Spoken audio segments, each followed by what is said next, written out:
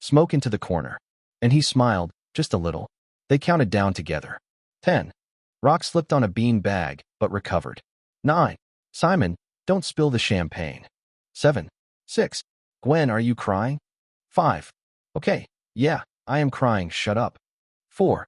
Regal looked up. Fireworks were already beginning in the sky. 3. He found himself slowly smiling. Saren bumped her shoulder into his. Say it with us, Grump. 2. He reached out and grabbed Saren's hand. 1. Happy New Year. Someone popped a confetti cannon too close to Keanu, who cursed and laughed.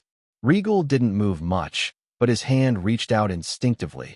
Brushing against Saren's, she slipped her fingers into his silently. As the sky lit up in gold, Regal stood still in the heart of it all. And for the first time in months, maybe even years, Regal didn't feel like he had to run. He was right here, with them, with her, and with all of it. Number 188. Chapter 188. Face of MDC. The next morning, January 1st, 2012. The Regal residence, situated in Hollywood Hills, was quiet now. Scattered beer cans, a few crumpled paper plates are slowly being cleaned by the housemaids. Somewhere in the distance, a pigeon flapped its wings and took off from the rooftop, cutting across the pale sky of a new year. Regal stood by the window. Everyone was in their own world now. He could hear a faint, muffled hum of the kettle from the kitchen, probably when making her third coffee. Simon was still passed out, sideways on the couch, hugging a cushion like it was a lifeline. Samantha had left an hour ago. She had a call with some legal team from LA. Keanu had returned to his apartment late in the night, still healing, but walking now, with the help of a cane. Now, Regal adjusting the collar of his black coat. His watch read 7:42 a.m. It was time to meet Stan. Marvel couldn't be kept waiting anymore. He grabbed the thick envelope he had prepped days ago. Contracts, sketches, mock-ups, a full proof-of-concept pitch for the shared cinematic universe plan he had dreamt of. As he stepped out of the house, he pulled out his phone and called ahead. Samantha, he said once the line connected. Let Stan know I will be at the Marvel building in 20 minutes. Samantha on the other side gave a surprised laugh. Regal? On the dot. This is a new year. He chuckled. Yeah, I know. He hung up and stepped into the back seat of the black car waiting at the curb. After a half hour of riding through empty roads on the first day of the new year, the car slowed to a halt. Outside the window, the Marvel logo loomed large on the building facade, bold red, iconic. Regal exhaled, lips tightening with purpose. He stepped out and walked up the steps, 2 at a time. It was a new year, and he was done waiting. Inside the room with Stan Lee sat 2 other men, Tolliver Lee and Caro Segal. The conversation began with a few carefully chosen words, a subtle gesture of concern toward Regal. They brought up the recent accident, offering a quiet acknowledgement, perhaps as much out of politeness as sincerity. Regal nodded, accepting it without comment. Then, without wasting another moment, he cut straight to the matter at hand. I want to start with Spider-Man. There was a beat of silence, then Stan raised an eyebrow. Spider-Man, huh? He murmured, almost as if he had been waiting for Regal to say it. Tolliver and Caro glanced at each other, a brief exchange of looks between 2 men who measured everything in odds and outcomes. Regal leaned forward slightly. I have thought it through a lot, and this is where it all should begin. It was clear what they were discussing, the first film. The launchpad, the one that would shape the direction of everything to come, both for MDCU and Regal's next big move. Caro, ever the businessman, let out a short breath. Honestly, that's a better pick than I expected. I was sure you would go with that Iron Boy idea, and I was already preparing to talk you down from it. That robot in a tin suit thing just doesn't have the same instinctive pull as the Spider Kid. Yeah, man's not even a top 5 merch mover right now.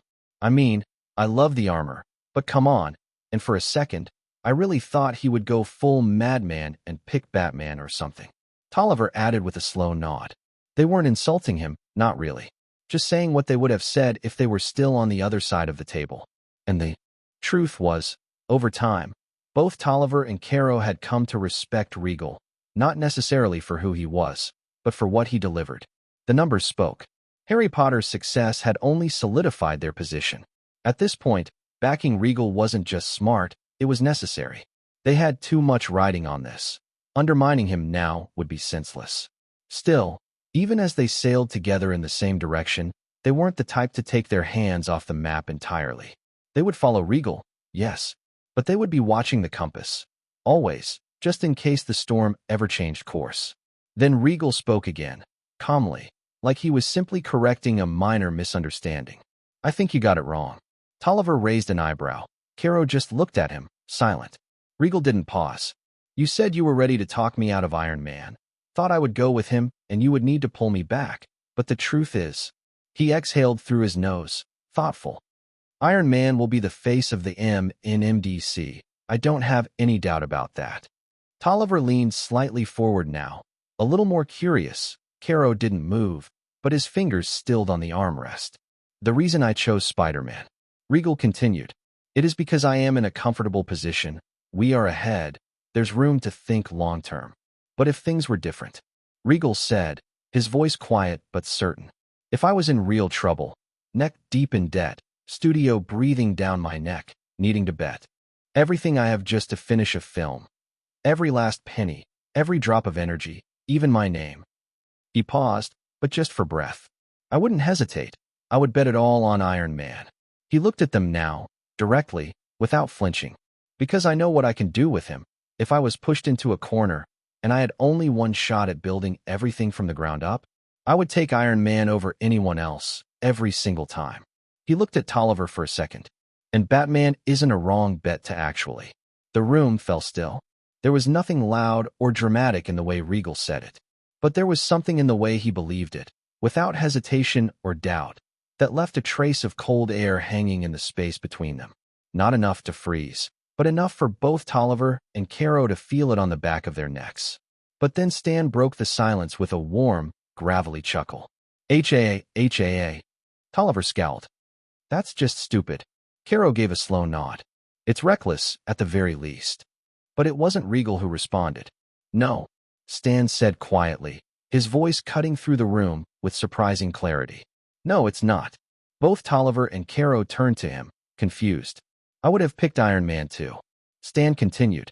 If I were in a hole like Regal described, and I had to bet everything just to survive, yeah, I would go for him without blinking. In fact, if Regal hadn't come along, I was already planning to steer us in that direction. Once. We clawed our way out of the mess we were in. Tolliver looked visibly annoyed now. You're just like him, he muttered. This is exactly why I can't trust either of you with a long-term financial map. Stan turned to his son, a faint smirk tugging at his mouth. You know, Tolliver, I don't think I have ever really told you why I wrote the characters I did. Not really. He leaned forward a little. And I am not talking about Jerry, he's a writer too. Yeah. But for different reasons, we were always headed toward the same place, just on opposite paths. Tolliver exhaled, arms crossed. Yeah, I already know. Uncle Jerry said it once, you just wanted to impress some girl you liked. Stan laughed softly. Well, that's how it started. Sure, I was a kid. That kind of thing pushes you more than you would think. He paused, his voice turning more reflective.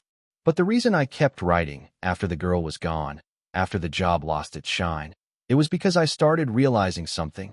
I wasn't just creating stories. I was giving people something to hold on to. Characters who were broken, unsure, lonely, misunderstood, but who still kept going. Tolliver didn't speak, neither did Caro. Stan continued. I made Spider-Man because I wanted to show a teenager who wasn't rich, or perfect, or invincible. I made Iron Man because I wanted to take the most flawed man I could think of, a selfish, arrogant genius, and ask, what happens when he's finally forced to care?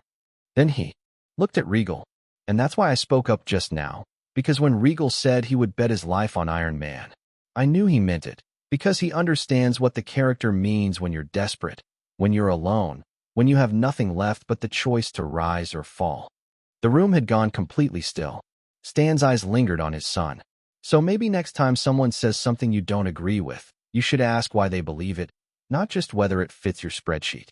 No one responded right away. Caro finally broke the silence, his tone still edged, but now carrying a note of sarcasm. So what? Should we be saying thanks for the teachings now? Little wisdom hour with Stan Lee. Stan gave a half smile. I am just saying, sometimes the heart knows something before the market does. Right? Tolliver muttered, then shook his head. Anyway, We are just glad it's not Iron Man, at least for now. Caro straightened in his seat and looked toward Regal. Regal, he said evenly, with the calm authority of someone used to closing deals. So what are we actually calling this thing? There was a pause, just long enough to make them wonder if he was about to pivot again. Regal's gaze was steady. He just reached for the paper in front of him, a slight crease running through its fold, like it had been carried around too long in a jacket pocket. He placed it down, turned it around slowly so they could read it. Web of Destiny. The words Spider-Man, Web of Destiny, were hand-drawn in a stylized script, elegant yet raw, curved lines intersecting with sharp, web-thin edges. The web part was slightly elevated in the layout, almost suspended in air by a pencil sketch thread that descended from the top margin like a silk tether. Each letter seemed to breathe, carefully shaded, subtly kinetic, as if the title itself was caught mid-swing between two buildings. Below the title, faint but unmistakable, was a side profile of Spider-Man, not the loud, cartoonish version. This one was lithe, nearly silhouetted, crouched on the edge of a fire escape in pencil shadow, body language tense, aware. The lines were intricate but unforced. Rain streaked the background. A single gloved hand held a thin web line that looped off the corner of the page, disappearing into negative space. Tolliver leaned forward, squinting at it. Caro tilted his head, then gave a short nod. For a moment, all three men sat in a strange silence, not tense or uncertain, but thoughtful, like the kind of pause you take before crossing a street you have walked your whole life, only to suddenly notice the cracks in the sidewalk. Then Tolliver, half under his breath, said, "Guess the web's already pulling us in." Caro didn't smile, but the corners of his mouth twitched. Too late to struggle. Number 189. Chapter 189. Spidey. After discussing a few more logistical details, tentative release schedules, soft launch partners, and the inevitable leak-proofing of Spider-Man, Web of Destiny, the energy in the room slowly began to taper off. The big decision had been made. For now, at least, Regal had done what he came to do. He stood up without fanfare, sliding the sketch back into his coat like it was never meant to stay on a boardroom table too long. Caro nodded once. Tolliver offered a more personal farewell, just a quiet good luck. And Stain? He just smiled. Regal wasn't quite finished, though. Before leaving, he addressed something lingering in the air, which wouldn't be in the film. He admitted the script wasn't finalized yet, but the structure was clear in his head. Then he dropped the first major divergence. This Spider-Man wouldn't shoot webs from his wrists. Instead, he would build his own web shooters, tech-based. But that wasn't the point. It was never about the webs. It was about creative license. A signal that this adaptation wouldn't be a page-by-page homage. It would break from the comics, at times boldly. He needed them to understand that now, not later. And Stain wasn't the kind to push back against change. He had worked with Regal long enough to recognize when something was coming from instinct rather than ego. Just like always, Regal reached the door, cracked it open, then paused, turned back around. Tolliver and Caro looked amused, but Stain narrowed his eyes, already suspicious. "Not again," Stain muttered. "What are you pocketing this time?" "I have cleared this room of all vintage posters and company. Antiques." Regal blinked, genuinely confused, or pretending perfectly. "What are you even talking about?" he asked innocently. "Anyway, I forgot something important. I have a dude in mind for Peter, and I think he could be perfect." That landed harder than expected. Tolliver and Caro exchanged looks. That was no small announcement. Casting Spider-Man meant choosing the face of the franchise.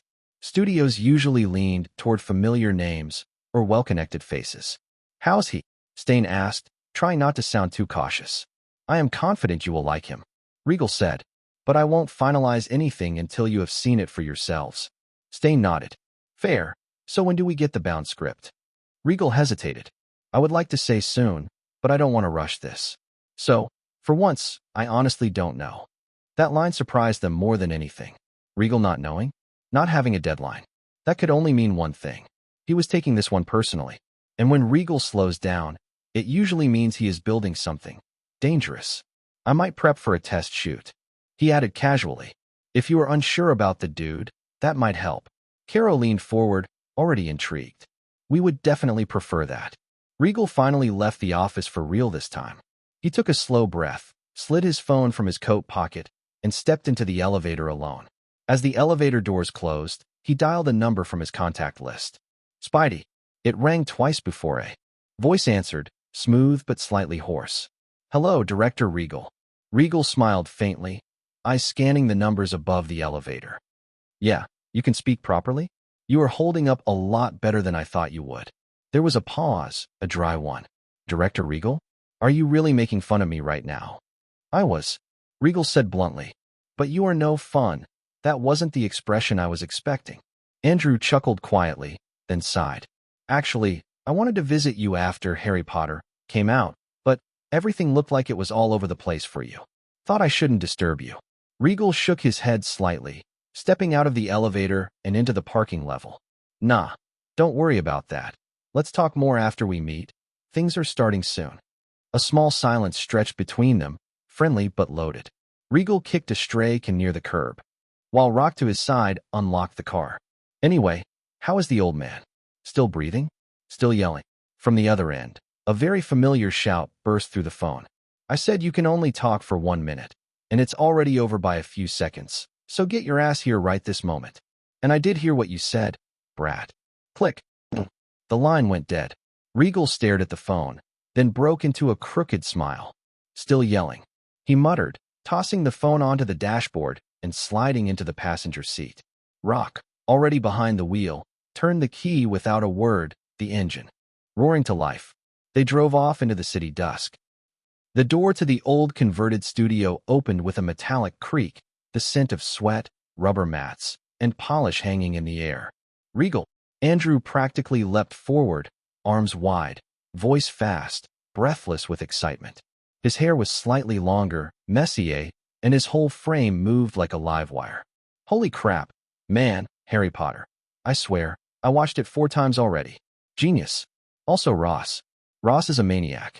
He had me jumping through flaming hoops. Literally, one time, I was half dead. He made me hang upside down while reciting Shakespeare. Can you believe that? Regal didn't speak. He walked around him instead. One hand in his coat pocket, the other holding a water bottle he hadn't opened. His eyes trailed Andrew's posture, shoulders, legs. He circled, inspecting, not like a friend, but like someone observing a specimen for a purpose.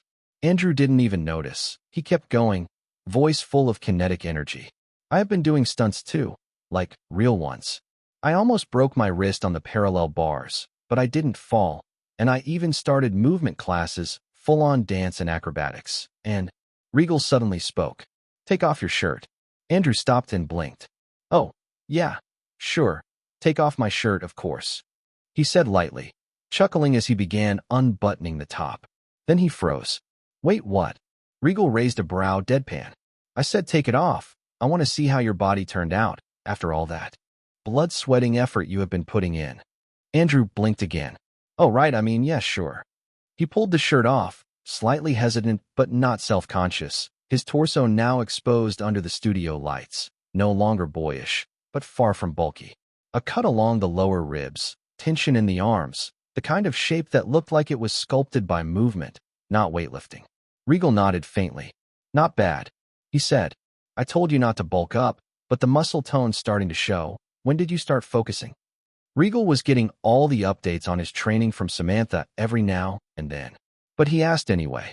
Andrew scratched his neck. About 3 months ago. Before that, it was just body weight, gymnastic drills, and cardio. Now I am mixing more core, more dynamic stuff. Ross had me on a strict regime. Yoga, mobility, all that. Regal circled him once more, slower this time. Good, he said softly, almost to himself. Keep that pace. You are still about a month behind where I want you, but it's close. Andrew beamed, shirt still in hand. You really think I am getting there? Regal didn't smile, but his voice dropped just a bit, gentler. You are getting somewhere. And that, from him, meant more than applause. While Andrew seems to be happy with that. Regal wasn't done though. His fingers twitched slightly, eyes narrowing as the system flashed quietly in his mind, showing updated status details for Andrew. == Name Andrew. Garfield. Traits empathic mirror, adaptable physique. Acting grade A. Unique skill Fred Walker. allows the user to intuitively follow the emotional thread of any scene, grants uncanny foresight of emotional beats and how to embody them. Especially powerful when under the direction of someone with visionary-level instinct.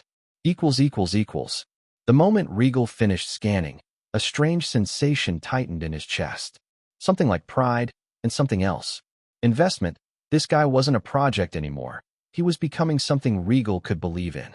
Regal suddenly took a few steps back. 1, 2, 3. Andrew straightened instinctively, spine stiffening, shirt still off from earlier. He blinked. Something wrong? Regal didn't respond. He was already tilting his head, squinting with sharp focus. He closed his eyes, then opened them. Not out of habit, but intent. Because lately, some parts of his system, especially after his recent screenwriter skill upgrade to world-class, combined with his director skill at the same class, had felt like the hidden features of that were passive before. He could trigger it at his will. When did he start feeling that way? It is just now. He was confident he could do it. He just doesn't know why, though. He did. A low pulse ran through his vision like a lens snapping into clarity, and in that moment, as he looked at Andrew, he saw him. The Spider-Man. Red and blue suit, angular webbing wrapping the chest, wind cutting. Passed as the masked figure stood atop a tower, then leapt. And Andrew gasped. Just for a heartbeat. He locked eyes with Regal, and something flashed. Like the echo of a dream passing between them. And suddenly, Andrew saw it too. The red-blue suit, the webbed insignia, and a dizzying leap off a cliffside tower. The rush of wind and the terrifying groundlessness beneath his feet. It was so visceral, he nearly lost his balance. Legs buckled, and he collapsed to one knee. Regal reacted instantly, running to catch him. Hey, what happened? You all right? Andrew clutched his knees and shook his head slowly. I am okay.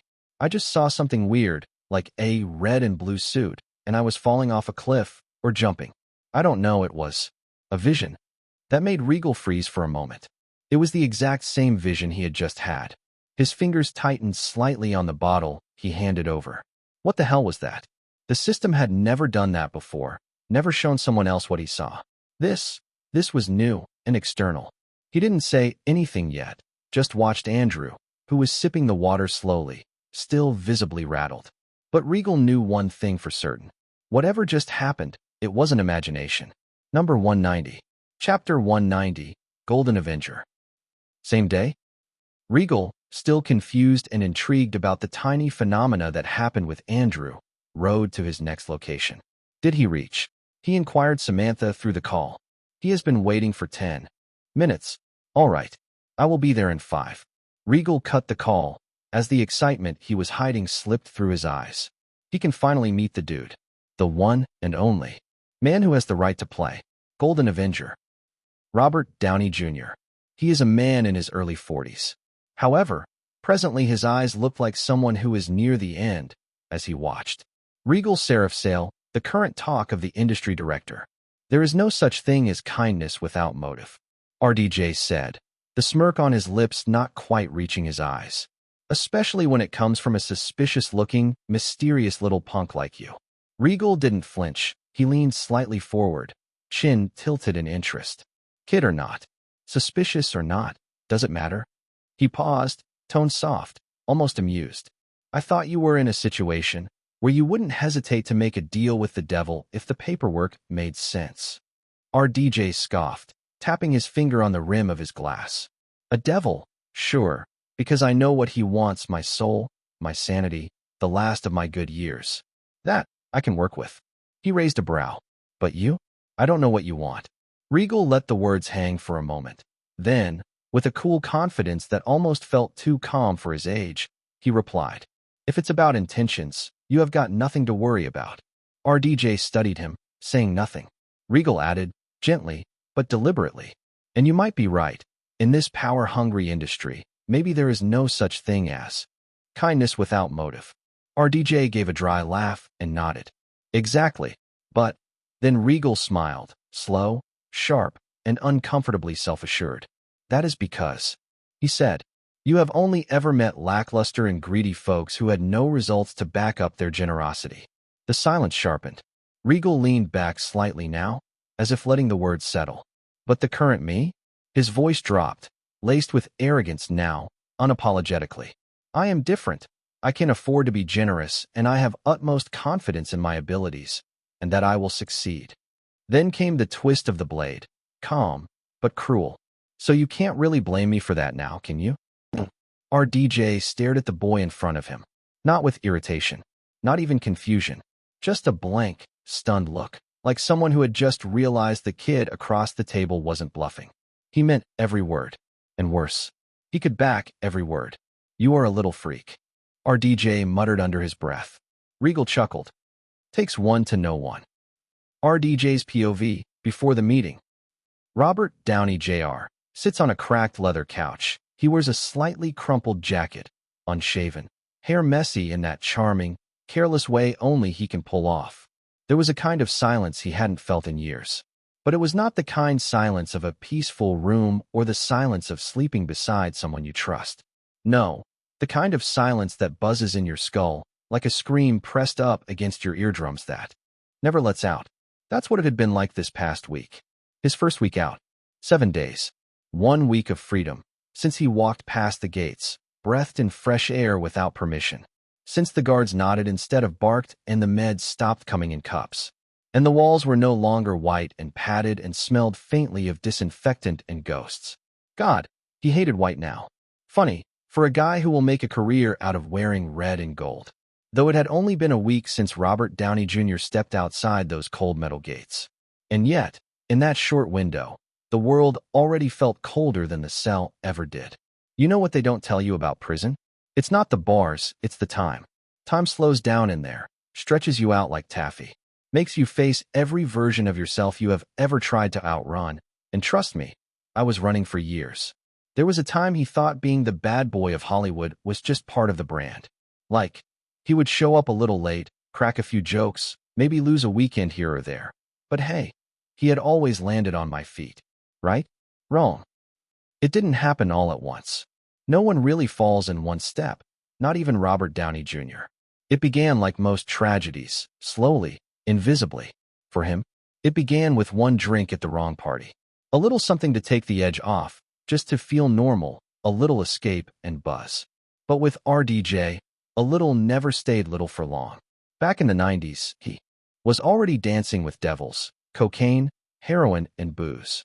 Sometimes all three in the same damn night. He still remembers getting pulled over in '96 with heroin, crack, and a gun in the seat beside him. They asked if it was loaded. He laughed and said, "With what?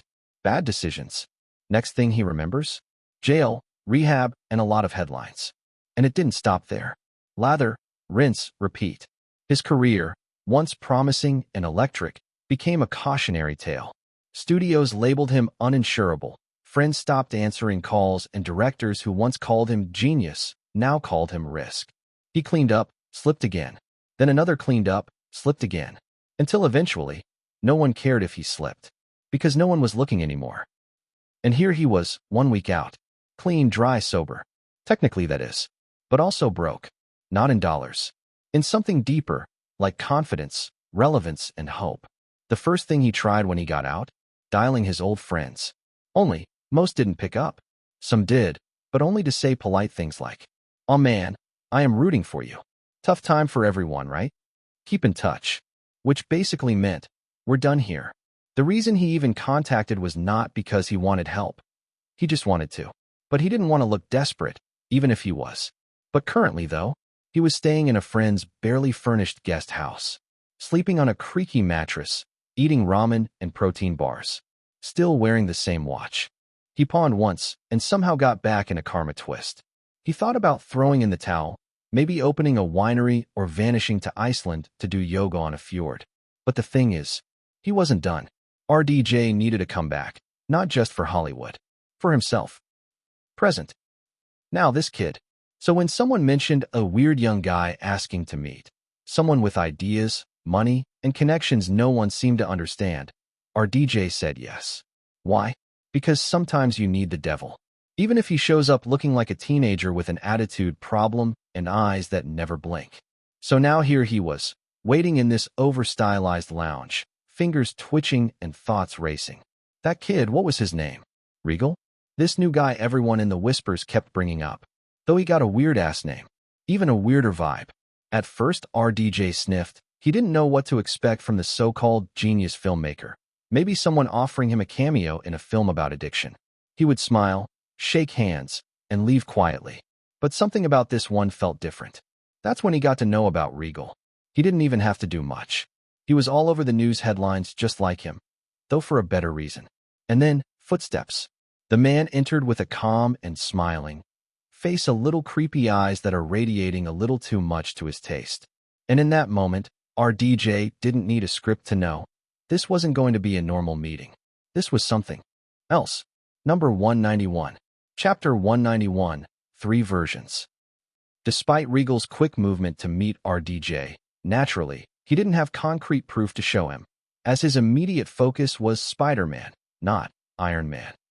At best, he would use him for a few seconds in the post-credit scene. But still, Regal took the time to explain the long-term vision he had in mind for him. The role, Iron Man, though currently confidential, was nothing short of game-changing, a character that would someday lead an entire franchise. Yet, as he spoke, a flicker of doubt crossed his mind. He could already picture Stan Lee's raised brow, and worse, Tolliver and Caro inevitable outrage. Those two, so deeply entrenched in their obsession with optics, corporate morality, and financial risk management, would undoubtedly go ballistic over the idea of casting a man with RDJ's history, a former addict. Still, Regal dismissed the thought with a shrug. He would deal with that storm when it came. As for RDJ, it was clear that a part of him had hoped for something more immediate, something tangible, a role he could walk into tomorrow. Instead, Regal offered him a small cameo in the near future, with the promise of a full-fledged, career-defining film to follow. It wasn't what RDJ had expected, and he didn't try to hide the trace of disappointment in his eyes. And yet, beneath that surface was something else too, cautious intrigue.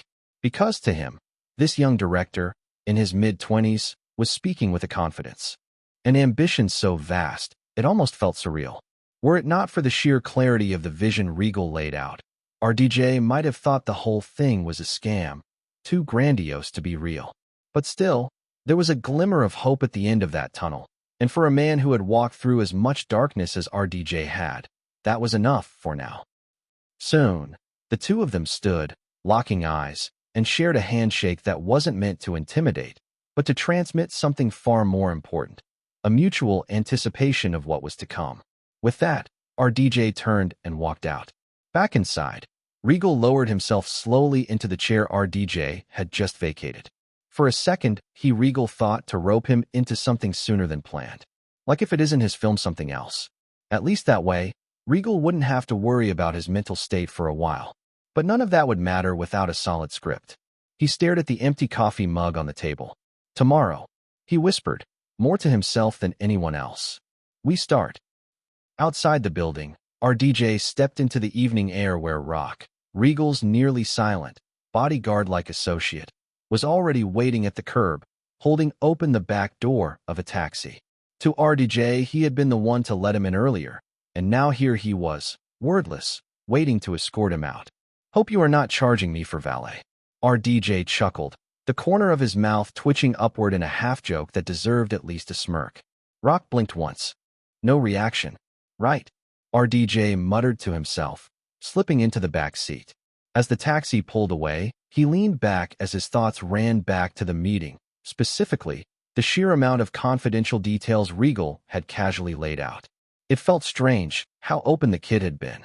Regal had practically handed him the blueprint of his entire cinematic vision, no legal paperwork or a non-disclosure agreement, with just a "keep this between us."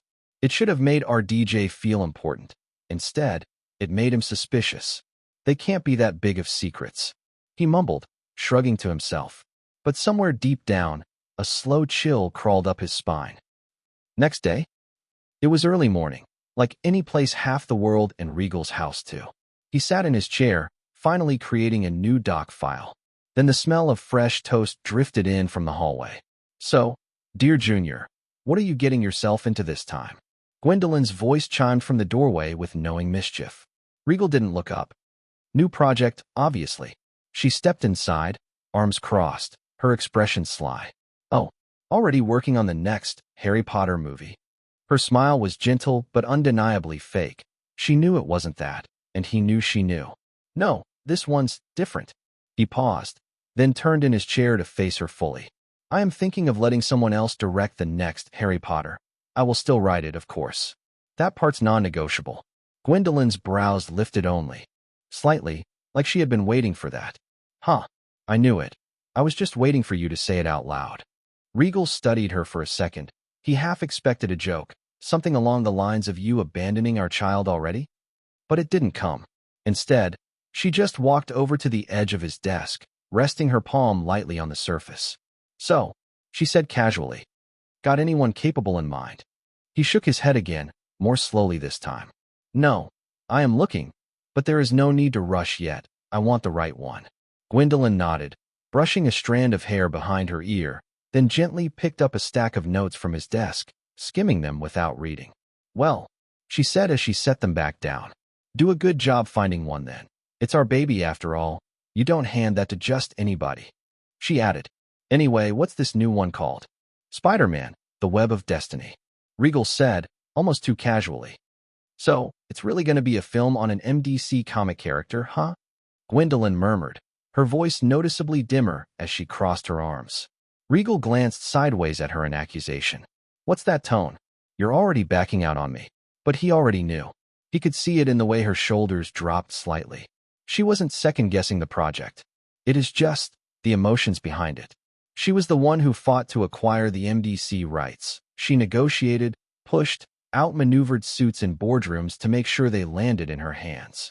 But now that it is finally happening, the reality of adapting one of their characters, ones that had been part of her childhood, her grandfather's legacy, her father's dream, her past, was hitting her hard. There was a guilt in her chest she hadn't voiced. Like maybe she had pulled Regal into something he hadn't signed up for. Of course, she knew it was just her mind running laps. Regal didn't know about her connection to MDC. In the past, that is. Still, it was a hell of a coincidence. Or is it destiny of her? She blinked herself out of it, inhaled deeply, and stepped closer to him, pushing the doubts away. Let me guess, the script's already fully written in there, isn't it? If it had been anyone else, the question might have sounded sarcastic or rhetorical. But this was Regal she was talking to. I have, actually, he replied. Then, after a pause, in fact, 3 versions. Gwendolyn blinked once, which surprised her just a little. Of course you do, she muttered, rolling her eyes, but smiling. She leaned her hip against the desk, arms crossing, the smile still playing on her lips. You are going to have your work cut out for this one, my boyfriend. Regal gave a short exhale, almost a smirk. She wasn't shocked by the 3 scripts part, maybe mildly exasperated. Maybe a little impressed, but mostly, she was used to it. Because with Regal, this was normal. She glanced at the whiteboard behind him. It was empty for now. Except for the name, she is sure it is. Going to be filled with hurriedly written words and sticky notes that only the one who wrote can understand. Destiny, huh? Gwendolyn muttered. Just don't kill yourself making it. She said it like a joke, but there was something in her voice that made him glance back at her. She was already walking out. Coffee's getting cold. Regal eyes were already back on the screen. Yeah, he did actually buy all 3 debut versions of Spider-Man from his system. So naturally, the first thing on the agenda was to write them all down, beginning to end. 3 full screenplays. It was almost ridiculous how fast he had gotten at this. After all the endless hours of writing, scripting, note-taking, and revising, somewhere along the line, he had unlocked a typing-related skill in his system. And with just a few minor upgrades, he could now type stupidly fast, like your eyes can't keep up fast. If he really pushed it, he could probably become the fastest typist in the world. But that wasn't the goal. He opened 3 new document files, named them each Web of Destiny, V1, V2, and V3, and started typing. The words spilled out in bursts, like he was channeling them directly from his mind into the keys. Dialogue, pacing, story structure, it was all already mapped out in his head. Now it was just a matter of letting his fingers catch up, which they did. Fast. In less than 6 hours, all 3 versions were done, spit-polished, and neatly saved. Done and dusted. He leaned back and cracked his knuckles with a little grin. What the fuck, dude? What are you even doing? Your fingers were just a blur. It was Simon, practically shouting from behind. Doreen followed up, eyes wide. No, seriously, back in college, you couldn't even type your own name without typos. Regal turned, slowly swiveling his chair toward them with narrowed eyes. First of all, you idiots, who the hell gave you permission to break into my room? Chapter 192, Rewriting. This was Spider-Man, a teenager, alone in the chaos of New York, bitten by fate and burdened by choices no boy his age should have to make. And Regal, 3 blockbusters under his belt, was now ready to introduce the world to a version of Spider-Man it had never seen before. Well, not introduce, but create, because here, in this alternate world, no one had ever seen a Spider-Man movie. So, there was no Raimi trilogy, or a Garfield reboot, and obviously not MCU Spider-Kid in space. There was only him, the page, the myth, web-slinger. This is going to be the first and the best version too. He is going to make sure of that. Around Regal, notebooks were splayed open, filled margins, scribbled arrows, overlapping circles. He rubbed his palms together. Don't tell, just show. That quote came back to him like a thunderclap, and with that, the first line of the screenplay was already typing itself out under his fingers. New York City, present day. A science lab crackling with sterile tension with glass walls. Robotic arms and teenage shadows. He had already made his first decision. Unlike Spider-Man, Homecoming, which casually skipped Peter's origin under the assumption the audience had already lived through it twice before, this film couldn't afford that luxury. This world had never seen Peter Parker get bitten by a spider, had never followed him through high school hallways with sticky fingers and rising dread. Regal had to show it. The Tobey Maguire version had been simple. Peter gets bitten during a museum trip, one wide-eyed photo snap, and boom, it's done. It worked for 2002, but it felt too staged now. The Andrew Garfield version, on the other hand, had an unpredictability Regal admired, making it feel like Peter was actively seeking something, drawn to the spider through curiosity rather than pure chance. There was intention behind his actions, even if he didn't understand the full consequences. And more than that, the environment and the atmosphere. The spider labs, the web-like containers, the tension of secrecy. It pulled the viewer in and made Peter's transformation feel like a strange accident waiting to happen. It was a moment. He built off that. From there, he let his fingers fly. The transformation, one after another, nausea, mirror scene, and the rooftop discovery of powers. This is where the children and the inner child hidden in the adult body both are going to enjoy the most. What's more fun to watch than the protagonist getting his superpower out of nowhere and messing things up because he is just too strong? He made every choice consciously, clean, and logical, but also packed with the emotional uncertainty of a teenager whose life had just been rewired at the cellular level. Break. Off. My neck hurts. Regal slumped back in his chair, popped his neck, and reached for his coffee. Cold. He almost sprained out the coffee from his mouth. 2 hours had passed without him noticing. Still, there was a long way to go. Regal, eyes flicking from one version of the Spider-Man films to the next in his mind. He was now onto one of the most emotionally defining moments of Peter Parker's story, the conversation with Uncle Ben, the moral heart of the entire franchise. And one of the biggest challenge, the infamous line which will become a central theme of the Spider-Man mythos. With great power comes great responsibility. It was sacred, iconic, and dangerous, if not handled right. In Tobey's version, it was delivered earnestly by Uncle Ben, a near-direct lift from the comics. In Andrew's, they had rephrased it, tried to modernize it. If you can do good things for other people, you have a moral obligation to do those things. It was heartfelt, but less timeless. Regal frowned. It was easy to mess this up. The death scene and plot for both, Spider-Man 1 and Amazing Spider-Man, is mostly similar, with just few changes of the killer's background.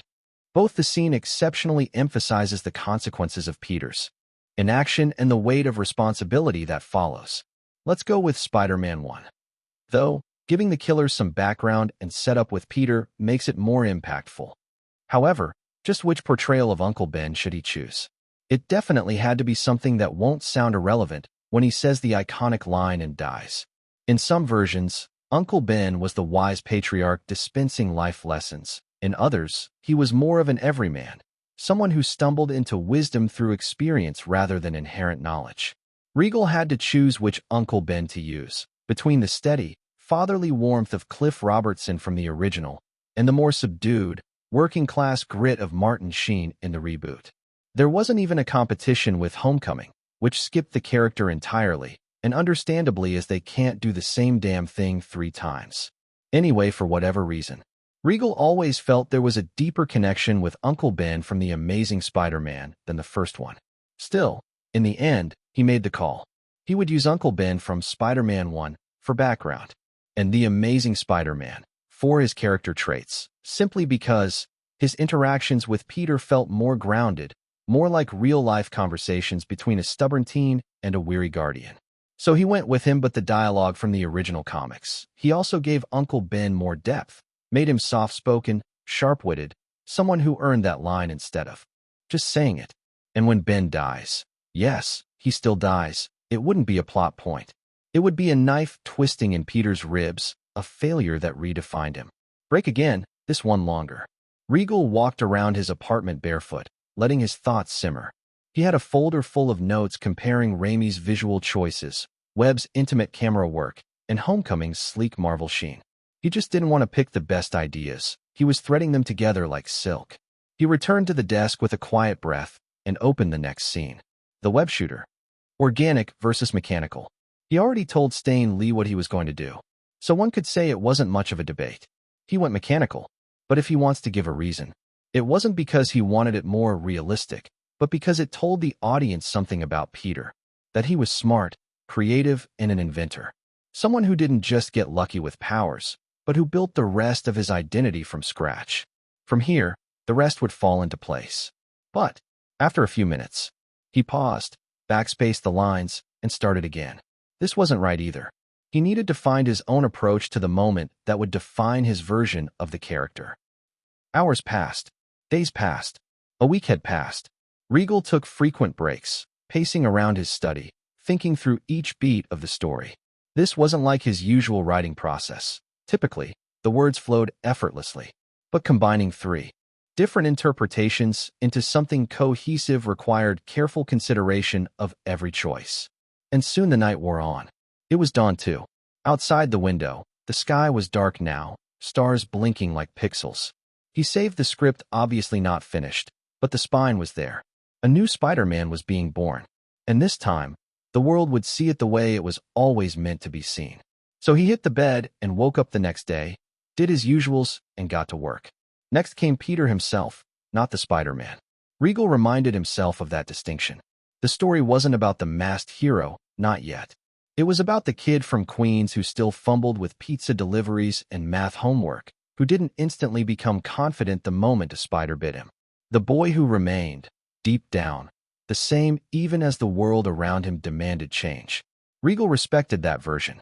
If anyone asked, he would admit it outright. Tobey Maguire's Peter Parker was still his favorite. Not the Spider-Man, the Peter Parker. The socially awkward, introverted soul who couldn't seem to catch a break no matter how many lives he saved. That's the version Regal would use as the foundation. The Daily Bugle arc, the delivery boy job, the subtle guilt and pressure he faced before ever donning a suit. All of it would stay. It wasn't even a difficult decision for him, not really. Some choices just made sense. Chapter 193, Rewriting 2. The Daily Bugle arc, the delivery boy job, the subtle guilt and pressure he faced before ever donning a suit. All of it would stay. It wasn't even a difficult decision for him, not really. Some choices just made sense. But then came the part he was most uncertain about. Not the villains, not even the origin story. Sure, it is a tough plot to fill in, but he is confident for that arc. However, he can't say the same for the romantic interest. Gotta say it, a Marvel film or a character without a proper love interest isn't worth it. Captain America, Iron Man, Thor, Doctor Strange, Ant-Man, or even Star-Lord from the Guardians of the Galaxy. They all have excellent love arcs. Of course, most of them were failures, except for Iron Man. But that's what makes them special. So, choosing a love interest for Spider-Man? A whole lot of pressure. Still, he certainly has some good choices though. Obviously, the iconic universal one. Mary Jane Watson, from 2002's Spider-Man. In short, MJ. Her character was never just a love interest. She was fire in the veins of Spider-Man's mythos, beautiful, broken, bold, sometimes selfish, always hurting. However, in the first film MJ was everywhere, center stage, wrapped in red curls and heartbreak, constantly orbiting Peter's life, and with that came backlash. And in Regal's mind, she was also the most cautious about choosing as the love interest. He had seen it, lived through the era when Kirsten Dunst's MJ became the lightning rod for every fan debate. The name-calling, the infamous label, gold digger. And yet, others defended her just as fiercely. Regal remembered watching Spider-Man 2 at 15, seeing that final frame, MJ staring out the window after Peter swings off, and feeling something. Not closure, neither romance, but something messier. She wanted him, but she was scared of what that meant. She didn't understand it yet, and neither did Peter. Later, watching The Amazing Spider-Man, where the love interest, Gwen Stacy, she was radiant, clever, grounded in science and not drama, and where their relationship felt earned, not forced. Where her death felt like the most unforgivable twist the universe could write. And then came Homecoming, Zendaya's MJ. Honestly, Regal thinks her character is kind of the coolest of the three. Yeah, at first glance she seems distant and even unnoticeable. However, she was still magnetic. She wasn't even called MJ until the sequel. It was clever, introducing another character to steal the show in the first part, while the real one was tucked under a hoodie. Regal liked that, restraint and ambiguity. So when it came time to write his Spider-Man, he had three choices. Cut MJ entirely, write Gwen instead, introducing Betty Brant, or delay romance altogether and focus on Peter becoming himself first. Push her to the sequel, or further, he had total freedom. And yet, Mary Jane still lingered in the corner of every draft, waiting, not as a plot device, but as a question Regal couldn't escape. Because when you stripped down Peter Parker, took away the powers, the suit, the science, you found a boy who wanted to matter to someone. And MJ? She was the only one who never saw him as Spider-Man first. She saw the dork, the coward, and a kid who missed school plays and forgot birthdays. She saw the loser Peter, and she still loved him. Did she, though? Right, that uncertainty. It's terrifying, but it was also real. In that way, she was his mirror, his failure, and his dream in one. Regal scribbled something in the margin of his notebook. MJ doesn't save Peter, but she makes him admit he wants to be saved. He leaned back. The room was quiet except for the soft hum of the desk lamp and the muted chaos of New York filtering in through the window. Outside, the skyline was still, and in his mind, Peter Parker stood in the cold, no mask, staring at a girl with red hair who would hurt him, heal him, and maybe leave him again. But he would love her anyway. And Regal knew. She was staying in the film. Of course he had to tweak her character traits here and there a bit. And let Peter Parker fail to achieve his love in another universe too. How am I kidding? Regal muttered under his breath, sinking into his chair. Fail once. His whole damn life is just fail, try again, fail better, get back up, lose it all. That was the real Spider-Man arc. It wasn't about just punching villains or swinging through Manhattan. It was about loss, and MJ was the embodiment of that. Regal remembered reading a theory years ago, late at night, that Peter Parker was cursed, destined to be alone. He whispered that anyone he loved was doomed, that the closer he got to happiness, the faster it crumbled. He didn't even disagree. Peter wasn't just lonely, he was destined to be a hero with a heart too full, surrounded by people he could never truly hold on to. So, what kind of Peter was his Spider-Man going to be? Regal stared at the blinking cursor. He didn't know, not really. He hadn't figured it out yet, and maybe he wouldn't, not in this first script. Maybe in the second film, or the third, or maybe never. Then came the other man, arguably the most hated and yet respected character in the entire Spider-Man universe. A figure of iron will, booming voice, and a mustache as iconic as his vendetta. Jonah Jameson, the editor-in-chief of the Daily Bugle, and Peter Parker's future boss. Regal had no second thoughts here.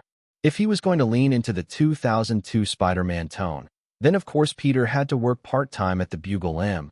The moment that decision was made, Jonah's place in the story was locked in. It was practically automatic. There wasn't much to change either. He would remain loud, inflexible, brash, and oddly principled. But here's where Regal made a choice. He wasn't going to spoon-feed the audience a moral takeaway. He wasn't going to put some monologue in Jonah's mouth explaining why he hated Spider-Man, nor would he inject flashbacks or tragic backstories. He was simply going to show Jonah. Show the man. Let the audience see him, barking orders, tossing headlines, labeling a masked hero as a menace not out of malice, but out of conviction. Real, unshakable belief. A man who stood by his opinions even if they came crashing down around him. Regal wanted people to debate Jonah, not blindly side with or against him. Was his hatred of Spider-Man justified? Was it personal? Or was it rooted in a deeper fear of unchecked power, of anonymity, of masks? He would leave that to the audience. But in Regal's mind, Jonah was a great man, just a stubborn one.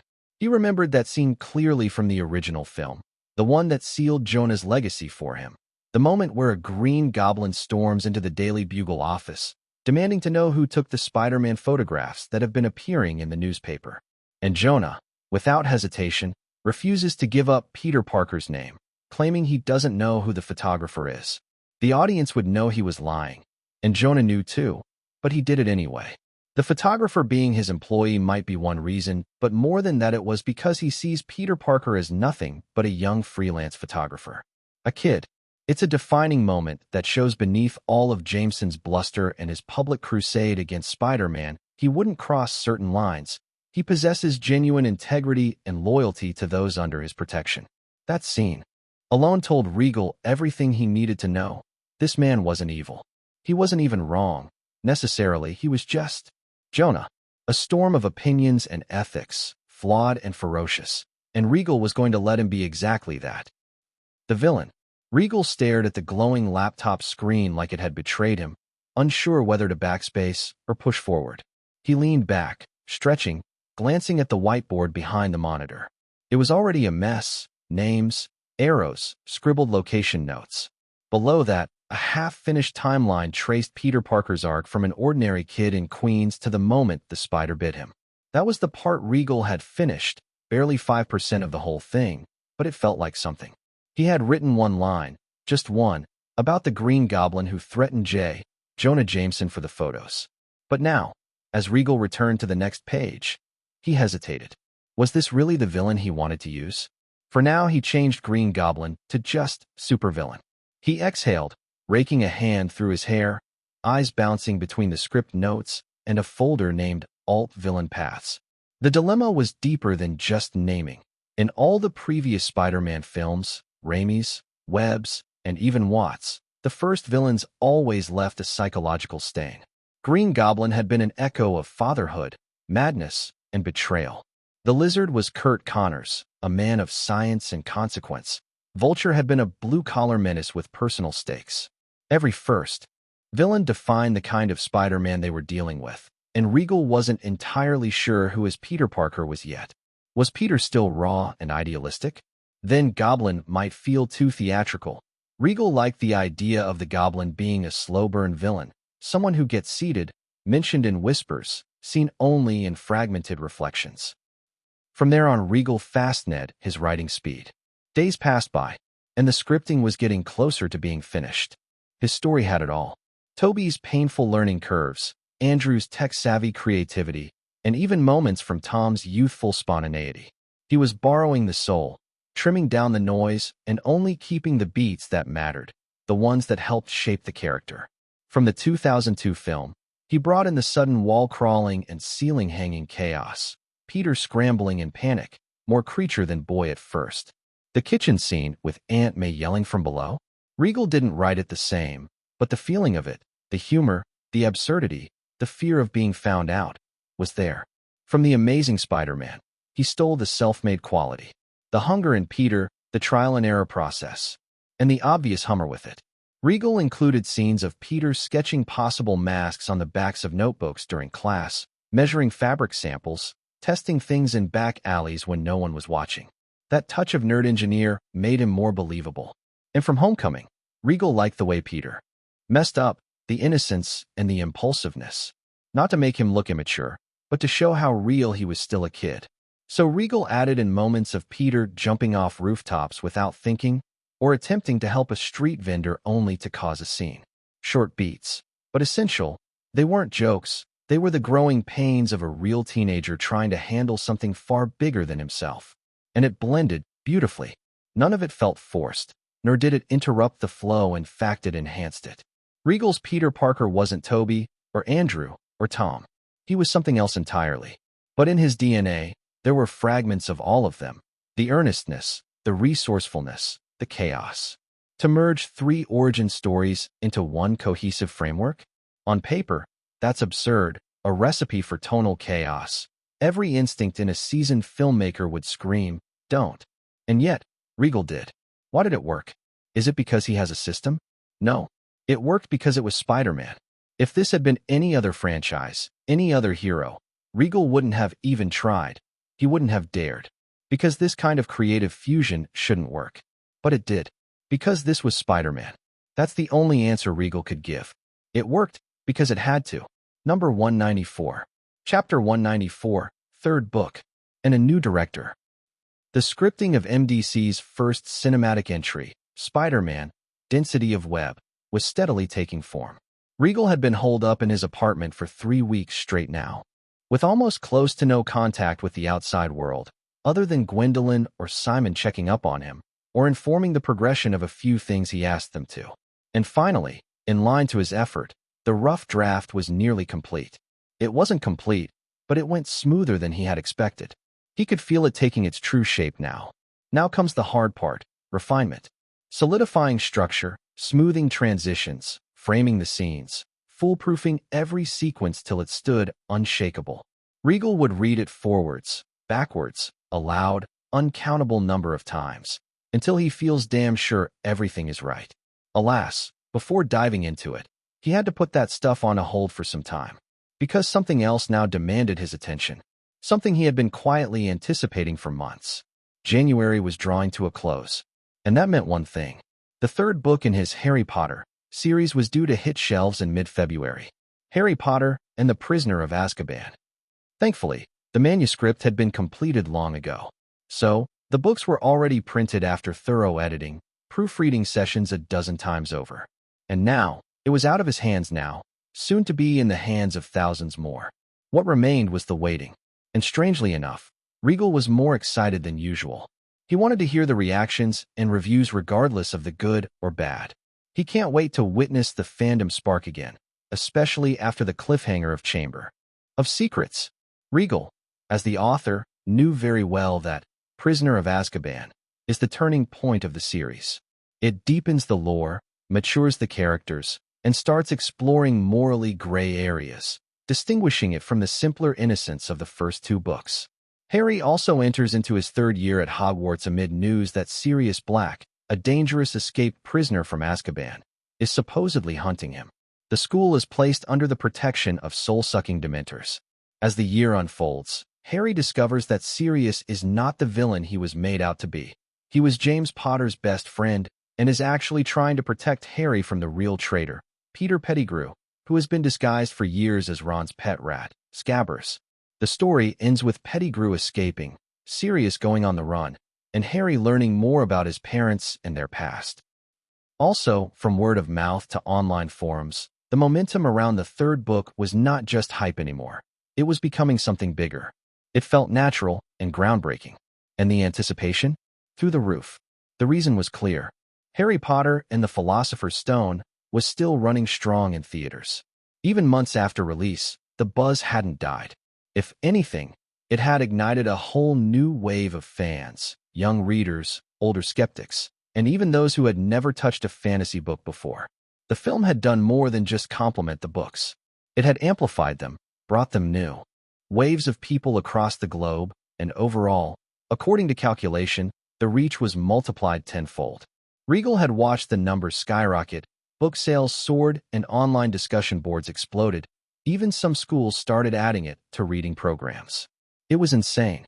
Actually, if things kept going the way they were, there was a real chance Regal might pull off something impossible. Replicate the success of the Harry Potter phenomenon from his past world, right here, in this alternate 2010s timeline. Even with streaming platforms rising and the shortening attention spans, and with the ever-growing distractions of modern tech. 15 more days. That's all that stood between him and the official launch of Harry Potter and the Prisoner of Azkaban. Regal obviously wasn't nervous. He was looking forward to it. But now came the part he wasn't looking forward to. The interviews, press, and promotional grind. Dozens of networks, podcasts, book panels, and public Q&As. Yeah, that part. If there is one thing Regal existed, it was this part. With films, he could dump all that onto his actors. They were the faces and the quotable personalities. But when it comes to books, there was no one else. No fallback, other than Gwendolyn accompanying as the editor here and there. It was just him, alone in the spotlight. A week later. Just a week to go before the official launch of the third book, Harry Potter and the Prisoner of Azkaban, and while the publishing team was buzzing with preparations, Regal found himself knee-deep in a completely different storm. Another sticky situation with a major decision. When Regal made the announcement that he wouldn't be directing the second Harry Potter film, the reaction was instant and unanimous. Red Studio, and especially his fans. Everyone had a single question. So, who was going to direct it then? Simon was the first to voice it aloud, setting off a chain reaction of confused glances and quiet panic. Alexander, Darren suggested hopefully, but that idea was shot down before it could take flight. Alexander was already busy, neck-deep in the intense filming schedule of Whiplash, and besides, Regal didn't think he was the right fit. Not for this film. It wasn't about capabilities to handle the budget or the scale of the film. In Regal's mind, directing wasn't about technical skill or years of experience. A solid team can make even a newbie who doesn't even know about lensing could possibly produce something magnanimous. That is if they have an eye for imagination. So, it was never about understanding technology or ability to deal with so many people, but it is about understanding the characters and the strong mindset for decision-making. In fact, he is sure even a newbie director who didn't even know how lenses can work crank out studio hits with the solid team assisting him each step. And Regal wishes someone like that to take over the franchise. They need instinct.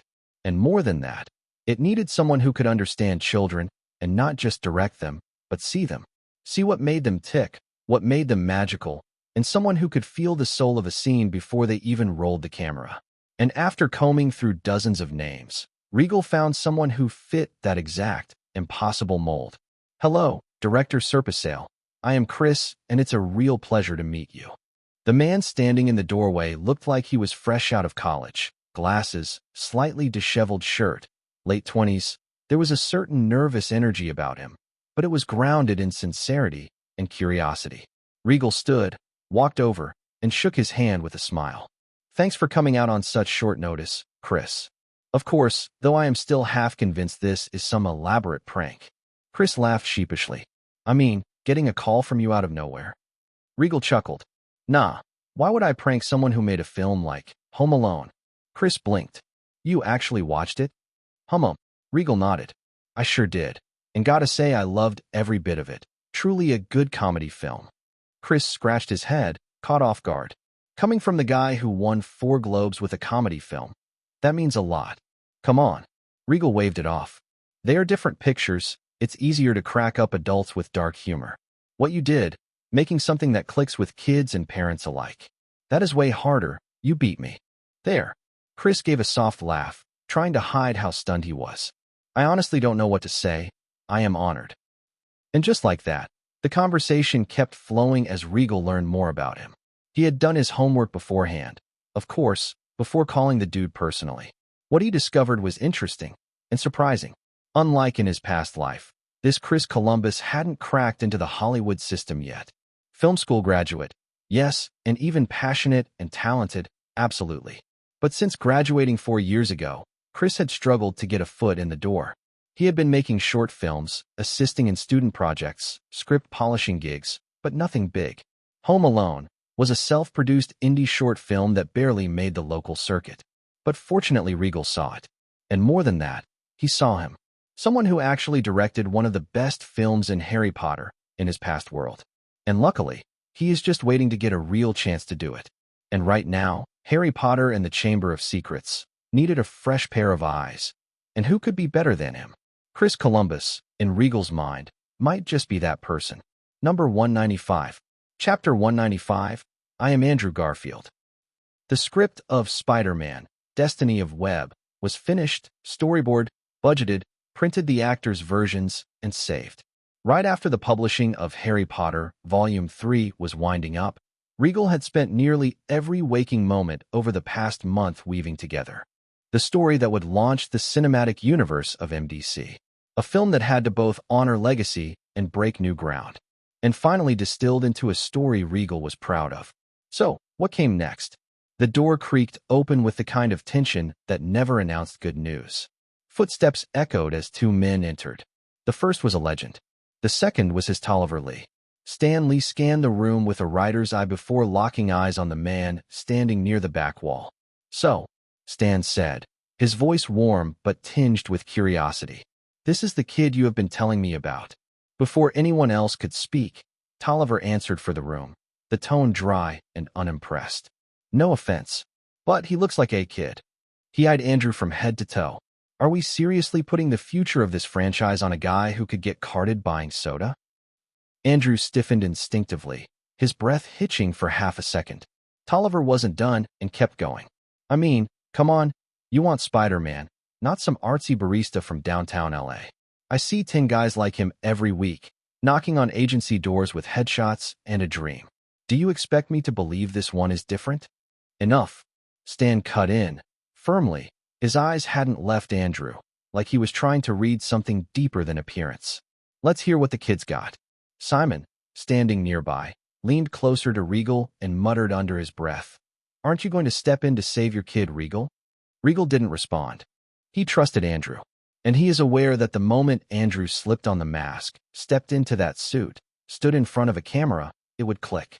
All doubts, all mockery, all noise, gone, just like that. Now, though, Andrew stood silently. Just a shirt and jeans, normal as ever, while Stan and Tolliver circled him like scouts at an auction. Not hostile, but not welcoming either.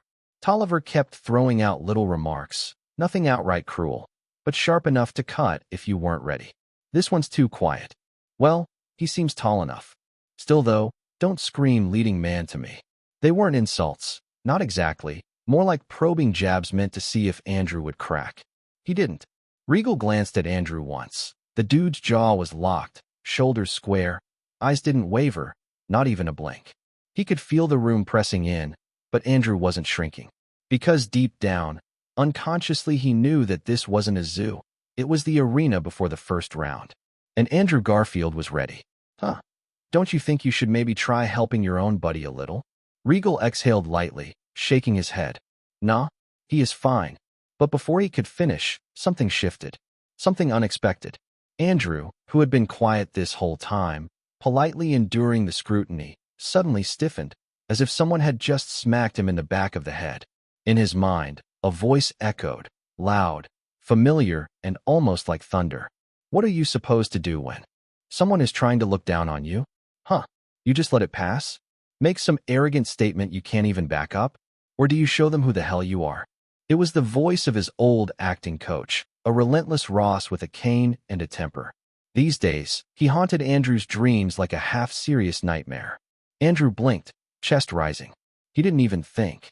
I am Andrew Garfield, he suddenly declared, his voice slicing through the room louder than anyone expected. It's a pleasure to meet you, sir, and I am here for the first look test. Stan flinched slightly. Even Lee's son paused mid-step, caught off guard by the sudden outburst. Andrew's heart pounded as he pushed forward, his voice trembling slightly, but never backing down. I was asked to keep the rest confidential, and I intend to honor that, so I apologize if I am being vague. He inhaled sharply, just for a second. The rush of adrenaline was burning away his restraint. I look forward to working with you. After I prove myself, thank you for the opportunity. He stopped, chest rising, fingers clenched. That was it. It wasn't a rehearsed speech, nor was it elegant, but it was like a polite declaration. I am here to stay, and will do so. Andrew wasn't thinking, he was doing. And then, that voice again, echoing in the back of his mind like a phantom drill sergeant. None of that crap. You don't puff your chest or throw around big words you can't back up. You just show up and say you are here to stay, that's it. Leave the arrogant speeches to that one reckless brat who actually can afford to talk like that. Do not try to copy. He is an exception. You are not him. Don't try to be. The voice faded, and so did the fire in Andrew's limbs. His shoulders fell, and the silence that followed nearly crushed him.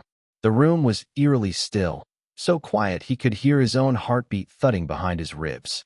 Andrew's eyes flicked to Stan Lee, then to the younger Lee, then to Regal, still calm, unreadable. A slow, creeping panic began to settle over him.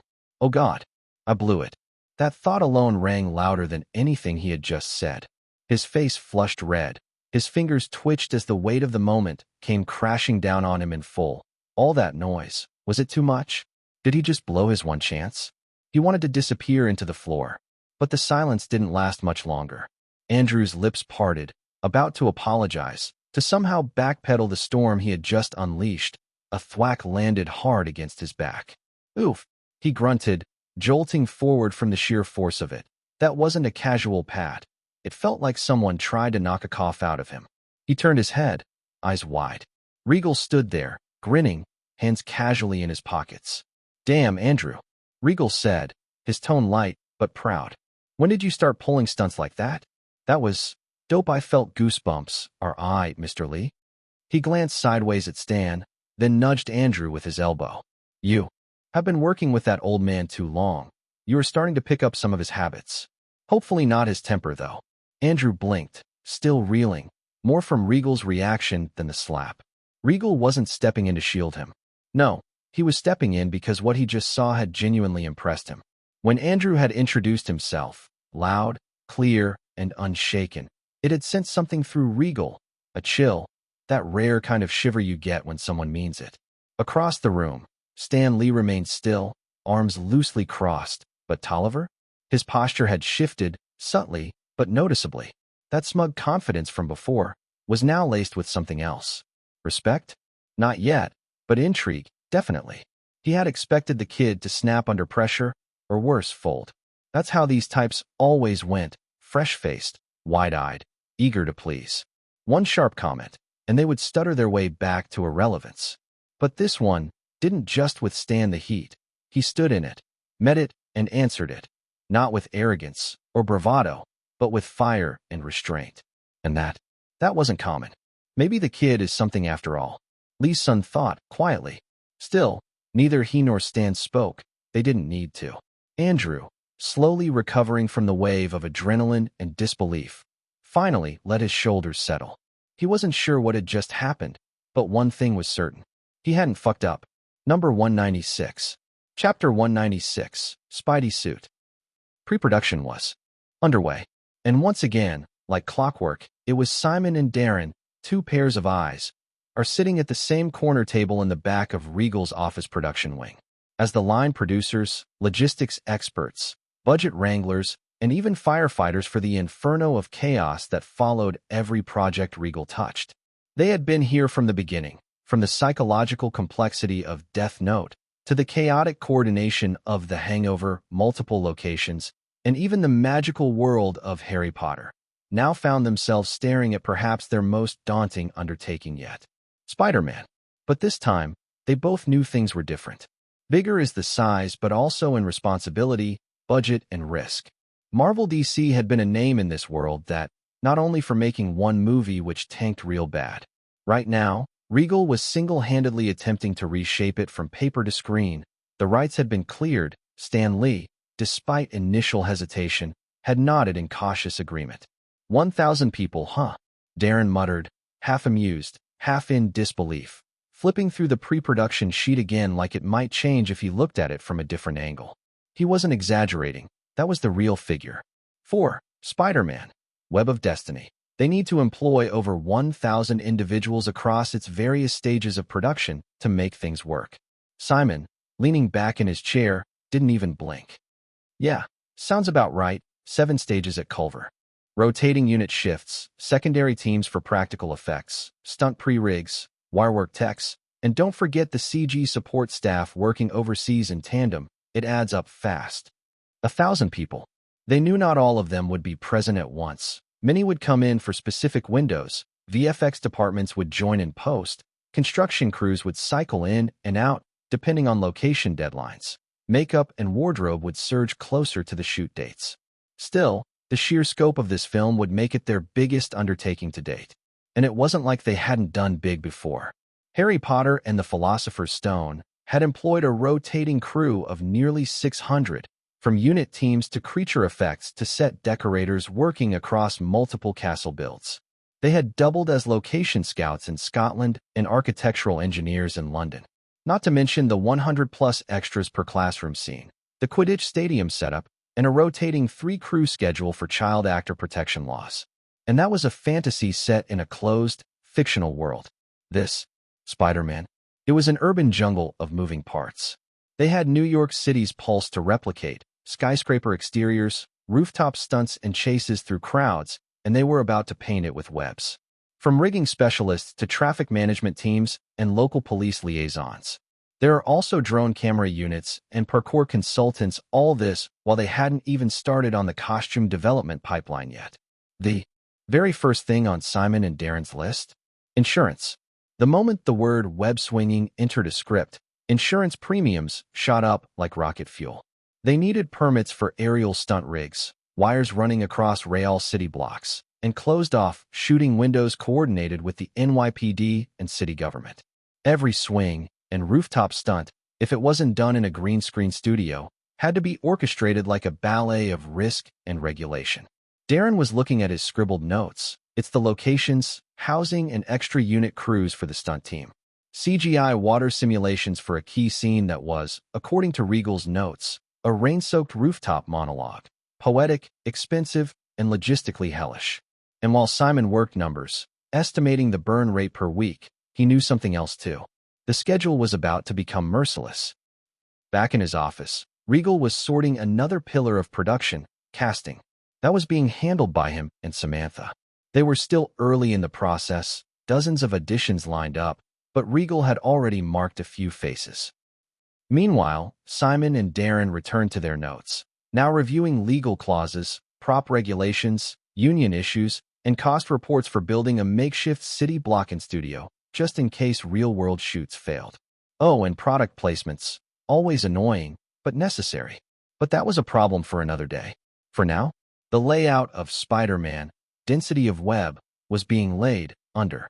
Fluorescent lights, takeout boxes, storyboards taped to walls, and the faint vibration of a dream slowly becoming real.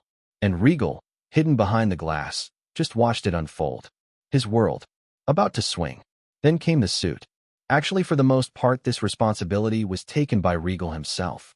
Entrusted it, and passed it on to someone else they are really familiar with. They felt like it was about time that person also officially entered into the team, and she already proved herself in their last project. So this is going to be the final nail into the coffin. But just hearing the requirements sounds like a drag to meet. Obviously, Regal wasn't going to settle for any ordinary fabric stitched together and called Spidey. It has to look like nanotech, hug the body like a second skin, and move without wrinkles. And there is also a problem with visibility for the actor, air vents, hidden harness attachments, heat resistance for pyrotechnic scenes, and above all, it had to look cool. Yeah, they still remember it clearly when Regal said that to an artist that is making the prototype suite for the Spider-Man. Simon groaned. Why do we always say yes to this man? But the truth was, both of them knew why. Because every time Regal reached too far, he actually caught it. From imaging, the following, and Death Note, into something grounded and terrifying, to dragging The Hangover into prestige territory, to resurrecting Harry Potter in a way that made critics stunned. And if Spider-Man, density of web, actually worked, if it actually landed, they wouldn't just be making a film. They would be creating a cinematic launchpad, a new comic book universe. Simon turned to the board and drew a fresh circle around February. Prep ends in 5 weeks. I want 5 rounds of location locks, costume updates every Friday, and I don't care what it costs. Get the second unit previs artists from W.T. They worked on District 9, and they will get what Regal's going for. Darren nodded, already opening his call sheet. Outside, the construction was beginning. The faint, rhythmic hammering of a temporary scaffolding build for a mock rooftop. The 1,000 were coming, one by one. Meanwhile, the concentration of the suit is under progression. Like other superhero custom, the creative process behind Spider-Man's suit began in the most unlikely of places, in a computer modeling software. Regal and his design team first ticked out their fundamental questions that would define their entire approach. Regal Seraphsail, who has just passed 2-3 months into an accident, but healed, is going to be the main person behind this task. She just remembered something. Saren, I need you to think like a 17-year-old kid who has just discovered he has incredible powers, but has exactly $47 in his checking account. Regal began, his voice carrying both excitement and the weight of creative responsibility. Make sure that we are not just creating super complex superhero costumes. This is about authenticity, making something that Peter Parker could actually build in his bedroom using whatever materials he could scrape together from the street-side general store. Saren picked up one of the fabric samples, rolling the red spandex between her fingers as she considered the challenge. She understood immediately that they were walking a tightrope between realism and cinematic appeal. She also understood that it's not just how the suit would look, but how it would behave, how it would move, and most importantly, how it could realistically come into existence through the hands of a resourceful teenager. The breakthrough moment came when the team began experimenting with wind dynamic simulations, imagining what would happen if a massive gust of air caught a giant spider web and thrust it onto a human form. They watched, fascinated, as the digital web wrapped around the virtual body, creating organic patterns that seemed to flow naturally across the contours of chest, arms, and legs. This wasn't just aesthetic inspiration, it was biomechanical truth. The way a real spiderweb would conform to a person's body became the foundation for understanding how Peter Parker's homemade suit should look and feel. Saren absorbed this digital research as she began translating virtual concepts into physical reality. The computer models had revealed something crucial. The suit needed to feel like it had grown from Peter's understanding of spider biology rather than comic book convention. Every line, every pattern had to suggest that a scientifically minded teenager had studied actual arachnid behavior and tried to replicate those principles using whatever materials he could acquire. The legitimacy of the suit's construction became an obsession that drove every design decision. They spent countless hours poking Regal for the backstory of how Peter would have sourced his materials, what thought processes would have guided his choices, and what compromises he would have made when faced with budget constraints and limited resources. These were the things that a commercial script usually skips its way out. However, that's not going to happen here. The yellow-tinted lenses emerged from this process, not as a stylistic choice, but as the logical result of a teenager repurposing sunglasses because proper optical equipment was beyond his reach. The shoe development process exemplified their commitment to authentic problem-solving. Regal found himself thinking like Peter Parker. How would a 17-year-old approach the challenge of creating footwear that could withstand wall crawling and high-impact landings? The answer seemed obvious once they considered it. He would take tennis shoes and cut off the bottoms, repurposing the sole material as protective padding integrated into his suit design. It was exactly the kind of resourceful, practical thinking that would occur to someone who understood physics but lacked access to specialized equipment. This realization launched an exhaustive search through athletic footwear that consumed weeks of research. The design team examined hundreds of shoe models, analyzing not just their aesthetic appeal, but their structural integrity, their ability to maintain foot shape while providing support, and their potential for modification. They needed shoes that could believably be dismantled and rebuilt by a teenager while still functioning as effective superhero footwear. The breakthrough came with track and field shoes, athletic footwear designed for performance, with clean lines that maintain the natural shape of the foot while providing the structural support necessary for Peter's acrobatic activities. These shoes possessed the streamlined silhouette that would keep the suit's overall design coherent, avoiding the bulky appearance that would suggest professional manufacturing rather than homemade construction. The modification process became an important part in reverse engineering. The team carefully deconstructed the chosen shoes, studying how they could be incorporated into the suit's overall design while maintaining the illusion that Peter had performed this same process in his bedroom. They worked to transform traditional athletic footwear into something that resembled integrated boots, elements so seamlessly incorporated into the suit that they appeared to be custom-designed components rather than repurposed. Consumer products. This attention to authentic construction details extended throughout every aspect of the suit's development. Each element needed to tell the story of Peter Parker's ingenuity, his scientific understanding, and his resourcefulness in the face of limited resources. The result would be more than just a costume.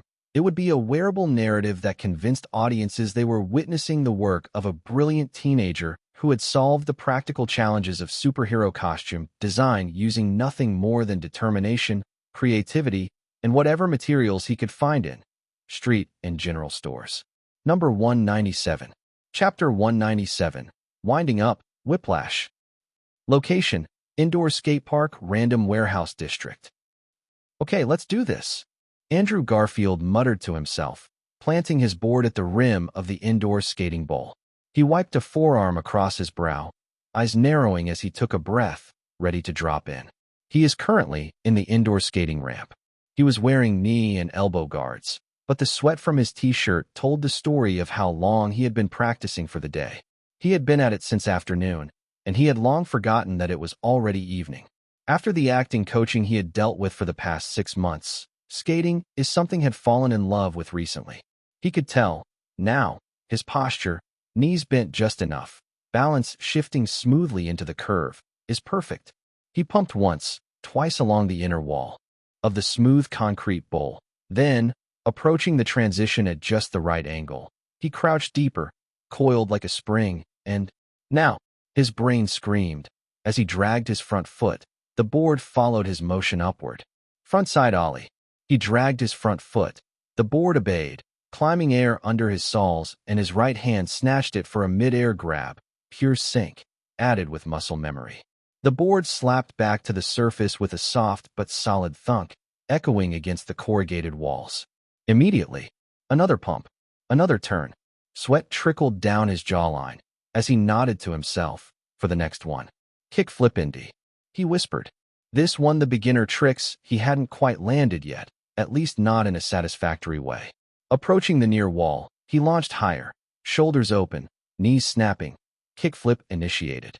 The board spun once underneath him, flipping over as he reached out midair with his backhand, caught it under the toes just before the board came down flat.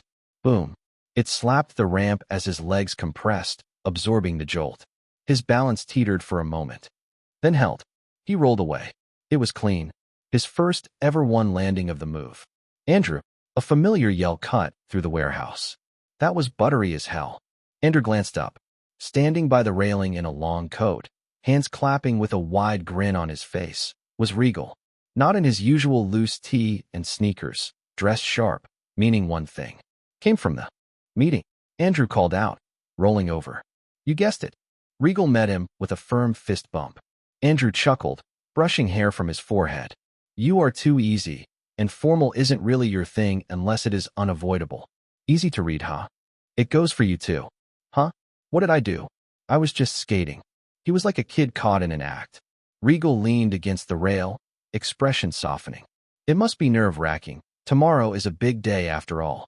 Andrew didn't answer right away. He stared down at his board, his hands flexed at his sides. Tomorrow.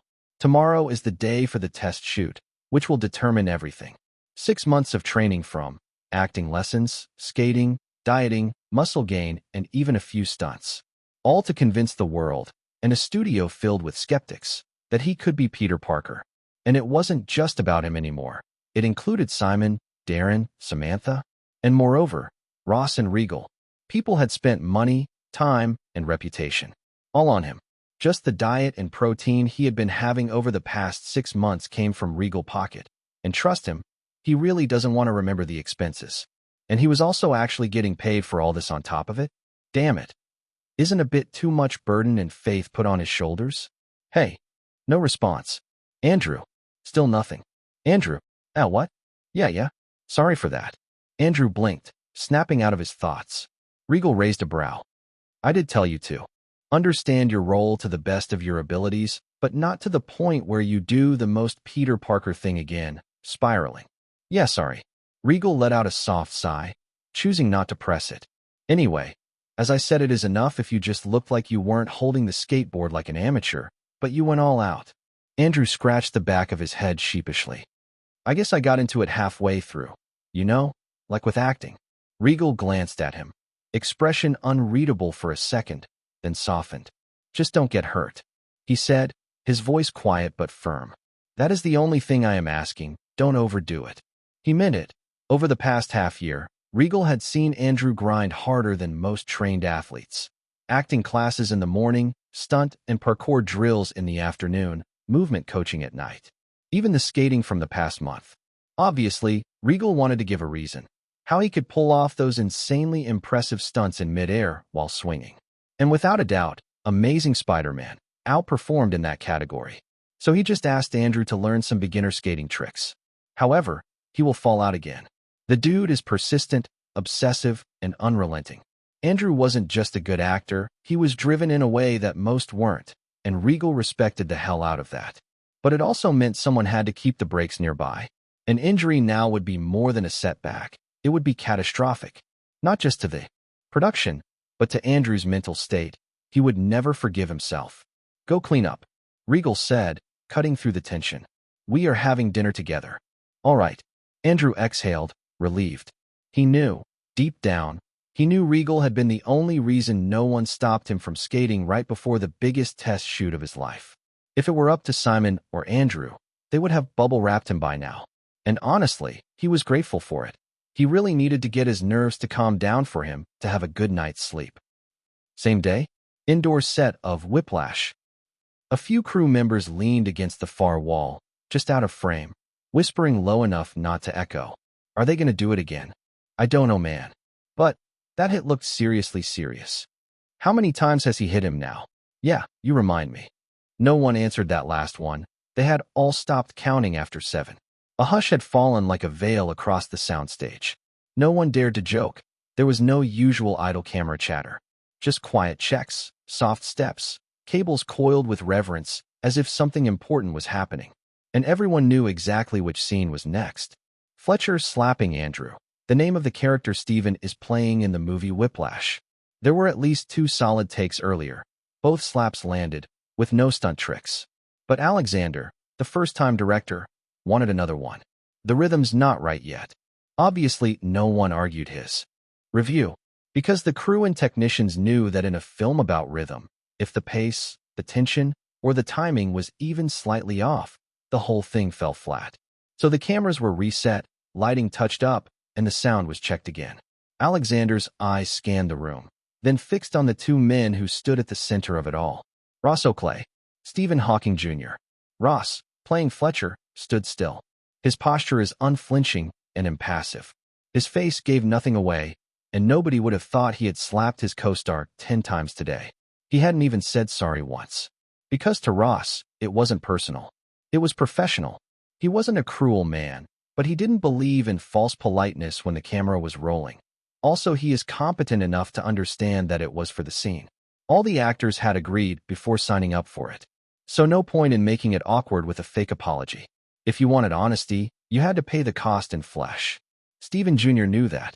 In fact, he expected it and accepted it, but it didn't mean he was numb to it.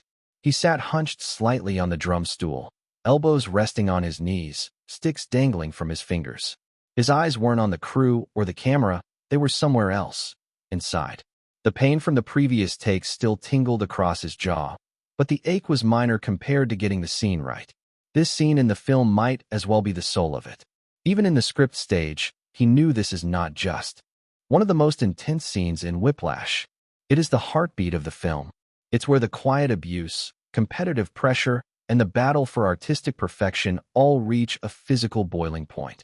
Fletcher doesn't just humiliate Andrew. He tests him, breaks him. This was the climax that wasn't at the end of the movie, but at the core. Stephen had spent the last several weeks carrying Andrew's anxiety like a second skin, letting it steep in his muscles, shape his sleep, fracture his posture. And Ross, terrifying and calm, had only made it easier to disappear into it. That's why Alexander had saved the scene for last. They all agreed, from week 1, to hold it back, to let the actors build toward it naturally. until the final day of filming. No rehearsals on this one, or fake run-throughs. Just pressure, and now, release. Now or never. Alexander walked onto the set quietly. He didn't need to speak loudly. He just nodded at Ross and Steven, slow and deliberate, then a silent cue. This is it. Steven gave the smallest, almost imperceptible nod. Ross cracked his knuckles, casually. Again, no warm-up or wind-up. Just the icy stillness of a man who believed in his method, even if it meant becoming the villain. Picture up. Rolling. Scene 47, take 8. Clap. Back to 1.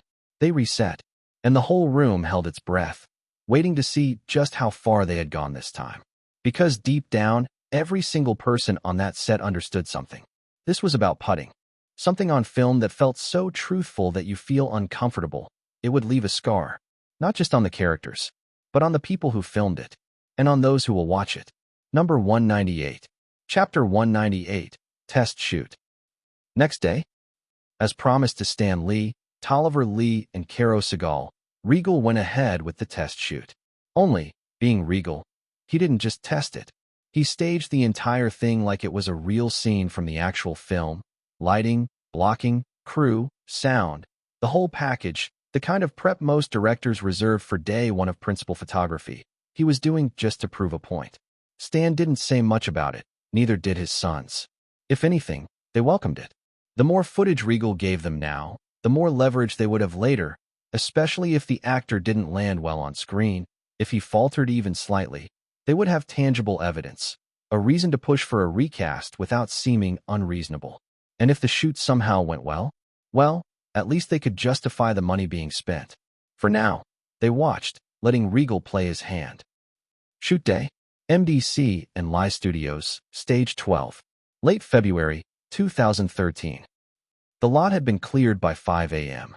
The floor trembled faintly as riggers secured the last of the high-tension cables into the ceiling track, and a soft mechanical vibration filled the soundstage. From above, the exposed rafters of Stage 12 looked more like a spiderweb themselves, webs of steel and cable looped across. Pulleys and fastened into carbon frame harnesses that gleamed under the blue-tinted stage lights. Regal sat in the video village, bundled in a thick parka, eyes fixed on the monitor. This was Andrew's moment. The make or break. He was also watching the rooftop, that slightly worn rooftop FOD made of painted foamcrete and matte-painted HVAC units.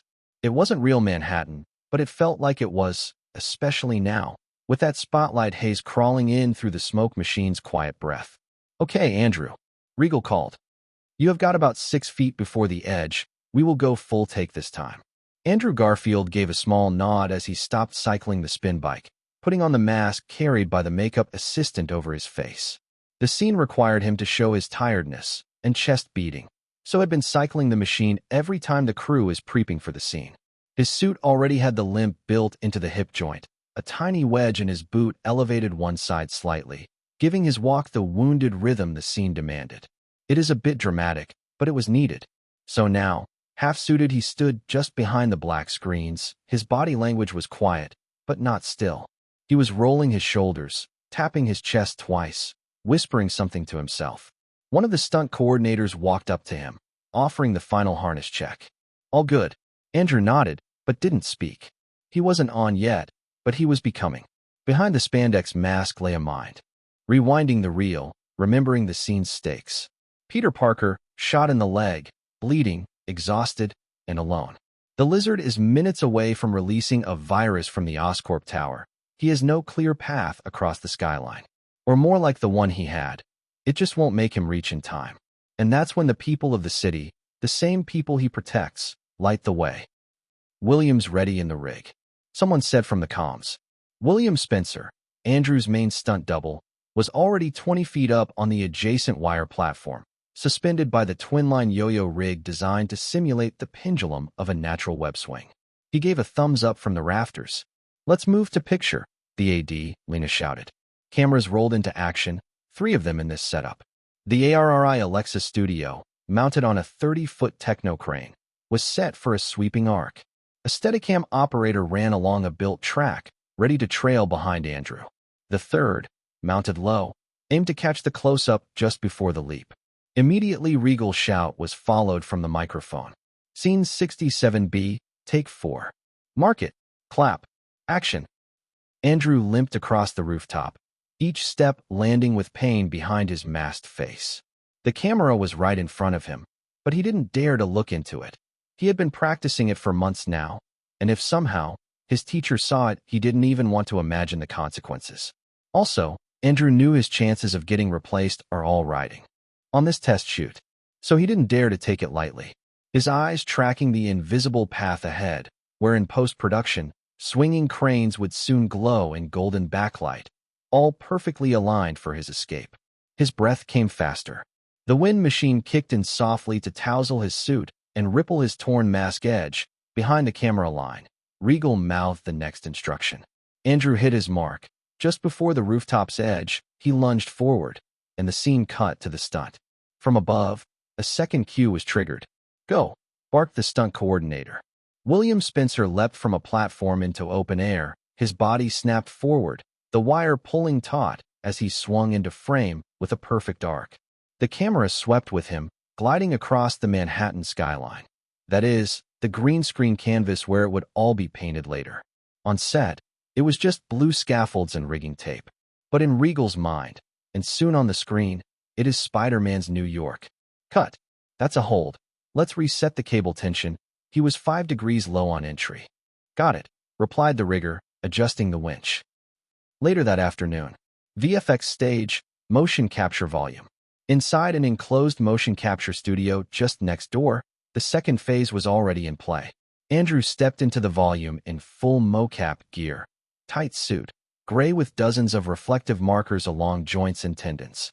He stretched his arms wide as a technician calibrated his model in Vicon Blade, the industry standard system, in 2013.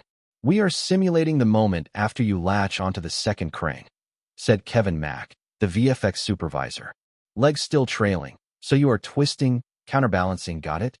Andrew smiled. Let me fall a few times first, and then I will get the twist. Garfield launched into the mocap swings, with stagehands triggering foam-padded yo-yo pulls to simulate drag. Dozens of cameras captured every flex of his limbs.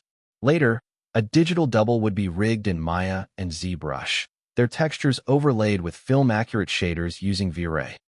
Meanwhile, across the lot, editorial and Previse Bay, on a trio of large monitors, the swinging sequence was already being stitched together by the editing team. We got plates from the helicopter shoot last week, said the assistant editor, scrubbing through gorgeous sunset skyline footage captured over Manhattan. We are using shots from 44th Street to overlay the lower angle. The city, real and photoreal, was being built, crane by crane, fully animated in Houdini. Each steel arm was textured with grime and rust, their movements synced using animation curves mapped against pendulum physics simulations. The swing path can't be a guesswork, it was math. We can't afford the swing to feel weightless. Kevin insisted in every review meeting. He is not flying, he is grabbing gravity and wrestling it for a few seconds. Nightfall, final touches. Back on stage 12, the final take of the day was ready. This time, Mark wanted it all in one flowing movement. No cut, just transition.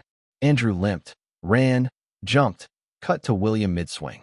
The camera surged, the wire flexed, and a huge gust from the wind cannon hit at the apex of the arc. Everything clicked. The monitor view was unfiltered and uncomposited, but it gave Regal chills. Regal whispered, almost to himself, "There's your city, Peter." What took 2 days of shooting, 1 month of animation, and 28 compositors, lasted only 37 seconds in the final cut. Soon, it was presented to Stan, a camera tracking in on Spider-Man's limp as he emerged onto the rooftop, favoring one leg. Andrew's performance was expressive without being too dramatic heroism. Just pain, his breaths were short, and his shoulders slumped. The Steadicam follows him from behind as he stumbles to the ledge. Rain hits his mask, his chest heaved, and leg buckled. Come on, come on. Andrew whispered behind the mask, not loud enough for dialogue, but the mic caught it. It wasn't scripted, it was him, Peter, talking to himself, pushing. He looked out. A massive gap, and Oscorp was there, but he would never make it in time. Then, from the silence came a rumble. A crane swung his way. Its long metal arms shifted in place. A bright halogen light snapped on, piercing the rain. Then another, and another. Crane after crane turned, forming a perfect corridor through the skyline. A voice crackled through the radio on set. "Let's light it. Up, boys. Spidey needs a way through." Andrew, in the suit, trembled. His body language was perfect, part disbelief, part hope.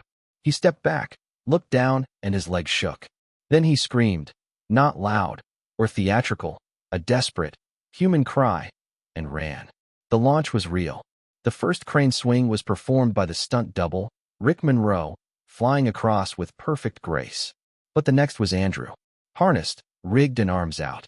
And you could feel it, the resistance in his body, the way his torso twisted mid-air. He landed, rolled, staggered up, and took off again. Second crane, third, fourth. Each landing was shakier, and every next jump harder. Andrew leaped again. The camera panned with a wide, sweeping motion, watching Spider-Man soar through the air, backlit by the blinking tower. For a moment, he wasn't struggling. He was flying. And that was the moment. But one wet morning, soaked in fake rain, where a tired actor gave everything for a swing that would define Spider-Man. And during the shoot, and now Stain watching this scene play out.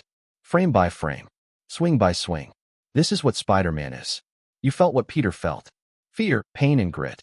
And above all, hope. So all he could utter was, "Your daring attempts always astonish me, Regal." He didn't say it for light humor. Stan meant it.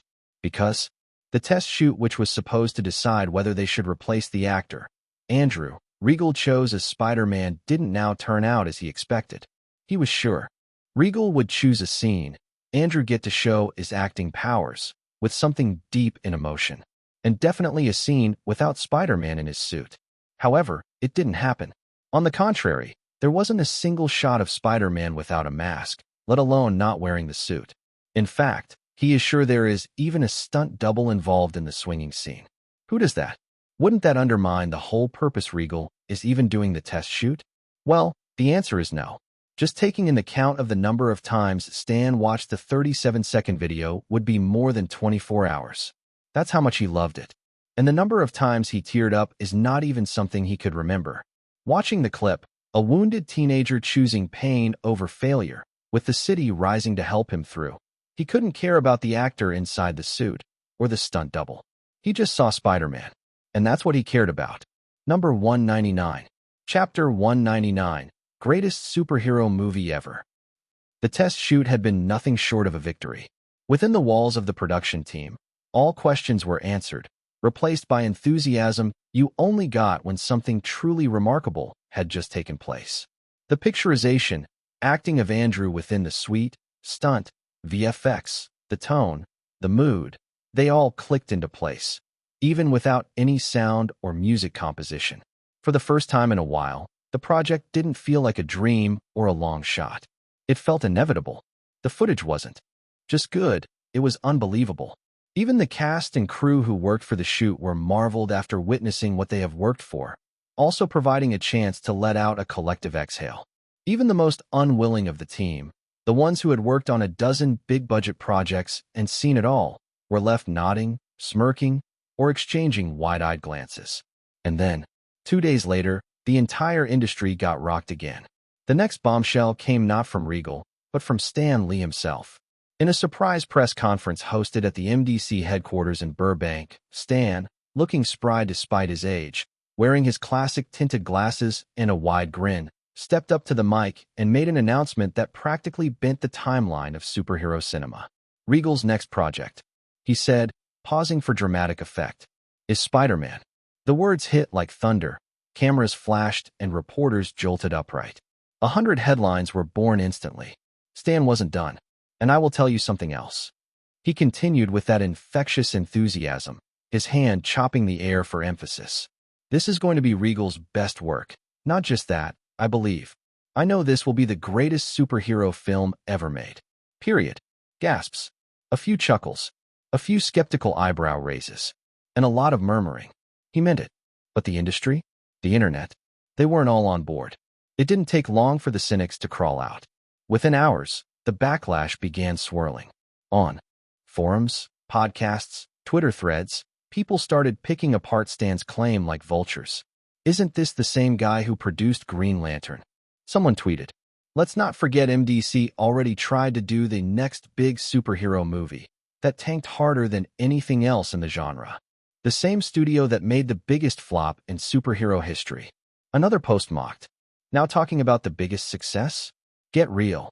Even a few journalists weighed in, trying to be diplomatic but still scathing beneath the surface. No disrespect to Stan. One article began, but hyperbole doesn't undo history. In truth, it wasn't like Stan to make bold, sweeping statements. He had always been passionate, yes, but careful. He let the work speak for itself. But this time, he had gone all in. Why? Even he couldn't say. I don't know. He told one reporter off camera, chuckling softly. I guess I just felt it. I saw that test footage, I saw what Regal is doing, and maybe I got carried away. But maybe I should. Some thought he had gone mad. Others weren't so sure, because Regal was involved. And if anyone could shake up the genre, maybe it was the guy who had just redefined psychological thrillers, Death Note, reinvented comedy, The Hangover, and brought Harry Potter to life with a grounded realism never before attempted.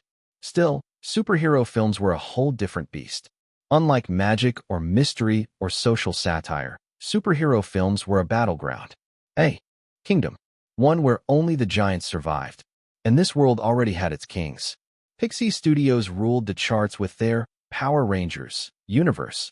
Their cinematic saga had become the gold standard for action-packed ensemble hero flicks. Their branding, merchandising, and marketing was untouchable. The recent entry, Ranger War, 2011, had raked in hundreds of millions despite lukewarm critical response. Fans were loyal, though growing impatient. Then there was Star Wars, a joint IP managed by Apollo Pictures and Vista Crown International, which had blurred the line between sci-fi and superhero storytelling, pulling fans from both camps into its orbit. Lastly, there was Whitebridge Studios, which held on to a unique piece of ground. They owned the live-action franchise rights to The Incredibles, the one he used to rewatch on grainy DVD screens, the one that made him first think about family dynamics in a superhero world, not just the action, but the conflict, the parenting, the sacrifice. Also, there is no animation version here in this world. And now, rumors were already starting to surface about a new standalone film in the works, this time focusing on one of the most beloved characters from that universe, Frozone. For now, the expected time is late 2013. Regal wouldn't say it aloud, but if he were being honest, he was actually excited to see it. Frozone had always been a scene stealer, and if done right, it could be something truly special. But that wasn't all. So, the stakes were clear. Regal wasn't just walking into a creative challenge. He was entering a battlefield already drenched in history, loyalty, and billion-dollar expectations. And the competition wasn't slowing down.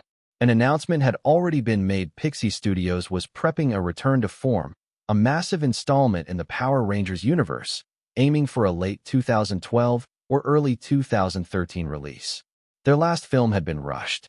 This time, they were taking their time, meticulously building it up, with whispers of recasting, director changes, and a narrative overhaul.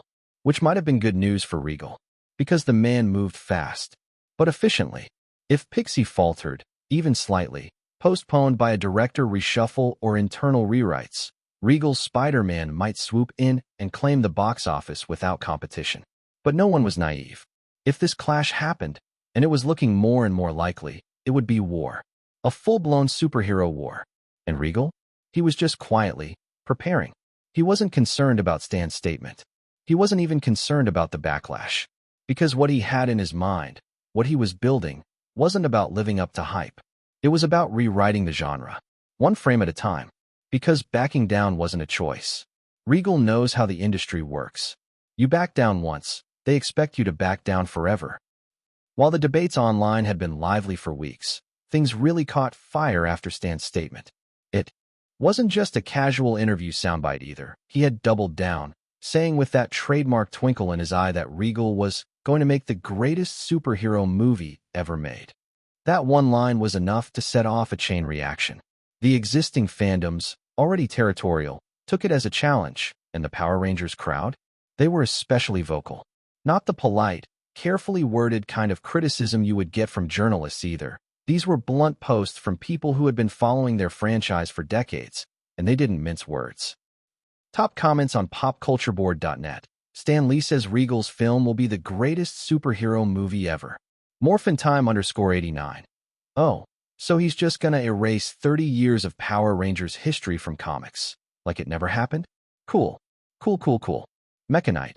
Big words coming for someone who made the most notorious superhero film. Henshin_justice. This is why I don't trust hype statements. I will believe it when I see it. And when I see it, it better be better than the expectations they are giving. Comic Snob 77. You guys are overreacting. They are just hyping up a movie. Dragonzord_Lord. Nah man, hype is fine. But this feels like they are trying to overshadow everything else. Like, look at the timing. Feels intentional. The Real_Sentai. Call me a conspiracy nut, but I think someone's stirring this up. Half the anti-Regal posts here are from accounts made like yesterday. It wasn't just about Regal anymore. Some were twisting it into an attack on their own childhood heroes. Comment threads turned into digital battlegrounds, with GIFs, memes, and mock posters popping up in real time. And maybe there was more to it than pure fandom rage. Because the way some of these arguments kept getting reignited, almost on cue, it felt like there was someone quietly tossing matches into the pile. Number 200. Chapter 200. Director of Harry Potter and the Chamber of Secrets. Spider-Man, Web of Destiny, has officially entered pre-production. The project was in full swing with all guns blazing, with every department going there all out. Storyboarding, costume modeling, early visual concept passes. Everything was moving forward smoothly, with the experience and teamwork they generated from the past films. But Regal, ever the multitasking, hadn't thrown himself fully into it yet. Similar process to Harry Potter. Filming, Regal is in his work to finish other tasks before he could commit himself into the sets and making. Obviously, the most important thing will be to finish the script for Harry Potter and the Chamber of Secrets. He needed to get it done fast. The scripting of the second volume of Harry Potter had to be completed and submitted to the Red Studio, so they could move ahead with the pre-production work without delay. Regal understood that the faster he delivered, the smoother the pipeline would run, and the closer they would be to getting back on set. However, unlike his previous projects, this time Regal wasn't doing everything on his own. For the first time, he made the conscious decision to bring someone else into the creative process from the very beginning. Chris Columbus. As a collaborator. Right, it was already agreed upon, finalized, and put to paper. Chris Columbus will be directing Harry Potter and the Chamber of Secrets.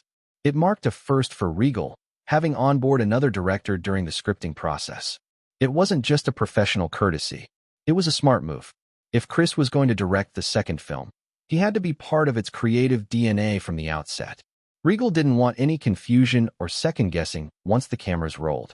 If things moved at the current pace, production on the sequel would begin within a matter of weeks.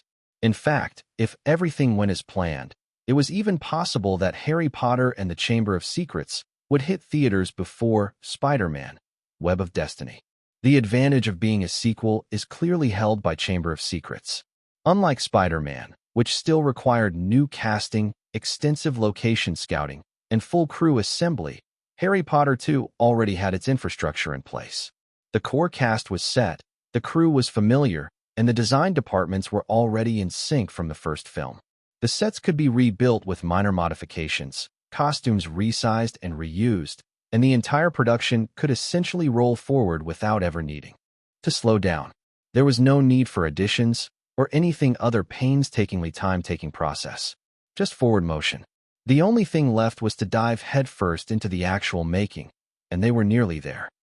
On the other hand, Chris Columbus was in the middle of a personal transformation. During the first few weeks, every night, after long hours at the office or those endless conversations with Regal, he would lie awake beside his wife and whisper, "Is this actually happening?" She would chuckle, sometimes swat his arm and tell him to shut up and sleep. He wasn't some big-name studio director with 10 blockbusters behind him. In fact, he hadn't even directed a feature film yet. But now he is attached to the sequel of a billion-dollar phenomenon. It overwhelmed him, humbled him. Still, there was no time to bask in the dream. That was the fastest way to ruin it. So, after more than a month and a half, he was sure it was real, and the feeling of finally making it to Hollywood felt really true. It really had been a tough journey, but it was all worth it. But he still had a mountain to climb. And Regal made sure he knew it wasn't going to be easy, but it was going to be worth it. Right after meeting Regal for the first time, he had met him almost every day from then on.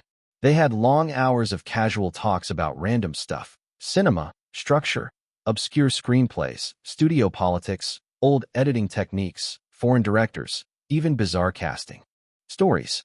But no matter how light or fun the conversation started, it always gravitated back to film. And eventually, Chris had to admit it, quietly, internally, humbly. Regal was on another level.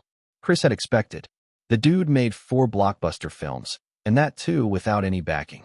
Still, in all honesty, Chris had to put away his pride and come to agree to that. Come on, Regal is younger than him. It stung. But that only made him feel pathetic to even have a comparison. However, he wasn't disheartened by it for too long. Not after hearing the same man, Regal, speak with genuine respect about his work on Home Alone. Chris could tell there was no flattery in it, or fluff. Regal had watched his film, studied it, and admired it. And more than anything, understood where its heart was, and where it could have gone if the budget hadn't been so tight. And even if Chris had any lingering doubts about Regal's sincerity, they were shattered the moment he slid a proposal across the table to direct the second Harry Potter film. It had to be their 10th meeting by then, maybe the 11th. He couldn't recall clearly. They had met too many times too fast, all of them intense. But this? Asking him to direct the sequel to a billion-dollar phenomenon? He remembered blinking in silence. Just yesterday, the news broke. Philosopher's Stone had officially crossed the $1 billion mark. And here was this calm, maddeningly driven 20-something offering him the keys to a juggernaut. He must be nuts. That was his initial thought. And if he was honest, even now, weeks later, some part of him still felt the same. But he wasn't given much time to sit with the insanity of it. Regal wanted an answer. Fast. Take your time, he had said. But not too much. I want to start scripting next week. That basically gives no time. Chris wanted to shout. Too quick. It was too quick. Chris had paced his study all night, doubts eating away at him. What if the film fails? What if I can't match the first one? What if I can't match him? The thought of trying to measure up to Regal's standard was, frankly, terrifying. The man had rewritten the rules of filmmaking with his debut, and Chris wasn't even sure he had a rulebook. But that's when his wife stepped in. She didn't try to reassure him. She gave him hell. She reminded him of the years of struggle, the scripts that went nowhere, the favors he had pulled, and the countless pitches and the fire that got him into film school. And the way his eyes still lit up every time he watched E.T. Stop acting like you stumbled into this. She gave him an earful. You have earned a chance, now take it. So he did. The next morning, he called Regal. I am in. Within the week, he was thrown headfirst into a whirlwind. With that, Chris dove straight in. Just like Regal had warned him, the plunge was immediate. The moment he officially came on board, Chris Columbus was pulled into introductions with nearly every department head involved in the Harry Potter production. It was overwhelming. Not because anyone was hostile. On the contrary, the team was decently professional and welcoming. But because of the sheer scale of it all, it truly felt like stepping into another world. Alas, it didn't stop there. Within 24 hours, he found himself accompanying script sittings with Regal. He got to sit beside the man, to watch him work firsthand. How fortunate can he be? However, Chris wasn't sure he was prepared for the pace. Chris, himself, also believes himself as a decent enough writer, but the speed at Regal works is simply mid-blowing. Still, he didn't try to dive too deep in it. He just classified the dude as some beast or alien and tried his best wherever he was required. And honestly, during that one intensive week of scripting with Regal, Chris felt he had grown more than in his 6 years of indie filmmaking and 4 years of film college combined. In fact, he really felt like he needed to work as an AD for Regal Film, at least for one film, because it wasn't just the speed, it was the vision. The way Regal connected things, rewrote entire sequences just because one prop in the background could be better utilized 2 scenes later. The way he saw the movie 3 steps ahead at all times. Sure, Chris had read all 3 Harry Potter books that Regal had based his adaptations on, But what he saw unfolding in Regal's plans, what the sequels were building toward, he simply enjoyed the whole process of back-and-forth discussions with him. That was something else entirely. It was unreal. And the craziest part? Regal had done all this alone, all this time. Just him, some coffee, and that monster of a mind. Still, to Chris's surprise, Regal gave him plenty of freedom to ask questions, debate points, and even suggested that Chris make minor adjustments to fit his own directing style, as long as it didn't disrupt the established flow. Chris appreciated that. He had never worked under someone so clear and trusting at the same time. Once the scripting phase wrapped, the next monumental task awaited, the storyboard. That was going to set the tone for the entire movie, and Regal made it clear this part was all Chris. He wasn't going to be involved. Chris didn't take it personally. It wasn't like Regal was slacking, far from it.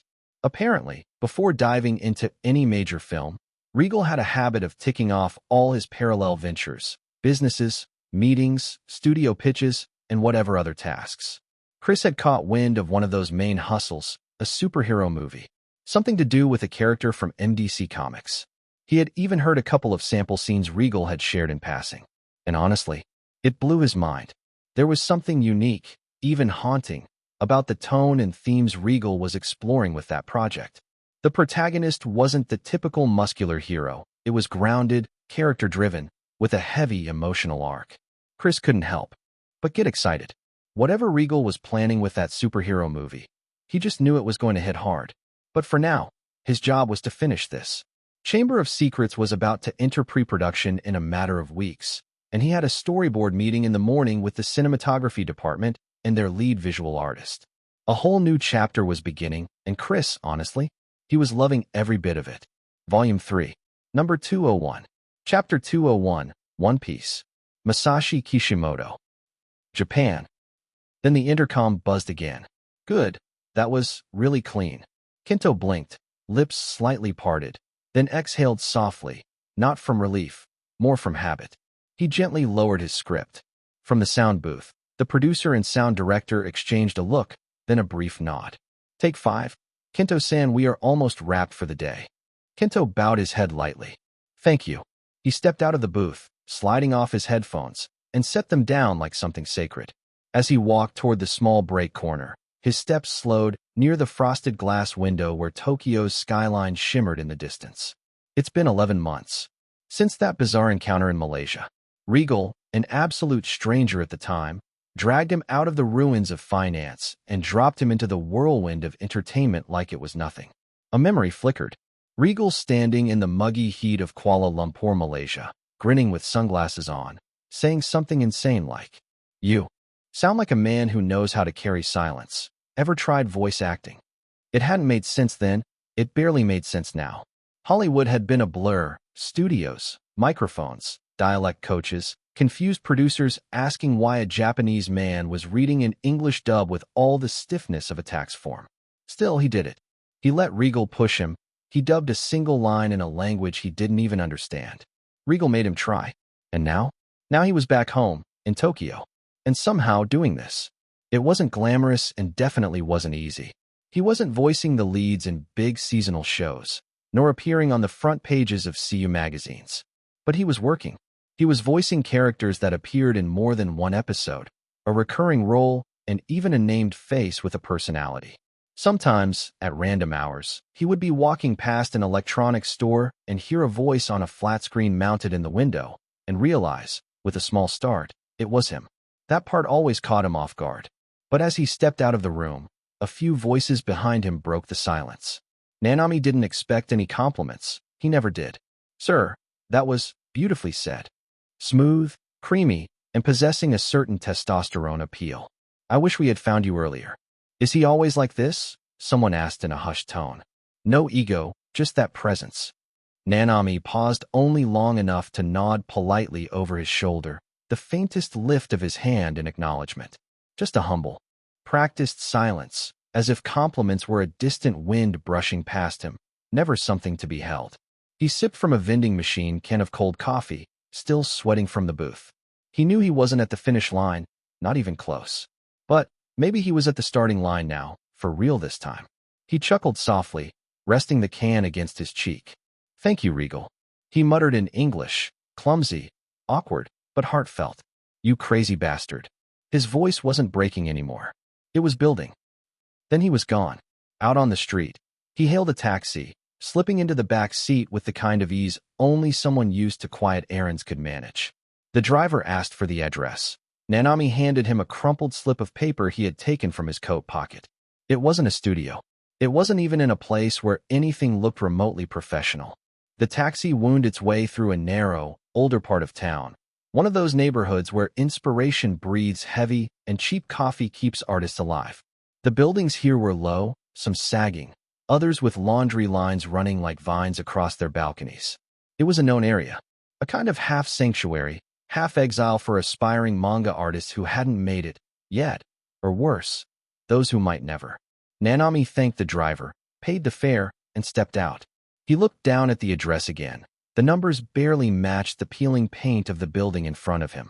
A single gutter hung limp from the roof, dripping occasionally onto a sagging stack of cardboard near the stairs. This place looked worse than any of the others. Much worse.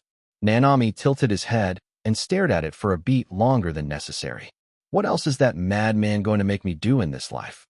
He muttered to himself, sighing, shoulders already accepting his fate. He stepped up, rang the doorbell. No answer. He waited, then rang again. Still nothing.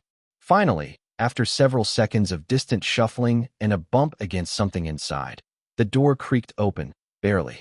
A man stood there, if you could call what was standing stable. The guy looked like a ghost, hollow-cheeked, pale, with eyes that hadn't blinked properly in what might have been days. Hair messy, skin slightly slick with exhaustion.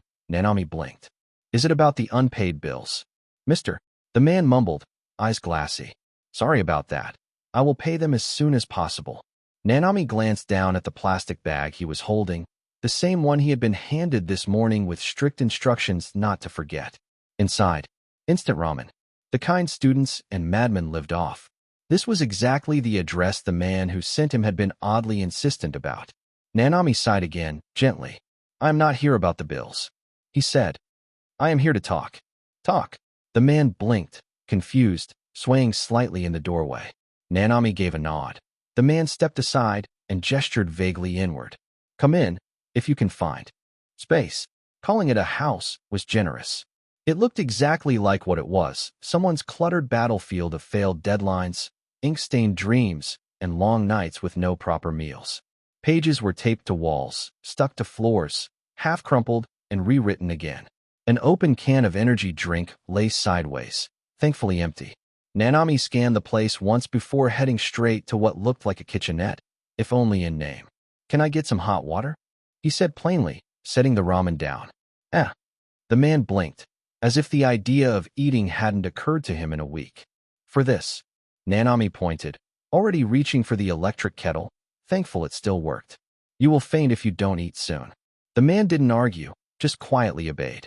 A few minutes later, both of them sat on opposite sides of a low table, steam rising from the bowls of ramen. The silence was calming, until Nanami's eyes began to wander. There were posters, hand-drawn, some sun-faded, a boy with a straw hat. One Piece. Of course, he should have guessed. The room was filled with little signs, fan sketches, copied panels, even a laminated photo tacked to the wall. Eiichiro Oda, the creator. Nanami nodded slightly to himself. Seems like he idolizes him. Understandable, it's a great story. One of the greatest. Just past a small stack of one-piece design sheets, there, right next to Luffy's iconic straw hat and grinning pose, was another character. Nanami had never seen it before. A boy, about 12, standing in a similar posture to Luffy, but with a different kind of aura. He had wild, spiky hair that pointed out in all directions, wearing tinted goggles pushed to his forehead. But it was the marks on his cheeks that pulled Nanami in, 3 small, curved lines etched on each side of his face. Like whiskers, cat-like. The sketch looked incomplete, missing background, shoes only loosely outlined, and no color yet filled in. But there was something oddly intentional about the boy's stance. Not random, like someone who didn't belong in the One Piece world. "What's this one?" Nanami asked, pointing casually. The artist nearby, a slim man with tied-back hair and a mechanical pencil tucked behind his ear, looked up with an entirely different gaze this time. His eyes were shining. His hands were smudged with graphite. "Oh, that," he said, eyes lighting up a bit. "That's not official work. Just something I have been doodling on my breaks. You know, when your hand won't stop drawing, but your deadline says rest." Nanami leaned in, studying the pencil strokes, and nodded slowly. Then caught himself and chuckled. A year ago, he wouldn't have cared about a half-finished sketch, would have filed it away as some art student's whim. Now, he was standing here, trying to feel what the character might sound like, what kind of weight his voice might carry, what he would say if he finally opened his mouth in some dark alley or hidden room. Maybe that was the biggest change of all.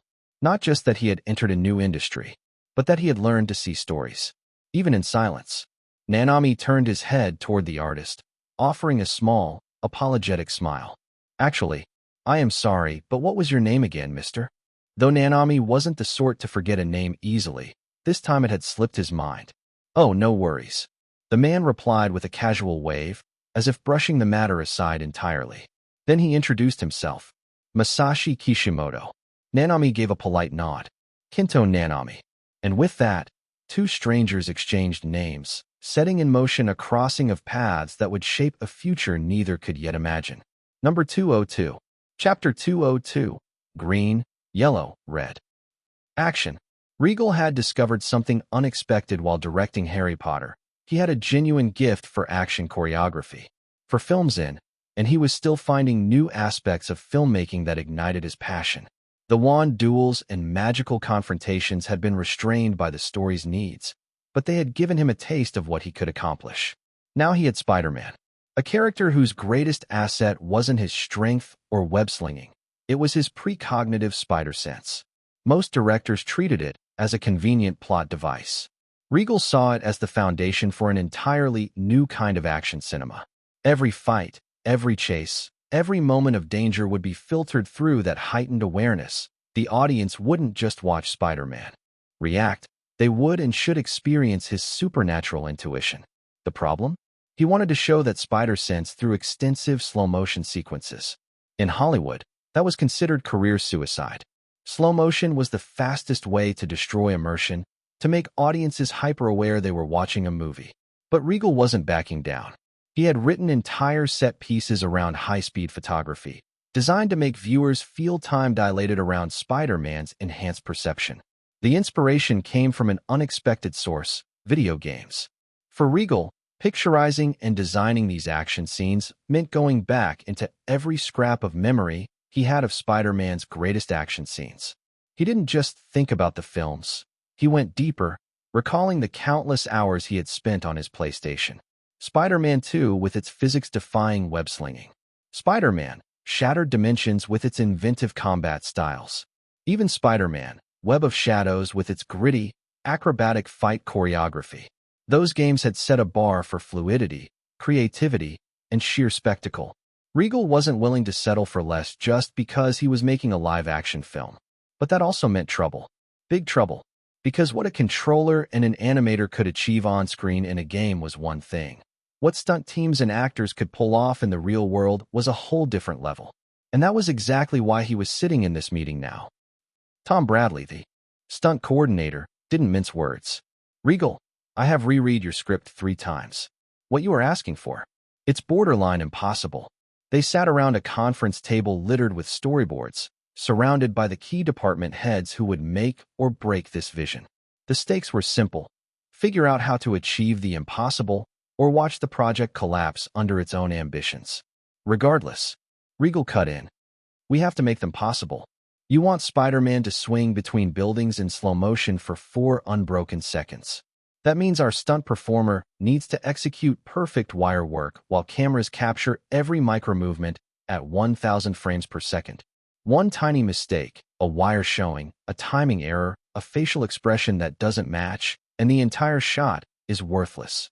Bradley spread out a series of photos showing wire rigs and safety equipment. "In normal speed, we can hide imperfections with quick cuts and motion blur. In extreme slow motion, the audience will see everything. Every bead of sweat, fabric wrinkle, and reflection in his mask's lenses." Maya Chun, the VFX supervisor, pulled up a rough animation on her laptop. "Tom's right about the exposure issue. But there's another problem: integration. If we're showing 4 seconds of real-time action stretched to 20 seconds of screen time, our digital environments have to be photorealistic with no shortcuts, and definitely fix it in post. The audience will scrutinize every building, shadow, and piece of debris floating in the air, though it is not a conscious action. Regal understood exactly what she meant. Audiences don't walk into a cinema looking for mistakes. At least, real audiences don't.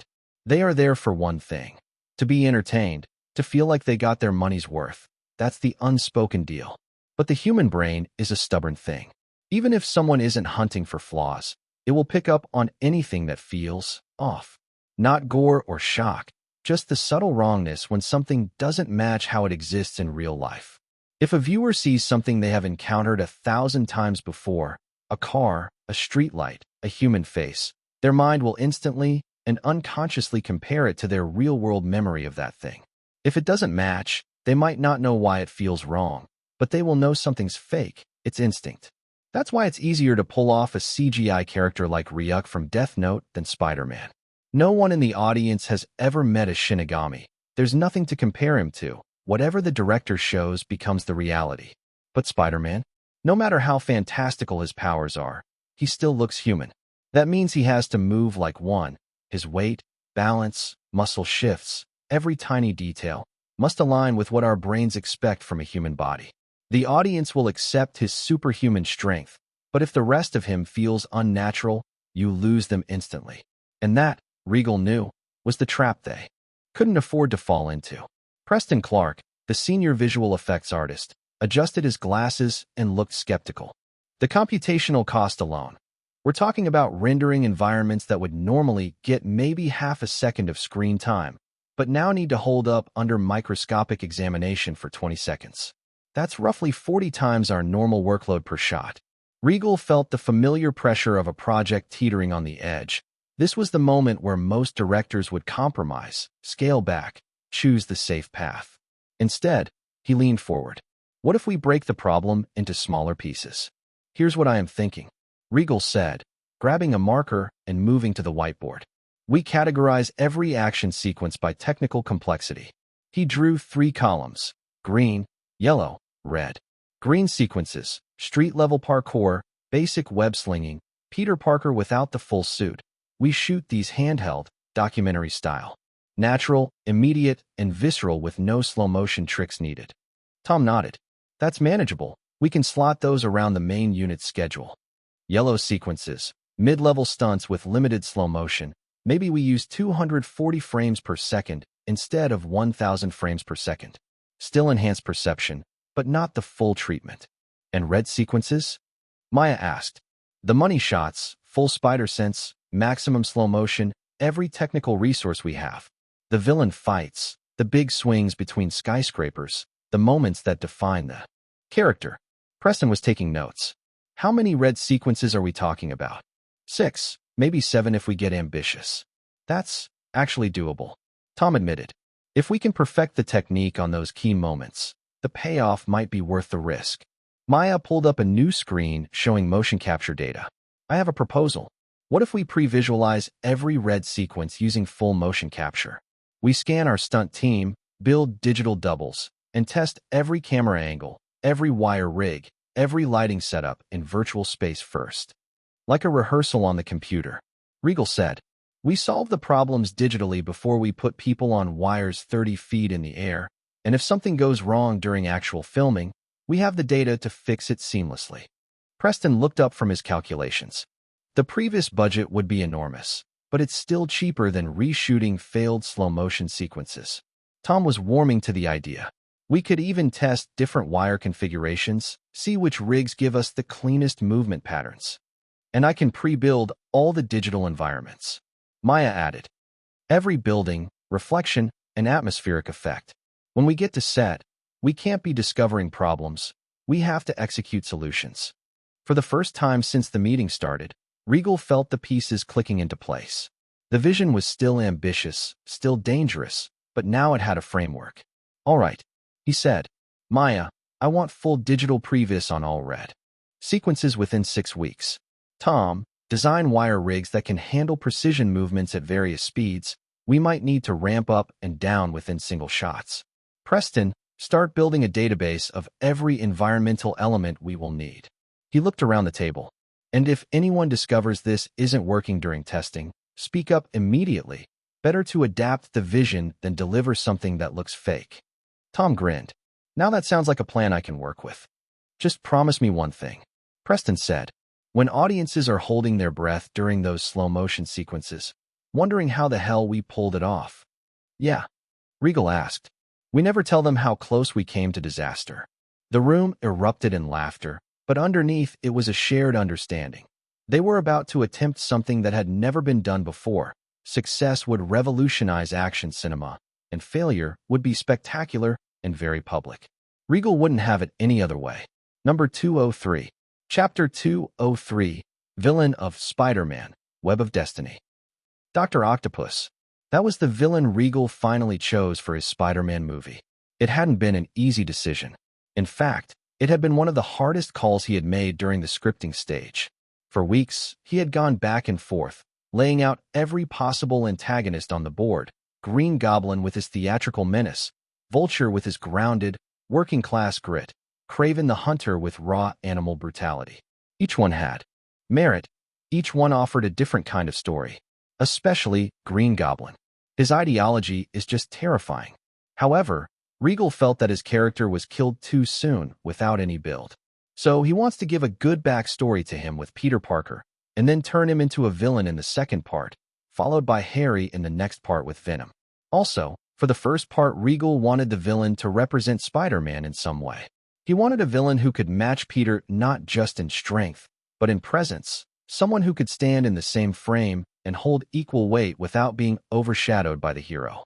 A threat that felt intelligent, mechanical, and unervingly methodical, while still capable of some real destruction. That was Otto Octavius. The tentacles gave him scale and spectacle. The man inside gave him depth. For mechanical arms meant 4 times the stunt complexity, and 4 times the opportunity to integrate Spider-Man's agility against something relentless and multidirectional. But it was the man inside that armor, the brilliant, disciplined, unervingly calm scientist, that unsettled Regal. He remembered the first time he had seen Doc Ock as a child in his old world. It wasn't on a cinema screen, on a tattered comic page in the dim light of a power outage. The only sound was the vibration of his own breathing. The panel showed Ock's shadow stretching across the wall toward Spider-Man, those arms curling like predators in slow motion. Regal could almost hear the metal grinding, the claws flexing. Even as a boy, he had felt something twist in his gut. It wasn't the usual comic book bad guy fear. He could imagine the weight of those tentacles pressing him into the ground, the helplessness of realizing you couldn't move no matter how much you fought. It was terror that didn't need shouting or a snarling face, just the knowledge that once Ock had you, you weren't getting free. That memory never left him. Even now, thinking about it sent a thin film of cold sweat across his shoulders. It was the kind of villainy that seeped under the skin. The decision also came with risks. From a filmmaking standpoint, Doc Ock was a nightmare to pull off. Those arms couldn't just look heavy, they had to behave like they were. The momentum, the drag, the subtle micro-movements when they were at rest, every frame had to sell the illusion that these were machines with weight and will of their own. CGI could carry part of the load, but Regal wanted practical rigs wherever possible. That meant weeks of designing puppeteered limbs, multiple operators, and stunt coordination so precise that even one mistimed swing could derail an entire shot. Still, the payoff was worth it. If they could pull it off, every confrontation between Peter and Ock would feel like a living, breathing battle. Even the most die-hard Tom Holland fans would have to admit it. Without the MCU propping him up, the Vulture just doesn't hit hard enough as a first movie villain. He is serviceable, sure, but not iconic. And the Lizard? Well, he was never terrible, just forgettable, the kind of villain you remember mostly for the suit design debates on fan forums rather than the performance itself. Octavius, though, Doc Ock, has always felt like peak Spider-Man territory, with a visual identity so strong you could recognize him in silhouette. So after running through every possibility, Regal found himself circling back to the same question. It's gotta be Otto, right? And honestly, that choice came with a hidden advantage. Alfred Molina, The man who had once brought Octavius to life was the Snape of Regal's Harry Potter. They had already spent time working closely together, building trust on set. That familiarity mattered.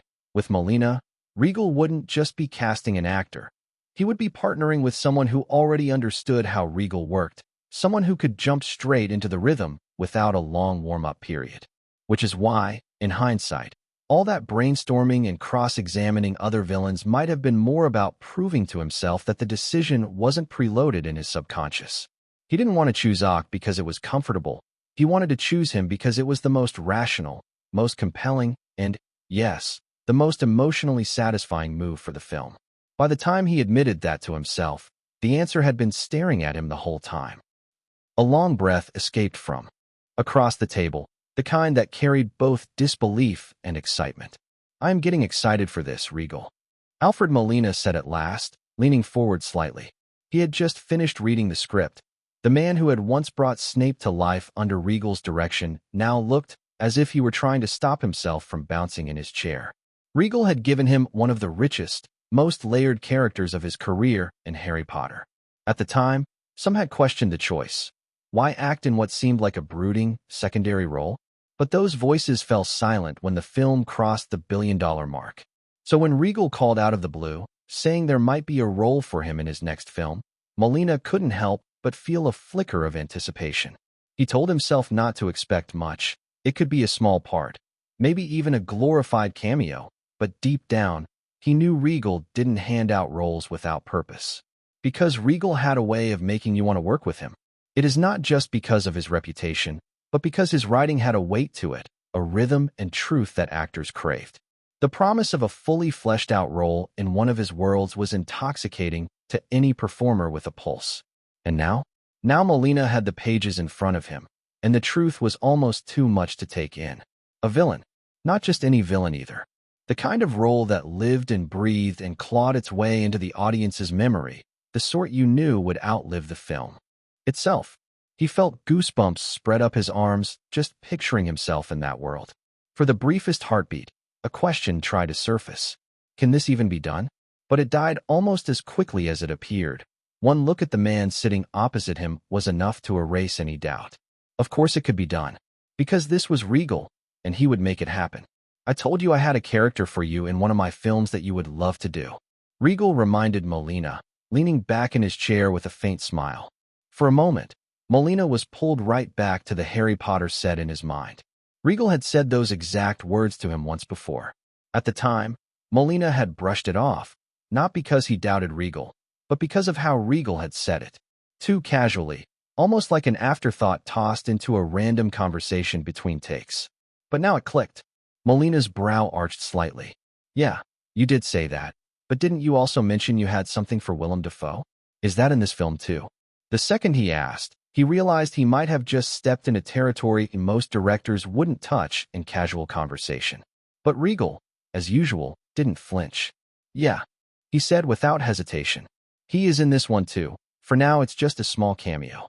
The way Regal said "for now" was deliberate. Almost an open invitation for Molina to read between the lines. And the lines were clear. Dafoe's role wasn't simple, and it wasn't over. There would be more. Which also meant something else. Regal was already thinking about the next Spider-Man movie. That was two pieces of information most directors would guard like state secrets. Molina's expression softened. Regal was trusting him. The same way he had on Harry Potter when he had slipped him major future plot points, so he could shape Snape's performance with knowledge no one else on set had. Molina had kept those details locked away then, and he would again now. Not a single word would leave this room. And the man they were talking about? Willem Dafoe, Voldemort in Regal's Harry Potter, and now destined to be the Green Goblin. If anyone took a step back and looked at the pattern, they might start thinking Regal had been planning this Spider-Man film since the Harry Potter auditions. For most people, it would be too much of a coincidence. But with Regal, maybe it wasn't. Coincidence or not, one thing was certain. When the world eventually pieced it together, they wouldn't be able to help but admire his foresight, especially if this film turned out as strong as the rest of his work had so far. Number 204. Chapter 204. Whiplash Screening. Spider-Man, Web of Destiny, Work was still moving at full throttle, though the cameras are yet to roll officially. The team is currently working on finalizing the other cast of the film. Reminding of casting, Regal really started to experience the advantage of what it means to be a star director. Unlike before, where he had to send casting calls all over the Actors Guild, advertisement in newspapers, and online announcements, he now just needed to send the shortlisted category fitting to all the major acting agencies, and from then on they will handle things. Things really became easy in that regard. Still, for today, the schedule he has isn't about the superhero film, and replaced by something else. He made an entry for the first time.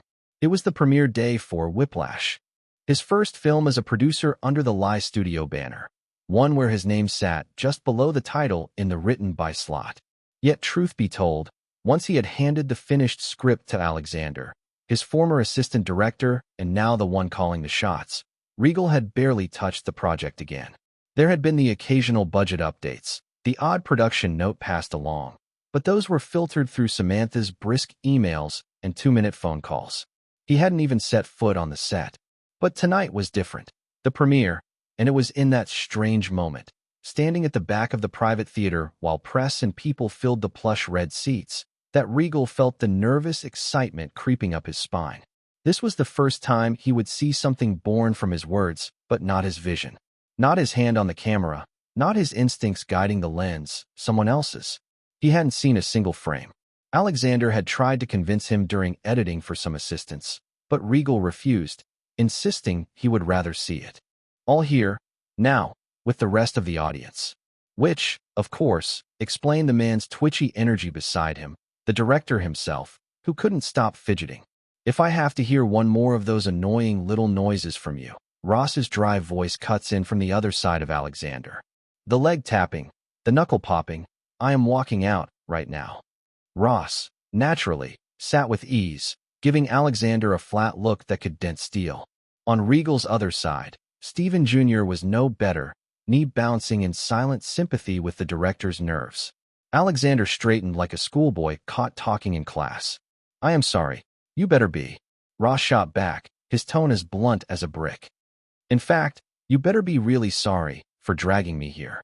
Usually, once I finish a movie, I am done. If it works, it works. If it doesn't, it doesn't. But this one, he leaned slightly forward, voice low but sharp. This one had better work. Regal's mouth curled into a half smirk, letting out a chuckle that sounded like it was half amusement, half dismissal. Ross just stared at him, cold and unblinking, like he was trying to drill a hole straight through him. Regal didn't even flinch. Now that I think about it, Ross went on, his tone shifting to something more casual, but still laced with bite.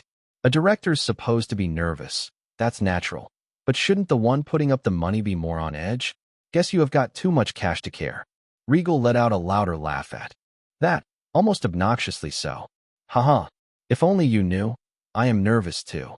Before Ross could clap back, or anyone else could even shift in their seats, someone in the aisle whispered, sliding past with a clipboard. 5 minutes. The low theater chatter began to swell and bounce off the walls, bits of half-laughed sentences and the rustle of expensive coats brushing the armrests. Stephen Jr. sat back, exhaling. 5 minutes, Christ. The black screen faded into the opening frames, and the sound system breathed life into the room. Ross, beside him, leaned in just enough to mutter, If this thing starts slow, I am blaming you. Regal smirked. You are in the first 10 minutes. That's all on you, old man. It didn't take long for Ross to make his first on-screen entrance, and when it came, it landed with a crack like literally. His hand came down in one of those merciless, ringing slaps that didn't just read as acting. The audience flinched in unison, Regal included, though he smirked through it. A couple of crew members seated 2 rows ahead whispered just loud enough for Regal to catch. That wasn't actually acting, that's just Ross being Ross. Yeah, I am telling you, man doesn't even know the word pretend. That's his natural habitat. One of them gave his friend a mock slap, then shook his hand like it stung. Ross caught it, grunted under his breath. Bunch of amateurs. That's how you wake someone up. Or concuss them, Regal said, not looking away from the screen. Regal didn't laugh right away. His gaze lingered on Andrew up on the screen, face composed, breathing steady even after that slap. This reminded him of another Andrew off-screen. Something about it nagged at him. He thought back to Spider-Man Project, back to how Andrew had walked in back then. Good, talented, but not this, especially not this steel in his eyes. A strange, absurd idea hit him and didn't quite leave. Maybe the old man Ross had, in his own unorthodox, borderline sadistic way, given Andrew the kind of mental training that no workshop or a drama school could replicate. Maybe Andrew had been forged in some quiet, relentless pressure only Ross knew how to apply. Regal found himself nodding faintly. That was the only explanation he could come up with for the man's growth. The funny thing was, Andrew himself had no idea yet. The film rolled on, scene after scene. Laughter, murmurs, sharp intakes of breath. Every Ross appearance seemed to provoke some mixture of awe, amusement, and a faint edge of fear. Stephen Jr., hair damp from sweat, fumbled a bar in the drum solo. The silence from Ross was heavier than any shout. Then came the eruption, a folding chair hurled across the rehearsal space, smashing against the wall just inches from Stephen's head. Ross closed the distance, his voice a hiss that could cut glass. Are you rushing, or are you dragging? Each repetition of the question was like a hammer, Ross clapping right in Stephen's ear with venomous precision, making the audience flinch in their seats. No one moved when the last act began. Stephen on stage, every nerve lit, Ross at the helm, but silent now. The first song derailed, humiliation thick in the air, but Stephen didn't leave. He launched into Caravan without cue, defying him. For the next 9 minutes, the camera locked in on their silent war, the push-pull of tempo, the unspoken reconciliation in glances. When Stephen hit the last cymbal crash, the audience in the theater had forgotten they were watching fiction. The applause started on screen, but in the real theater, it joined in, genuine, a ripple of claps that built into something loud enough to make Regal glance around in surprise. By the time the credits began to roll, Regal was half aware of something else, someone's eyes on him. Within seconds, the auditorium lights lifted slightly, not fully bright, just enough to wash the deep shadows off people's faces. The screen behind still bore the stark black, Whiplash, title card in thin, uncompromising white text. A faint hum of murmurs filled the air, the collective release after 90 minutes of nerve-wire tension. Regal nudged Alexander onto the small stage, who was greeted with polite applause that quickly turned into an enthusiastic cheer. Alexander. Regal had noticed it early on, tried to brush it off, but now, at the end of the movie, lights just beginning to rise, it was impossible to ignore. Alexander's expression was too intense, like he was holding his breath for an answer to a question he hadn't asked aloud. Regal sighed, turned his head slightly. Don't stare at me too much, Alex. Alexander's eyes shone, the kind of shine that made it hard to tell if it was the light or moisture. Tears threatened, but didn't fall. They stopped at the edge, trapped by something like pride. That was a good movie you made there, Regal said, voice low even. That was all he needed. His shoulders loosened, tension finally spilling out as he sank back into his seat like he had been holding himself rigid for hours.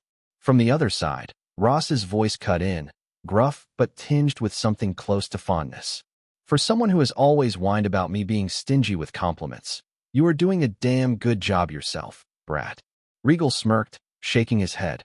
Only you could turn that into an insult. Wasn't an insult, Ross muttered. If it was, you would still be flinching. Number 205. Chapter 205. Whiplash, Q&A. Same day? After the screening of the Whiplash, the moderator had no choice but to intervene. All right, I think we all need to take a breath.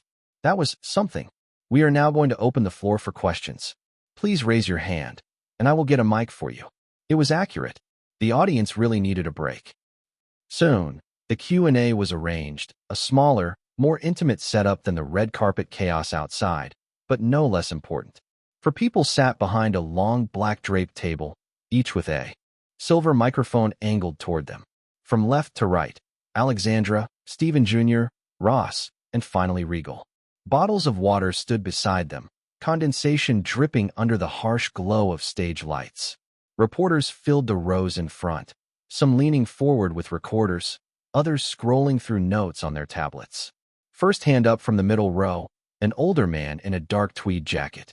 Alexander, First off, congratulations. I have been a music teacher for 30 years, and I have to say this film terrified me. In a good way. But I want to know, do you think Fletcher is a villain, or is he a necessary evil in producing true greatness? Alexander gave a measured nod. That's the debate, isn't it? I think Fletcher believes he is a necessary evil. Whether he is, I leave that to you. My point wasn't to give you a clean moral answer. I wanted you to feel the tension between excellence and abuse, and decide if one can exist without the other.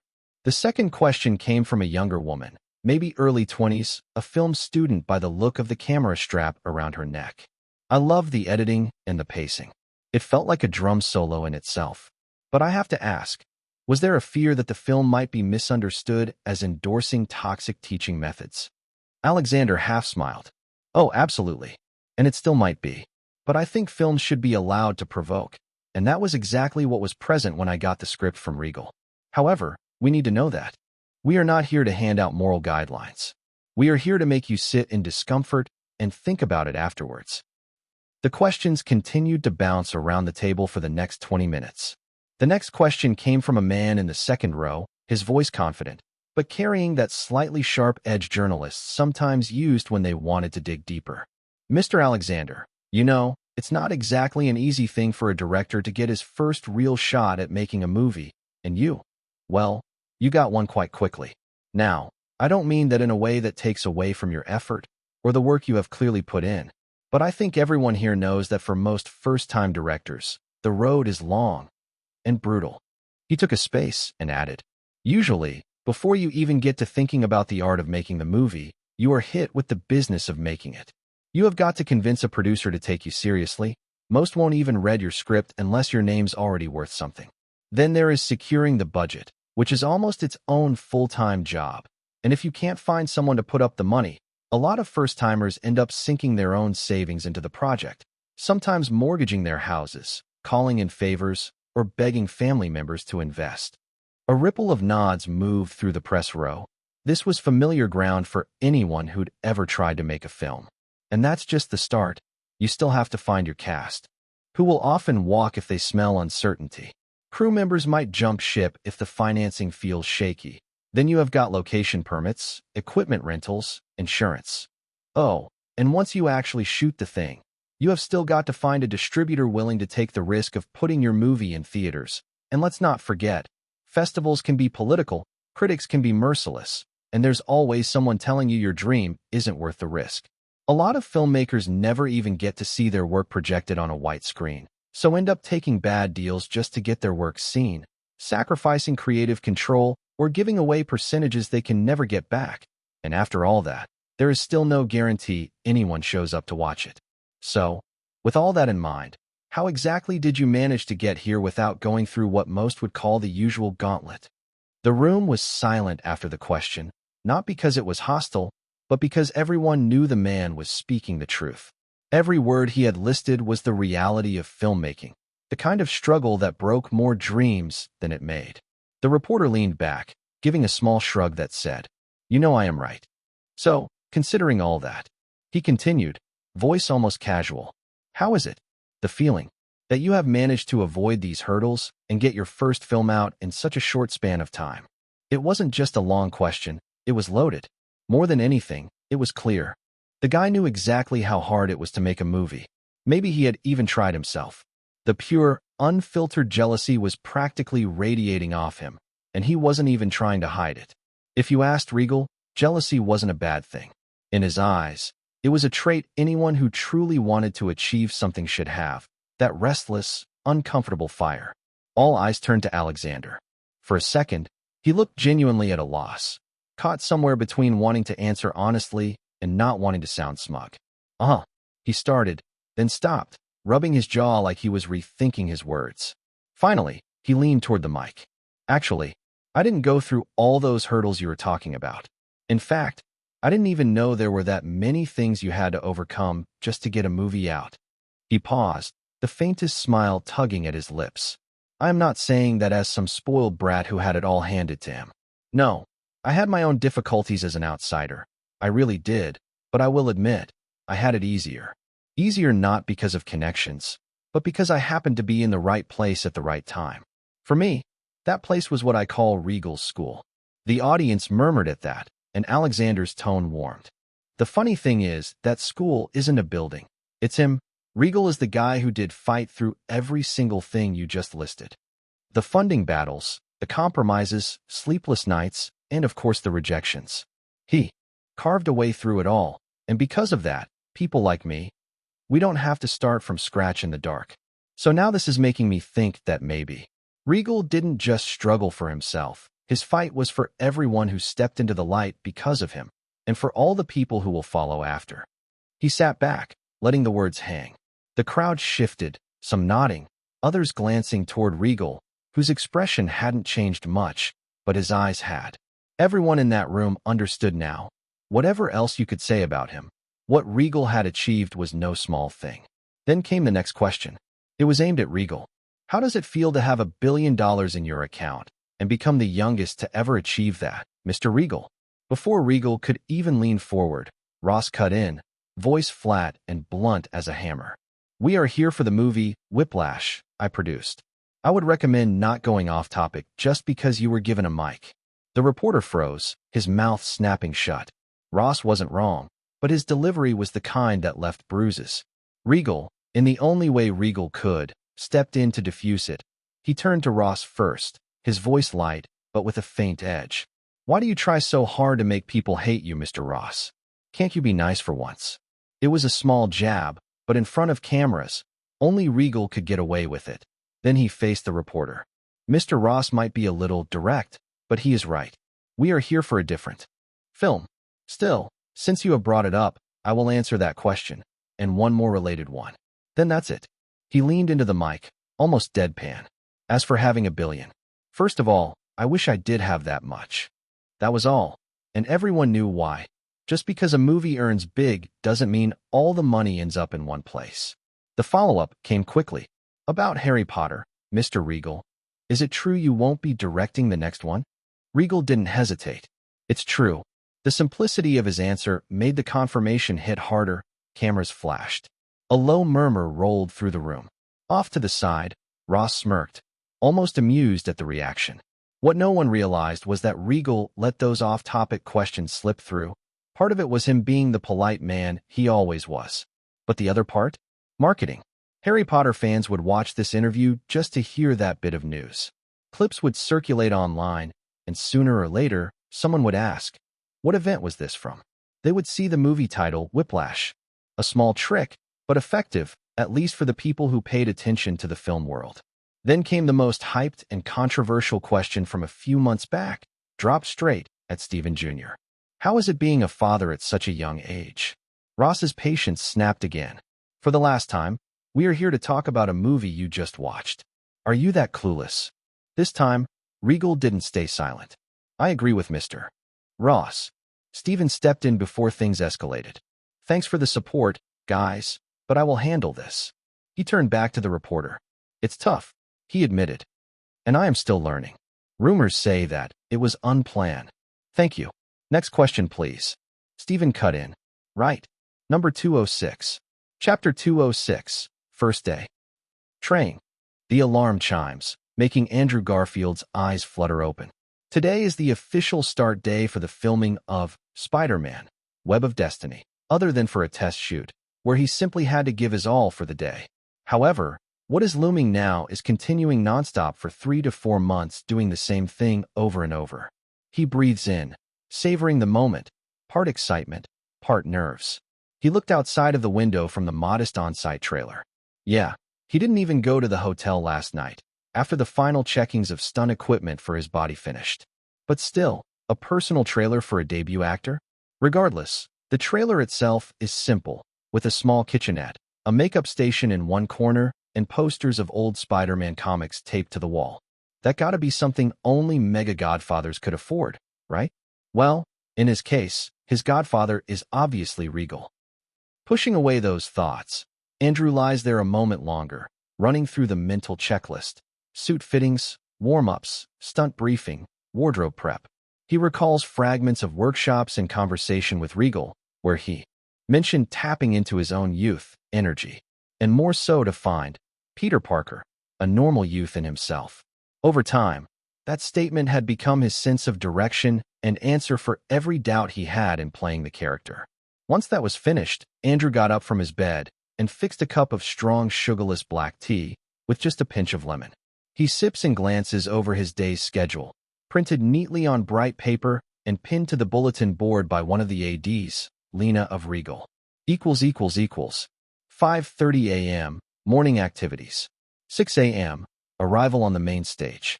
6:15 to 6:45 a.m. Makeup and suit fitting. 6:45 to 7:15 a.m. Physical warm-ups and stretching with trainers. 7:15 to 7:45 a.m. Stunt briefing with coordinators.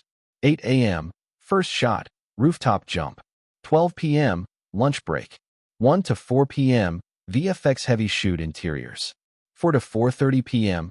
Costume touch-up / warm down. 5 p.m. Wrap for the day. == Andrew nods to himself, already feeling that rising rush of adrenaline. By now, he could somehow manage to ignore the weight of expectation that was placed on him and focus more on things that needed to be done. And that just gave him a feeling of thrill and excitement. Soon he finishes his tea, then heads to the bathroom. Quick shower, short shave, splash of cold water to wake up fully. He dresses simply in sweats and t-shirt, muscles unconsciously tensing with thoughts of the suit's ergonomics, the harness, the rollouts. A knock at the trailer door snapped him out of it. He swung it open to find Rock standing there.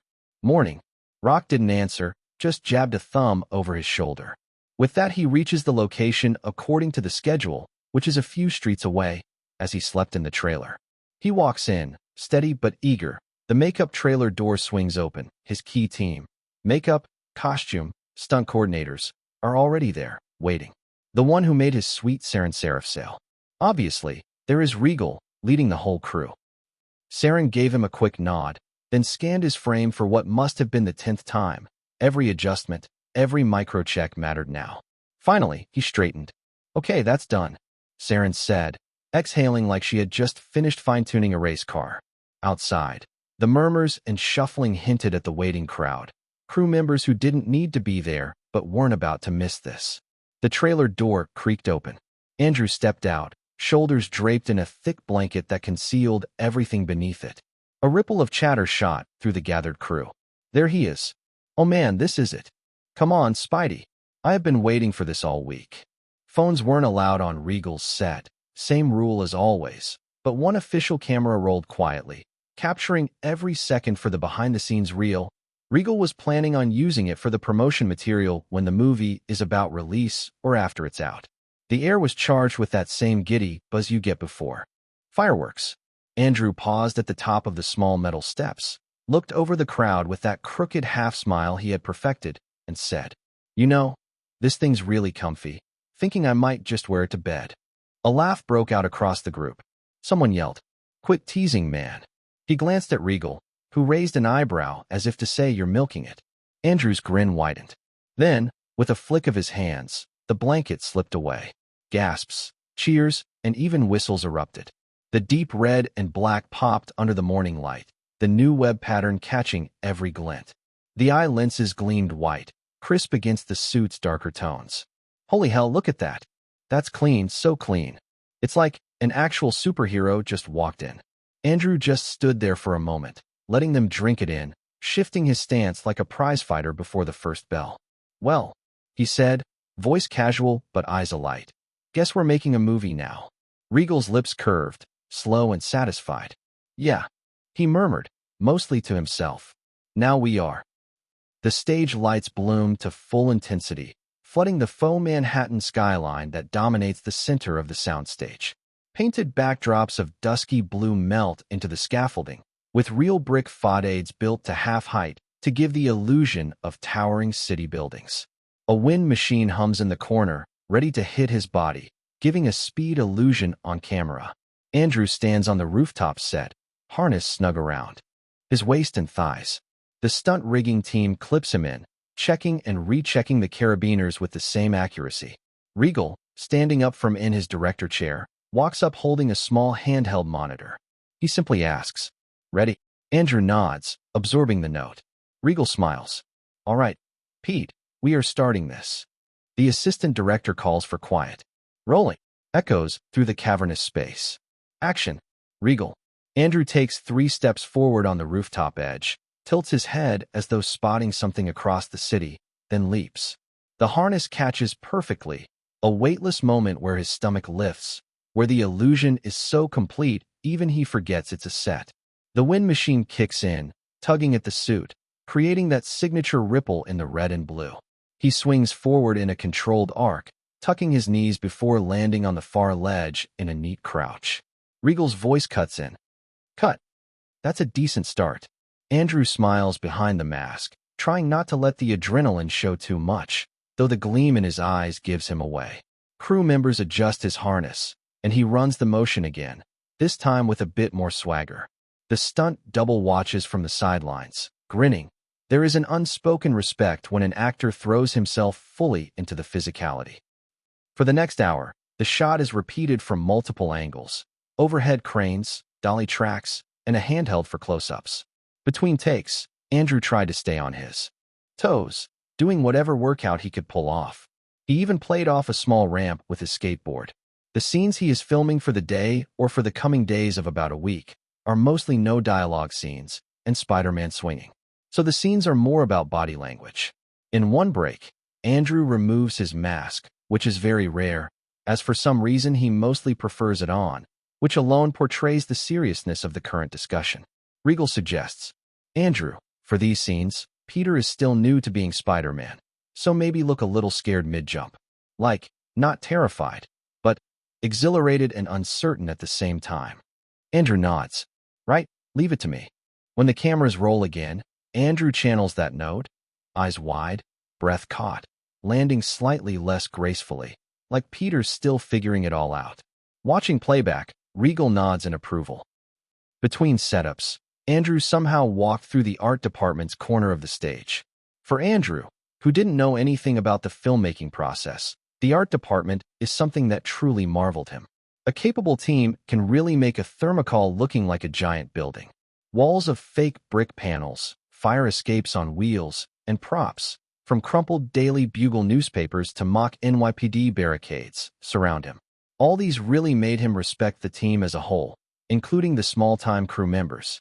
He picks up a copy of the fake paper, grinning at the headline. Masked Menace or Hero? Public divided. Andrew joked to the prop master. Great. Day 1, and I am already controversial. The prop master laughs. In these quiet interludes, Andrew jots notes in his journal. Little reminders. Lead with curiosity. Spider-Man isn't about the suit. It's about the kid wearing it. Lunch is served in a communal tent outside the soundstage, holding a menu of grilled chicken and roasted vegetables. Cast and crew mingle, stunt doubles with bruised shins, lighting techs comparing rig setups, extras in NYPD uniforms holding foam coffee cups. Andrew, still in partial costume with the top half peeled down, sits at a long folding table with the stunt coordinator, his trainer, and a couple of grips. Conversation drifts from childhood comic memories to the best pizza in New York. An AD leans in, eyes wide. So, what's it like, putting on the suit for the first time? Maybe because Andrew is a debutante, the most of the crew often speak casually with him, which is something he himself is yet to realize. Andrew pauses before answering. It's strange, and it's not. You grow up imagining being a hero, right? Then suddenly you are wearing this thing, and the kid in you is screaming. But at the same time, it's work. You have got to respect the character, the fans, the story. It's not about looking cool. It's about making people feel something. The fans, huh? The AD muttered in a bittersweet memory. I really hope they will enjoy what we will make. The table nods, carrying the same emotion. Coincident or maybe pure luck. Despite the downfall of the MDC comics in this world, with most of the fans vanishing with disappointment, the team of the film mostly contains many fans that still hope for the revival of their childhood memory. Soon, the conversation shifts to stunt bloopers from other films. Andrew listens more than he talks, smiling easily. After lunch, it's back inside. The afternoon calls for a green screen sequence where Spider-Man swings toward the camera, dodging an imaginary drone. Andrew is strapped into a multi-axis stunt rig, a contraption that can tilt, roll, and spin him midair. The VFX supervisor stands nearby, holding a tablet with a pre-visualization of the final shot. VFX supervisor. Imagine the drones just behind you. Firing, you twist left, shoot a web right, then drop down. We will track the web in post. The rig moves in short bursts, mimicking the swing. Andrew keeps his movements precise but fluid, the physical grammar of Spider-Man. He improvises a small midair flip at one point, earning a nice from the stunt double. They run the scene about 15 times, each with slight variations. Right energy, light, fast, instinctive. The final scene of the day is small but crucial. Peter alone in his room, mask off, staring at the suit draped over a chair. This is filmed on a constructed bedroom set in a side wing of the stage. The lighting is softer here, warm golds and shadowed corners. Andrew sits on the bed, hands fidgeting with the mask. Regal, again, gives minimal direction. Think about the cost. He has lost something already. The suit's not just a thrill, it's a responsibility now. Andrew nods, takes a moment, then rolls into the take. His eyes linger on the mask as if it's whispering to him. He didn't speak a word, just the subtle exhale of someone feeling the weight settle in. It's quiet when they cut. Even a couple of crew members seem still, as if not wanting to break the mood. The last emotional scene wraps earlier than scheduled, but the crew decides to use the spare minutes for a few quick inserts. Close-ups of Andrew's hands adjusting the web shooters, the faint fabric stretch of the gloves as they slip on, and a couple of still poses for the VFX department to reference later. The costume department carefully removes him out of the full suit, a slow, methodical process. It's not just about comfort. The suit is delicate, and a torn scene can cost hours of repair time. The moment the cowl comes off, Andrew's hair flops damply forward, and he shakes his head with an almost boyish relief. Costume supervisor, smiling. Day one down, and the suit survived. That's a good omen. Andrew added, barely. I think it's already giving me a permanent ribcage imprint. They laugh, the kind of easy, tired laughter that comes after a full day on set. Soon after, Regal calls the wrap for Andrew. Applause ripples through the soundstage, not the boisterous cheer of a final shoot, but that warm, genuine acknowledgement. The first brick in a long wall has been laid. Regal steps over, claps Andrew on the shoulder. Good work today, man. You found a couple of moments there that felt really alive. Andrew nods. Thanks, still figuring it out though. Regal chuckles. That's the job and the fun. As the crew begins their teardown for the day, Andrew lingers on set just long enough to watch a few grips coil cables, the stunt rig being lowered from the ceiling, the rooftop set dimming under the house lights. Outside, the early evening air has cooled slightly. Andrew makes the short walk from the soundstage to his trailer, with his skateboard behind in his bag. His body feels pleasantly spent, the kind of fatigue that comes from using both muscle and imagination in equal measure. On the path, a couple of extras wave goodbye. He waves back, smiling. There is no entourage, no rush to get away. Just the slow stroll of someone who wants to replay the day in his head before it slips into the haze of memory. Number 207. Chapter 207. Love for Cinema. John Tunnard. If you asked him what his official job title was, he would stammer, maybe crack a half smile, and finally admit he didn't actually know. Not that he cared. The paycheck cleared, the lanyard around his neck had the magic all-access tag, and everyone on Regal's Spider-Man set had gotten used to his presence. His role was deceptively simple. Capture the in-between moments, the raw life of the production that no one ever sees. He wasn't the cinematographer, not part of the marketing crew, not even formally tied to publicity. He was the ghost with a handheld rig, the guy who slipped into rehearsal spaces, workshops, stunt prep rooms, and craft tables, framing little glimpses of reality. A wire team laughing after a failed stunt, the sweat dripping from an actor's jawline between takes. Regal pacing with his hands half buried in his hair, while muttering about shot angles. What made John unique wasn't just the footage, but the authority that came with his badge. He could walk almost anywhere on set, provided he didn't interrupt. He had an instinct for invisibility, learning to vanish into the background the moment a camera rolled, yet still brave enough to step forward and gently ask, "Mind if I ask you a quick question?" when a stunt double or assistant director looked like they had 30 seconds to spare. Over time, People started answering him with a kind of honesty they would never give to the formal press. His clips weren't polished PR reels, they were living scraps of truth. How he got there was almost accidental. John had been broke, scraping together rent through part-time gigs and small freelance edits, when he heard, through a friend of a friend, that Regal's production was hiring someone for on-set documentation. Yep, a behind-the-scenes director. The requirements were vague. Know how to shoot competently. Know how to ask questions without being annoying. That was it. Hundreds applied. Maybe thousands. It was Hollywood. Everyone wanted in, even for scraps. John didn't believe he had a chance. His resume was average. His portfolio a collection of shaky wedding videos and a few short doc pieces nobody watched. Worst of all, he had what he called a lost tongue. Words didn't come cleanly for him. Sometimes he tripped on them. Sometimes they slipped away mid-sentence. Interviews terrified him for that reason. John Tunnard never thought he would find himself in Regal's orbit again. Not after the mess that happened just months earlier. Back then, he wasn't anyone important, just a temporary hire at a studio event, a warm body with a lanyard and a checklist, doing whatever was asked. His bosses liked him because he didn't complain, but they also knew he had a habit of saying the wrong thing, of letting his tongue slip in ways that weren't ideal. That day, during a Q&A session for Whiplash, Alexander's film, Regal's Proc's first directorial project, John's habit got the better of him. He stood up and asked a question. It wasn't meant to be cruel, but it came out heavier than he had planned, wordier too. The gist was simple enough. Didn't Alexander have it easier than most, given Regal's backing? The auditorium went uncomfortably quiet. Alexander froze, caught between irritation and insecurity, but to his credit, he pulled himself together. His answer was careful, even thoughtful. He acknowledged Regal's support, but also made it clear the film was his own blood and sweat. He even managed to smile, calling John's phrasing inappropriate, though he didn't sound vindictive about it. The crowd gave Alexander their sympathy, and John, well, John just shrank in his seat, wishing the floor would swallow him whole. Afterwards, his boss called him aside. You don't ask questions like that. Not about Regal. Not about his people.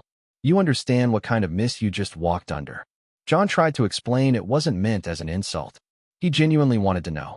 But explanations didn't matter. The next morning, he was cut loose. Offended a huge figure, was the line they used, though Regal himself had said nothing, hadn't even looked John's way. The damage was done. So, John was back on the hunt. Scraping by, drifting through classifieds, forums, whispers of odd production jobs. He was sure his name was poisoned in the industry, even if nobody knew who he was, because in his head, he had crossed the one line you weren't supposed to cross. When he stumbled on the vague posting for on-set documentation for Regal's next project, he almost didn't apply. The irony was too sharp. The very man he had indirectly offended now at the center of the opportunity. Still, desperation has its own gravity. The requirements were laughably simple. Be able to shoot video, be able to ask questions. John thought, well, I can do both badly. He was convinced it was pointless, that his application would vanish into a slush pile, that his name, his stupid tongue, would betray him again. And yet, a few weeks later, his phone buzzed with a call. He got it. No explanation. No conditions. Just, report to set. Bring your gear. Welcome aboard. For John Tunnard, it felt less like being hired and more like being handed a strange second chance by the very ghost he thought he'd offended forever. There was no escape, or at least that's how John saw it after being fired. His boss hadn't sugar-coated it. You offended Regal. Even indirectly. That's not something you walk away from clean. The words followed John like a curse, making each job listing look like a door permanently shut. He drifted through his days sending applications, convinced he was on some invisible blacklist. So when he found himself walking into an interview room hosted by the very same man whose shadow had cost him his previous job, it felt like a sick joke. Regal's name was on the documents. Regal's people were in the lobby. The walls carried Regal's movie posters. John nearly turned around. But desperation makes cowards brave. He went in. The interview was brief, strangely casual. He was asked about his experience with a camera, his ability to keep quiet while recording, his comfort with asking questions. Nothing about his past, nothing about Regal. John answered honestly, but without flair. He was convinced the moment he left the room that this was another dead end. And then, shockingly, his phone buzzed with the news. He was hired. What stuck in John's memory wasn't the call. It was the expression Regal gave when he was told of the decision. John had been in the corner of the room, shuffling papers, when Regal looked up. His eyes weren't warm or cold. They were cutting, as if he could see through skin, muscle, bone, into the marrow itself. It was the look of someone measuring a man not by talent, not by resume, but by something deeper. Regal spoke only 3 words. "We can trust him." That was it. No debate, no questions. John was in. It was only later, signing the stack of onboarding documents, that he realized what those words meant. The paperwork wasn't about confidentiality in the usual sense. It was more stringent than the contracts even lead actors had signed. No leaks, no side conversations, no sharing material outside the project. They didn't just want someone to capture behind-the-scenes footage. They wanted someone whose loyalty was unshakable. And John, in his clumsy, awkward way, understood. The most important requirement hadn't been written in the job description: trust. What made it ironic was that John had always valued professionalism above everything. He could fumble his words, trip over phrasing, look like a fool in a crowded room, but when it came to duty, to honoring the work given to him, he never wavered. The few people close to him knew this, though most didn't care. Trustworthiness is invisible until it breaks. People only notice when it's gone. So here he was, the man who had once asked the wrong question, now given access more unrestricted than anyone else on set. He could walk anywhere, camera in hand, as long as he didn't disturb. He was both ghost and witness, unseen yet watching everything. And though the contract was heavy, almost suffocating, John felt something strange settle in him as he left the office with his new badge. It was relief. The first job they gave John wasn't complicated on paper. Point the camera, keep it steady, don't get in the way. Simple. But when the moment came, it wasn't simple at all. It was the moment. People like to say those are rare, the kind you only get once in a lifetime. John believed that. He thought he had already had his, years ago, when he first felt cinema wake something alive in him. Back then he thought he could be part of it, that he might have a place in the world of cameras and screens. That dream had burned out when the jobs dried up, when he stumbled through too many mistakes, when he started believing he wasn't cut for it. And yet, here it was again. Andrew stepped out of the dressing room, shoulders stiff, draped in a blanket like a kid hiding Christmas morning. The air in the room was tight, hushed, as if everyone sensed something bigger than themselves was about to appear. John adjusted his rig, suddenly aware he was the only one filming. Even the cinematographers had been kept back. This privilege was his alone. He pressed record. Through the lens, the blanket came off. Andrew stood there, revealed in the suit for the first time. The suit, the one the whole set had been building toward in secrecy and anticipation. Gasps broke from the crew, a ripple of pure awe. People clapped, laughed, even whistled. It wasn't just fabric and stitching they were seeing. It was an icon. It was the dream of Spider-Man, reborn in front of their eyes. John's fingers trembled against the camera grip. His skin prickled. Goosebumps crawled up his arms as if his own body was reacting to the collective surge of energy in the room. He zoomed closer, capturing Andrew's uncertain smile as the applause grew louder. Behind the monitor, John felt something inside him crack open. It was love. Again, love for cinema. He hadn't expected to feel it twice in a lifetime, especially after he thought it had died in him, suffocated by failure, by rejection, by his own lost tongue tripping him out of opportunities. But now it was here, flooding him, impossible to deny. And strangely, it was the same love as before. The same flicker of belonging, of awe at what humans could build together for the sake of one story. It should have embarrassed him, falling for the same thing twice, like some fool who never learns. He couldn't help it. Behind the camera, he actually laughed. A quiet, shaky laugh that only he heard over the thundering applause. It was ridiculous. It was shameful, but it was real. Number 208. Chapter 208. John Tunnard's POV. John Tunnard, wearing his permit ID, representing his involvement as the director responsible for filming the behind-the-scenes, slowly began to adjust himself to the job, assisted by another dude, who carries the camera equipment. He walked in as a completely clueless guy on the first day of the filming, with no real idea of the kind of world he was stepping into. Yet by the end of that very first day, the picture began to form. Call it an intuition. He understood something extraordinary was happening here, something far beyond what he had ever expected. He is a film school student, and also someone who likes to keep himself updated every now and then. So he knew a few things about the latest tech being used for the film. The whole thing is being recorded with Red Epic's riding 3 Elite Technica rigs, the same combination that had just begun proving itself in the field, because speed and stereoscopy needed to coexist if the film was ever going to breathe. Also from what he had read, the compact Epic bodies gave them 5K negative and a small footprint. The 3 Elite system gives real-time control over interaxial and convergence, and together they let the crew move a stereo rig like an action camera instead of a museum piece.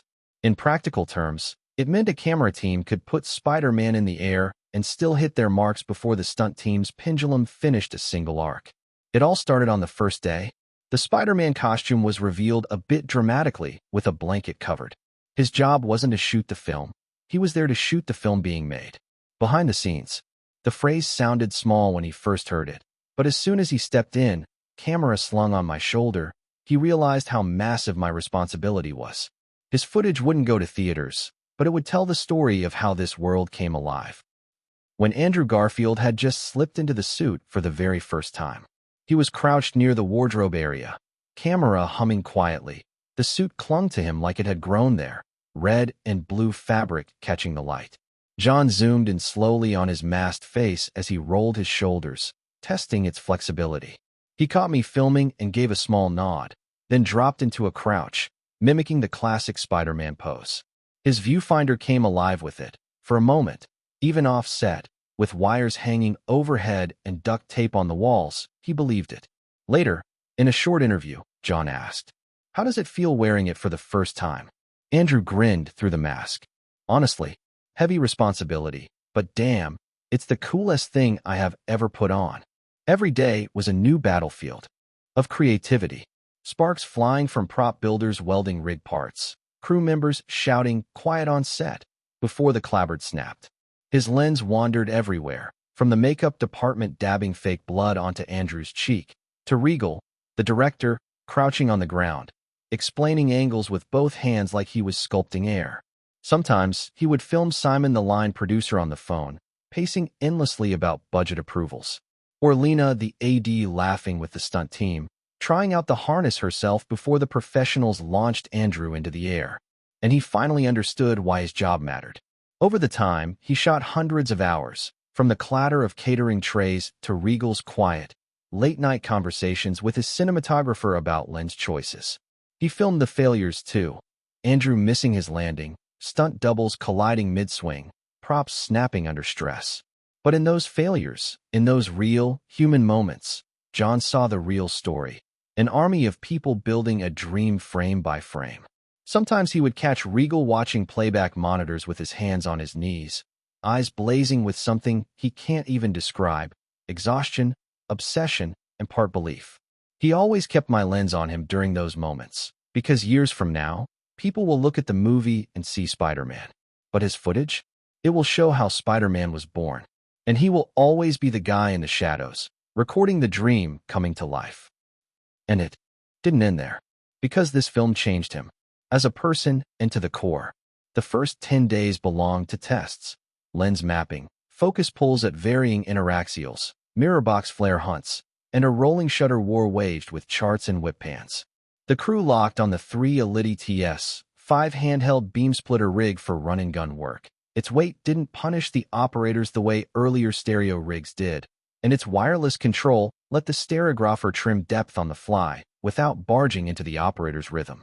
Then they would swing the rig past reflective surfaces to find trouble before it found us, then feed those edge case results to the post team so their pipeline would be ready on day one.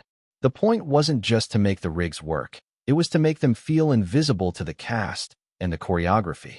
By the end of week 2, Regal's stunt crew had already turned physics into a design language. They studied high bar gymnasts frame by frame to get the timing right, acceleration peaking at the bottom of the swing, weightlessness arriving at the top, and then built rigs to honor that cadence. What had been a computer's constant speed arc in earlier films became a pulse you could feel in your knees. However, for John, it wasn't just about the film shot or how many people were working on the special effects. The whole process felt otherworldly, as if every corner of the stage hummed with a kind of electricity he had never known before.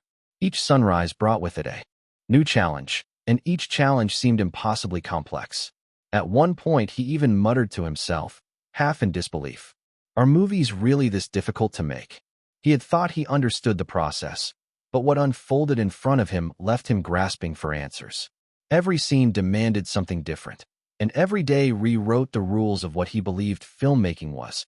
And at the center of it all, steady, commanding, tireless, stood the captain of the ship, the director, Regal. John couldn't help asking himself, silently, over and over, what is this man made of? Did he even sleep? Did he even eat? How could anyone carry that much weight on their shoulders and still walk on a set with such relentless energy, sometimes more charged than the day before? It was like watching someone defy the limits of being human. While this was one thing, something else that gnawed at him. Because despite all this, the strangest part wasn't just Regal himself. It was the crew, the cast. What was wrong with the rest of the people here? Was there something broken in them too? Because somehow, impossibly, they managed to keep up with Regal. It made no sense. Everything about this place was absurd, impossible, almost laughably unreal. He couldn't see a single way all of this chaos could ever come together into something great. And yet, it was happening, right in front of his eyes. Every frame, every scene, every long night that stretched into dawn was proof that denial wasn't an option. Whatever it was, he realized one thing quickly. He had stepped into something bigger than a film. He had stepped into a world where passion burned so fiercely it refused to die out, and Regal was the flame at the center of it all. So what did that make him? At one point, the thought slithered into his mind, sharp and terrifying, a thought anyone who ever had a dream dreads more than failure itself. Did I ever try hard enough? He hated it. He wanted to run from it, but it wouldn't leave him. If this were the him before stepping onto this set, he would have answered with conviction, without hesitation. Yes, I gave it everything before I walked away. But now, standing here, watching Regal tear through impossibility like it was nothing, seeing everyone else sacrifice their bodies, their time, their sanity to keep up, he knew the truth. In the end, it was him who gave up. That conversation stayed with him in a way he didn't expect. During the shooting process, he grew close with Regal, so he just decided to confront him straightforwardly. He thought Regal would either laugh it off or give him the classic pep talk. Never give up. Believe in yourself. The usual cliches people say when they don't really mean it. But no, Regal's answer cut straight through, like a knife that didn't hurt, but opened something inside him he hadn't dared to look at. The young man sat there, a bottle of water half forgotten in his hand, staring at Regal as if he had just rewritten the laws of gravity. Just because you don't give up doesn't mean you will make it. The words rolled around his head. At first they sounded harsh, almost dismissive, but then, slowly, they reshaped themselves into something else entirely. A truth no one had said to him before. Regal wasn't romanticizing the dream. He was stripping it bare. And yet, there was something strangely liberating about that. Because it wasn't about guarantees, it was about ownership, about making a choice, and standing by it, no matter the outcome. Life is always about choice, options, and paths. Regal said again, calmly, as though he were explaining the simplest of equations. You gotta make one in the end. Right or wrong, face the consequences. In fact, even now you have a path ahead to choose and take. The young man looked down at his shoes, silence pressing between them. For the first time, he realized it wasn't about whether he could have made it, but whether he truly chose to fight for it. Maybe he hadn't. Maybe he stopped because it was easier to believe fate had closed the door, rather than admit he had let go of the handle himself. He wanted to ask Regal what kept him going, how he still had that fire after endless hours of work, how he never seemed drained. But as he looked up, Regal was already on his feet, heading back to set, his stride carrying that same relentless energy. The conversation was over. And yet, for the young man, it had only just begun. Number 209. Chapter 209, Andrew. Crashes at Comic-Con. Regal sat back in his office chair, Gwendolyn curled up comfortably on the armrest beside him, one hand absent-mindedly playing with the collar of his shirt. The two drifted between small talk and heavier matters, mundane jokes about breakfast gone wrong, then sliding into deeper discussions about the last hurdles of Spider-Man's shoot and what still lingered ahead with Harry Potter. A sharp knock broke the quiet rhythm. "It's me, Samantha," came the familiar voice from behind the door. Before either of them could reply, the door cracked open and Samantha stepped in, holding her iPad with a video paused mid-frame. She didn't even notice the way Gwendolyn groaned at the interruption. "Ever heard of knocking and waiting?" Gwendolyn teased, tilting her head against Regal's shoulder. "I finally get some peace with him and you barge right in." Samantha didn't bite back, too intent on the glowing screen in her hands. Her tone carried an urgency that cut through the room. "Sorry, you two, but I think you will want to see this." Regal reached out, taking the device. Gwendolyn leaned closer, her arms slipping loosely around his neck, chin brushing his shoulder, while Samantha hovered just behind them, peering over with sharp eyes. He tapped play. The tablet screen flared to life, a wash of light spilling across his face and Gwendolyn's hand still resting lightly around his neck. The office, a quiet cocoon of paperwork and half-drained coffee cups, sank into silence. Even Samantha, usually brisk and talkative, leaned forward with an unusual gravity in her eyes. The footage began with the familiar chaotic expanse of Comic-Con's Hall H. The camera panned across a sea of fans, costumed and restless, the air buzzing with that uncontainable mixture of anticipation and caffeine. Murmurs rose and fell like waves, punctuated by bursts of camera shutters and the metallic crackle of microphones being tested. Regal exhaled slowly. This year, despite having produced an adoption of a comic character, he hadn't set foot in San Diego. He couldn't afford to. Too much was tied up in scripts, meetings, and the increasingly complex machinery of Harry Potter's pre-production. Instead, he had dispatched Simon and a small crew to man the booths, distribute glossy posters, and push out updates on the book release schedule and early film details. Enough to keep fans interested, but nowhere near the grand spectacles other studios spent months crafting. Even Spider-Man, though important, had been reduced to a modest stall with a few teasers. Functional, nothing more. And yet here was Comic-Con, sprawling larger than life. On screen, the moderator's voice filled the hall, careful and measured, ushering along a panel for PC Studios' Power Rangers movie. Bright branding, polished speakers, a carefully stage-managed promotion. Regal arched an eyebrow, his gaze flicking towards Samantha as if to ask silently, This is what you stopped me for?" But Samantha only pressed her lips together and gave nothing away. Then, mid-sentence suddenly, a voice, nervous, urgent, and oddly familiar, cut through. Regal leaned closer as the camera tilted toward the interruption. It was a man in a Spider-Man costume. Not the sleek, studio-approved spandex, but something hand-stitched and imperfect, the fabric slightly loose at the seams, the mask's eye cutouts uneven. He looked fragile and bold at once, his voice cutting through the noise with an edge that made the audience pause. Gwendolyn's arms tightened faintly around Regal's shoulders, sensing the shift. Hey, I am sorry. Hey, hi." Regal's expression changed the instant he heard the voice. Recognition flickered, and then, to Gwendolyn's surprise, he broke into a grin and even let out a quiet laugh. She tilted her head, curious. "What's so funny?" Still smiling, Regal shook his head. "Just watch, you will see. It's about to get good." On screen, dozens of heads began turning toward the figure in the red and blue Spider-Man suit, the homemade mask slightly crooked. The interruption wasn't disruptive, but it carried a spark of boyish eagerness, the kind of tone that demanded attention without trying to steal it. "We are not going to take questions just yet," at the end. The moderator started, but the voice spoke over gently, almost pleading. "I am sorry. Do you mind if I just quickly, can I say one thing?" The crowd shifted in curiosity, and then, from the edge of the stage, the man stepped forward. At first glance, he was unassuming, hoodie up, cap low, a shaky casualness in the way he carried himself. But his voice betrayed him, trembling in that way where emotion presses up against composure. "I think this might be the most incredible day of my life," he began, his eyes sweeping over the audience as if trying to hold them all at once.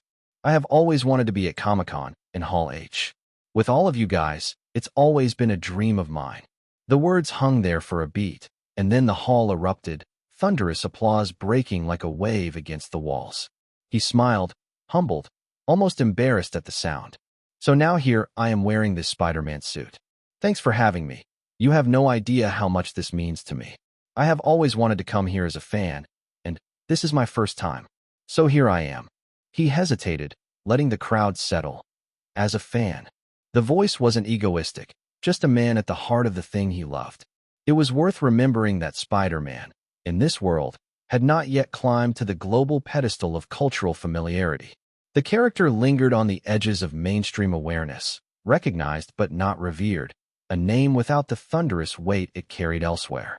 Still, that had begun to change. The shift had a face, and that face was Regal's. His announcement of a Spider-Man film had brought a sudden rush of curiosity, a spark that spread quickly across fan circles, news outlets, and studios who suddenly realized the hero's dormant potential. Adding to that momentum, a new comic series had emerged with a surprisingly strong story, tight, heartfelt, and captivating enough to make readers whisper that perhaps this masked figure could be more than just a faded pulp memory. The man in the red and blue suit hesitated only a heartbeat, then spoke again. I just want to say a couple of things. I am Andrew Garfield. He said at last, pulling back the hood as recognition rippled through the audience.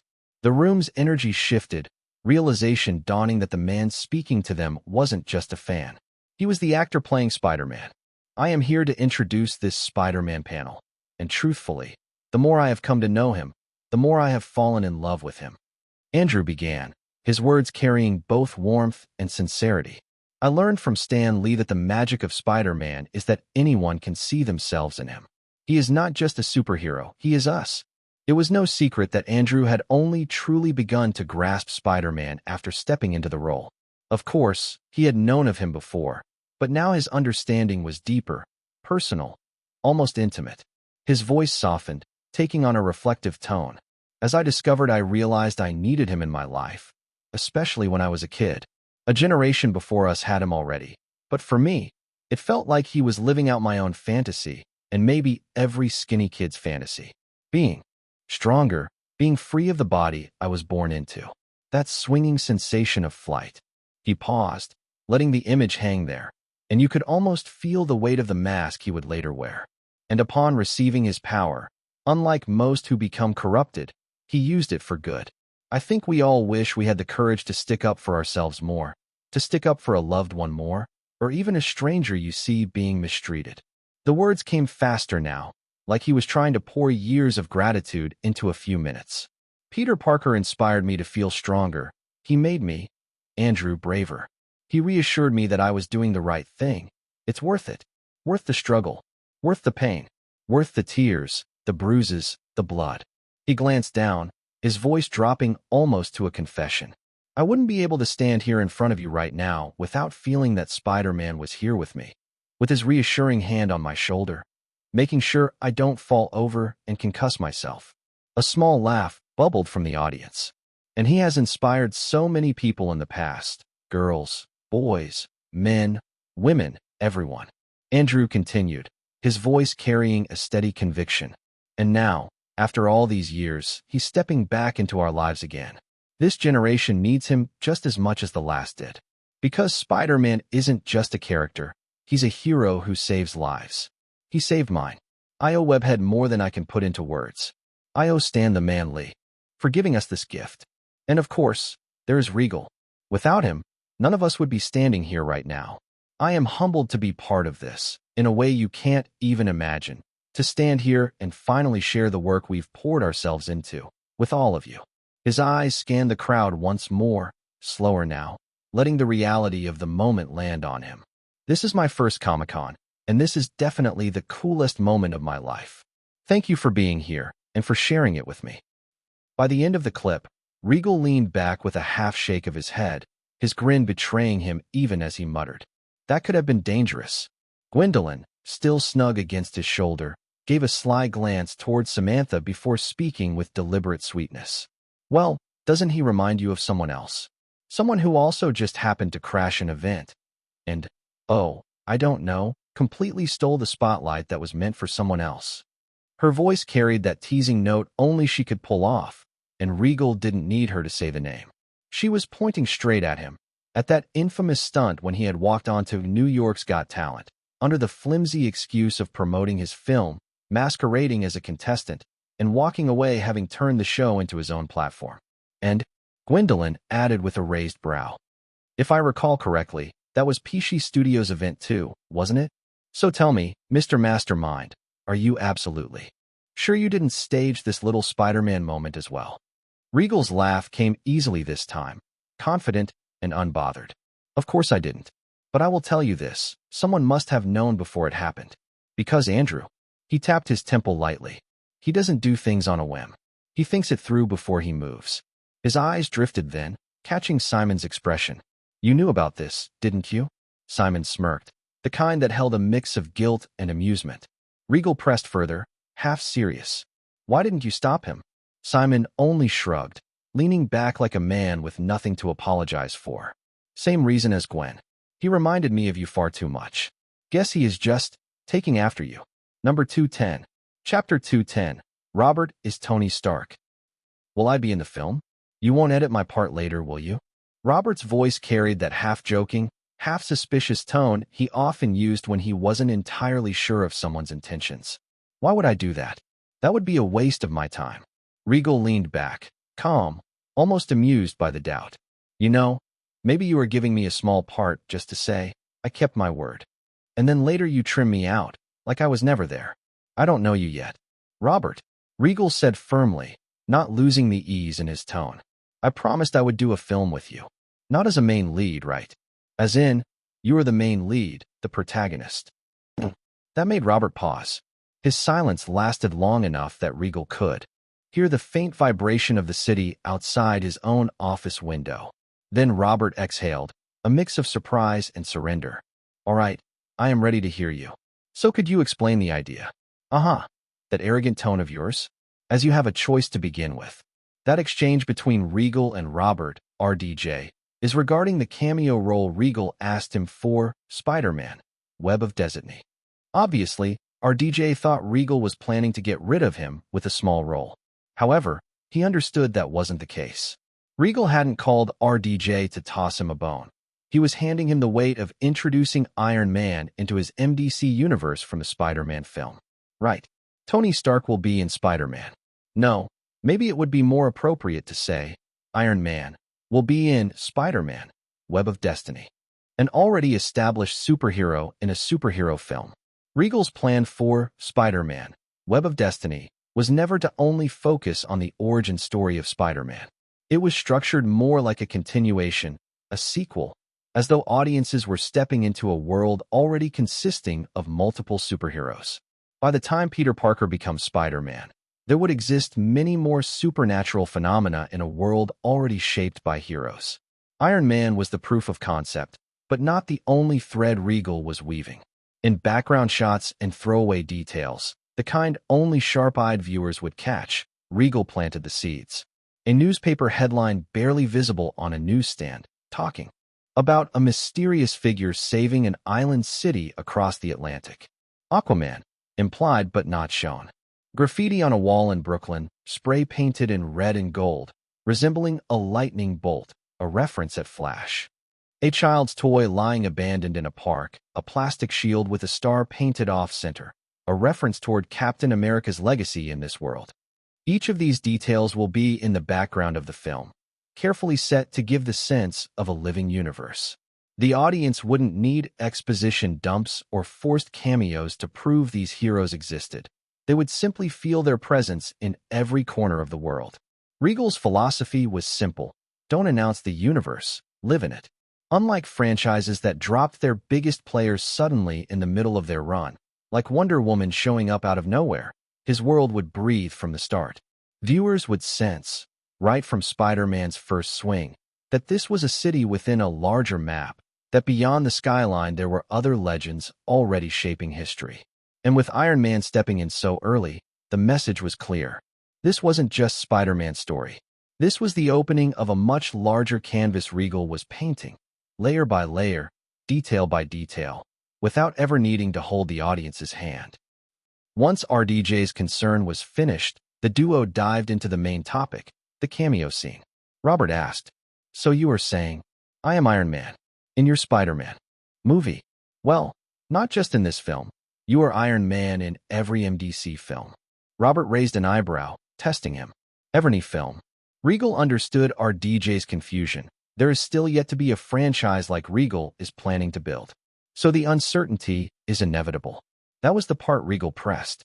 Iron Man isn't the only one. He is the first face the audience will recognize in flesh and steel, but the camera will catch more than they realize. Backgrounds, newscasts, and stark logos on tech companies.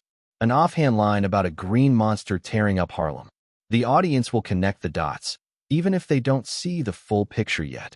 Robert laughed under his breath, shaking his head. "Aren't you basically wasting time and resources? What if the film fails? All the work, the planning, the world building will be for nothing." "That would certainly be a problem if the film fails," Regal admitted. "Right, but I know it wouldn't."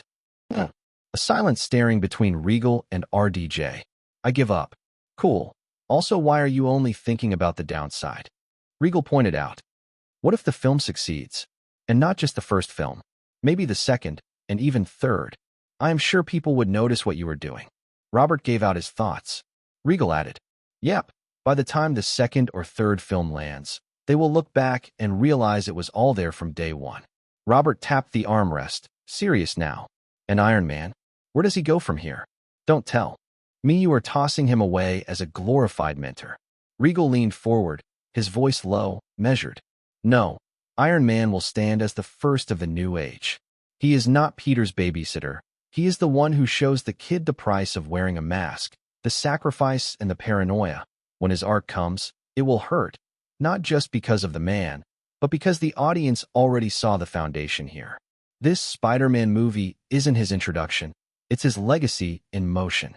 Robert fell quiet, eyes narrowing as the weight of it settled. He had worked with directors who fumbled over even one character's arc. However, he is a kid who was talking about planting decades of payoff in a single scene. "All right," Robert finally muttered.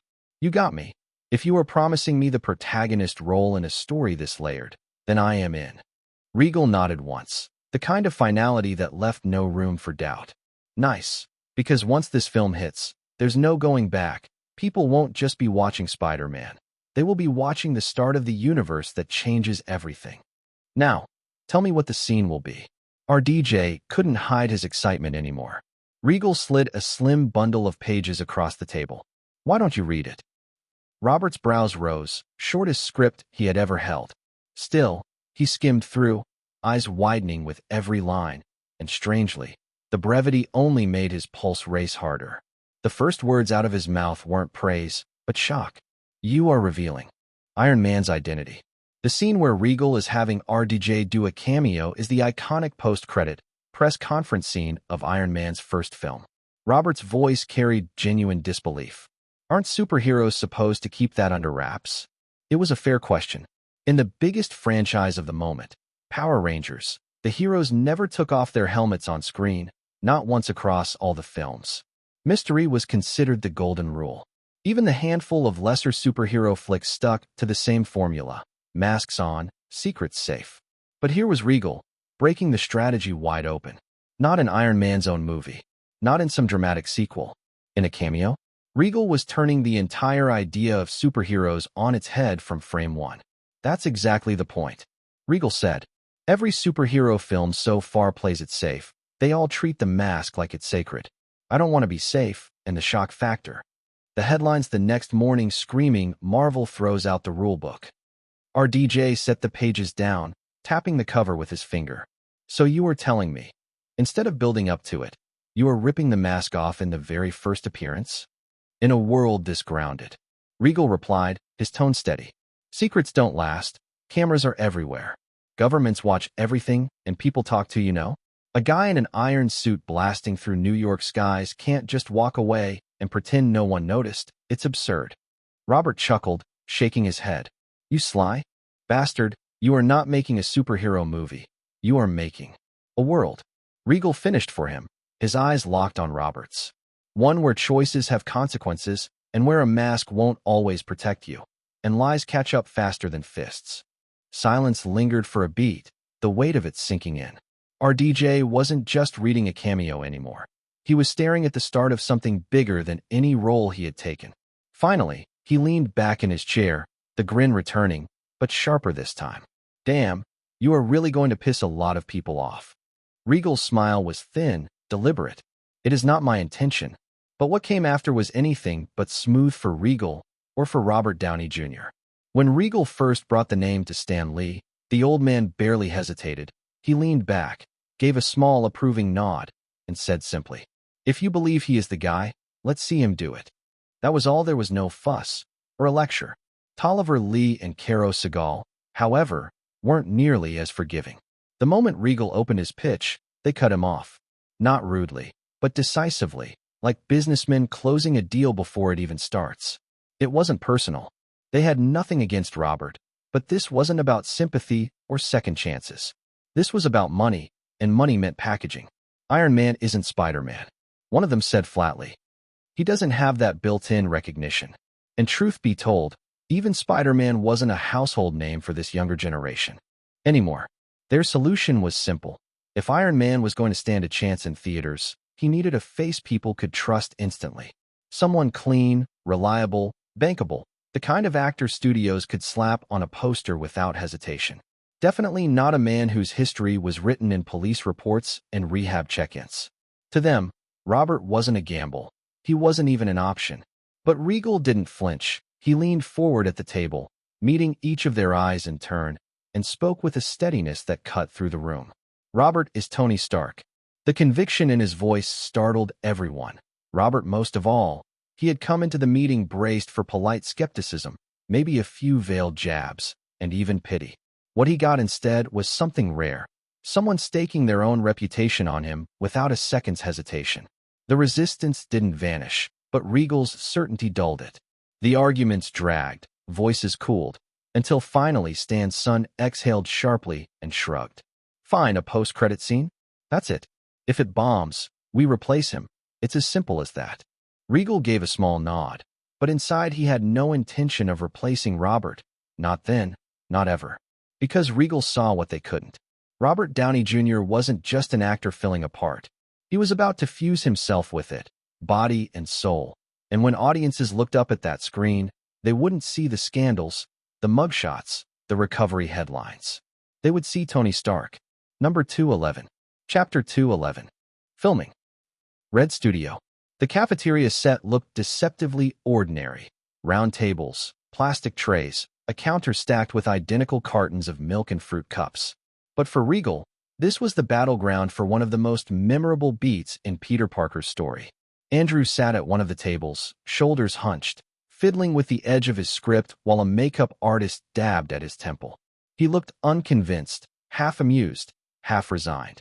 Regal crouched beside the tray of cups, gesturing with his hands as he explained the setup to the props master and Andrew at the same time. "Well, there you have it," Regal said, tapping the table like he was laying down a bet. "As I said, no rigs, no wires, or green screen. You catch them as they fall, for real." Andrew raised his eyebrows. "Wasn't that supposed to be a joke?" The crew chuckled. Regal smirked, unfazed. "Not this time. The most I can do is to stick a tiny adhesive on the bottom of each cup so they don't go bouncing off the tray, and they are empty, so they won't weigh you down. The trick isn't superhuman reflexes, it's simple luck. We just keep going until we nail it." Andrew leaned back in his chair, arms folded. "So basically you are asking me to embarrass myself 50 times until one of them doesn't look like absolute trash. Maybe 70. Regal shot back, deadpan. That got another laugh from the grips nearby. Immediately, the first assistant director clapped the slate and called out the scene. Number. The cafeteria filled with quiet anticipation. Crew leaned forward in their chairs. Extras sat frozen with trays, waiting. The prop team loaded the cups onto the tray in front of Andrew. "Camera 1 rolling. Camera 2 rolling," the DP announced. Regal stepped back, eyes narrowing as he focused on Andrew. "Remember, don't think about it, and just react." Andrew exhaled sharply through his nose, muttering something under his breath. Action. From the corner of the set, An extra stumbled accidentally into Andrew's shoulder, sending the tray tilting. Cups slid forward in a sudden cascade. Andrew's hand shot out, quick and awkward. He grabbed one, then another, but the third slipped through his fingers and clattered to the linoleum. Cut, Regal called, though he was smiling. Not bad, but a reset. Andrew groaned, running a hand down his face. This is going to be a long day. It was. Take after take, the cups rained down in chaotic little avalanches. Sometimes Andrew froze. Sometimes he overreached and knocked more over. The sound of cups hitting the floor became a kind of background music. By the 15th attempt, his hair was a mess, and his patience thinner than the adhesive on the props. You do realize Spider-Man is supposed to have reflexes, right? Because right now I look like a sleep-deprived barista. Regal, perched behind the monitor, didn't look bothered. That's the point. We are building the moment, and the one time you nail it, really nail it, it will look authentic, because it is shot with authenticity. Andrew squinted at him, skeptical but grudgingly respectful. You are sadistic, you know that. Directors call it persistence. Regal replied. By the 27th take, something shifted. Andrew stopped overthinking. The tray jolted, cups slid, and his hands darted out in a blur. 1, 2, 3, 4, all caught in a rhythm that looked almost too smooth to be staged. The set went dead silent, every crew member leaning in as the last cup settled perfectly in the tray. Andrew froze, blinking down at it. Holy shit. Regal leapt up from the monitor, clapping once, sharp and loud. That's it. You really did it? The crew erupted in cheers and applause. Someone banged a spoon on a table, and the sound guy hooped. Andrew let out a disbelieving laugh, holding the tray up like a trophy. Why are you so surprised? Anyway, never. Again am I doing something like this. Relax. Regal grinned, striding over. The reason I was so surprised was because you only took 27 tries. I was imagining something over 100 times. Andrew rolled his eyes, still smiling despite himself. I am sending you my chiropractor bill. The scene wrapped, but the energy lingered, crew buzzing, extras whispering about how it looked. And Regal, watching it all, felt that same quiet certainty he always did when a gamble paid off. Real beats computer every time. Regal had to admit it. Despite the rigorous planning and preparation, just like today, stunt days were patience and violence in equal measure. A typical morning would start with rigging checks, then a slow up-ramp to full energy passes so the operators could build muscle memory with the stereo rigs. The trick wasn't just safety, though that came first. It was timing depth with motion. The human part is as simple as shoes and sweat. Andrew Garfield asked to do pieces of action where it was safe. A slide across polished tile, the first beat of a vault, because it changed how he breathed in the next line. Harness days bruise everyone. You build in extra time for wardrobe resets because tape and nylon rub the suit raw. The rigging crew learns his pace, and he learns there's so no one has to shout over the city. It's the texture you feel when a performer lands. Not like a CG marionette, but like a person who has just spent 15 seconds doing something that would terrify the rest of us. Stereographers would set conservative interaxials for fast moves to dodge miniaturization, then open the separation for static beats so you could feel air between Spider-Man and the skyline. It's a matter of inches. Change convergence by a hair at the wrong moment, and the audience flinches instead of leaning in. The reward for getting it right is the shot where he threads a gap between two cars, and the 3D opens up, not as a gimmick, but as a physical sensation. However, he could have a breathing space while filming other scenes. The whole filming was split cleanly between Los Angeles builds and New York exteriors.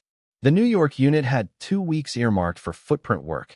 Gwen Stacy's family home exterior at 15 West 81st Street on the Upper West Side. The Alexander Hamilton U.S. Custom House, standing in for NYPD headquarters, and the Riverside Drive Viaduct for a web-swinging run.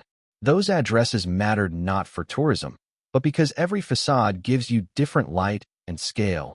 You shoot a superhero differently when a real city resists you with its stone and iron. Back in L.A., stages carried the weight of sewers, school corridors, and lab sets with ceiling pieces strong enough to take wire loads. So the actor and the stunt double could share space with real fixtures rather than green void abstractions. Data wrangling in native 3D is its own production. Each take generated dual 5K or 3D streams plus on-set viewing proxies. 3Ality's image processing stabilized the relationship between the pair in real time, and the DITs lived in a forest of monitors, scopes to catch mismatched blacks across the mirror, split-pane viewers to look for keystone shifts, and a depth budget always at the edge of the frame. The show LUTs gave editorial a consistent look while preserving raw latitude, and every piece of on-set metadata, lens IDs, interaxial, toe-in, mirror angle, rode along with the dailies because our VFX vendors would have to recreate the stereo geometry to the millimeter. That rigor paid forward into post, where a Mystica system could take those dual streams, apply the same show decisions, and prepare shots for depth tweaks without throwing color under the bus. Visual effects were pipeline rather than magic tricks. Like usual, Unique FX Studio took the major clips, with key sequences farmed out to partners, but the central philosophy stayed the same. Real plates when possible, CG only where reality couldn't scale. The editorial to DI handoff was unusually integrated for a stereo show. Offline work lived in Avid for speed, but the finishing pipeline converged at Red Studio. There, a team of 3D convergence paths moved from Mystica directly into a baselite color session via a custom bridge, so the colorist could make creative choices with the final depth in view rather than grading a proxy and praying it survived. Final Conform ran through Autodesk Smoke, which was as much about keeping editorial logic intact as it was about laying down the last effects and depth trims. Many VFX renders arrived at 2.5K per eye. Colorworks up-res to 4K for the DI with minimal degradation, because the 5K capture and careful optical profiles gave them clean detail to work with. That last fact saved us repeatedly when reframing a plate to sell a swing or to align a composite. Starting from oversampled images meant those little corrections didn't cook the pixels. For IMAX deliveries, we prepared an expanded ratio version of the climax, opening the image vertically to let the skyline and the tower geometry play taller.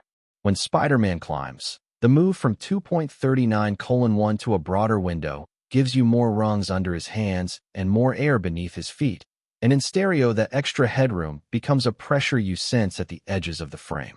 The process mixed additional depth trims for that version so that seats in the front rows wouldn't be punished by aggressive negative parallax. Overall, the days themselves had a rhythm. Mondays favored interiors so the crew could recover from weekend turns. Midweek nights were for exteriors that required lockups and patience.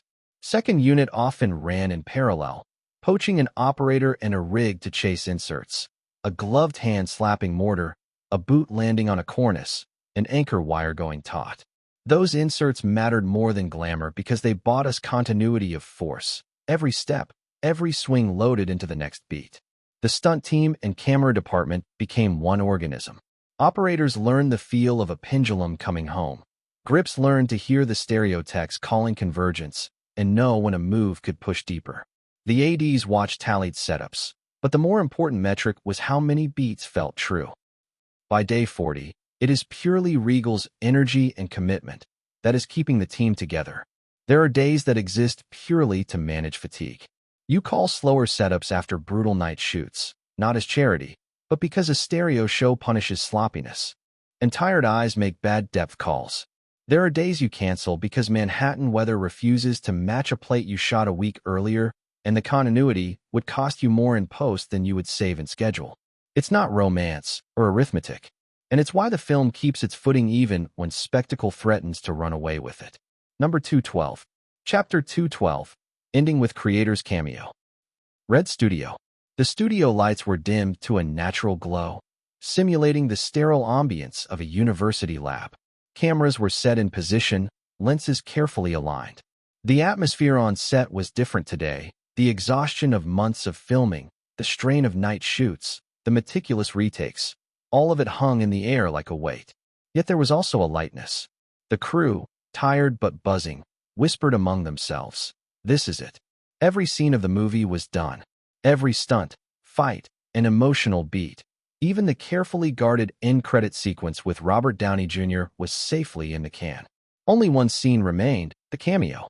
The man everyone was waiting for finally entered. Stan Lee.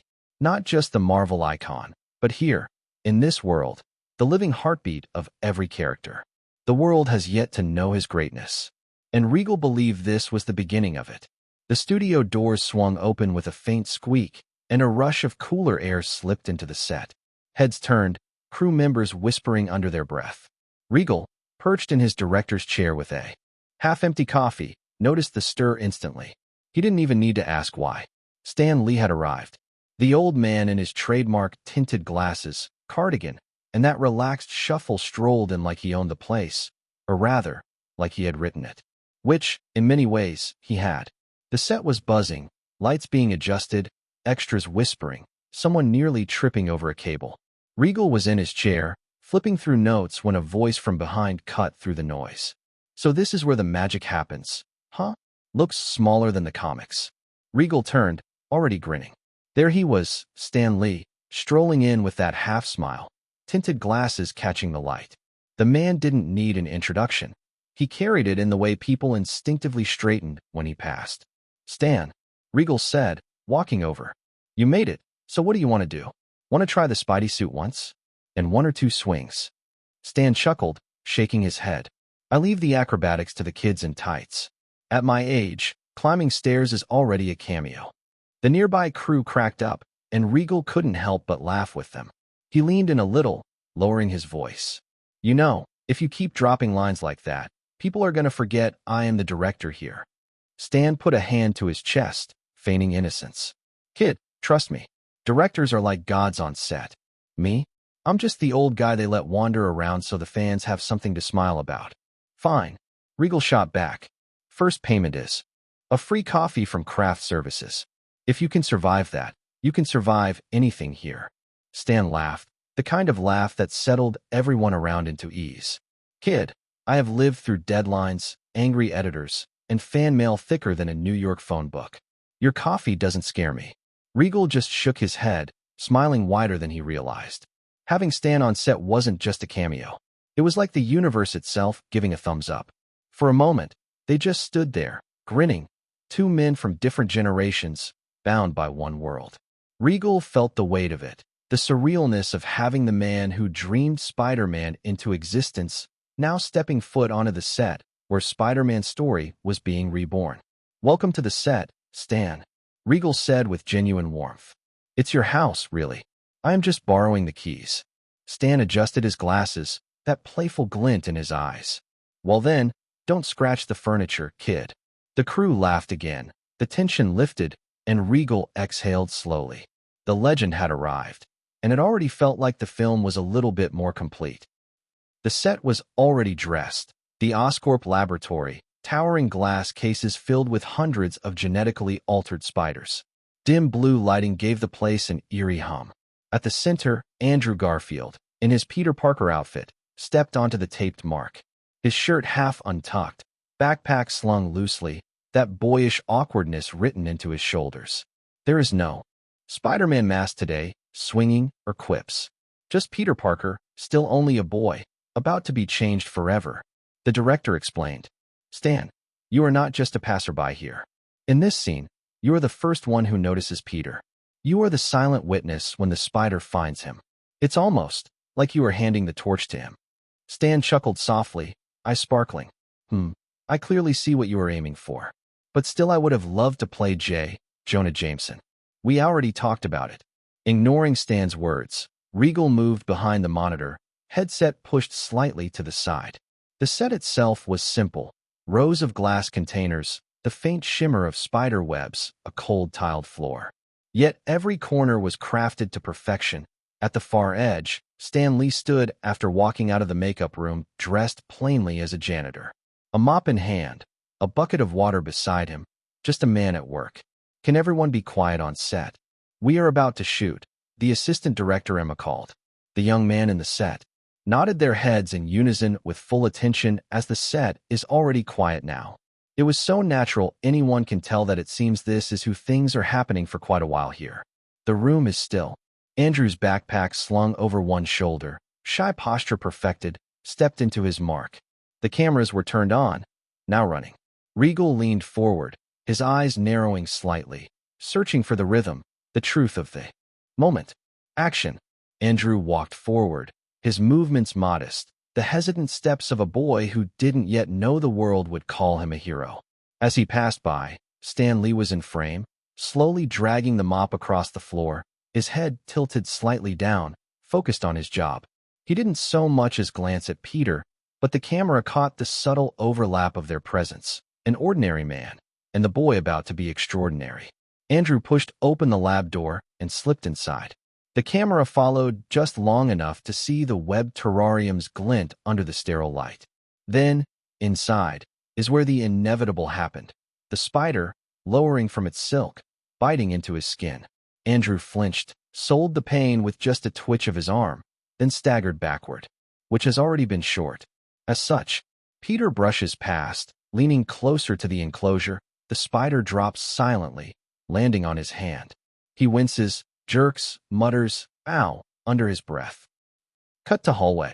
Regal's voice was quiet, almost reverent. The second camera was ready.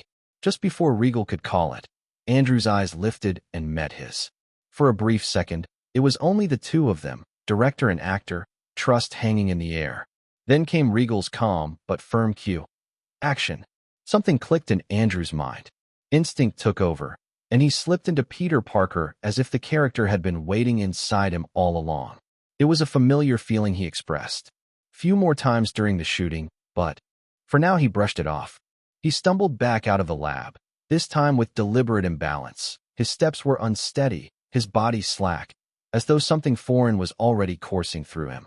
Sweat shone faintly on his face. He didn't have a line, but the performance spoke louder than words.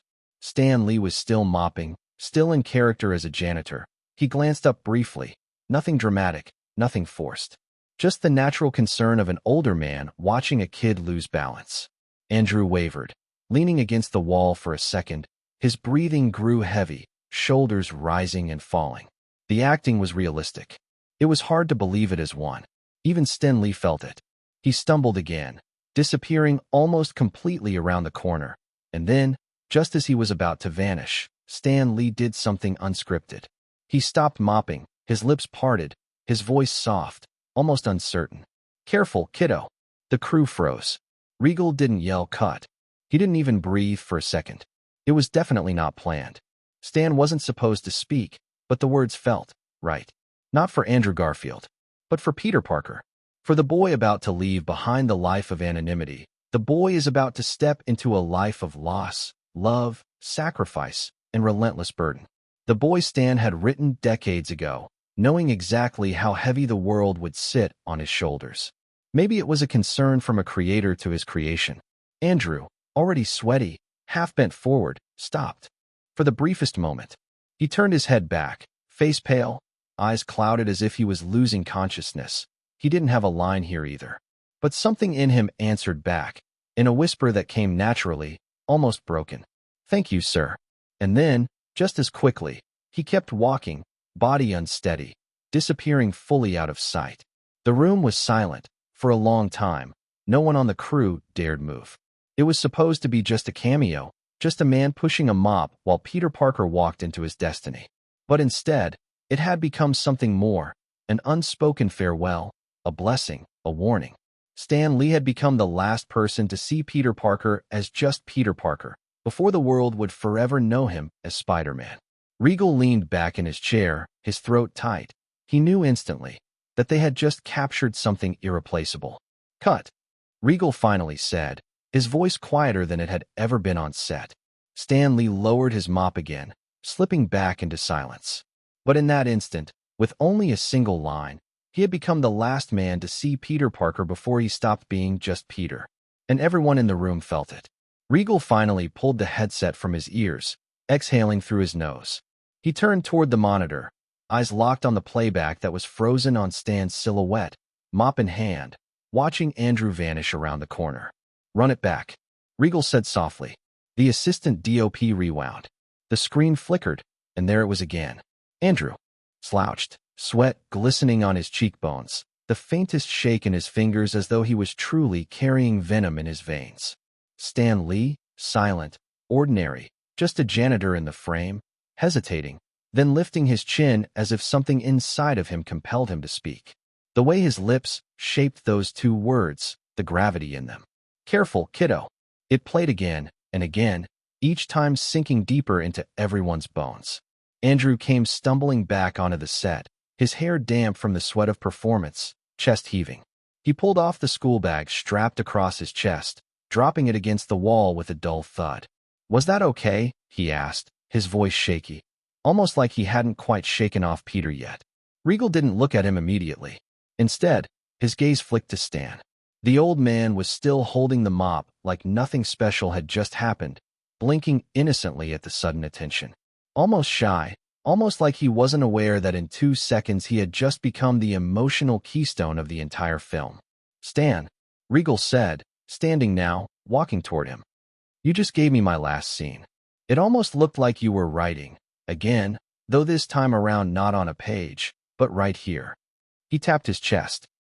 From behind the monitors, Regal finally rose. "That's it," he said, his voice carrying more gravel than usual.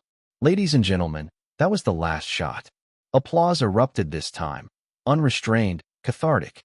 Crew members hugged. Someone popped a bottle from craft services that probably wasn't supposed to be opened yet, and Andrew was immediately swarmed by costume and makeup staff who suddenly realized they would just guide him through the entire transformation of Peter Parker. But Regal didn't join in right away. He lingered where he was, arms folded, watching the set dissolve into celebration. For months, maybe years in his head, this story had lived like a storm inside him. And now, in the quiet aftermath of a cameo, it was finished. Stan eventually set the mop against a wall and walked over to him. His face was unreadable, but his eyes were bright. He gave Regal a small nod. Nothing grandiose, just acknowledgement between creators. One had started this universe on a blank comic page. The other had carried it to the screen. "You know," Regal finally said, almost chuckling, "I think you just gave us the most important scene in the film without even realizing it." Stan smiled faintly, shrugged, and shuffled off with the quiet grace of someone who had been doing this for decades. As Regal turned back toward his crew, reality hit him. The film was complete. The journey, endless script revisions, midnight shoots, arguments over suits and lenses, broken rigs, exhausted actors, those first nervous days of wondering if audiences would accept Peter Parker, all of it was now sealed. The camera had stopped rolling. Tomorrow, the work would shift, edits, sound design, VFX layers, marketing chaos. But tonight, as the studio lights dimmed and the crew carried out their last props, Regal allowed himself one rare moment of stillness. Spider-Man was no longer just an idea on a page, and the last person to see Peter Parker before he became Spider-Man was the man who first imagined him. Number 213. Chapter 213, Animation. The editing bay hummed with the quiet intensity of post-production work, but Regal's attention kept drifting from the Spider-Man footage flickering across multiple monitors. His assistant, Emma, and the people around her already recognized these moments, while their genius director's physical presence remained anchored in Los Angeles. His mind traveled 8,000 miles across the Pacific Ocean to possibilities that most Hollywood executives couldn't even imagine. Japan. It is a country representing something fundamentally different from the entertainment machine that had consumed his life for the past several years. While West's obsession with live-action blockbusters, an entirely separate storytelling ecosystem, thrived on the other side of the world, operating by its own rules, driven by its own creative imperatives. 2D animation, or anime in this world, much like in his old one, wasn't just cartoons. Animation in Japan possessed something that live-action cinema, for all its technical sophistication, struggled to achieve. The ability to make the impossible feel intimate. A character's internal struggle could manifest as literal demons. A moment of determination could shatter mountains, and the medium operated in a realm where emotional truth mattered more than physical plausibility. Of course, anime existed here in his world just like in the one he came from. The classics already held their thrones. Dragon Ball was still the giant that defined generations, One Piece still sailing endlessly forward with a boy in a straw hat at its helm. The difference, though, was in the future. This world's anime industry wasn't anywhere as structured or as global as it will be. It had power, but the world hadn't caught up to it. And that was Regal's opening. He saw the medium the way he saw cinema, a weapon of imagination. Anime didn't just tell stories. It bent the laws of emotion, slipped past realism, and made the impossible intimate. A punch that shattered mountains could feel as personal as a whispered confession. A boy crying in the rain could make an audience sob harder than any Oscar-winning drama. It was a medium that lived in exaggeration but hit with precision. What struck Regal most was what hadn't happened yet. Huge stories, stories he remembered as cultural earthquakes, were still only ink on paper. Bleach was already finding readers here, its early manga chapters creeping through bookstores, but no studio had yet gambled on animating its terror-filled world. Tokyo Ghoul was in the same limbo, loved by a niche, waiting to be unleashed. Blue Exorcist, Noragami, even Berserk, all seeds themselves, but none had yet been watered by animation. He knew if he played his hand right, if he moved before others saw the storm coming, he wouldn't just be producing anime. He had been shaping the way the world experienced it. Hollywood gave him power, reach, and reputation. But Japan, if handled carefully, could give him something rarer. Japan's animation industry had evolved to support exactly the kind of storytelling that Regal envisioned. The serialized manga tradition created a pipeline where stories could be tested and refined through reader response before receiving animation budgets. This process produced narratives with proven audience engagement and sophisticated character development that had been refined through years of publication. The technical infrastructure in Japan had been specifically designed to handle the demands of long-form serialized animation. Studios understood the pacing requirements, character design consistency, and world-building challenges that came with adapting complex source material over multiple seasons. Their production pipelines could maintain quality standards across hundreds of episodes while managing the budget constraints that made such ambitious projects financially viable. It was the same Regal who had once looked at Hollywood and thought, "This place is asleep. Let's wake it up." The seed was there, and Regal was already pouring water. It was the year 2013 here. While anime like Dragon Ball is already legendary, One Piece had been sailing strong and had carved its way into countless hearts. Yet compared to his past life, the reach of anime outside Japan was contained, niche, a whisper in the global market rather than the thunder it would eventually become. In the West, anime was still treated like a subculture thing.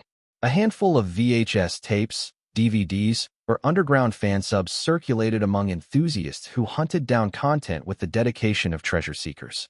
It hadn't broken through the mainstream, not yet. Regal knew why. In his old world, it took a global lockdown, millions trapped in their homes during the pandemic, starved for something different, to shove anime into living rooms where it had never been before.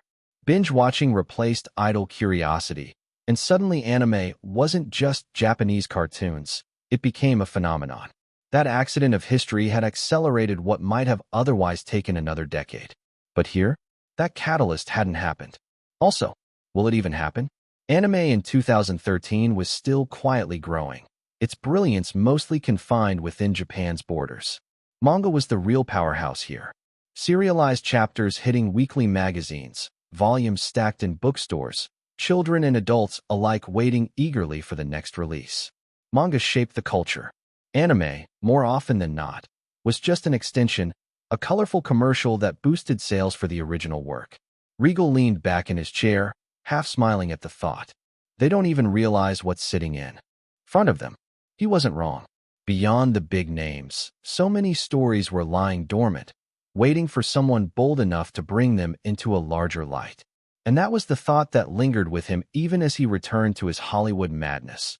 Japan wasn't just a side project. It was going to be his long game. And to start everything, Regal had the best card in his hands. Naruto. Yes, the original, not the watered-down sequels or spin-offs that people in his old world would one day debate endlessly on forums. Here, in this parallel 2013, it was still nothing more than an idea quietly inked into the early pages of a young mangaka's draft book. Not even serialized yet, just a seed waiting for the right sunlight to grow. So to Regal, it was an entry ticket into an entirely new empire of entertainment.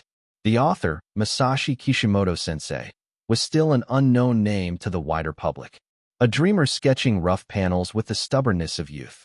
Regal had already reached out, his words carefully measured, respectful, but carrying the confidence of someone who saw what this story could become. And soon, very soon, everything was going to begin. And with Regal's touch, it could be the spark that ignited anime as a global force in this world, years, perhaps even a decade earlier than it was supposed to. The hidden leaf, the bonds of brotherhood, the ache of loneliness, the clash of ideals. Regal could already see it, not on a page or in a panel, but alive, breathing, a cultural wave. While Naruto is his entry into manga, his steps into the animation industry are something else. Regal is obviously planning to adopt both Solo Leveling and Lord of the Mysteries into 2D animation. However, the animation studio will be established in Japan. Why? Is Hollywood lacking in talent for 2D artists? No, not particularly. It is just that Japan is a leading contender due to its extensive anime industry, which offers a vast range of complex stories for diverse audiences. Hollywood's animation studios excelled at particular types of storytelling, but those strengths didn't necessarily align with the narratives Regal wanted to bring to life. The major American studios had spent decades perfecting family-friendly content that could appeal to the broadest possible audiences, generating massive box office returns through carefully tested formulas. Smaller American studios could be considered, but they lack the resources and infrastructure necessary for the kind of long-term serialized storytelling that anime excelled at producing. American animation tended toward feature films or short-form series rather than the multi-season epics that could properly explore complex fictional universes. There are other countries, too, such as South Korea, that are significant in the industry, particularly for outsourcing work to larger studios, while nations like Ireland and France also boast strong and reputable animation sectors. So the first thing needs to be done is establish a new or acquire any established animation studio. And for that, he needs to visit Japan. And certainly, he can't be doing that anytime soon, since he had the whole post-production of Spider-Man, Web of Destiny. Well, maybe it will be a good holiday break once the film is released. Yep, Regal is really looking forward to the trip. He couldn't do that in his past life. He won't gonna miss out this time around. Number 214. Chapter 214. Uncle and Nephew. A film was made 2 times. Once on set, Regal had said, and once again in the editing room. Don't forget that. That was something Regal had told Andrew early on, back when the chaos of shooting still left him breathless. Andrew hadn't, not for a second, and now, standing in the quiet glow of an editing bay, he understood what the director meant. The first version of the movie belonged to the cameras and the cast, every take, risk, and drop of sweat. The second version, this belonged to Zach Galifianakis, Regal's editor, who just happened to be Andrew's uncle. Yeah, despite being an uncle, the difference isn't too large, just about 10 years. Anyway, for Andrew, Zach had always been a quiet force in the family, someone he admired but never fully understood until now.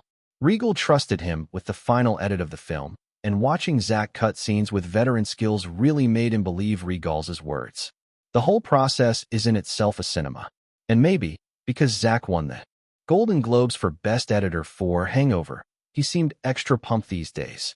However, the most surprised was Zach himself. Simply from the rough cuts, he could tell Andrew had poured himself dry for this role. And he certainly did. No one would debate in that regard.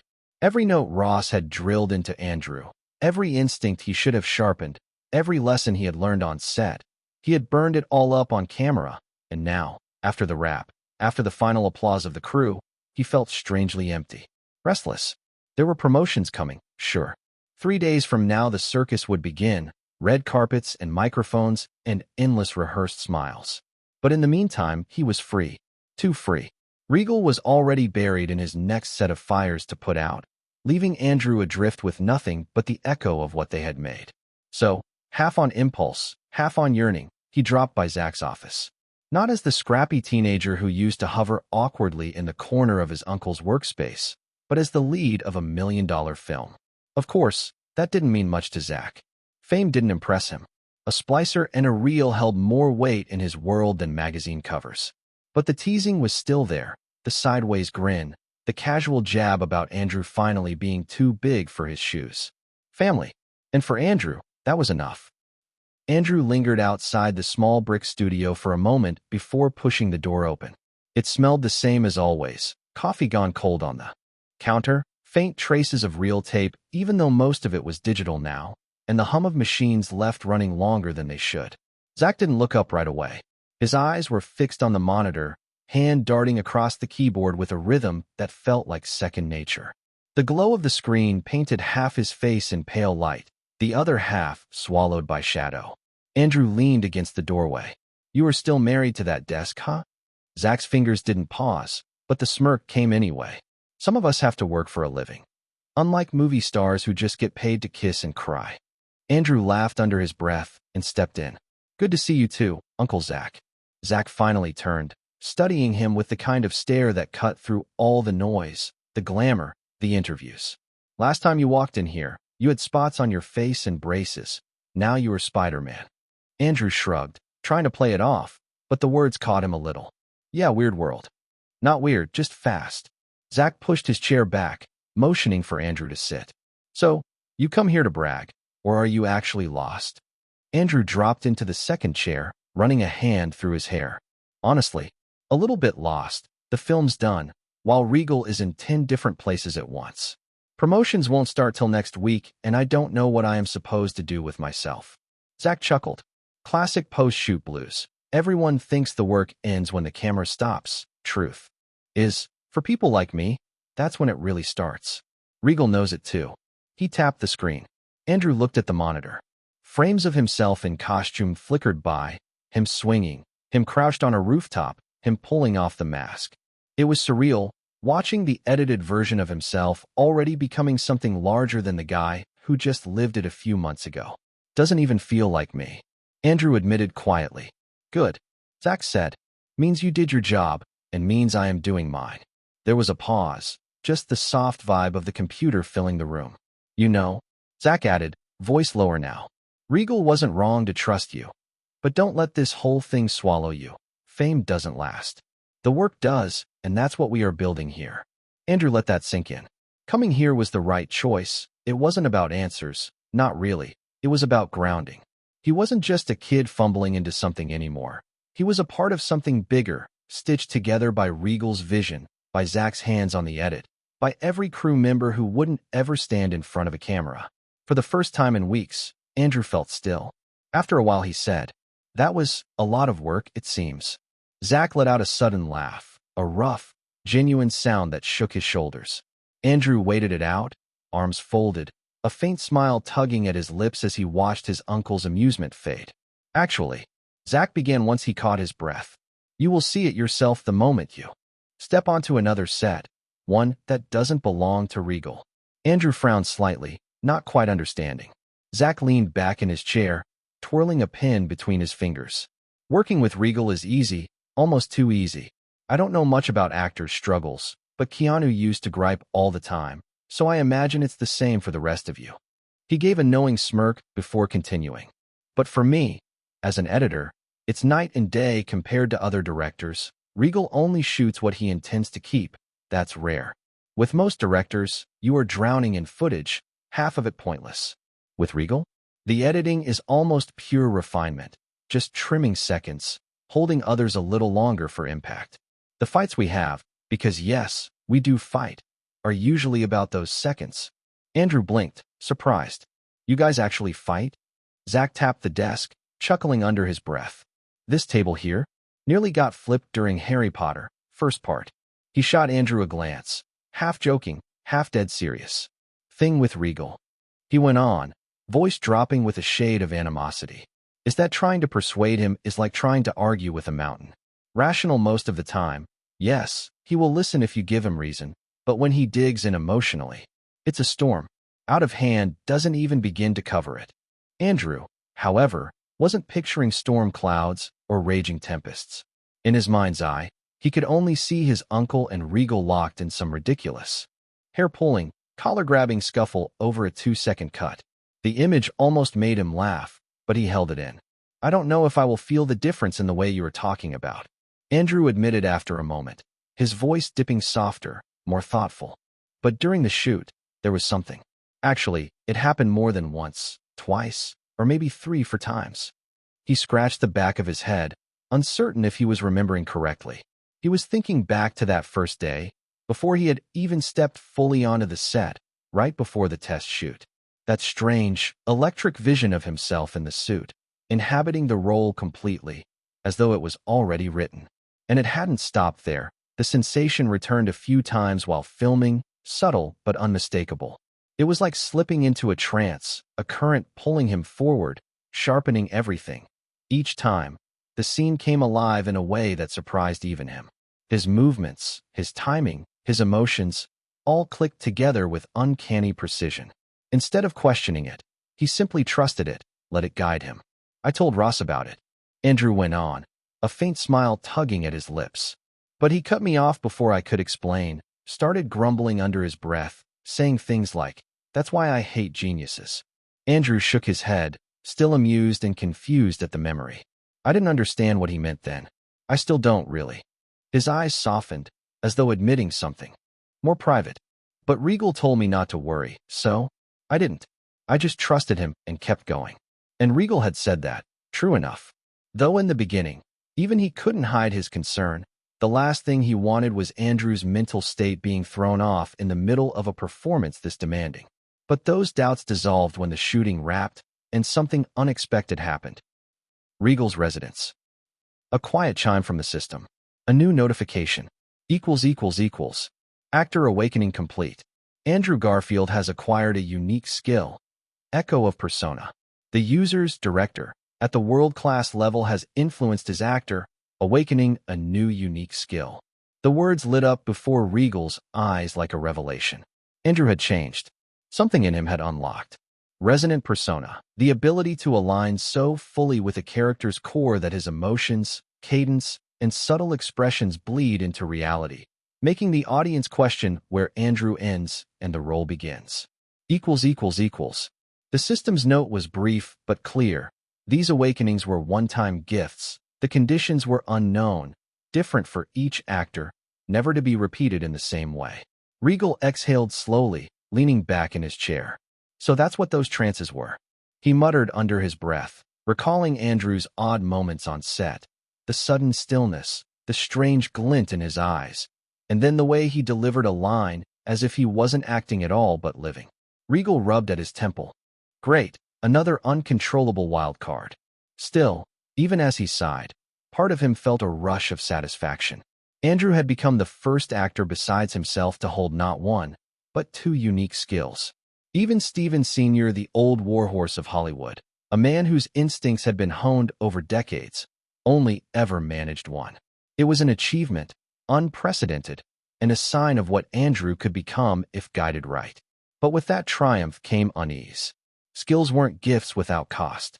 They twisted actors into vessels of something greater, something they themselves might not even understand. Regal closed the notification with a flick of thought, the blue glow vanishing like a wisp of smoke. He sat there in silence for a moment, weighing the revelation. Happy? Maybe. Proud? Definitely. But beneath it all, a nagging thought gnawed at him. What if the system isn't just rewarding Andrew, but warning me? Name Andrew Garfield. Traits: empathic mirror, adaptable physique. Acting grade A. Unique skill: thread walker, resonant persona. Number 215. Chapter 215, Trailer and Reception. Regal sat slouched in the chair, one leg hooked over the armrest, eyes fixed but not blinking, as if he could somehow burn through the pixels and find the answer that still nagged him. It was the Spider-Man trailer replaying for what must have been the 50th, no, the 100th time. There was a truth every director eventually confessed. After a certain point, the work stopped feeling alive. The endless rewinds, the incremental edits, the long hours before the VFX shots were finished, it all bled the pulse out of the thing you once held like fire in your hands. You became numb to the context, saturated. The spark dulls, the freshness vanishes, and what once made your heart race now passed before your eyes like wallpaper. Regal wasn't immune. He was no exception to that sickness. But the question wasn't whether it happened. It was inevitable. The question was how to fight it. How to trick yourself into seeing again. For Regal, it wasn't about some profound ritual or clever technique. His method was simpler. He forced himself, on the 100th viewing, to watch as though it were the first. To empty his mind, strip away all the baggage of edits and choices, and meet the film like a stranger walking into the room. It was a game of make-believe, a way of fooling himself. Again the footage played. The flashes of city skylines, the web lines slicing across glass towers, the half-seen figure in motion, all set against a rhythm of rising strings and well-placed silence.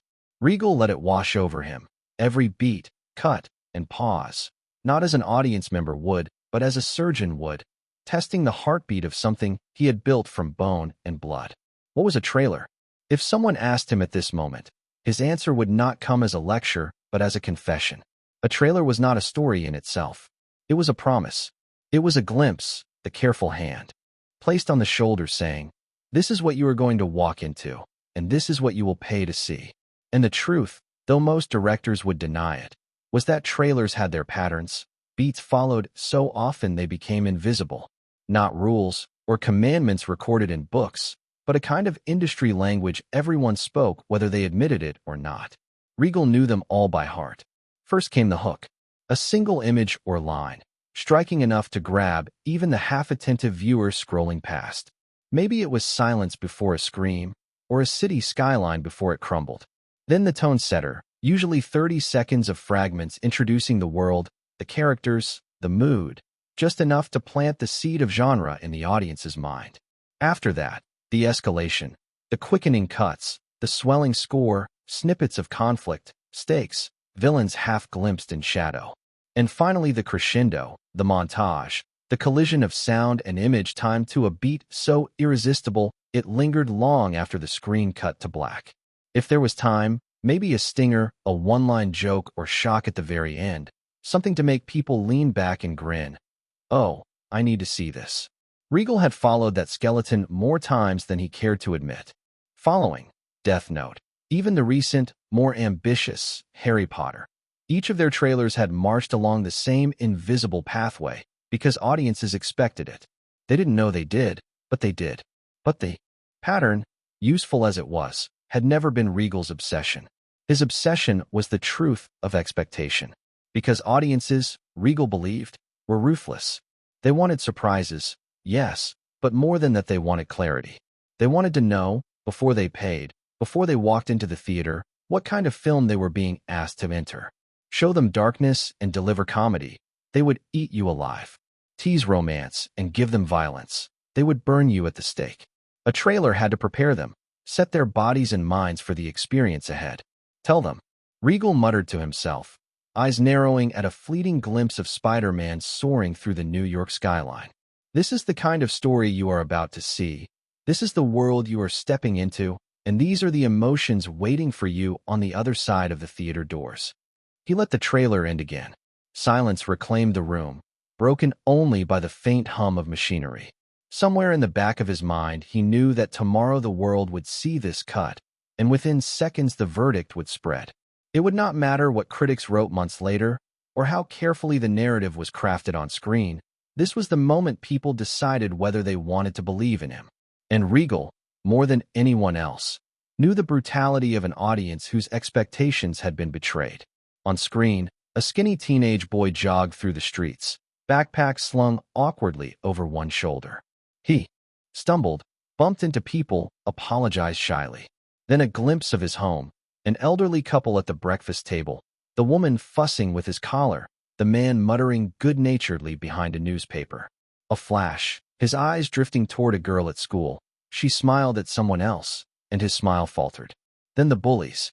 A shove into a locker. Laughter echoing down the hallway. And that's when the voice began. Deep, resonant, undeniably rose. The kind of voice that didn't just speak, but commanded. Heroes are not born. The words rumbled, layered over images of the boy sketching something in a notebook, tinkering in a cluttered corner of his room. They are shaped, by chance, by choice. The music shifted, drums tightening beneath the piano. A spider skittered down a thread, a sharp sting, and his hand clutched at the bite, and the body convulsed. Ross's voice. And sometimes, by fate. Quick cuts. The boy, drenched in sweat, staring wide-eyed at the mirror as his body transformed, a web shooter strapped to his wrist, then the first leap off a rooftop, clumsy but electric. And then the words every comic fan had known for decades, now delivered like scripture. With great power comes great responsibility. The screen erupted. Web lines whipped across skyscrapers. The city blurred beneath him as he swung, breathless and untrained, exhilaration screaming louder than fear. But then calm. The music cut. Rain. A dark rooftop. A figure sat slouched at the edge of a tower, his back turned to the audience. The camera pushed closer. His suit wasn't bright or polished. It looked damaged, stitched together, soaked through. His chest rose and fell with ragged breaths. Blood, faint but visible, trickled down the mask, washed away by the rain. The mask covered his face, but the moment lingered. Was he crying? Exhausted? Broken? The mask hid one truth, the rain another. And then, without warning, cut. The screen snapped to chaos. Explosions ripping through city streets. A blur of tentacles smashing cars aside. Dr. Octopus, monstrous and terrifying, his silhouette framed by fire. The boy, no, the hero, flung himself into battle, swinging through collapsing glass and twisted steel. Webs glistening in the light, tentacles clashing with skyscrapers. The camera sweeps wide across the city in dizzying, impossible arcs. It didn't feel like something meant for a small phone screen. Every shot screamed the same thing. This is too big, too grand, too alive, and this belongs on the largest screen you can find. And then, the final shot. A close-up of Spider-Man hanging upside down in the shadows, his face just inches away from the girl he had watched from afar at school. The city glowed behind them, blurred and infinite.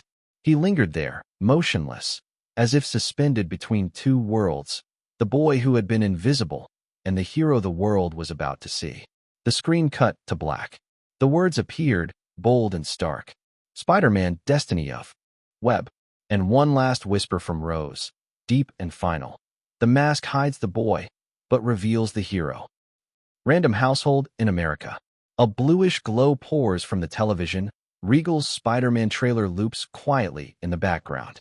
A teenage son, Dev, lounges on the sofa, phone in hand, face lit by both screen and flickering images. His father, Martin, sits opposite in a recliner, remote resting and used on his lap. Dev nudges Martin gently. Dad, come on, just watch this trailer with me? Martin glances up, curiosity flickering in his tired eyes. You know I never bother with trailers. I know, but this one is different. Give it a shot. Martin sighs, clicks the remote. The trailer begins. The soft music, the cityscape, a heartbeat rhythm rising. When Spider-Man's trailer dropped, it didn't just catch the fans. It trickled into every corner. Even folks who never stopped for a trailer found themselves watching. And that's important, because as much as we bang on about marketing, not all people really care about trailers. They just show up at the theater when the mood hits them. Studies show that while trailers can influence ticket decisions, they aren't the main driver. In 2012, a study revealed that 71% of moviegoers who decide what to watch at the cinema have already seen the trailer, which meant, of course, that nearly 30% still walked in blind, picking a film on impulse and letting themselves be surprised. That 30% was not to be underestimated. If Regal's only goal was to make a hit, maybe he could ignore them. But he wanted more. He wanted to turn Spider-Man into a cultural storm, and for that, he needed every audience segment, even the casual ones, the ones who didn't dissect trailers frame by frame, but strolled into theaters because something felt right. Audiences like Martin and his son. Dev leaned forward on the couch, phone in hand, eyes fixed on his father. Martin's posture, at first wary and indifferent, slowly softened as the trailer played. His arms unfolded, his eyes sharpened, drawn in against his own habits. On screen, the silhouette of Spider-Man crouched on a rain-slick rooftop, then vaulted into a blur of web-slinging chaos. Martin's brows lifted. He was hooked, silently but unmistakably. Dev smiled. He didn't need words. His father's reaction was enough. I remember reading one of these comics with my friends back when I was a kid. Martin murmured, half to himself.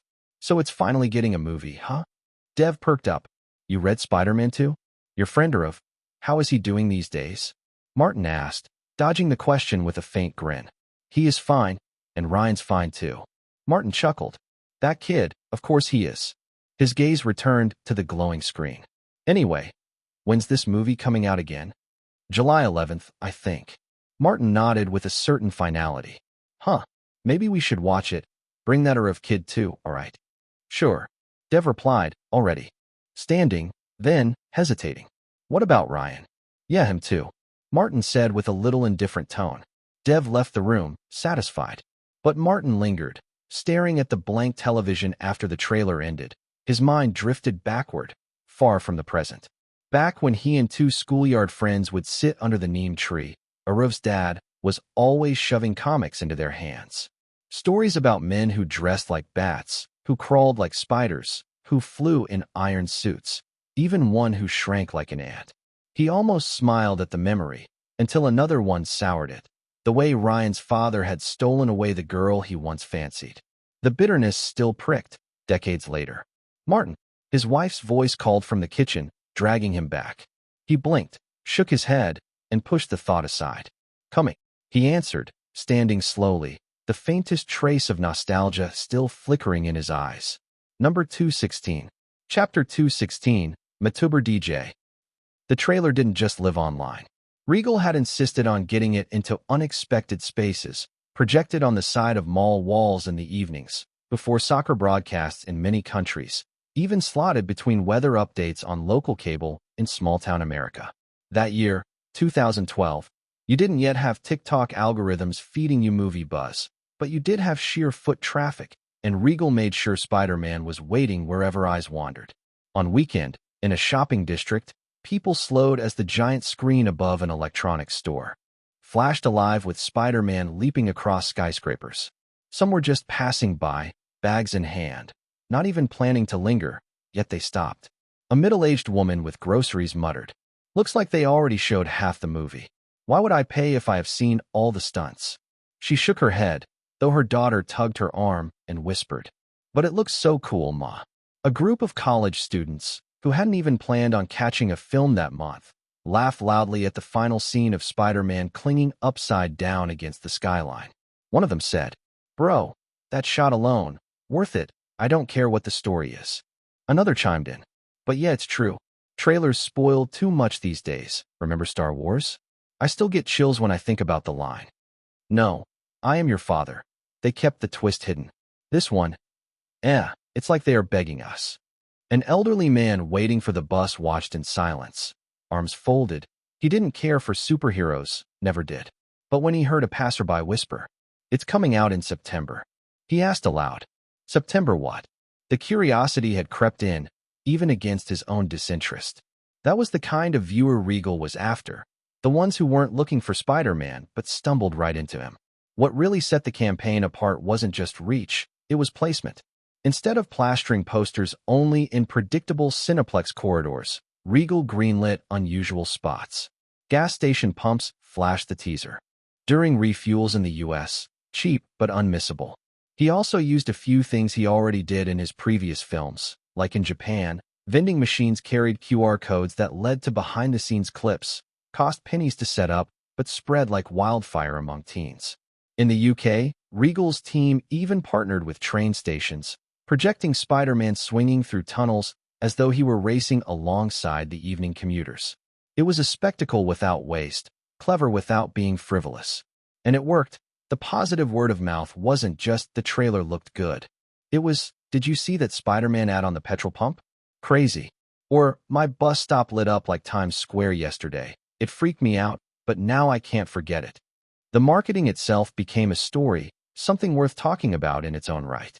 For every critic who muttered that too much of the film had been spoiled, 3 others admitted that seeing Spidey in full costume swinging through New York on a random evening billboard made them feel like kids again. Nostalgia, curiosity, spectacle.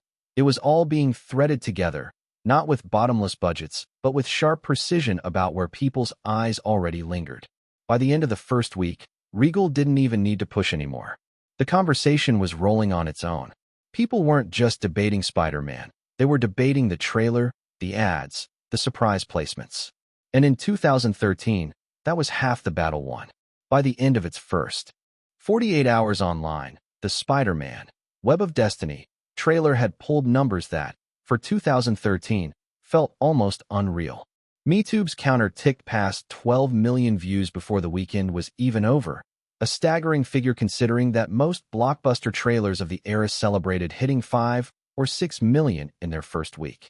Likes poured in at a relentless pace too, crossing the 450,000 mark by Sunday night, with the comment section swelling into the hundreds of thousands, a chaotic scroll of excitement, disbelief, and heated arguments.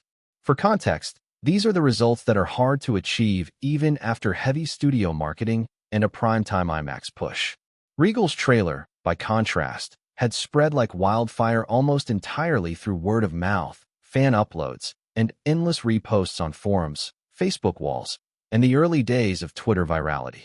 It was not just remarkable, it was historic, a watershed moment where the internet, not television, determined the narrative of a movie's arrival. The screen blinked on, and the familiar little chime announced that DG was live. He wasn't the kind of streamer who pulled in tens of thousands at once, with no screaming headlines, flashy thumbnails, or clickbait promises. That wasn't his style, and his audience knew it. What kept people coming back, week after week, wasn't hype, but his grounded honesty. He didn't sugarcoat, didn't sell himself out for sponsorships, and wasn't afraid to call a beloved movie a hollow piece of marketing dressed as art. That had cost him his otherwise rapid growth, sure, but he didn't mind. The numbers were steady, loyal. He preferred a long climb to a sudden rise followed by a nosedive. Tonight was no different.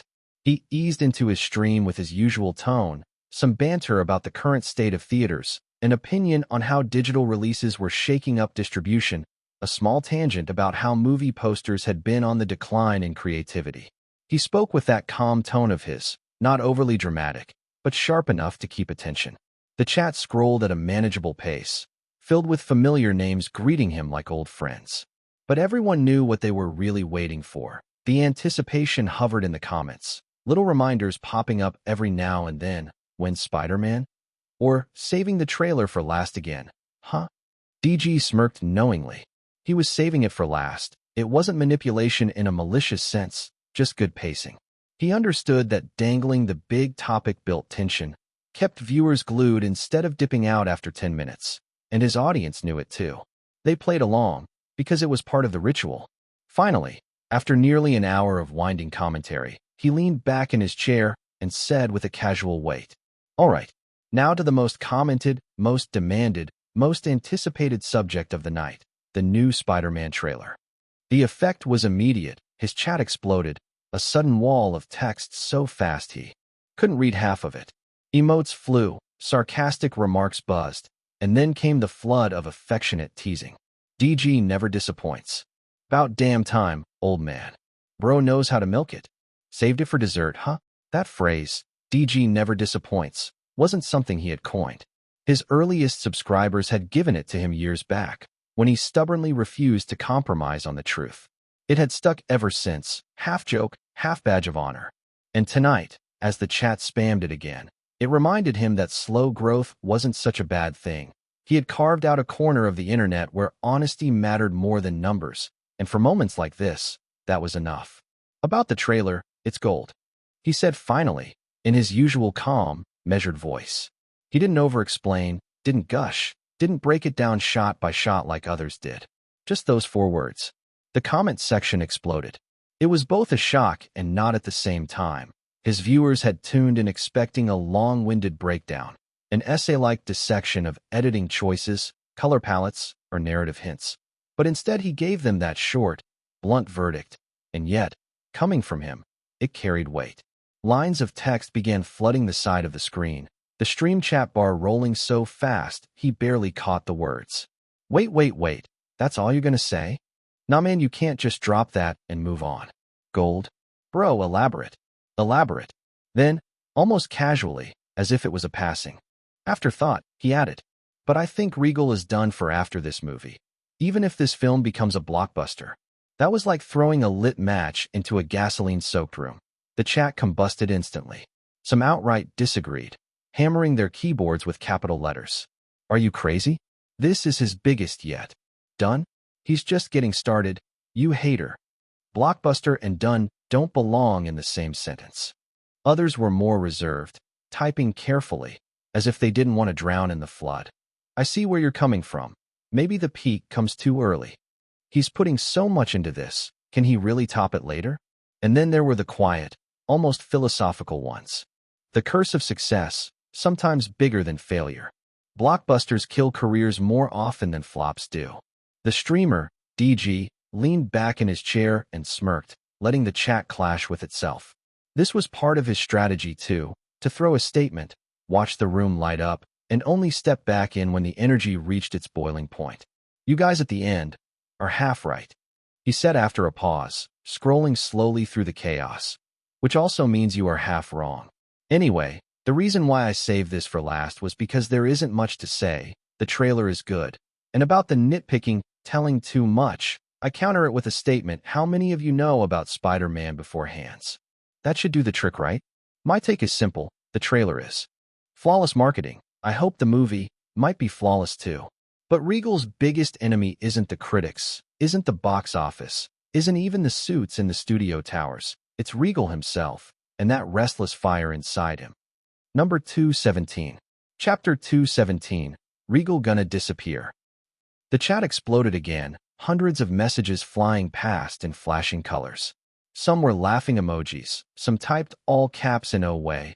Others quietly dropped lines of agreement like pebbles into a roaring river. He let the storm run for a second, watching it with a smirk, before raising his hand to the webcam as though steadying the tide. So, let's not linger on the trailer.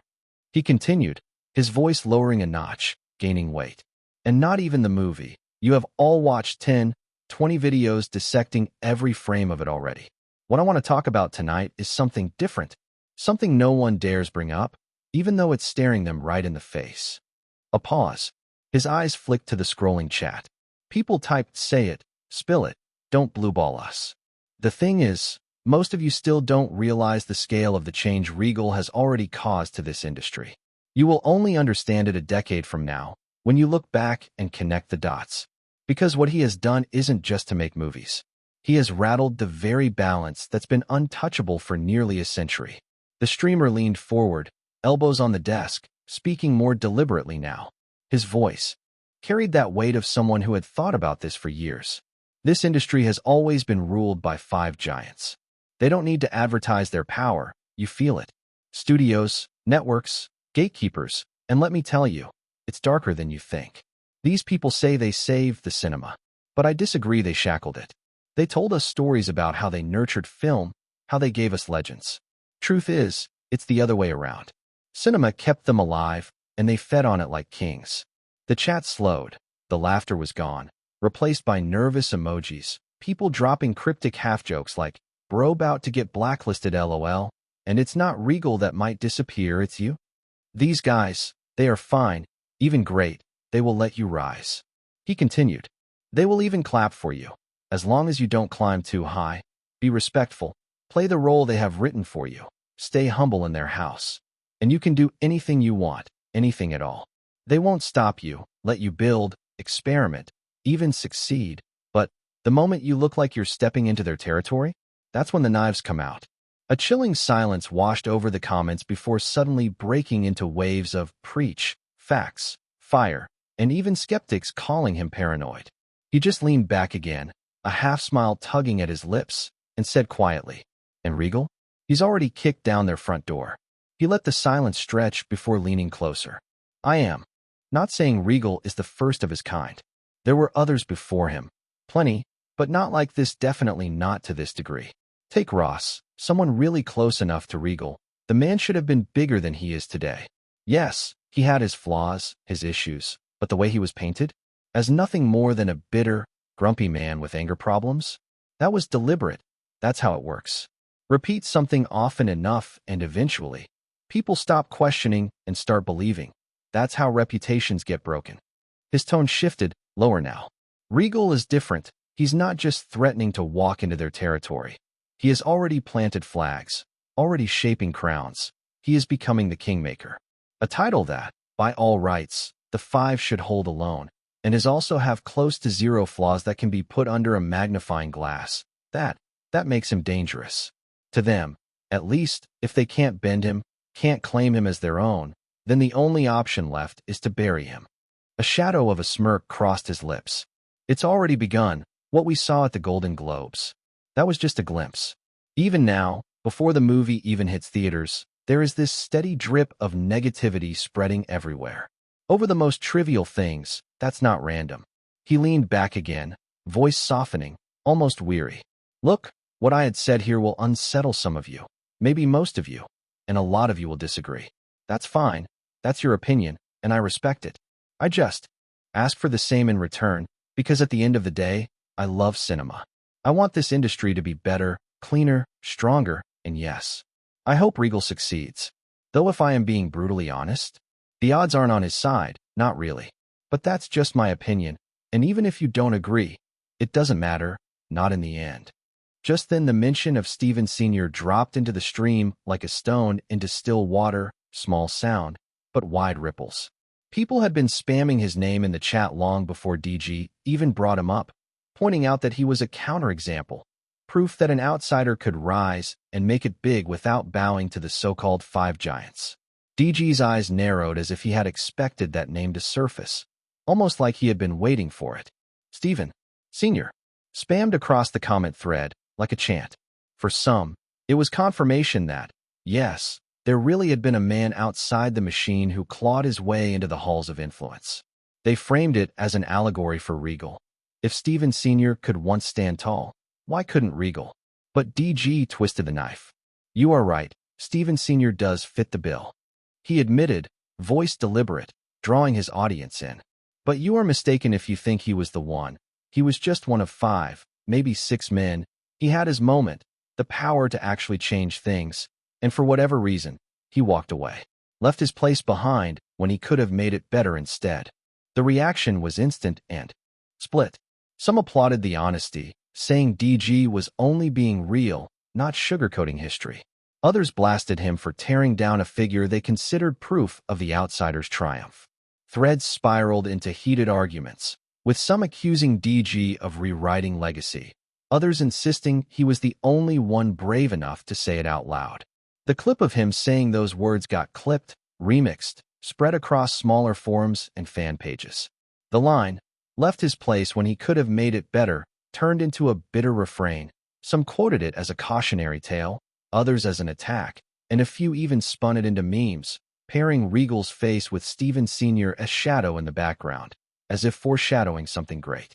It wasn't the kind of viral wildfire that burns overnight, but it seeped, like water trickling under doors, into niche circles, into Reddit-like boards, into blog posts where people debated what DG really meant.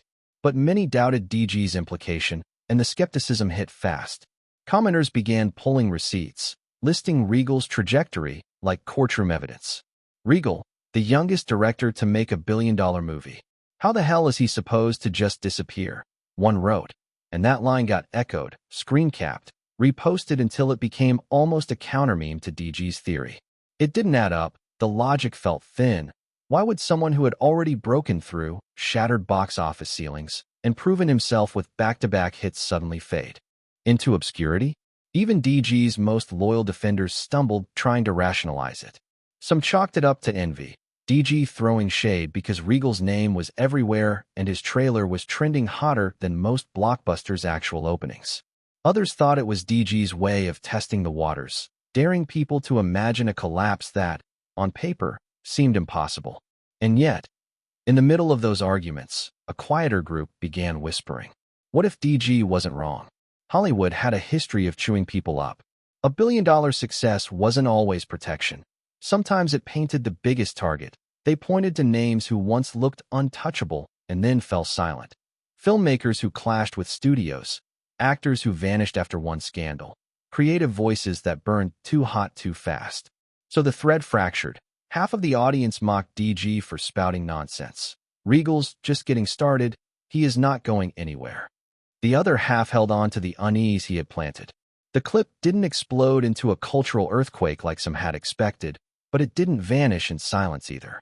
It stayed behind, simmered, shared enough times to reach the right eyes, whispered about in forums and private group chats, debated in corners of Twitter where industry gossip thrived. It wasn't a tidal wave, but it was a steady ripple that refused to settle immediately. The phrase "DG disappointed" began to surface, sharp and dismissive, often typed with that smug undertone people reserve for declaring something dead before it's even born. But right beside it, as if in defiance, came the counter shouts of "DG never disappoints," loyalists who clung to his track record, to the unpredictability that had defined Regal's career so far. And yet, when the dust was counted, the majority leaned toward the supportive camp, not always cheerleading, but nodding along with the message of the clip, agreeing that there was truth buried in the man's words even if the delivery was divisive. Many who had no strong opinion on Regal himself still shared the sentiment that the industry wasn't built for someone like him to succeed, that the odds were stacked, and that if nothing else, his fight made for compelling theater. But like all things in the digital age, it was only hot for a while. The engagement slowed, new controversies arrived, fresher distractions pulled people away. Soon, the clip was like smoke after a campfire, once thick in the air, now only a faint smell if you really searched for it. The discourse moved on. For Regal, though, it wasn't nothing. Enough people had seen it, enough had debated it, enough had stored his name in the back of their minds. The video may have disappeared from feeds, but the ideas it carried lingered quietly, waiting to resurface the next time his name lit up the headlines. Number 218. Chapter 218. Interview and Backlash. The suite at the Mercer Hotel had been dressed for the interview. A small table sat between two armchairs, a recorder blinking red, glasses of water sweating lightly against coasters. From the street below came the distant chorus of honking cabs and New York impatience. But up here, the atmosphere was subdued, professional. Mark Ellison, a journalist with more than 2 decades in the film industry, studied the young actor across from him. Andrew Garfield still carried that unpolished charm, the half-smile that made him seem equal parts confident and vulnerable. There was no sign of Hollywood arrogance. He sat with his hands clasped, shoulders loose, as though afraid of taking up too much space. Ellison clicked his pen once, an old habit of his before asking the question that sat on everyone's mind. "So, Andrew," he began, his voice steady but curious, "do you consider Spider-Man the dream job of all time?" "Undoubtedly." Garfield's face broke into a grin almost instantly, like a child caught with a secret. "Making a debut with such a role? I am just gratified. Honestly, it still feels surreal." Ellison kept his gaze steady, tilting his head just slightly before pressing on. "But still, are you not afraid of getting typecast? Or are you going to embrace being Spider-Man for as long as it lasts?" Garfield shrugged. "I am embracing it. I am not really afraid of being typecast anyway. Peter Parker isn't a cage. He is layered, too human. If anything, it is a privilege." Ellison nodded slowly and moved on to the next question. "How long does it actually take to shoot a Spider-Man movie?" 3 to 4 months. Garfield answered, his brow knitting slightly as he considered the timeline. "That's just principal photography, of course. We had schedule breaks. But before that, months of prep, costume fittings, stunt training, wire rehearsals, and after filming, all the computer stuff takes ages." Ellison smiled faintly, tapping the pen against his lip before sliding into the question most fans were dying to know. "Actually, I am curious about your special workout. Because from the trailer, and especially when you turn into Spider-Man, you are muscular as hell." Garfield laughed, head tipping back, his hand running through his hair as if embarrassed by the memory. "I worked out for 5 months, 6 days a week, up to 4 hours a day," he said. "It was intense, definitely the hardest I have pushed myself physically." Ellison jotted the detail down, the number underlined twice in his notes, before arching a brow. "So, did that mean eating more too?" "Absolutely," Garfield said with a rueful chuckle. "I had a nutritionist. I was eating 4 to 6 meals a day with lots of protein intake. Chicken, fish, shakes, repeat. A dream job, sure, but not exactly a dream diet." The pen clicked again. Ellison leaned back this time, giving Garfield space to fill the silence. "Were you competing with a lot of guys for the role, or was it clear from the beginning that you were going to be Spider-Man?" Garfield hesitated, looking down for a moment before answering. In Regal's mind, I believe I was the guy, but the studio wasn't sold on me immediately." Ellison leaned forward now, sensing the edge of a story. I heard you had to do a test shoot to make them agree. It was a bit of a process, yeah, Garfield admitted. He gestured loosely with his hand, as though brushing the weight of the memory into the air. We did shoot some film, but I wouldn't call it a test shoot. It's in the movie. Regal doesn't like wasting time, and he is very clear about how much film he needs and how much he doesn't. Ellison's pen froze mid-scribble. He raised his eyebrows. I wonder if the studio had plans for other faces. Garfield's answer came with a shake of his head. I'm not sure who they wanted in the role, or who they were suggesting. I heard so many names, but it was all rumors as far as I knew. In the end, all that mattered was this was the role I wanted, and they were convinced once they saw the tape. Ellison leaned back slightly, flipping to the final page of his notes. Garfield noticed the shift in rhythm immediately, his own posture straightening as though bracing himself. All right, Ellison said, his tone suddenly careful, almost teasing. Let's wrap this with one last question. Andrew chuckled, already wary. Should I brace myself? That depends. Ellison replied. On whether the leak we heard is true or false. Garfield tilted his head, lips curling into a nervous smile. Guess you should ask away. Then, Ellison hesitated only a beat before laying it out. Is Robert Downey Jr. playing a character in Spider-Man, Web of Destiny? For a moment Andrew said nothing. The pause was noticeable, deliberate. He had been hit with this before, at other junkets and sit-downs. Reporters circled the same rumor, testing his composure. And outside these rooms, the debate raged louder. Editorials called Regal's choice reckless. Commentators sneered. Robert Downey Jr. has spent more time in rehab and courtrooms than on set. Why should audiences, or insurers, trust him? Is this meant to be a superhero or a super relapse? First superhero film under MDC, first for Regal, and their gamble is a liability? One binge, and the whole movie collapses. Even Regal's most loyal fans struggled to defend it. For once, the praise machine hesitated, the backlash stung. Regal himself had been furious at how the casting even leaked, furious that the conversation now revolved around doubt instead of vision. But if the whispers bothered him, he never showed it. Not once did Andrew see a flicker of regret in him. On the contrary, Regal looked more determined than ever to let the film itself silence the noise. And so Garfield knew he couldn't afford to look uncertain either. He leaned forward, voice even. I can't reveal much, but yes, Mr. RDJ will be playing a crucial role in the film. Is he now? Well, Andrew wasn't sure either. All he knew is RDJ is indeed playing a role in the film, but Regal never really relived what it will be, or how much of a screen space he will be having. Regal just informed him that, just say it's crucial role, when asked. And that's what he had been doing. Ellison exhaled softly, smiling as though satisfied with that morsel. Then we will look forward to it. For what it's worth, I thought you were terrific in the trailer. You really sold Peter Parker. Andrew's shoulders eased at that, gratitude slipping into his tone. Thank you, that means a lot. The red light on the recorder blinked one last time before Ellison clicked it off. His notebook closed with a snap. The interview was done. But as the quiet settled, Garfield remained the same. Humble, restless, still processing the enormity of it all. Spider-Man was him. And despite the noise outside, he was ready to prove it. Andrew's days blurred into a carousel of interviews, late-night shows, and magazine spreads, the sort of promotional grind that could overwhelm even seasoned actors. Despite being the new face in Regal's growing universe, he was front and center in nearly every campaign. Regal didn't hesitate for a second to push him as the face of the film, making it clear to press and public alike that this wasn't just another superhero movie. It was Andrew's Spider-Man. The gamble was unusual for the time. Hollywood had rarely bet this heavily on a young actor without a powerful family name or industry godfather backing them. But Regal understood something most didn't.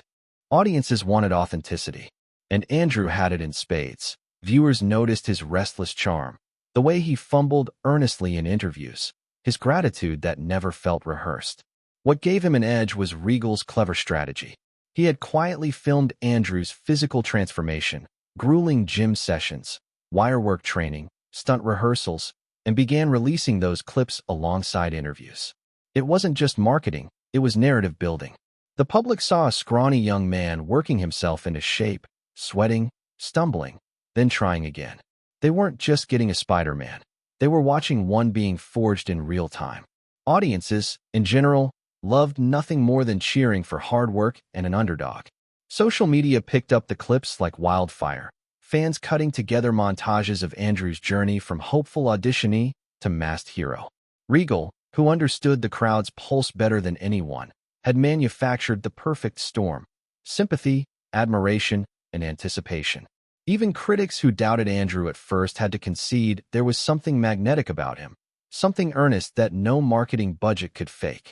Regal knew better than to underestimate the power of such raw crowd support.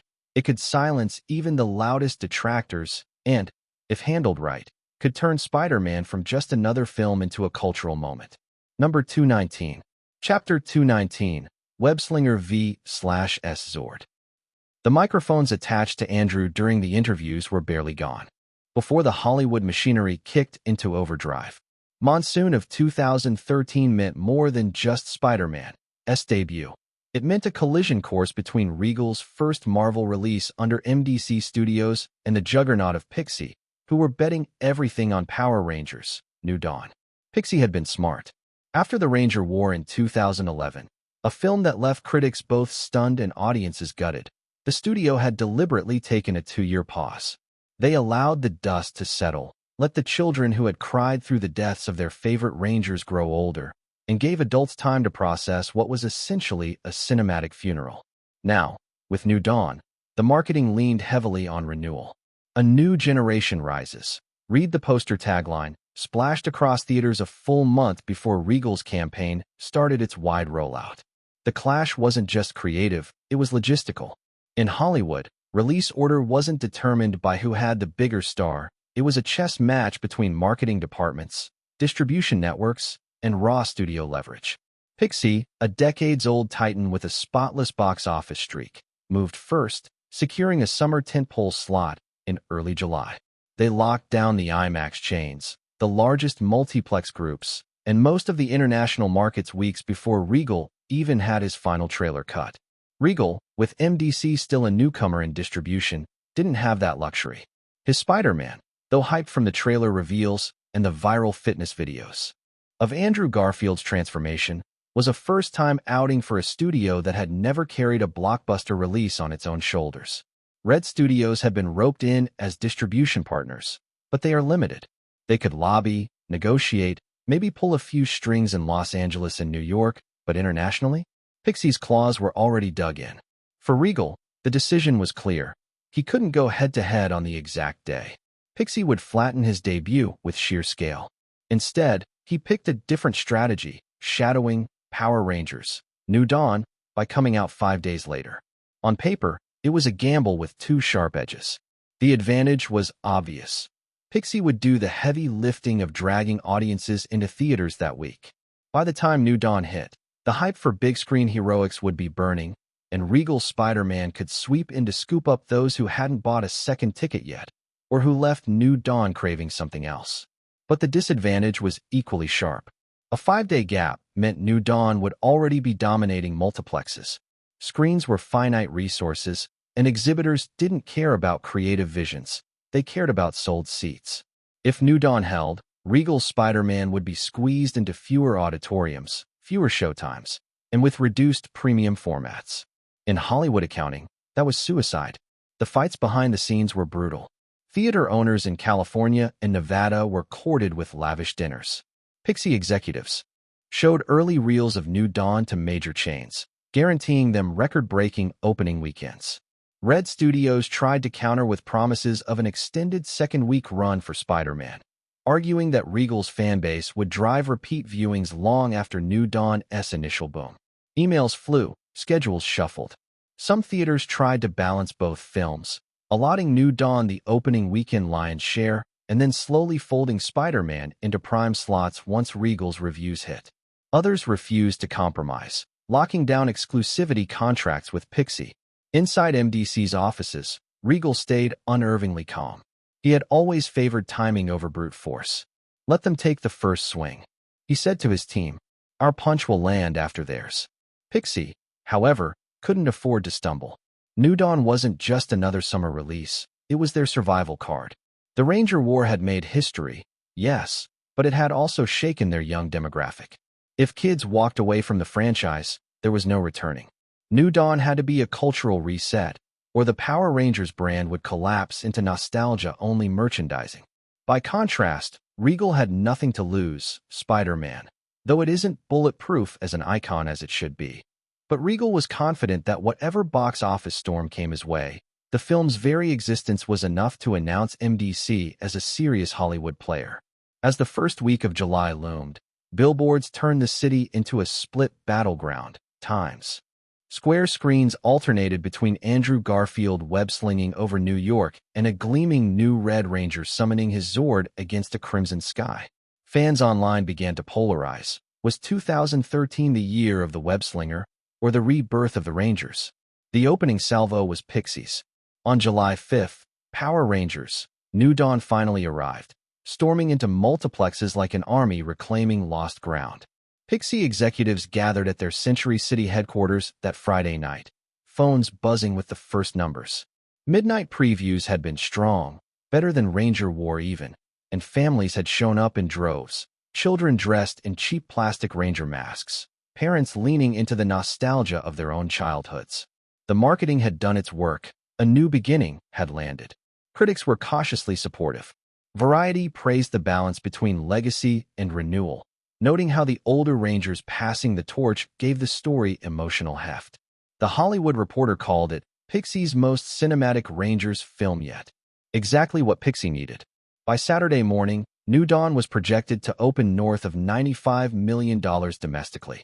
Theaters were packed, concession sales spiking, and Pixie began to leak stories to the press. The Rangers are back, bigger than ever. But the celebration was tempered with a gnawing unease. Online chatter wasn't uniform. Forums and early YouTube reviews pointed out pacing issues, CGI bloat, and a certain corporate safety in the storytelling. Kids loved it, yes, but the older teens, precisely the demographic that had wept through Ranger War, seemed less invested. Too clean, one blogger wrote. Like they're afraid to get messy again. Meanwhile, just across the city in a nondescript office MDC had rented for their distribution team, Regal sat with crossed arms, watching the tracking numbers with his usual detachment. Red Studios reps were restless, worried that Spider-Man, opening only 5 days later, would suffocate against Pixie's wide footprint. Regal didn't flinch. It's our turn next, he said simply. The 5-day gap ticked by like a countdown. July 6th, Saturday, Pixie hit $45 million. July 7th, Sunday, another $35 million. The Monday drop-off was sharper than expected, though, down nearly 65%. Families had come, yes, but the repeat audience was weaker. Parents weren't lining up twice, and the teens aren't dragging their friends back for a second watch. By Tuesday, July 9th, Regal's marketing push detonated. Billboards switched overnight, web-slingers replacing Zords. New TV spots played in back-to-back slots during primetime sports. And then came the final full trailer, 3 minutes of Andrew Garfield slinging across New York, quipping mid-fight, and ending with that now iconic shot of him crouched on the Chrysler Building, mask half off, eyes burning. Social media lit up instantly. This is the Spider-Man we have been waiting for. Pixie's Monday victory lap soured. Executives scrambled his ticket. Pre-sales for Spider-Man surged, cutting directly into their second weekend projections. Exhibitors began calling, quietly asking if more screens could be shifted Regal's way by Thursday night, and money talked louder than contracts. July 10th, Wednesday night, Spider-Man premiered. The red carpet was a carnival of flashing bulbs and deafening fans. Andrew Garfield sheepishly waving as he tugged his co-artist, Tiffany Thomas, close, Regal walking deliberately at the back with his usual quiet confidence. Reporters tried to bait him into a rivalry quote dash. How do you feel about opening right after Power Rangers? But Regal just smiled thinly. There is room for everyone, he said. But only one of us is swinging above the city. When Spider-Man hit theaters on July 11th, the effect was immediate. Midnight screenings sold out across the country, lines wrapping around blocks like it was 2002 again. Audience reactions were visceral, gasps at Peter's transformation, laughter at Garfield's awkward charm, applause when the suit gleamed under the New York skyline. Critics, too, were impressed. The Guardian called it the most human superhero film in a decade. Entertainment Weekly dubbed it an origin story that feels alive. Even the harsher voices, like Rolling Stone, conceded, whatever Regal is building, it's dangerous. This is more than just a franchise starter. It's a manifesto. By the end of its first weekend, Spider-Man had opened to $135 million domestically, $40 million more than New Dawn's debut, despite having 5 fewer days of showings. The numbers told the story. Pixie had won the battle of the calendar, but Regal had claimed the war of momentum. Pixie's executives convened in hushed panic. Their second-week drop was a catastrophic 70%. New Dawn still made money, yes, but the narrative was brutal. Rangers overshadowed by Spider-Man. Stockholders wanted answers. The franchise, once the crown jewel, was suddenly the underdog. At MDC, Red Studios uncorked champagne bottles, relief flooding the room. For them, it was survival. For Regal, it was only validation. Number 220. Chapter 220. Spider-Man, Web of Destiny, release. Spider-Man, Web of Destiny. Written and directed by Regal Seraphsail. Runtime, 2 hours 38 minutes. Studio, Marvel D Entertainment. Ryan and his 2 friends pushed through the crowded corridor toward the cinema hall. Posters of the new film lined the walls, the air buzzing with chatter and popcorn scent. So, how do you think the guy gets his powers? Ryan asked, eyes gleaming as he craned his neck toward a poster. Mark shoved his hands deeper into his hoodie, expression flat. How would I know? I am not the screenwriter. Ryan groaned. Seriously? Can't either of you just guess? You're killing the vibe. Josh shrugged lazily. Maybe he was just born with it, like a mutant or something. Ryan whipped around. Born with it? That's your grand theory? That's the lamest origin story ever. I don't know, man. Makes sense.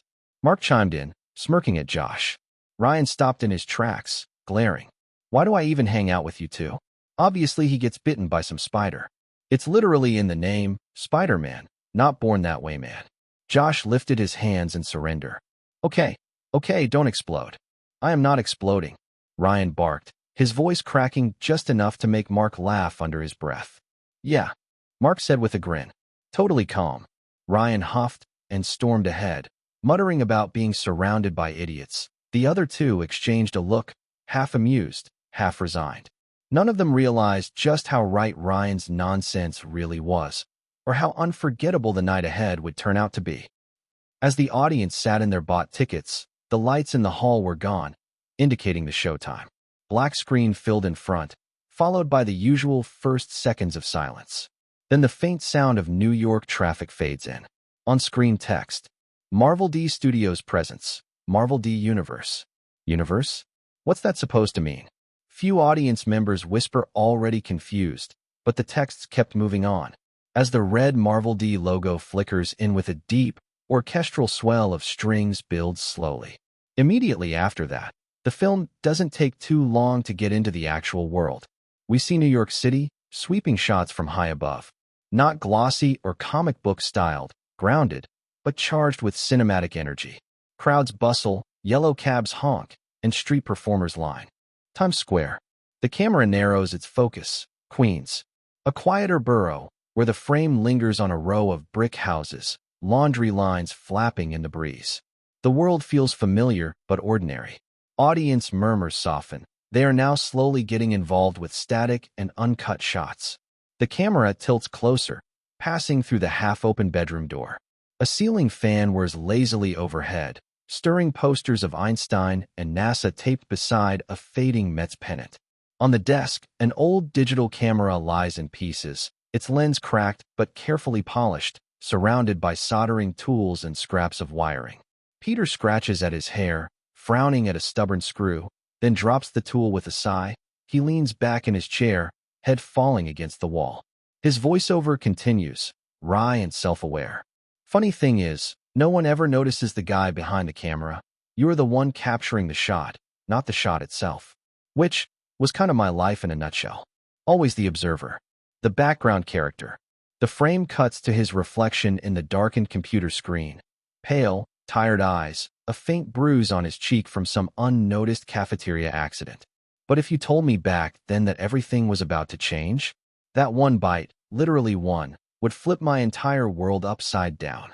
A nervous laugh undercuts the line. Yeah, I would have laughed too. A knock at the door. Aunt May's voice filters in, warm but brisk. Peter, dinner in 10. Don't make me come drag. You. Peter swivels in his chair, hiding the scattered electronics under a notebook. Yeah, be right there.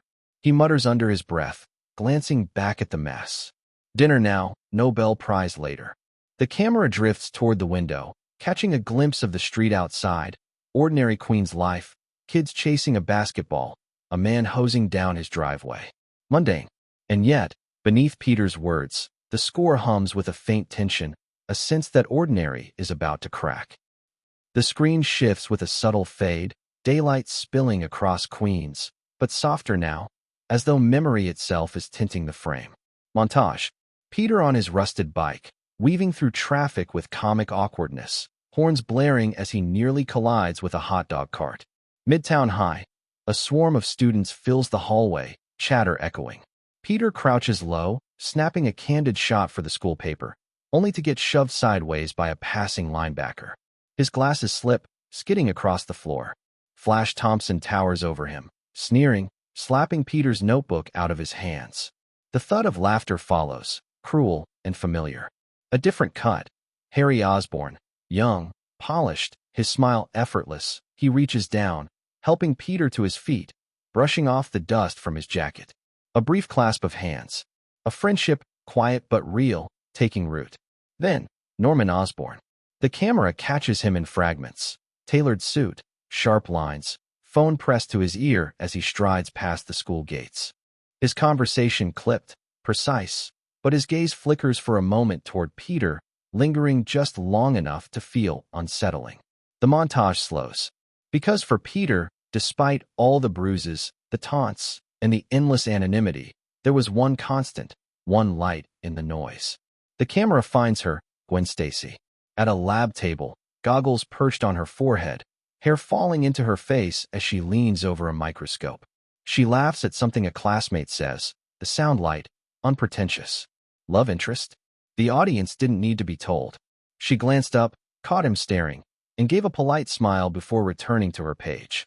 A collective soft ah rippled from the seats. Then Harry slid into the chair beside Peter, grinning like a fox who had just found dinner.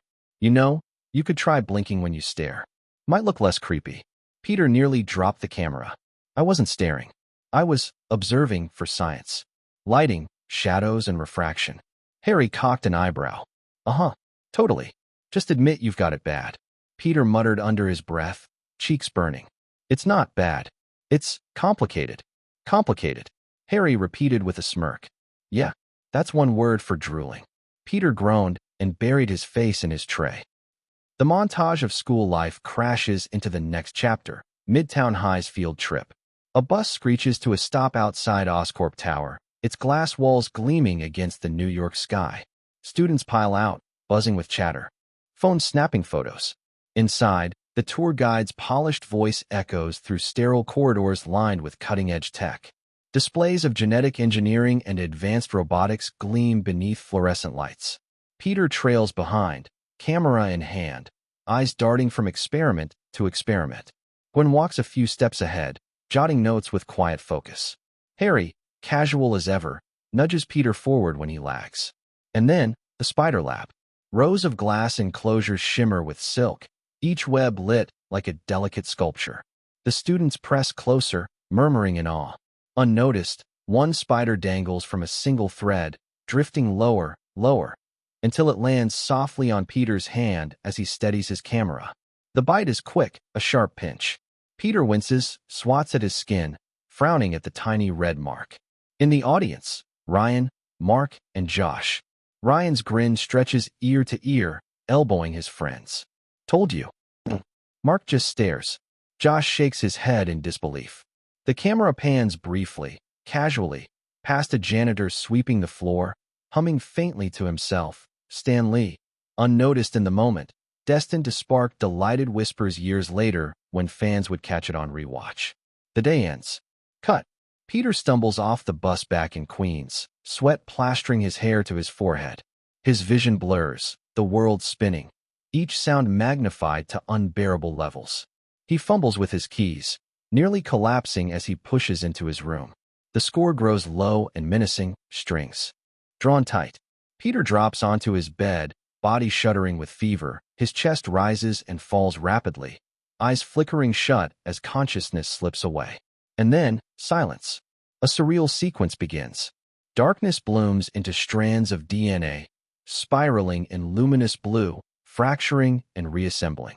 The strands twist into the shape of skyscrapers, their glass faces bending into webs that stretch endlessly across the screen. The lens dives deeper, into cells, into veins, until spider eyes flare in the dark, glowing like embers. Every shift pulses with eerie beauty, as if the audience themselves are sinking into Peter's bloodstream, riding the current of his transformation. The line between science and nightmare blurs. Flesh reshapes. Power takes root. Peter Parker is evolving. Morning. Peter jolts awake, drenched in sweat. His shirt clings to him. But something's different. He stumbles into the bathroom, gripping the sink. His reflection stares back, muscles defined, shoulders broader, the faint bruise from yesterday already gone. Confusion. Fear. All. He brushes his teeth. The bristle snaps clean off. His jaw drops. Montage begins. Peter stepped outside, squinting at the sunlight, every sound sharper, every detail in focus. A bee hovering, the chatter of neighbors 3 houses down. In class, a girl's coffee cup slips from her desk. Time seems to slow. Peter's hand shoots out, catching it midair before a drop spills. Gasps ripple. He stares at his hand, stunned. Climbing the school's stairwell, his fingers brush the wall and stick. He pulls back, tries again. His hand clings like glue. Heart racing, he tests it. The camera swings dizzyingly as Peter scales the stairwell in seconds, laughter bubbling out of him. Oscorp Labs. Machines whir and sparks flickered. Dr. Otto Octavius steps into frame. Confident, sharp, alive with energy, his sleeves rolled up, chalk on his hands, eyes bright. Fusion isn't just theory, he tells a room of interns. It's the future. Peter listens, hooked. Scribbling notes, his eyes wide with admiration. Cut fast. Otto adjusting a prototype arm that twitches with mechanical grace. Peter asked a question, Otto clapping him on the shoulder. Good eye, Parker. A flash of Rosalie entering with lunch. Otto softens, kisses her cheek. Peter's voiceover. Dr. Octavius wasn't just brilliant. He was the kind of man I wanted to be. Smart. Respected. Loved. But the cuts start shifting. Oscorp executives whispering in corners. Norman Osborn watching silently from a balcony, expression unreadable. Otto's smile fades as a contract is slammed on his desk, pressure mounting, deadlines and demands. The score darkens. Peter's voiceover trails off. I thought he had everything. I didn't see what it was costing him. Quick flashes. Otto staring at equations scrawled across glass, muttering to himself, his hand trembling as he adjusts his prototype. Rosalie calling his name, unheard. The seeds of obsession. Planted. Smash cut to black. Title card. Spider-Man, Web of Destiny. The orchestra swells. Wait, now is the title card, when they were already somewhere around 30 minutes into the film. But they didn't care for too long. Peter sneaks out that night, donning his makeshift red hoodie and goggles, taking his first full swing through New York. The camera soars with him, the score triumphant. The crowd in the theater erupts in cheers, clapping, and some whistling. It feels earned. But the sequence cuts sharply. Otto in his lab, energy coils spiraling out of control, his mechanical arms fusing to his spine in an explosion of fire and metal. At the Osborn mansion, Norman and Harry share dinner with Peter, who has been invited after school. Norman takes an unsettling interest in Peter's science skills, probing him with questions. The camera lingers on Norman's strained smiles, his cold eyes. However, the audience merely ignored it, but only in the future would they realize the seeds of the future goblin are planted. In reality, they were more worried about something. They could guess Norman's destiny, but the friendship between Harry and Peter makes it sting more. But not everything is smooth. The cafeteria. Flash Thompson looms, shoving Peter hard against a tray rack. Watch it, Parker. Something snaps inside Peter, reflexes ignite. Flash swings. Peter ducks effortlessly. Another punch, Peter sidesteps, grabs Flash's wrist, and pushes. Flash flies backward, crashing into a table, food scattering, the room erupting in shocked shouts. Teachers swarm, and students whisper, phones out. Peter stands frozen, realizing what he's just done. Cut to the principal's office. Uncle Ben sits stiffly in a chair beside Peter, frowning, disappointment written across his face. The principal drones about violence and example. Peter slouches, cheeks burning. Later at home. The kitchen is quiet. Ben leans on the counter, arms crossed, watching Peter pace. You think being stronger makes you better? Ben's voice is calm, but firm. Peter's fists clench. You don't get it. He pushed me first. I am done being the punching bag. Ben shakes his head slowly. Power isn't about evening the score, Pete. It's about choice. You don't get to throw it around just because you can. Peter bristles, his voice rising. So what? I am supposed to just take it? Pretend I am weak when I am not. Ben steps closer, his eyes heavy with concern. You've been given something most people never will, and if you don't use it the right way, it will use you. You don't understand. For once, I am not the kid everyone pushes around. I don't have to hide anymore. I can actually do something. Ben set the mug down, the clink soft but heavy. Doing something for yourself is one thing. Doing it for others, that's different and harder. Peter's fists curled. His voice cracked with frustration. Why can't it be both? Why can't I use this, finally, for me? Ben leaned back, weary, his eyes carrying more sorrow than judgment. Because you are a good kid. Petter. The words hung there, sharp and aching. Peter's throat tightened, his defiance wilting under the weight of them. He couldn't answer, not without breaking. In theaters, the lines sank deep, half the audience nodding with Ben's wisdom, half aching with Peter's desperate need to be seen. The silence afterward wasn't empty. It was charged, tender, and unbearably human. Number 221. Chapter 221. Spider-Man, Web of Destiny, Release 2. Annoyed and restless, Peter storms off into the night. A convenience store. Harsh fluorescent lights hum. Peter slaps a few dollars on the counter for a bottle of chocolate milk, only for the cashier to shortchange him with a shrug. Come on, I gave you a 20. Peter protests. The cashier doesn't even look up. Take it or leave it, kid. Next, Peter's jaw tightens. He snatches the bottle and walks off, muttering. The doors slam open. A thief bursts in, mask pulled low, gun raised. Shouts fill the shop as the man yanks the register clean and bolts out. Stop him, the cashier yells, desperate, pointing at Peter near the exit. Kid, stop him. Peter steps aside deliberately, letting the thief slip past. He shoots the cashier a cold, smug look. Not my problem. The audience reacts with uneasy satisfaction. He deserved it, right? But that thought curdles quickly. Moments later, sirens scream, tires screech, and then a gunshot. Peter freezes. His stomach drops. He runs, feet pounding the pavement, weaving through the crowd toward the chaos. And then, he sees him. Uncle Ben, lying on the cold street, blood seeping into his shirt, his breaths ragged. Peter drops to his knees, hands trembling as he tries to hold him together. Uncle Ben, no, stay with me, please. Ben's eyes find his. Weak, fading, but steady. You were meant for more, Peter. His hand grips Peter's wrist, shaking. Listen to me. With great power. He coughs, gasps. Comes great responsibility.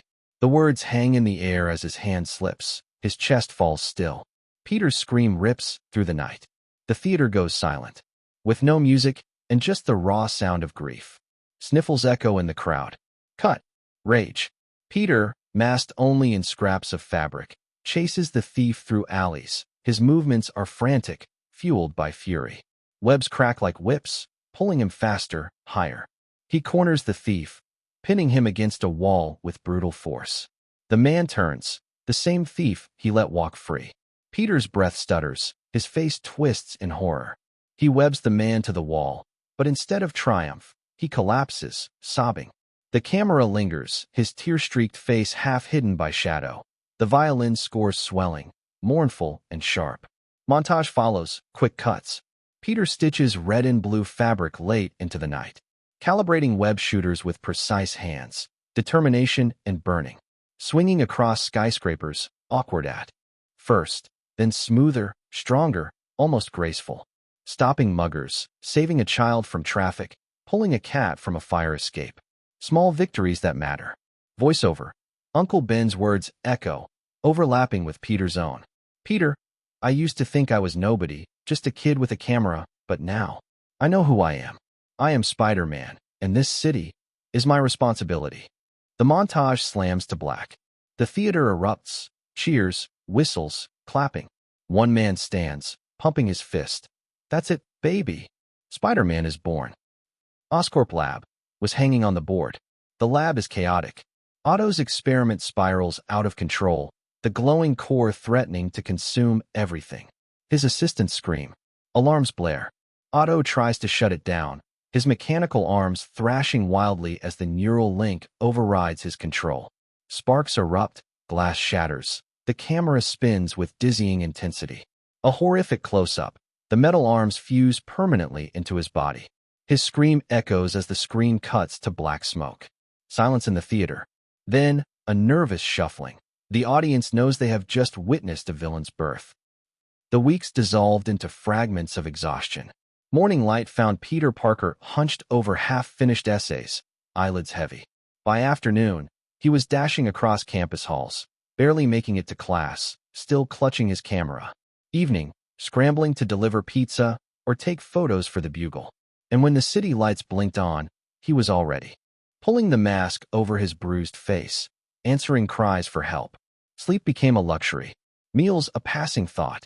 His life was split into jagged pieces, and the glue was breaking.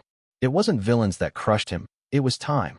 A clock that never slowed, always ticking, always reminding him he couldn't be everywhere at once. Harry looked at him one day and said, "You're slipping, Pete." Aunt May looked at him another and asked, "Are you all right, dear?" He lied both times, because Spider-Man couldn't afford the truth. He broke promises, friends called him unreliable, teachers scolded him. Aunt May noticed the exhaustion in his eyes. But the city kept calling, and Spider-Man always answered. The final battle. The city shuddered. Oscorp's failed experiment unleashed chaos. At the center, Spider-Man and Dr. Otto Octavius. Once, Peter looked at Otto and saw brilliance, a mentor who carried wisdom, compassion, and a heart large enough to inspire. Now, he saw a man driven mad by power, steel arms thrashing like serpents, eyes consumed by fury. The fight was ugly. Peter's punches lacked rhythm, more survival than skill. Every swing of Octavius's mechanical arms slammed him into walls, cracking the pavement beneath him. His ribs burned, his mask tore. But Peter stood, because if he fell, New York would fall with him. The train. Octavius hurled him onto a runaway train, sparks flying as wheels screeched. Dozens of faces stared back at Peter, mothers, children, workers, helpless. He scrambled to the front, bracing himself, web after web shot out, sticking to nearby buildings. His arms stretched, muscles tearing, veins bulging. The strain was unbearable. His body screamed, vision blurred. Come on, he whispered through clenched teeth. The train fought against him, a beast of metal refusing to be tamed. He screamed, not in anger, but in desperate willpower, as the webs snapped taut. And then, slowly, impossibly, the train screeched to a halt. Silence. Dust swirled in the air. The passengers looked at him, mask half gone, blood trickling down his cheek. He collapsed backward into their arms. And they saw the truth. He wasn't a god, or was he untouchable? He was just a boy. And yet, he saved them all. Hours later, battered and staggering, Peter prepared for the final strike. Octavius had fled deeper into the city, and Peter chased him, every breath sharp, every limb trembling. He couldn't go on much longer. Then, above him, a miracle. One by one, construction cranes rotated, operators guiding them to a line like stepping stones across the skyline. "Let's give him a hand," a worker shouted from his cab. New Yorkers craned their necks, pointing, cheering. The city itself rose to push Spider-Man forward. Peter looked up, chest heaving. He didn't have strength left, but he had something greater, the people believing in him. He launched forward, swinging from crane to crane. Faster, higher. The city carried him. The final clash with Octavius was brutal, primal. Peter fighting on nothing but persistence. He was bloodied, torn, exhausted, but he didn't stop. He couldn't. And finally, the villain fell, the threat ended, the city safe. Peter stood amid the wreckage, mask dangling, chest heaving. A boy and a hero, inseparable now. The battle was over. The city skyline, once lit by chaos, now glowed in quiet normalcy. Sirens had faded, and smoke thinned into the night air. And Spider-Man, no, Peter Parker, limped home with nothing but his thoughts. Just the creak of his bedroom window as he climbed back in, peeling off the tattered mask, staring at the boy in the mirror who looked far too tired to be called a hero. His hands shook, his ribs screamed, but more than anything, his mind weighed heavy. Uncle Ben's words still echoed. With great power comes great responsibility. The days after felt almost cruel. Midtown High was the same. Homework deadlines loomed. Professors still scolded him for showing up late. Harry still shot him with suspicious looks. Gwen still smiled, though sometimes it felt like she could see through him. But Peter wasn't the same. On the subway, when a thief tried to snatch a purse, Peter's hand moved faster than thought, webbing the bag back to its owner before anyone noticed. In a quiet alley, he stopped two men from roughing up a homeless kid and disappeared before the kid could even say thank you. At night, he sat on rooftops, listening to the city breathe, waiting for the faintest cry for help. And every time he answered, whether it was pulling someone from a wrecked car, stopping a mugging, or just walking an old woman across a busy street, he felt the weight and gift of who he was. Cut to black.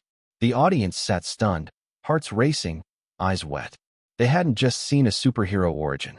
They had lived through it. It felt whole and complete. The most human story of a hero ever told. Number 222. Chapter 222. Green Lantern Sequel. The lights dimmed in the cinema hall, the chatter died down, and the theater screen glowed to life. For once, the three boys weren't jostling or bickering. Dev leaned forward in his seat, knuckling white around the armrest. Ryan slouched back, a grin plastered across his face, whispering little quips during the trailers. And Arav, quiet, watchful, sat with a kind of stillness that seemed older than his age. Martin, sitting on the aisle, folded his arms. He wasn't one for superhero nonsense, not really. But this wasn't about him. He had brought his son, and by extension his son's friends.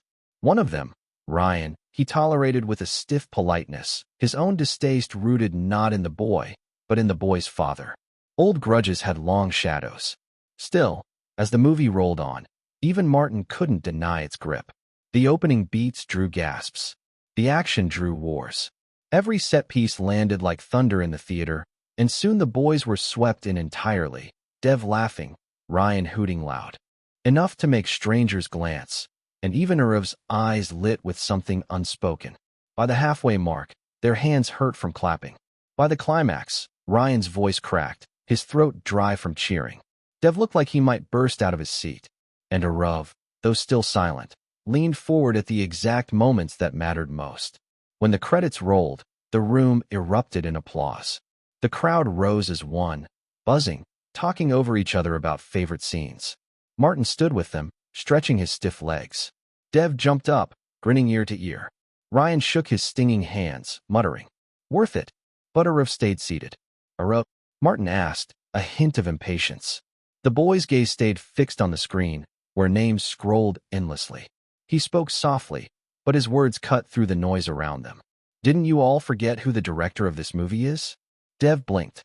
Ryan snorted, not getting it at first. Even Martin frowned, unsure where the boy was going. That question hung in the air. For a moment, all three stared at the quiet boy. Then it clicked. Regal. If Regal directed this, then, of course, he was known for never letting things end at the surface. There had to be something waiting. But most of the theatergoers didn't care. People were already stretching, gathering jackets, herding kids toward the exits. The crowd slowly drained out, the roar of voices fading into the corridor outside. Arav didn't move. His eyes stayed fixed on the screen. Patient. Dev shifted uncertainly, but sat back down. Ryan groaned, rubbing his dry throat, but curiosity won. Even Martin, with his usual skepticism, found himself lingering. The credits crawled on. Long. Almost deliberately long. And then, Black screen. A cut. Suddenly, the click and flash of cameras. A swarm of reporters circled a man in a dark suit, his face bruised, lip cut, eyes sharp. He looked tired but proud, almost defiant. "Mr. Stark! Mr. Stark!" they shouted. "Are you saying you're some kind of vigilante? A superhero?" The name landed heavy. Tony Stark. For the audience, it was the first time they had ever heard it. Tony adjusted his tie, his arrogance impossible to miss. He smirked, but the pause behind his smirk carried weight. Then flash cuts. Rapid, almost disorienting images surged across the screen. A figure of steel painted in red and gold. A bulky, tank-like prototype stomping through flames. Not a machine, but a man inside the machine. Eyes glowing, repulsors charging. Then it all snapped back to the press conference. The man at the center. Tony Stark. His expression hardened, the ego, the pride, the dangerous honesty in his eyes. A reporter pressed, condescending.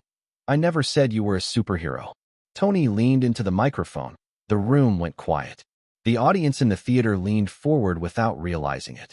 He opened his mouth, and in that moment, Arav whispered with him, voice low, almost reverent, like recalling the words of a bedtime story his father once read long ago. "I am Iron Man." The screen cut to black. The theater erupted in disbelief. Half the audience had already left and would regret it forever. But for those who stayed, it was like a door had opened to something far bigger.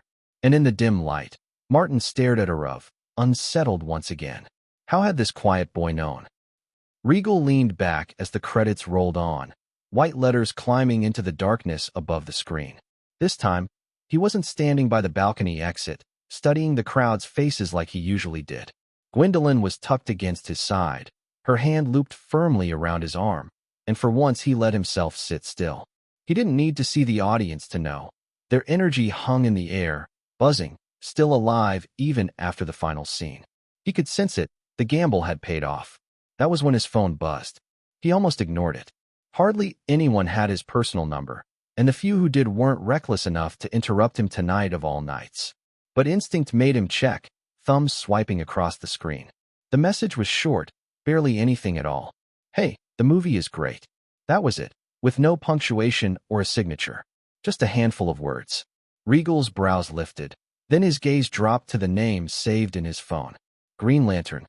He had kept it that way as a private joke, a quiet reminder of the man behind it. Though soon, he thought, he might have to rename it. Something fitting, maybe a scarlet mask, something with blades of sarcasm and a streak of madness. A comparison to Spider-Man?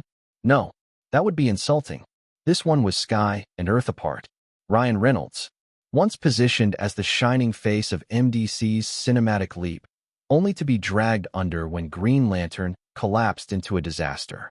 It hadn't just damaged the studio's credibility. It had left scars on Ryan himself, the kind that still lingered in every headline, every late-night punchline. Regal had his number thanks to Stan Lee, who had even traded a few casual words with him recently. Nothing much, yet Ryan had latched on, almost eager, as though sensing Regal might hold the keys to something better, something redemptive. Regal's fingers hovered over the keyboard for a moment before he typed out a reply, dry and deliberate. "Want to make a Green Lantern sequel together?" The answer came so quickly it might have been waiting, loaded in his drafts. "Fuck off respectfully." Regal couldn't help it. He laughed, sharp and sudden, shoulders shaking in the quiet theater. The image of Ryan still haunted by that green suit, still clawing away from the nightmare, was too much.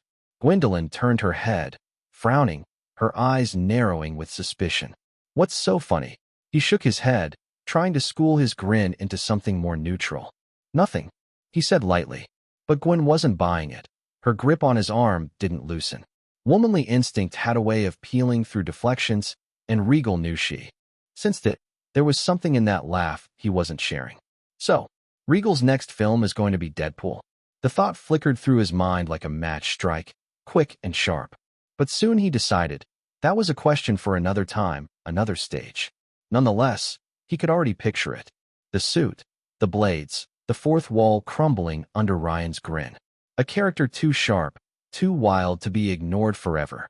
There would be a day, inevitable, undeniable, when that same man who still flinched at the word lantern would stride across the big screen again, red mask on, voice dripping with sarcasm, stealing the show in ways no one else could. Regal didn't smile this time. He just exhaled slowly, eyes fixed on the fading credits.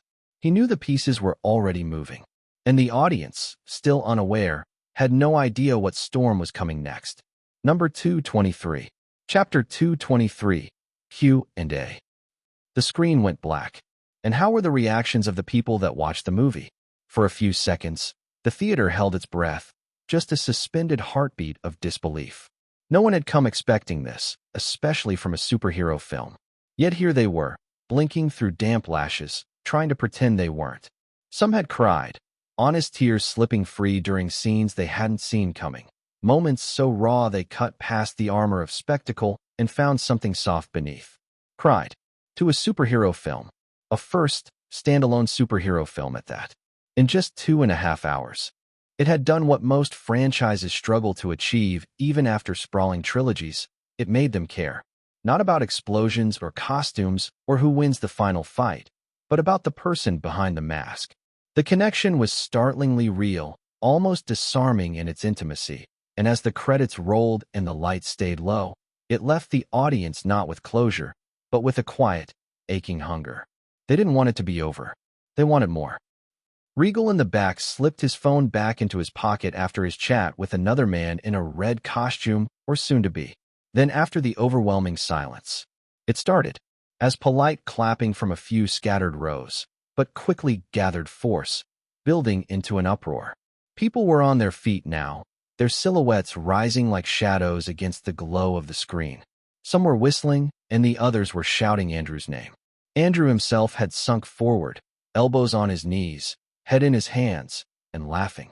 Not the easy kind, but the kind that bursts out when pressure finally gives way. He turned, dazed, blinking hard, as if trying to make sure this wasn't a trick of the light.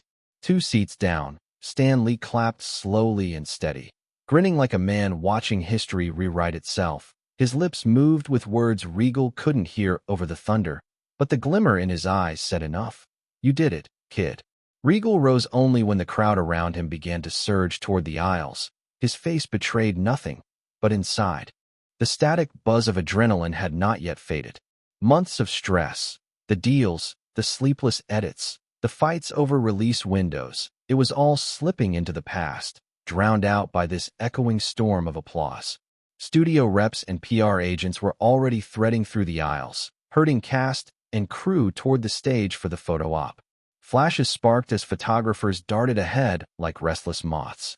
A reporter nearly tripped trying to get her recorder closer to Andrew, who was still dazed and grinning, eyes glassy from the onslaught of cheers.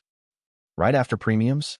It's a formal sit-down press interview that usually happens immediately after a Hollywood premiere. While the after-party is buzzing on one side, the studio sets aside a private room where press outlets get quick 5 to 10-minute interviews with the director and lead cast. They hadn't even had time to catch their breath. 15 minutes. That was all the handlers allowed before the next battle began. Press room. One of them mouthed at Andrew from across the atrium, tapping her watch like a metronome. Andrew exhaled, rolled his shoulders back, and followed her down the side hallway. The roar of the reception faded behind them, replaced by the hushed thrum of studio air vents. The room they stepped into had been completely transformed, a pocket of calm carved out of the noise. Softbox lights glowed like low moons from the corners, framing a pair of charcoal couches set against a massive Spider-Man backdrop. 2 camera rigs loomed at the edges, their red tally lights blinking like watchful eyes. On the side table, bottled waters stood in a perfect military line, labels turned outward. Andrew's steps faltered for half a beat. His eyes skimmed the gear, the crew, the lenses already trained on him.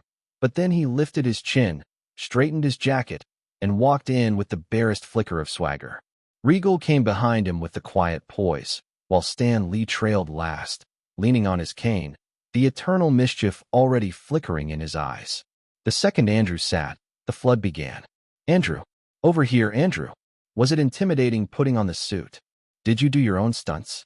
The questions collided in midair, voices tripping over each other in their rush to be first. Microphones stretched closer like spears. Andrew blinked rapidly, searching for which one to answer first. Then, unexpectedly, Stanley leaned forward from the center seat, lifting a single hand. His voice cut clean through the noise. "Let's not scare the kid," he said cheerfully. "Why don't you start with this other young man sitting here?" Every head turned, straight to Regal. Stan's eyes twinkled. "And by young man, I obviously mean me." The room cracked. Laughter tumbled out of the reporters in a wave, breaking the tension like glass. Stan chuckled along with them, then turned and tapped a hand gently on Andrew's shoulder, then Regal's. "I do have one thing to say, though," he said. "These two, they have made the greatest superhero movie ever." The laughter faded to a silence that was warmer this time.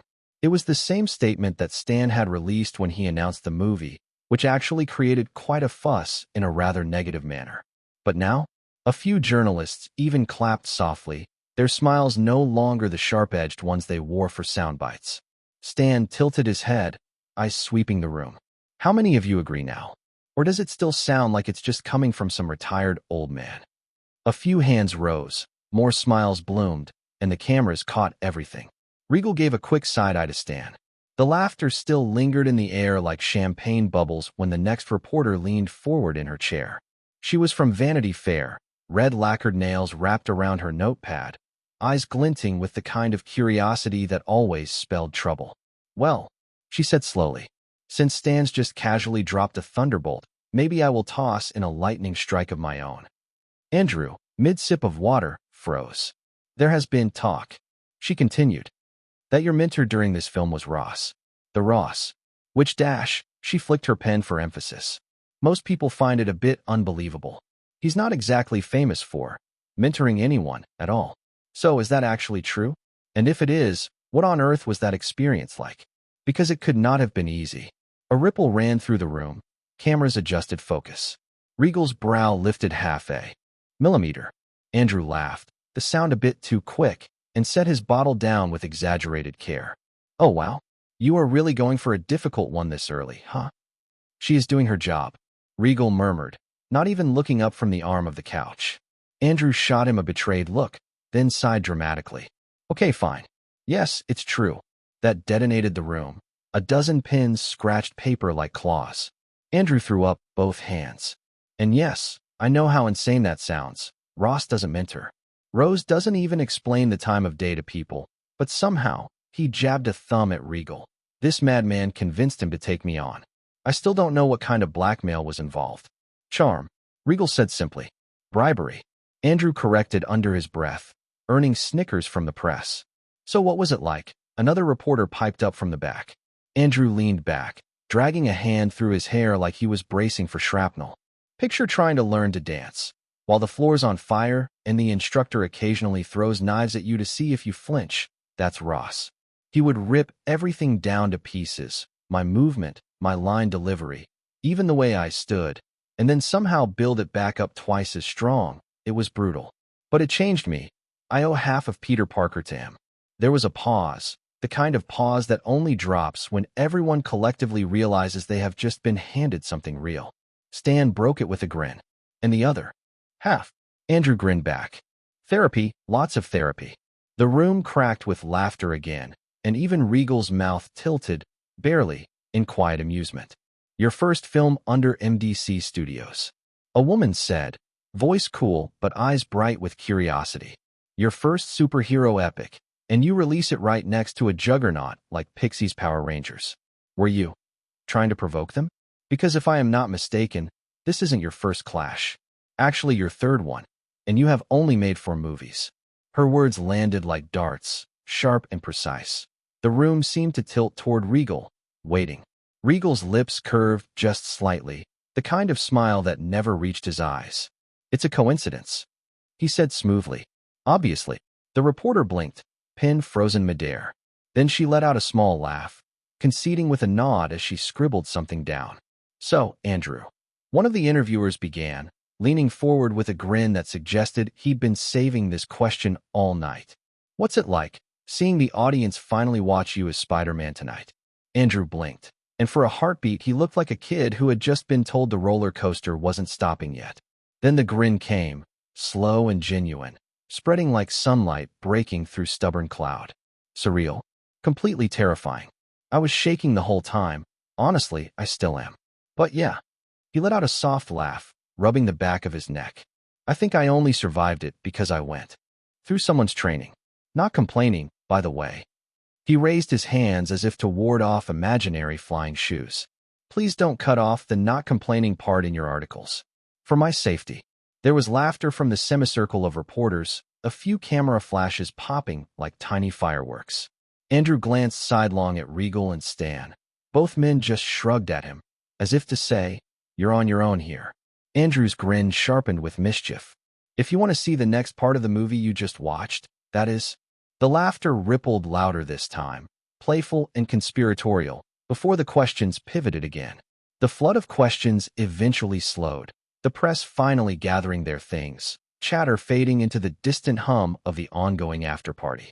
When the last camera clicked off and the final cables were coiled, silence settled in the interview lounge, broken only by the gentle tick of cooling lights overhead.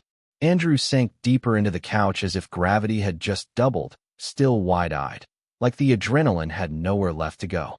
He turned to Regal slowly. "Did that just happen?" Regal stood, adjusting his cuffs with a calmness that felt almost unreal in the aftermath of the storm. "It's still happening," he said quietly, and with that, he opened the door. The low thrum of music and laughter spilled back in, warm and electric, and they stepped into it, back into the eye of the celebration. Number 224. Chapter 224. Taking Back Something. Home.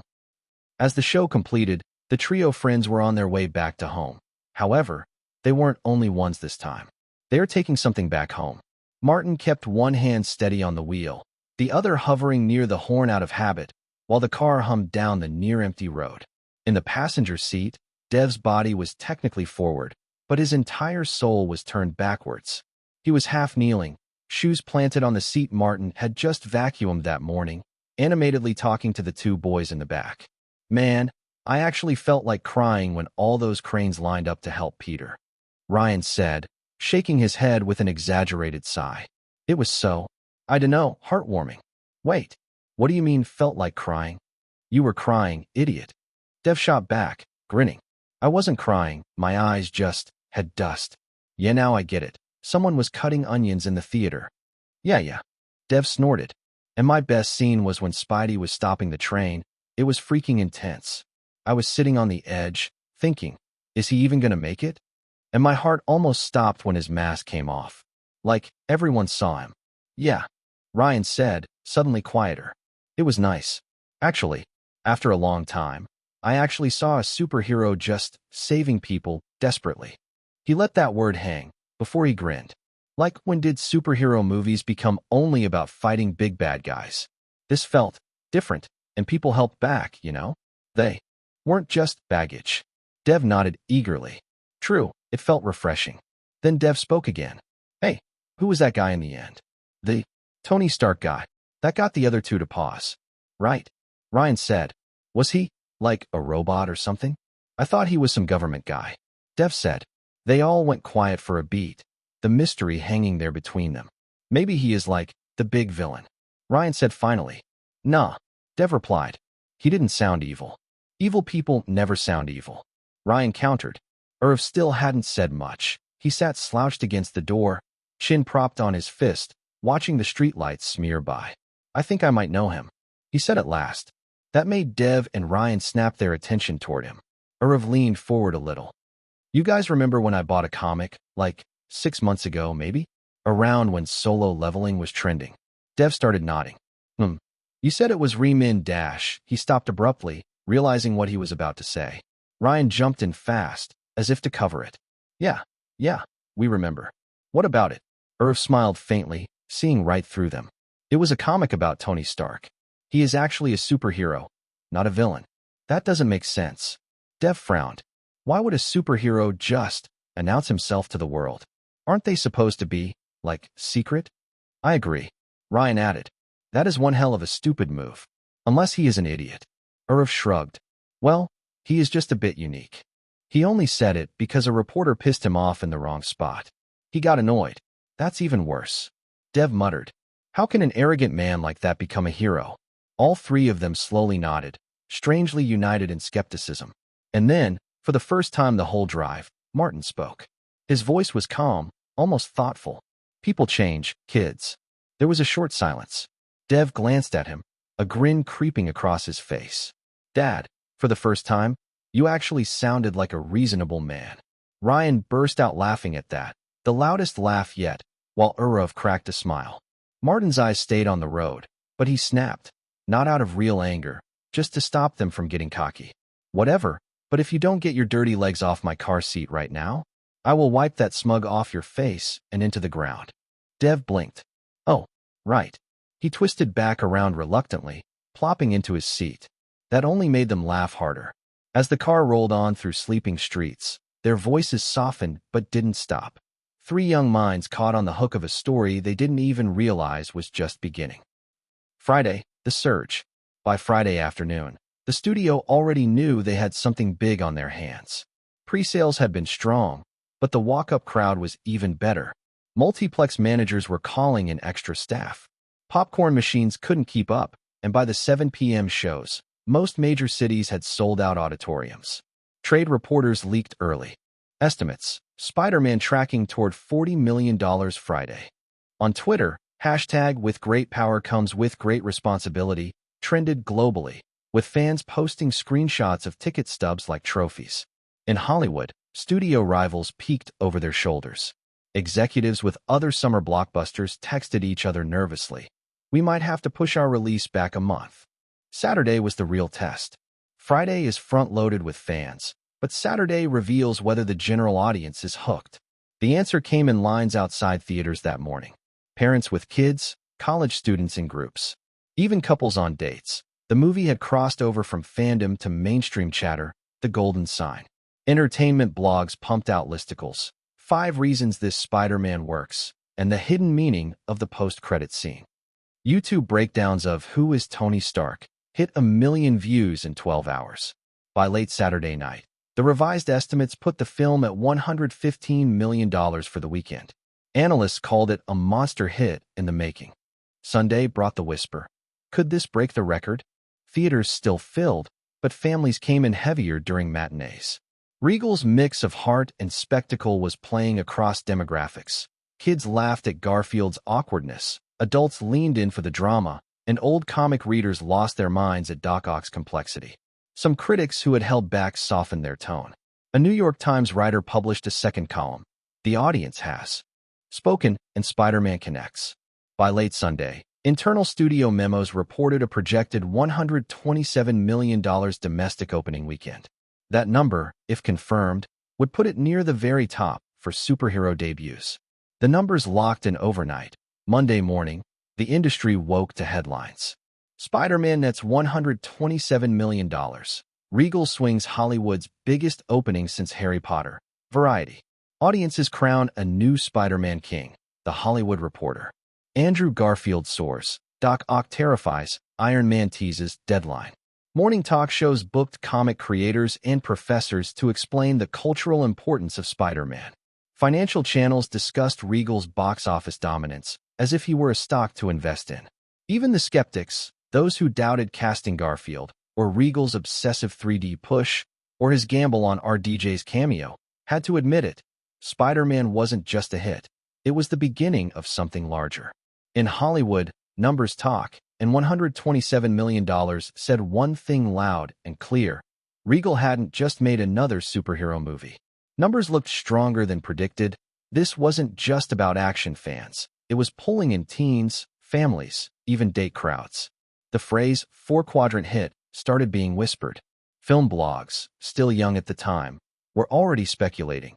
Is Regal building a universe? Most thought it was unlikely. Hollywood wasn't structured for that yet. But the seed had been planted. On early Twitter, movie forums, and even personal blogs, the chatter was undeniable. Most people didn't know what to call the final scene. Some wrote, robot reveal. Others called it post-credit surprise. The word post-credit scene wasn't really a cultural staple yet. Fans were sharing shaky memory descriptions. Some guy named Tony Stark? I think. It looked like a comic book thing. Is this connected to something? Whoever thought of putting that scene after the credits is a genius. Half the audience left though, LOL. By the afternoon, the phrase, "I am Iron Man," was trending on message boards. Not globally viral in the modern sense, but definitely spreading among early online communities. Regardless of the place and time, the most common thing is, whoever had wasted the film, they took the film with them back home. And for a director, there couldn't be a bigger achievement than this. Not awards, nor records. The New York Times ran a review titled, "A Comic Book Hero Takes Flight. Slick, loud, and surprisingly human." They praised the film's energy and pacing, but noted, "For a movie built on spectacle, its strongest weapon is personality. The lead actor's awkward charm makes what could have been a hollow spectacle into something oddly magnetic." Roger Ebert, always a voice people listen to, didn't give it a perfect rating, but his review highlighted something key. Comic book movies usually live or die on how much they take themselves seriously or not enough. This one has found a dangerous middle ground, it believes, in its toys, but also in its swagger. He mentioned the ending briefly, hinting that there was a suggestion of more, but without spoiling. If early numbers hold, Regal has delivered a film that could redefine the appetite for superhero stories on the big screen. Los Angeles Times noted, "Superhero fever? One film may have just changed the equation." Rotten Tomatoes-style aggregators were still in their infancy, but blogs began compiling reviews under positive and negative tags. The score leaned heavily positive. Crowds on Sunday were louder than the premiere. In some theaters, word had already spread not to leave until the very end. In others, you could hear gasps ripple through as half the room walked out, and the other half stayed behind knowingly. When the post-credit scene hit again, Tony Stark's name, the arrogance, the bold, "I am Iron Man," it hit harder. By Tuesday and Wednesday, something unusual was happening. Weekday evening shows were still packed. Normally, big films dip sharply after opening weekend. That mysterious post-credit moment became a playground talking point. Kids who left early were teased. "You didn't see it? Then you didn't really see the movie." Regal's film was already being positioned as the must-see of the month. Billboards that had gone up in LA and New York were now booked for extended runs. Television spots shifted their wording from "now in theaters" to "the #1 movie in America." By Thursday, late-night hosts started working the movie into their monologues. Jay Leno, "So there is this new superhero movie out. I want to see it." At the end, the guy says, "I am Iron Man." I was like, "Buddy, tell that to airport security and see how that goes." Conan O'Brien leaned into the nerdy angle. "Apparently, if you stay until after the credits, there is a bonus scene." So now Hollywood is basically holding moviegoers hostage. On MTV, snippets of the film began running in rotation. Interviews with the cast were suddenly being replayed more often, and Tony Stark name flashed every now and then. Number 225. Chapter 225, created by Stan Lee.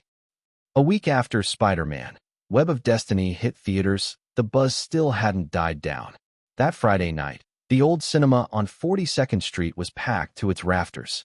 Neon lights hummed outside, casting streaks of red and blue across the wet pavement, and the air was thick with chatter, kids in Spider-Man shirts darting between grown-ups clutching soda cups, ticket stubs flashing in every hand. Stan Lee stood quietly among them, cap low over his brow, coat collar turned up like it was winter instead of spring. It was just him. He wasn't here to wave from a red carpet or smile for the press. He was here to be part of the crowd. When it was his turn at the booth, he stepped forward with a small nod. "2 tickets, please." "That will be $16.26, sir." "Here you go," he said, slipping a 20 across the counter. The girl behind the glass counted. Back the change without a glance. "Out of 20, and here are $3.74. "Thanks. What time does it start?" "In about 15 minutes. Theater 3, down the hall on your left." "Perfect. And, you got any popcorn deals tonight?" She smiled faintly. "Large popcorn and 2 drinks for $10 at the concession stand." "Good to know. I will check it out." She tore the stubs with a neat rip and slid them through the slot. "Enjoy the show, sir."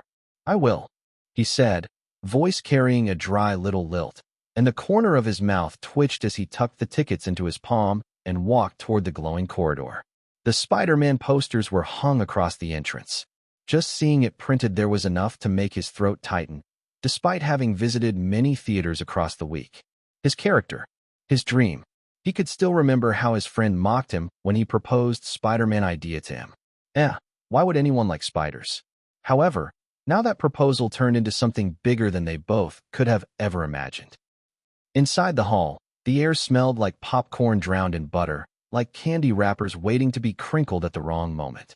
The seats were full, every single one, and the crowd buzzed with quiet excitement.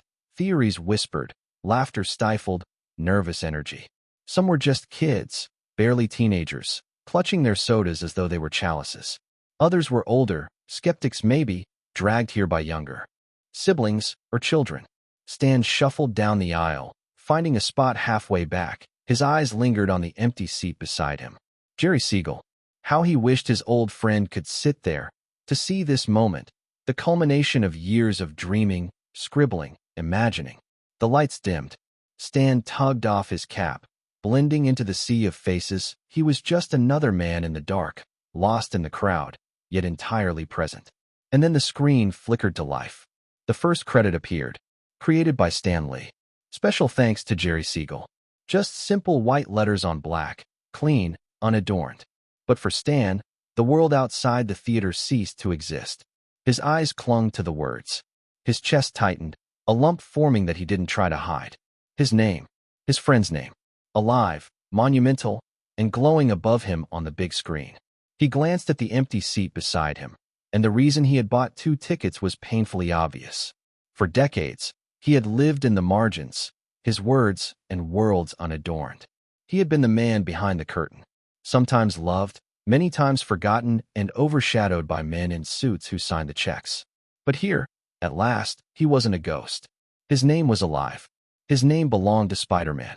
He even caught glimpses of audience members pointing at the fleeting credit, barely for a minute on screen, as if they recognized it.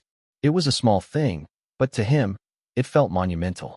Though it wasn't that a big deal that people actually could recognize him, as few it might be.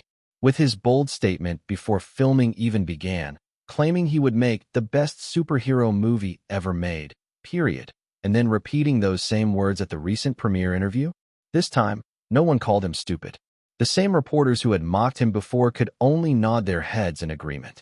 The internet being the internet, creative fans spliced together clips of his pre-production boast and post-premiere confidence.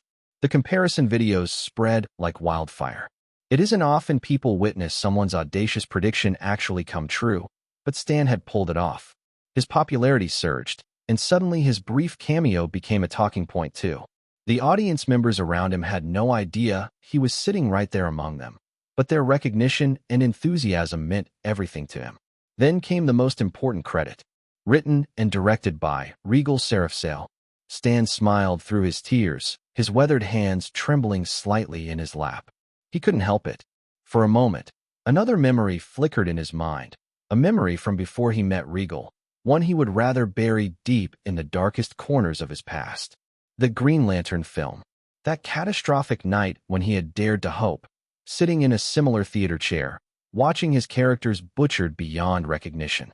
The silence that followed the credits? The reviews that came like daggers. The ridicule that lasted months.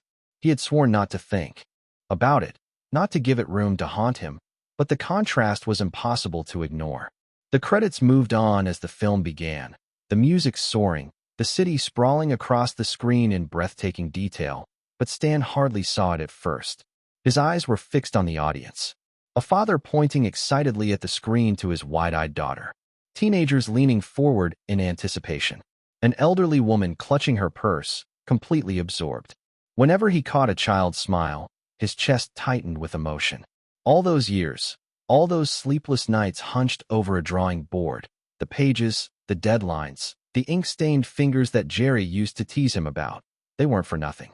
His heart thudded, steady but heavy, as if every beat carried the weight of decades he had carried too long. Gratitude swelled inside him, not for fame or for recognition alone, but for love, the love the world was finally. As Spider-Man swung across the screen. That's Spider-Man. He's my favorite. He bounced slightly in his seat, then suddenly stood up, crouching low with his wrists pointed forward. Thwip, thwip, he whispered, mimicking web-shooting motions.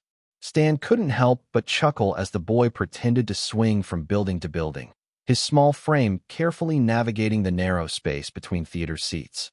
The kid turned to Stan with pure excitement in his eyes. When I grow up, I am going to help people just like Spider-Man does. I am going to catch bad guys and save cats from trees, and he demonstrated a dramatic web-slinging pose that nearly knocked over his drink. Stan's laughter was genuine now, warm and full. This was it.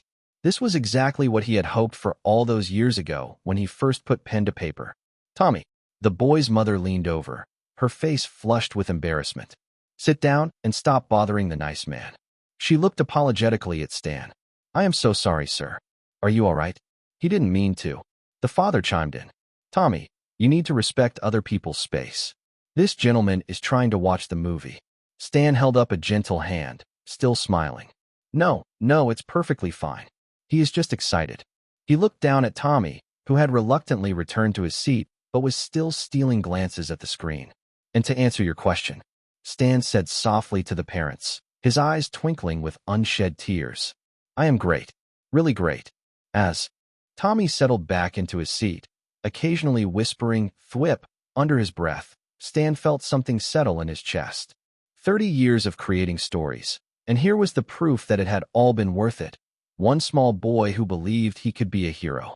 He thought he would be numb to it by now, that he had aged past caring about credit or glory, that after all the legal battles, the corporate reshuffling, the times his name had been buried in fine print, he had learned to let go. But no, he still cared. Not for the applause, never really for that. Just for the simple, quiet fact that a part of him would stay behind when he was gone. That his fingerprints were on something that mattered. That some nervous, lonely kid in the audience might see this film tonight, go home to their bedroom, and realize they could be something more than what the world told them they were.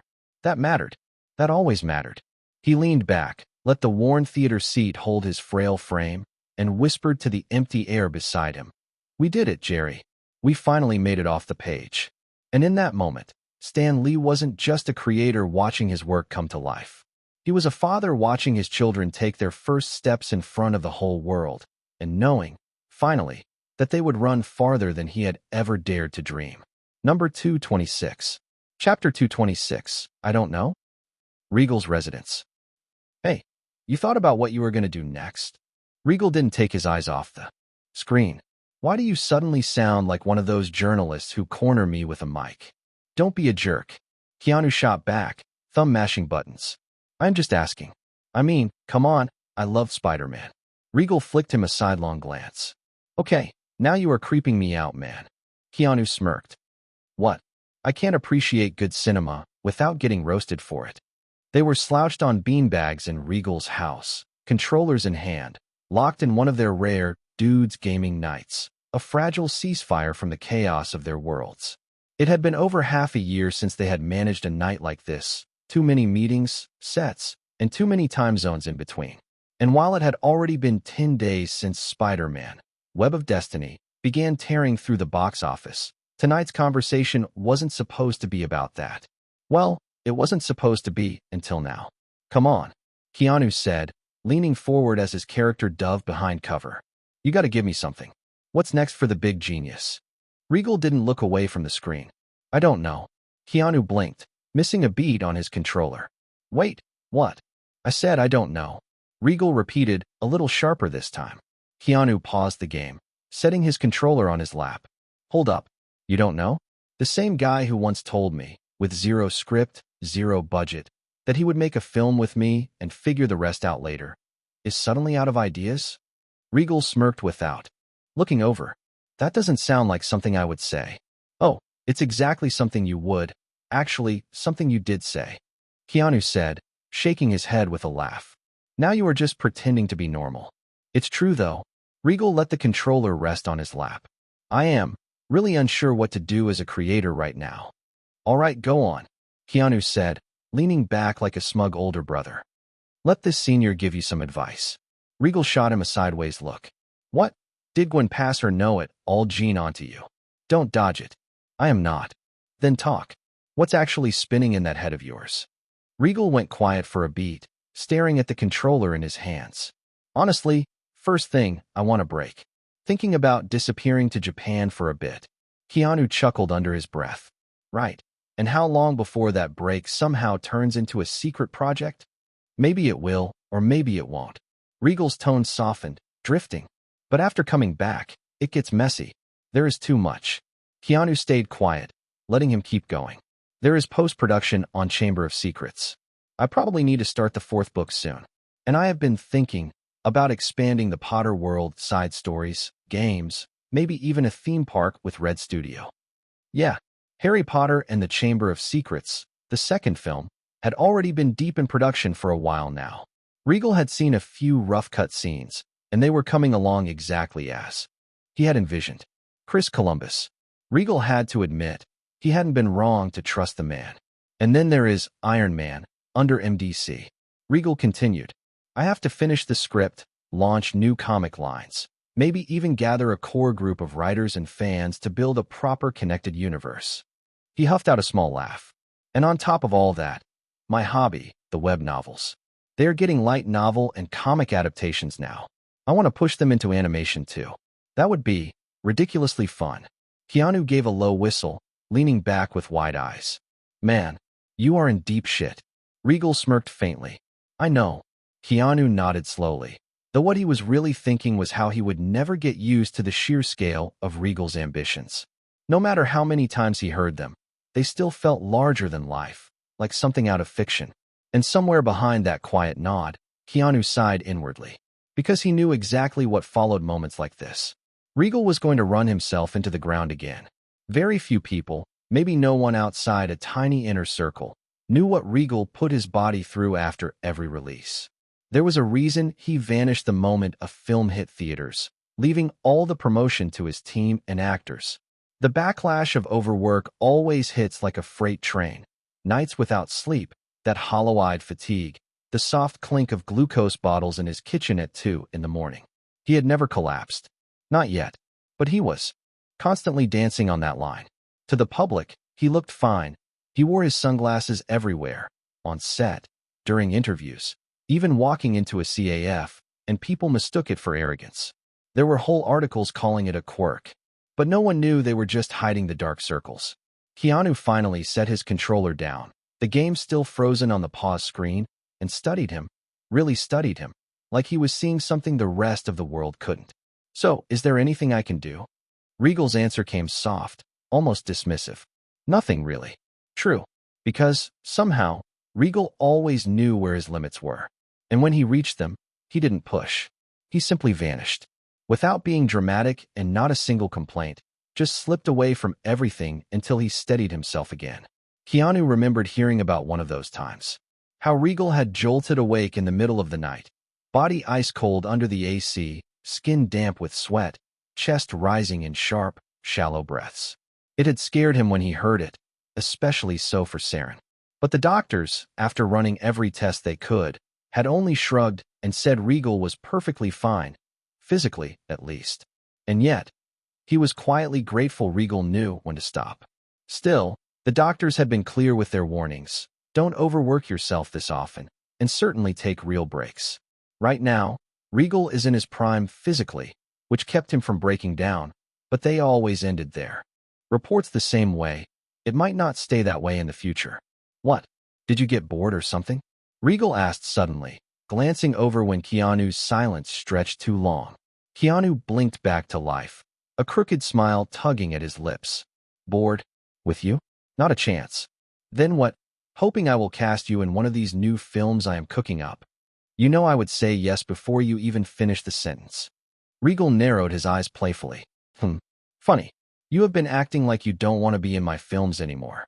Hey now, are you doubting my loyalty? Well, Regal said dryly. You haven't asked me to write something for you in a long time. It was true. As funny and quick of a remark as it was, Keanu had stopped asking Regal to write something for him, or to co-write something together. Keanu exhaled slowly, resting the controller on his knee. That's because I realized something. I like watching your work from the outside. No pressure and expectations, just pure wonder. When I am in it, I can't see the magic, but when I am just another face in the theater, it's like, fuck. I get to be part of the audience again. Regal tilted his head, considering that. Fair enough. Just don't think you can keep dodging me forever. I am looking forward to it. Keanu smirked. You should better be, John Wick. Now stop talking and play. It's 25 wins to 11 on my side. Keanu rolled his eyes, thumbing the resume button. That nickname, John Wick, Regal had been tossing it around for years now, half tease and half compliment, though this time it lingered in Regal's mind a little longer than usual. Because as the screen lit back up, so did a quiet thread of thought. 2 more projects to add to his list. One was the same one he had just hinted at, John Wick. And the other, the chaotic storm of red and black that had been circling in his mind for a few days now. Deadpool. Both were real and as serious as others. And as Keanu charged forward on screen, Regal's mind wandered ahead, sketching outlines of futures he hadn't spoken aloud yet. Do you have to rub it every single time? Stop with that smug smile. Hey, unbelievable. The controllers clicked again, the screen flared back to life, and their laughter mingled with the electronic chaos, as if the world outside their dim loft didn't exist for a while. Number 227. Chapter 227, Japan 1. It had been exactly a month since Spider-Man, Web of Destiny hit theaters, and by now, the word hit didn't even begin to cover it. For the insiders, Regal's gamble to choose a forgotten comic charters and turn into a global box office success was like nothing before. Spider-Man, Web of Destiny, had crossed the $750 million worldwide box office mark in exactly 30 days, a feat that positioned it not just as the highest-grossing superhero film of all time, but as one of the most successful theatrical releases in cinema history. The domestic numbers told their own story of cultural impact. $285 million in North American theaters represented more than just ticket sales. It reflected audience enthusiasm that translated into repeat viewings, word-of-mouth marketing that money couldn't buy, and cultural penetration that would sustain merchandise sales and home video revenues for years to come. International markets had responded even more enthusiastically, with $465 million in overseas revenue demonstrating the film's universal appeal across diverse cultural contexts. But perhaps most significantly for Regal's long-term ambitions, the film's success had established his reputation as someone who could deliver both critical acclaim and commercial success on a global scale. The 92% fresh rating on review aggregation sites, combined with audience scores that remained consistently high across all demographic categories, proved that his approach to filmmaking could satisfy both artistic and commercial imperatives simultaneously. Industry analysts were already projecting that Spider-Man, Web of Destiny, would finish its theatrical run somewhere north of $1.2 billion worldwide, potentially challenging the all-time box office records set by previous blockbuster franchises. The film's innovative use of 3D technology, combined with IMAX presentations that showcased Manhattan's verticality in unprecedented detail, had created a viewing experience that demanded theatrical presentation in ways that would sustain premium ticket pricing throughout its run. As always, the press called Regal the Golden Boy. Studio executives sent congratulatory baskets. Merchandising arms were struggling to keep shelves stocked with toys, t-shirts, and masks. Without a doubt, all the major studios began to dig their decades' worth of libraries of superheroes scripts that caught dust. Now that there is proof that superheroes films still work, they won't hesitate to jump in for profits. And yet, the man at the center of all of it? He wasn't in Los Angeles. He wasn't even in the same hemisphere. Japan. While entertainment journalists dissected box office numbers and industry executives scrambled to understand the formula behind such spectacular success, Regal sat in a traditional Tokyo coffee shop, 3 time zones away from Hollywood. The contrast between his current surroundings and the entertainment industry circus he had left behind struck him as almost surreal. Instead of conference rooms filled with studio executives analyzing profit projections, he found himself in centuries-old neighborhoods where tradition and innovation coexisted in ways that American entertainment culture rarely achieved. Tokyo's creative districts offered a different kind of energy than Hollywood's deal-making environment. Here, artists gathered in small cafes to discuss technique and inspiration rather than box office performance and market positioning. The pace of conversation moved more slowly, allowing for the kind of deep creative exploration that his recent success had made possible, but that his schedule had rarely permitted. It had been 3 days since Regal arrived in Tokyo, slipping through Narita Airport. Rock had come with him, of course, part bodyguard, part reluctant travel nanny. But the real purpose of this trip wasn't Rock. It was people. The first was Nanami, his short-time-long friend. The second person, though, was why he was really here. Masashi Kishimoto. Not the legendary Naruto creator the world would one day know. Right now, he was nobody famous at all, just a 29-year-old mangaka from Kyushu, nervously clutching sketchbooks and spending nights in a cramped Tokyo apartment, quietly trying to get something accepted by Weekly SH. Ninjump. He hadn't published anything major. Just raw talent and a half-formed idea about a mischievous ninja boy that wouldn't leave his head. And Regal wanted to support him. But here's the thing. That wasn't simple. Not even close. Japan's manga industry wasn't built to let outsiders slide money across the table and own anything. Even if Kishimoto hadn't debuted yet, there were very real barriers between Regal's world and this one. Regal couldn't directly buy into Kishimoto's potential manga as an individual foreigner. Japanese law required him to either create a registered Japanese company or partner with an existing one if he wanted to provide financing or handle revenue on Japanese soil. Even if Kishimoto agreed to take Regal's funding to focus full-time on drawing, the actual rights would still belong to Kishimoto until he submitted to a publisher. Once accepted, Shueisha, or any magazine publisher, would take control of publication and distribution rights, only offering Kishimoto a creator contract, and Regal's involvement would not be recognized unless there was a formal pre-contract. New series were selected by Jump's internal editorial boards after one-shots and contests. Any external financial backer would be viewed cautiously, if not outright refused, especially a foreign one. To even get a meeting, Regal would have to build trust and credibility, showing he wasn't trying to interfere editorially, only supporting Kishimoto as an artist. Paying Kishimoto or contracting him from abroad would mean navigating Japanese tax law, foreign remittance rules, and residency requirements. Without a local legal entity, Regal couldn't even open a business bank account for payments. So while it was possible to support Kishimoto at this stage, it could only be done indirectly and delicately. The most realistic path was give Kishimoto a personal living stipend as a private patron, while having him retain full IP ownership of anything he created, and then separately negotiate rights sharing later if and when a publisher accepted his series. In other words, Regal could keep him afloat, not own his work. The practical challenges facing Regal's investment ambitions proved far more complex than simple financial transactions between willing parties. Japan's entertainment industry operated according to cultural and legal frameworks that had evolved over decades to protect domestic creators while maintaining quality standards that sustain the medium's global reputation. Foreign investment in manga development existed in a regulatory gray area that required careful navigation of multiple overlapping jurisdictions. The Japanese Fair Trade Commission maintained oversight of international business relationships that could potentially influence domestic cultural production. The Ministry of Economy, Trade and Industry regulated foreign investment in entertainment properties that might eventually generate significant export revenue. Even more challenging were the cultural expectations that govern relationships between creators and publishers within Japan's traditional manga ecosystem. The process typically began with artists submitting work to established publishers who provided both financial support and editorial guidance in exchange for exclusive publication rights and significant control over creative development.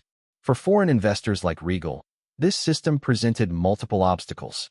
Publishers rarely accept outside financing that might compromise their editorial control or their ownership of valuable intellectual property. Creators who accepted foreign investment risked losing access to traditional publication channels that remained essential for reaching Japanese audiences. International distribution of manga-based properties created additional layers of complexity that required specialized legal expertise and cultural sensitivity. Japanese creators typically retained certain moral rights over their work that couldn't be transferred to foreign investors, regardless of financial arrangements. These rights included approval authority over adaptations, translations, and cultural modifications that might alter the original creative vision. Animation rights represented a separate category of intellectual property that required different legal frameworks and business relationships. Even if Regal could establish investment relationships with creators like Kishimoto, transforming manga into animated content would require additional partnerships with Japanese animation studios, voice acting agencies, music composers, and distribution companies. The financial structures necessary to support such complex international arrangements had to satisfy regulatory requirements in both countries while providing sufficient creative control to ensure quality standards and sufficient financial returns to justify the substantial risks involved in long-term serialized storytelling. Rather than attempting to force Western business models onto Japanese creative relationships, Regal had developed an approach that worked within existing cultural frameworks while providing the financial support and international expertise that could benefit all parties involved. His proposed arrangement with Kishimoto would function more like cultural patronage than traditional investment. Rather than seeking ownership of creative properties or control over editorial decisions, Regal would provide financial support that allowed the artist to maintain independence while developing his vision according to his own creative timeline. The financial commitment would cover Kishimoto's living expenses during the extended development period that sophisticated storytelling required, eliminating the economic pressures that often forced creators to rush their work or compromise their vision to meet immediate commercial demands. In exchange, Regal would receive priority access to international adaptation rights once the manga achieved successful serialization in Japan. This approach respected the traditional relationship between creators and publishers while providing additional resources that could enhance the creative development process. Rather than competing with Japanese publishers, Regal's support would make creators more attractive to publishers by reducing the financial risks associated with experimental or ambitious storytelling approaches. The path from completed manuscript to serialized publication remained fraught with challenges that even well-funded projects couldn't entirely eliminate. Japan's major manga publishers received hundreds of submissions monthly, with only a tiny percentage achieving the serialization that would allow stories to reach their intended audiences. Weekly magazines like Shonen Jump maintained extremely competitive selection processes that evaluated not just artistic quality, but market potential, demographic appeal, and editorial fit within existing publication schedules. Even exceptional work could wait months or years for serialization opportunities that matched their target audiences and thematic content. Kishimoto's Ninja Story would need to compete with hundreds of other submissions for editorial attention, then survive the reader response surveys that determined which new series would continue publication beyond their initial trial periods. The traditional system provided little guarantee that even excellent work would find its audience, particularly for stories that challenged conventional genre expectations. Regal's support could provide Kishimoto with the time and resources necessary to refine his work to the highest possible standards before submission, increasing the likelihood of editorial acceptance and reader enthusiasm. More importantly, the international interest that Regal represented could demonstrate to publishers that the story possessed global commercial potential beyond its domestic Japanese market. As their initial meeting concluded and plans took shape for the extended collaboration that would be necessary to bring Kishimoto's vision to fruition, Regal found himself reflecting on the fundamental differences between his Hollywood success and the Japanese relationships he was building. Spider-Man's massive box office performance had established his reputation and provided the financial resources necessary for ambitious international investments. But the instant gratification of theatrical success felt almost superficial compared to the patient, long-term creative development that manga storytelling required. In Hollywood, success was measured in opening weekend numbers and quarterly profit reports. In Japan's creative ecosystem, success accumulated slowly over years of reader engagement, cultural influence, and artistic development that couldn't be rushed or artificially manufactured through marketing campaigns. The meeting with Kishimoto represented just the beginning of what would necessarily be a multi-year collaboration requiring constant cultural sensitivity, legal innovation, and creative patience that differed fundamentally from the entertainment industry relationships Regal had previously navigated. But as he watched the young artist carefully organize his character sketches and story notes, preparing for the months of additional development work that lay ahead, Regal felt the same excitement that had driven his initial Hollywood ambitions. Here was raw creative potential that could influence global entertainment culture for decades to come, waiting for the right support and guidance to reach its full expression. The numbers from Spider-Man's theatrical success would continue accumulating for months to come, but the real measure of his expanded entertainment vision would unfold over years of careful relationship building, creative development, and cultural bridge building that began with this single conversation in a Tokyo studio, halfway around the world from the box office charts that had made such ambitious dreams possible. Number 228. Chapter 228, Japan 2. Masashi Kishimoto's small apartment had never felt quite so surreal as it did on this final morning of what had been the strangest week of his 28 years.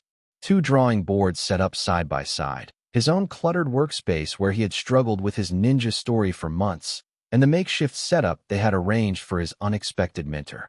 The sound of brush against paper filled the quiet space as Regal worked on what had become his morning ritual over the past 7 days.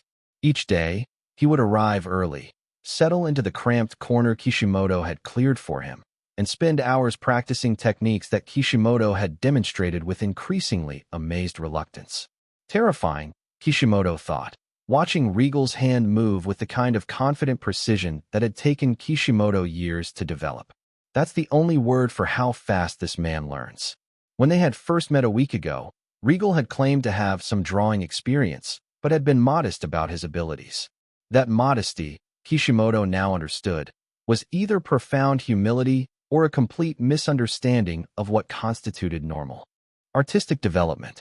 Watching him work now, Kishimoto felt like he was observing someone absorb techniques through osmosis rather than practice. It had all started a few months earlier with a knock on his door that had interrupted one of his increasingly frequent episodes of creative frustration. Kishimoto had been staring at the same panel for 2 hours, trying to capture the exact expression that would convey his protagonist's internal conflict, when the sound had broken through his artistic paralysis. Standing in his doorway was a young man about his own age, holding a bag of convenience store ramen and wearing an apologetic smile that immediately marked him as someone who understood the starving artist lifestyle. Kishimoto-san, my name is Nanami Kento. I am. Well, this might sound strange, but I have a friend who would very much like to meet you. He is interested in your work. Kishimoto's first instinct had been suspicion. Unknown people didn't seek out struggling mangaka unless they were selling something or running some kind of elaborate scam. But Nanami's demeanor, respectful, genuine, and carrying food, had convinced him to at least listen to the proposition. Your story, Nanami explained after they had settled into Kishimoto's tiny living space. Someone showed him some of your early manuscripts, and he believes it has tremendous potential. He would like to discuss, well, providing support while you develop it further. The conversation had sounded too good to be true. Wealthy benefactors didn't simply appear in the lives of unknown artists, offering financial support without demanding immediate returns or creative control. Kishimoto had agreed to the meeting primarily out of curiosity and the recognition that his current situation offered little to lose. Between agreeing to meet this mysterious Regal and the actual encounter, Kishimoto had done what any responsible person would do in such circumstances. He had researched both men as thoroughly as his limited internet access would allow. Nanami Kento had turned out to be exactly what he had claimed. A voice actor about 1.5 years into his professional career, with a growing reputation in the industry and connections that suggested genuine legitimacy rather than elaborate fraud. But learning about Regal had been overwhelming. Kishimoto still remembered the moment when his research revealed exactly who had requested this meeting. The name Regal had initially meant nothing to him, but cross-referencing it with Hollywood director had produced results that had left him staring at his computer screen in disbelief. 2 films. One film already achieved that feat, while other is currently still running towards what Americans called the $1 billion mark at the global box office. In Japanese yen, those numbers represented figures so astronomical that Kishimoto's mind had difficulty processing their meaning. He had tried to calculate exactly how much money that represented in terms he could understand, How many years of living expenses? How many art supplies? How many decades of creative freedom such success could purchase?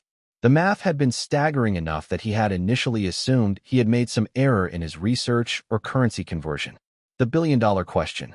Even now, a week after meeting Regal in person, Kishimoto found himself periodically attempting to reconcile the modest, genuinely curious person working quietly beside him with the entertainment industry titan that his research had revealed. $1 billion in Japanese yen is approximately 100 billion yen, he reminded himself for what felt like the 100th time. That's 100 billion yen. Per film. 2 films. The numbers remained incomprehensible no matter how many times he reviewed them. Kishimoto's entire annual living expenses, rent, food, art supplies, everything, amounted to roughly 1.2 million yen. Regal's films had generated enough revenue to sustain Kishimoto's lifestyle for. He had given up trying to calculate the exact number of years because the result had seemed absurd.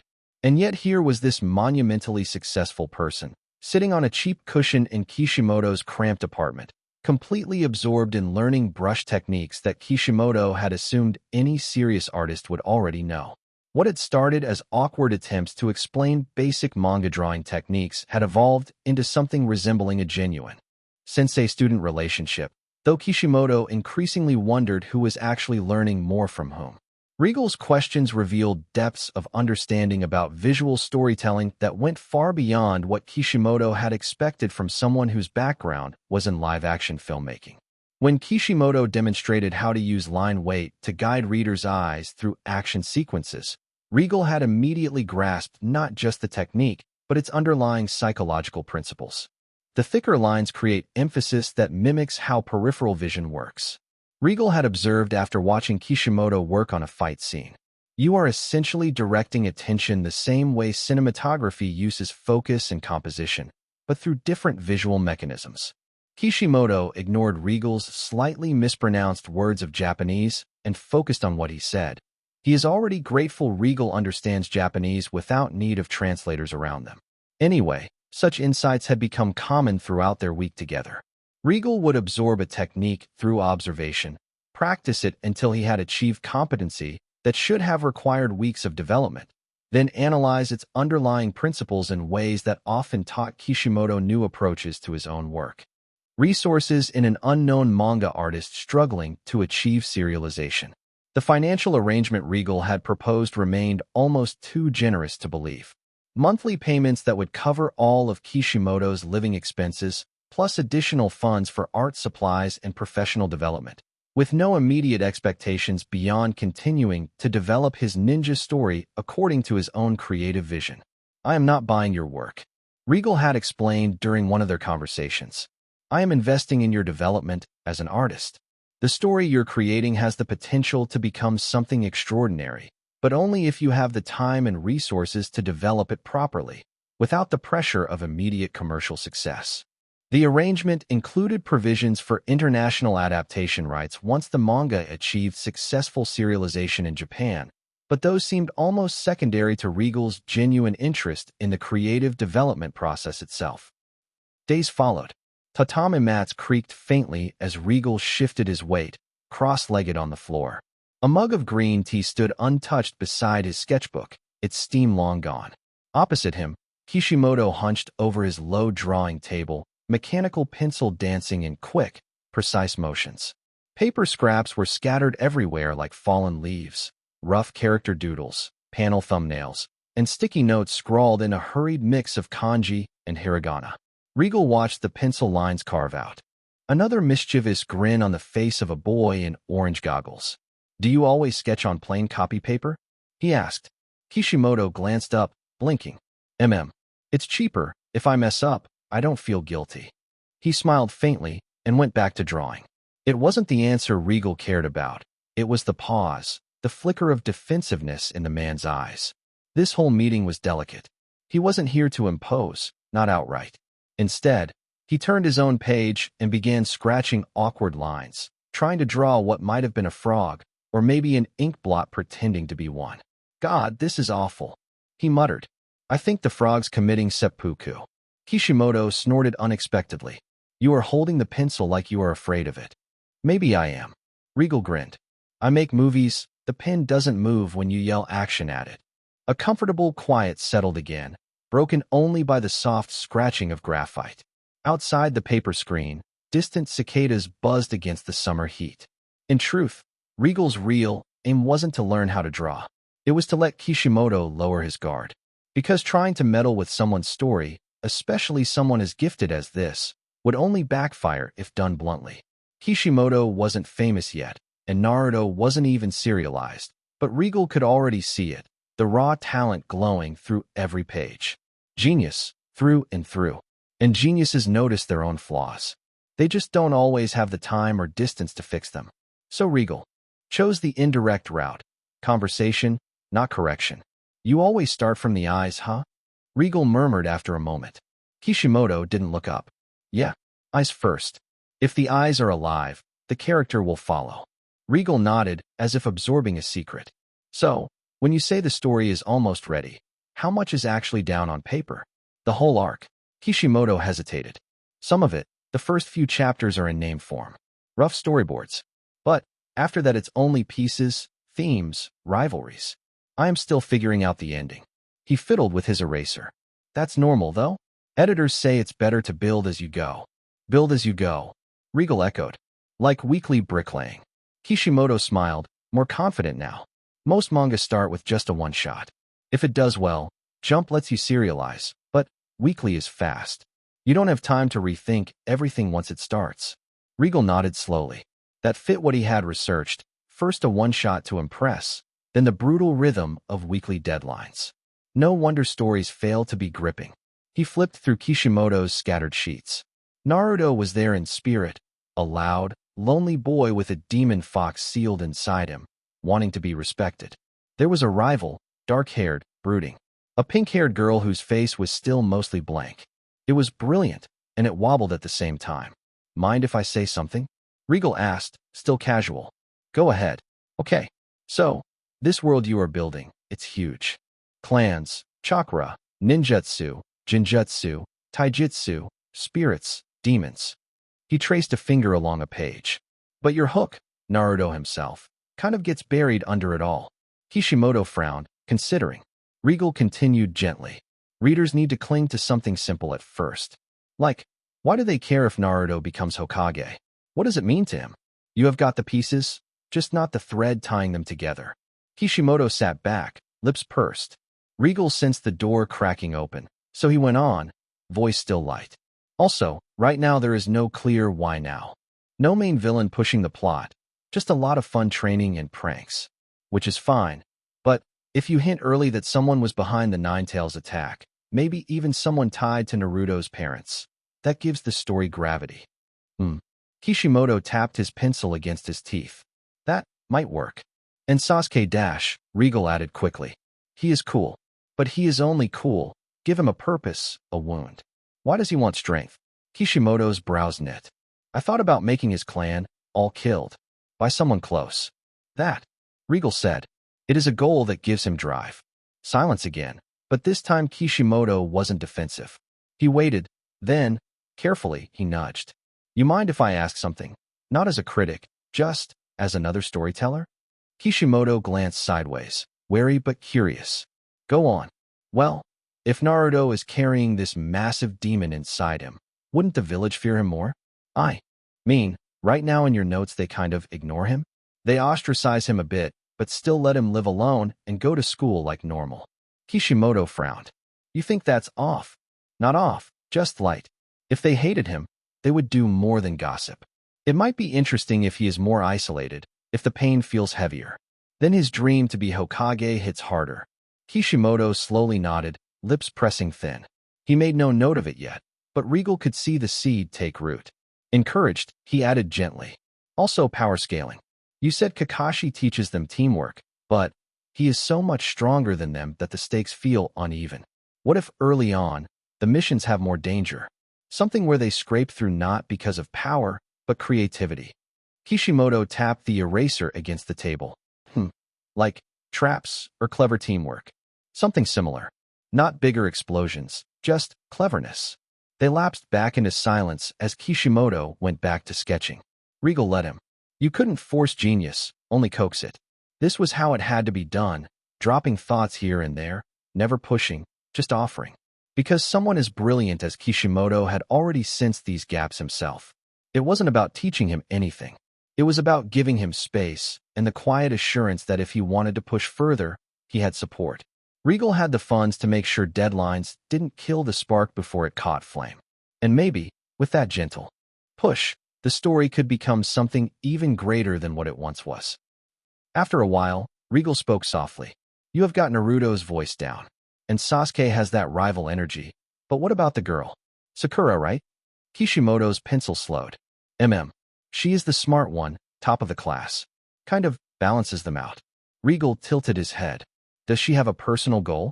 She likes Sasuke. A small, patient silence settled between them. Is that all? Regal asked gently, not looking up. Kishimoto blinked, like the question hadn't occurred to him. I guess she's supported. She's the normal one. Regal nodded slowly. That can work. But if she is just the girl who likes Sasuke, people might not remember her. Especially next to two boys with monsters inside them. Kishimoto gave a rueful half-smile. I know, I don't know what else to give her yet. Maybe think of her strengths that aren't just being smart. Regal offered. Something emotional, something only she can do for the team. If Naruto is chaos and Sasuke is in control, maybe she has empathy or strategy. Something unique. Kishimoto scribbled a small note in the margin, thoughtful now. Empathy, huh? Regal let the moment breathe, then added. And, just as a thought, female readers will want someone to see themselves in. If she only exists around the boys, it might feel shallow. Maybe she could want to be a great ninja on her own terms, not just because of them. Kishimoto leaned back, rubbing his temple. It's true, she doesn't really drive anything yet. Then give her something that scares her. Regal said quietly. Something to overcome. Fear makes people real. Number 229. Chapter 229, Japan 3. Kishimoto leaned back, rubbing his temple. It's true. She doesn't really drive anything yet. Then give her something that scares her. Regal said quietly. Something to overcome. Fear makes people real. The pencil started moving again, this time faster, looser, like Kishimoto's mind was racing ahead of his hand. Regal said nothing more, just sat back, satisfied. The best way to change a story wasn't to rewrite. It was to remind its creator of what it could be. Kishimoto began sketching notes in the corner of the page. Fast, his eyes lit with quiet excitement. It was working. Regal wasn't rewriting Naruto. He was just brushing the dust off the bones that were already there, filling blank spots, shoring up loose beams before the whole thing went public. And with Regal's quiet financial backing, new pens, fresh manuscript paper, a rent stipend, Kishimoto could focus fully without exhausting himself doing part-time jobs like most rookies. In 3 months, Kishimoto would submit Naruto's one-shot to Shonen Jump. And when it hit serialization, it would be stronger than it ever could have been alone. Regal smiled faintly at his Broken Frog sketch, then glanced at the boy in goggles grinning from Kishimoto's page. Yeah, this one was going to change the world. The reality of manga creation differed significantly from how most outsiders imagined the process. Unlike novels where authors typically completed entire manuscripts before publication, or films where scripts underwent extensive development before production began, manga serialization operated in a unique hybrid model that balanced advanced planning with organic development. For a series hoping to achieve serialization in a major publication like Weekly Shonen Jump, Kishimoto would need to present what the industry called a name, essentially a detailed storyboard covering the first several chapters, complete with rough panel layouts, dialogue, and pacing notes. This would be accompanied by character design sheets, a general story overview covering the first major arc, and enough world-building documentation to demonstrate that the series could sustain long-term serialization. But beyond that initial foundation, manga development remained deliberately flexible. Reader response surveys determined which series continued past their initial trial periods, and successful series often ran for years beyond their creators' original plans. The formation and initial mission arcs that would establish his protagonist's world and relationships. He possessed rough outlines extending through what he envisioned as the first major tournament arc, but the specifics remained fluid and subject to revision based on how readers responded to the characters and themes he introduced. This development stage represented the perfect opportunity for collaborative refinement. The core creative vision remained Kishimoto's, but details could be enhanced, potential problems could be addressed, and story elements could be strengthened without compromising the authentic voice that made the work distinctive. Regal understood that direct criticism of Kishimoto's work would likely trigger defensive reactions that could damage their developing creative partnership. Instead, he had structured their conversations as collaborative explorations, approaching potential story problems as shared creative challenges rather than flaws requiring correction. The manga drawing lessons served multiple purposes beyond Regal's genuine interest in understanding the medium. The intimate creative collaboration built trust and mutual respect that made Kishimoto more receptive to discussions about story development. More importantly, it positioned Regal as a fellow creator rather than simply an investor or critic, someone who understood the challenges of bringing fictional worlds to life. "You know," Regal had said during one of their morning drawing sessions, "I have been thinking about your protagonist's motivation structure. The desire for recognition and acceptance. It's universally relatable, but I am curious how you plan to evolve that motivation as he grows stronger and gains the acknowledgement he initially craved." Such questions allowed Kishimoto to explore potential story developments without feeling pressured to accept outside suggestions. Rather than presenting solutions, Regal raised considerations that helped Kishimoto think through long-term character development and identify areas where his current plans might benefit from additional depth or complexity. One of the most significant structural issues in Kishimoto's current development concerned the power progression system that would govern his protagonist's growth throughout the series. The concept of chakra and ninja techniques provided an excellent foundation, but the long-term implications of the power scaling hadn't been fully considered. Power systems in serialized fiction, Regal observed during one of their story discussions, face unique challenges because they need to support character growth over potentially hundreds of chapters. How do you maintain dramatic tension when your protagonist becomes increasingly powerful? This question had identified what would eventually become one of the most challenging aspects of long-form shonen storytelling. If the protagonist's power grew too quickly, later opponents would require increasingly absurd abilities to maintain challenge. If power growth remained too limited, readers would become frustrated with lack of progression.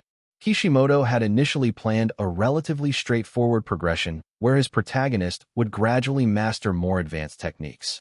But their conversations had revealed the need for more sophisticated approaches, power systems that created internal limitations, abilities that came with significant costs, and strength that required emotional or philosophical growth rather than simple training.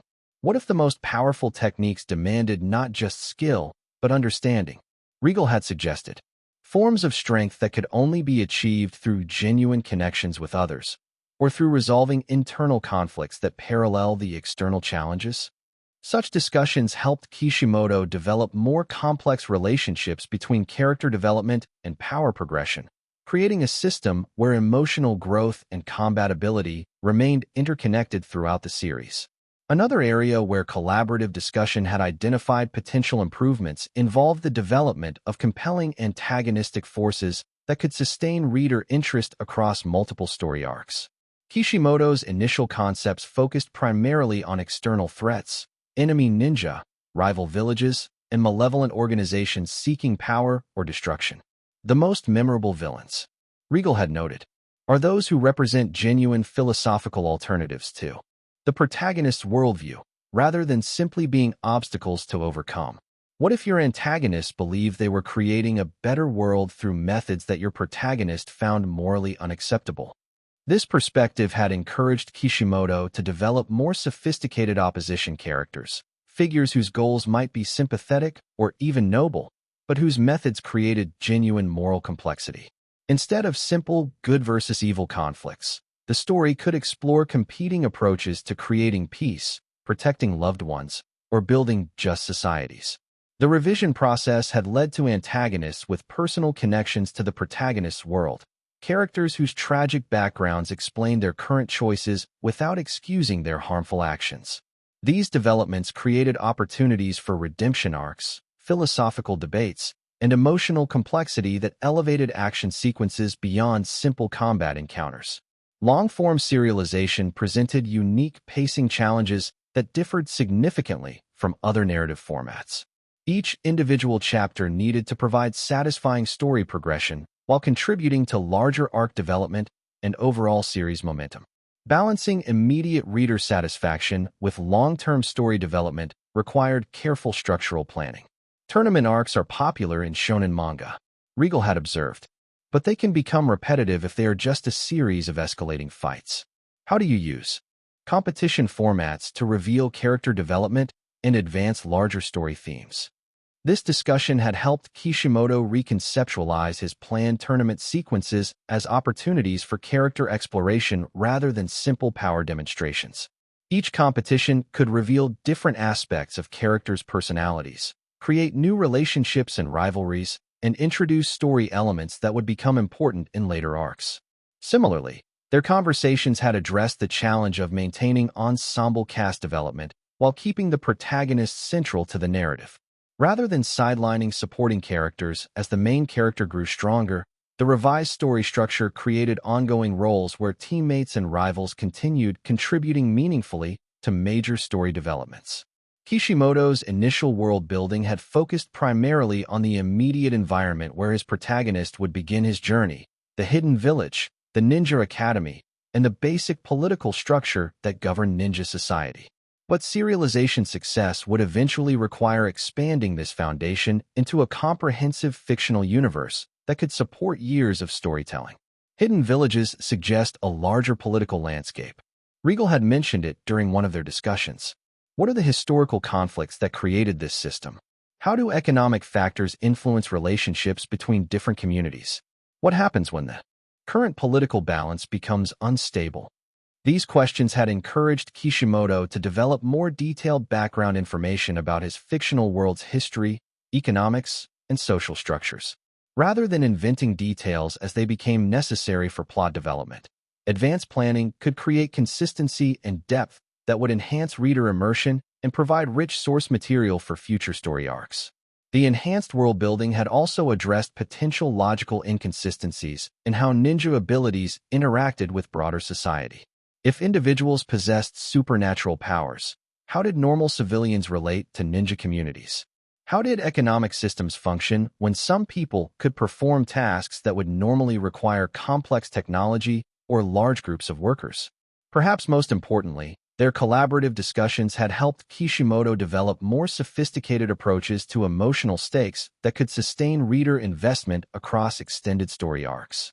Initial concepts had focused primarily on external goals, becoming stronger, protecting the village, defeating enemies, but long-term serialization required deeper emotional foundations. This exploration had led to more complex character psychology that could support ongoing internal conflict even as external challenges were resolved. The protagonist's relationship with power, responsibility, and identity could evolve throughout the series, creating new sources of dramatic tension that didn't depend solely on increasingly powerful enemies. The revised emotional framework had also enhanced supporting character development, giving each major character distinct internal struggles that could intersect with and support the overall narrative themes. Rather than existing primarily to facilitate the protagonist's growth, supporting characters possessed their own compelling arcs that enriched the overall story experience. Throughout these collaborative refinements, Regal's financial support had provided Kishimoto with the creative freedom necessary to implement improvements that might otherwise have been compromised by economic pressures. The monthly payments covered not just basic living expenses but additional resources for research, reference materials, and professional development that enhanced the overall quality of the work. On top of it, rather than feeling that his work was being altered by external demands, Kishimoto experienced the discussions as opportunities to explore and strengthen ideas that had originated from his own creative instincts. With serialization targeted for 3 months from their current collaboration, Kishimoto possessed sufficient time to implement the refinements they had identified while maintaining his original creative schedule. As evening approached, the reality of Regal's departure became unavoidable. Kishimoto felt a mixture of gratitude and anticipation that he'd never experienced before. The week had provided not just financial security but creative validation from someone whose opinion carried genuine weight in the global entertainment industry. More importantly, it had given him the confidence to pursue his ninja story with the kind of ambitious vision that he'd previously considered unrealistic for an unknown artist. Knowing that someone with Regal's track record believed in the project's potential made risks feel like investments rather than potential disasters. The story you are developing, Regal said as he carefully packed away the drawing materials they'd shared throughout the week. It's going to change how people think about ninja narratives. Not just in Japan, but globally. I am honored to have been part of its development, even in this small way. Standing in his doorway, watching Regal disappear into Tokyo's evening crowds, Kishimoto realized that the strangest week of his life had also been the most important. The mysterious benefactor who had entered his world like something from one of his own stories had provided not just financial support, but creative inspiration that would influence everything he produced going forward. The ninja story would continue developing, but now it carried the confidence that came from knowing someone who understood global entertainment, had seen its potential, and chosen to invest in its success. 100 billion yen, Kishimoto thought one more time, shaking his head at the continued impossibility of such numbers. And he spent a week learning to draw manga from me. Some stories, he reflected as he returned to his drawing board, were too strange for fiction. On side note, Kishimoto got to know that Regal's film, Spider-Man, Web of Destiny, dubbed version being released in Japan too. So he booked himself a ticket. And he watched it. His only thought was, did Hollywood always made this kind of films? As a Japanese person who grew up with anime and manga, it was truly the first time for him to watch one in a theater. But watching the film made him think, isn't this storytelling slightly similar to manga? The filming quality of Japanese live action is no way near what Regal film had. He still felt like he was watching something so familiar. Alas, only now did he understand whom he had been working with for the past week. Number 230. Chapter 230, Trio of Harry Potter. Within 2 weeks of the trip, Regal finished his trip in Japan and is now on his way back home. Rock sat in the adjacent first-class seat, headphones on, absorbed in what appeared to be a complex action thriller on his tablet screen. His occasional smarks and the way his fingers unconsciously mimicked fight choreography suggested he was completely lost in whatever martial arts novel had captured his attention. Regal envied his friend's ability to compartmentalize, to switch off the constant strategic planning that seemed to occupy every quiet moment of his own existence. But as the JL flight cruised steadily across the Pacific toward Los Angeles, Regal's mind refused to settle into passive consumption mode. Instead, it raced through the expanding list of projects, commitments, and opportunities that would demand his attention upon landing. The sketchbook lay open on his tray table, filled with manga panels he had practiced during their week in Tokyo. The drawing exercises had served their purpose, building trust with Kishimoto while genuinely expanding his understanding of visual storytelling. But now practical realities demanded priority over creative exploration. One major item could finally be checked off his mental to-do list. The fourth Harry Potter manuscript, Harry Potter and the Goblet of Fire, had been completed just days before departing for Japan. All 734 pages of carefully recrafted magical adventure following changes he made from the first book, character development, and increasingly complex plot threads that would push the series into darker, more mature territory. Delivering the manuscript to Gwendolyn had felt like handing over a piece of his soul, though he would never admit such dramatic sentiments aloud. If the third book represented a crucial turning point in the series, where childhood wonder would begin giving way to genuine danger, where the stakes would become life and death rather, then the fourth book cements that. Gwendolyn's initial reaction had been everything he had hoped for: excitement, relief, and the kind of professional satisfaction that came from receiving exceptional work precisely on schedule. But more importantly, her editorial instincts had immediately grasped the book's significance within the larger series arc. This changes everything, she had said after reading the first 3 chapters. The readers who have been following Harry's journey from the beginning, they are going to realize they are not children anymore by the time they finish this book. That transformation had been exactly what Regal intended. The series needed to mature alongside its audience, creating space for more sophisticated themes and complex moral questions while maintaining the magical wonder that had made the earlier books so compelling. The fourth book would serve as a bridge between childhood adventure and adult consequences. Harry Potter's second film adaptation remained in full production under Chris Columbus's direction, with approximately 4 to 5 months remaining before theatrical release. The daily reports that crossed Regal's desk, dozens of young actors growing more confident in their roles, elaborate magical sequences taking shape through practical effects and early digital compositing, and a director managing the complex logistics of bringing Hogwarts to life on screen. Regal's involvement in the production had been deliberately limited to avoid the kind of creative interference that could undermine a director's authority. Columbus possessed both the technical expertise and child-friendly sensibilities necessary to translate the first book's wonder onto screen. But periodic set visits remained essential, both for maintaining collaborative relationships and for understanding how adaptation choices might influence future installments. More importantly, he needed to check on the young cast members who were navigating the unique pressures of childhood fame while learning to embody characters that had become culturally significant before the first day of filming. Daniel Radcliffe, Lily Kate, and Rupert Grint were carrying enormous expectations on very young shoulders, and their well-being mattered more than any box office projections. The memory of Lily's indignant expression during his last brief set visit brought an involuntary smile to his face. The young actress had cornered him near the craft services table, hands on her hips in perfect Hermione Granger fashion. "You haven't been to see us in weeks," she had declared with the kind of righteous anger that only 13-year-olds could muster.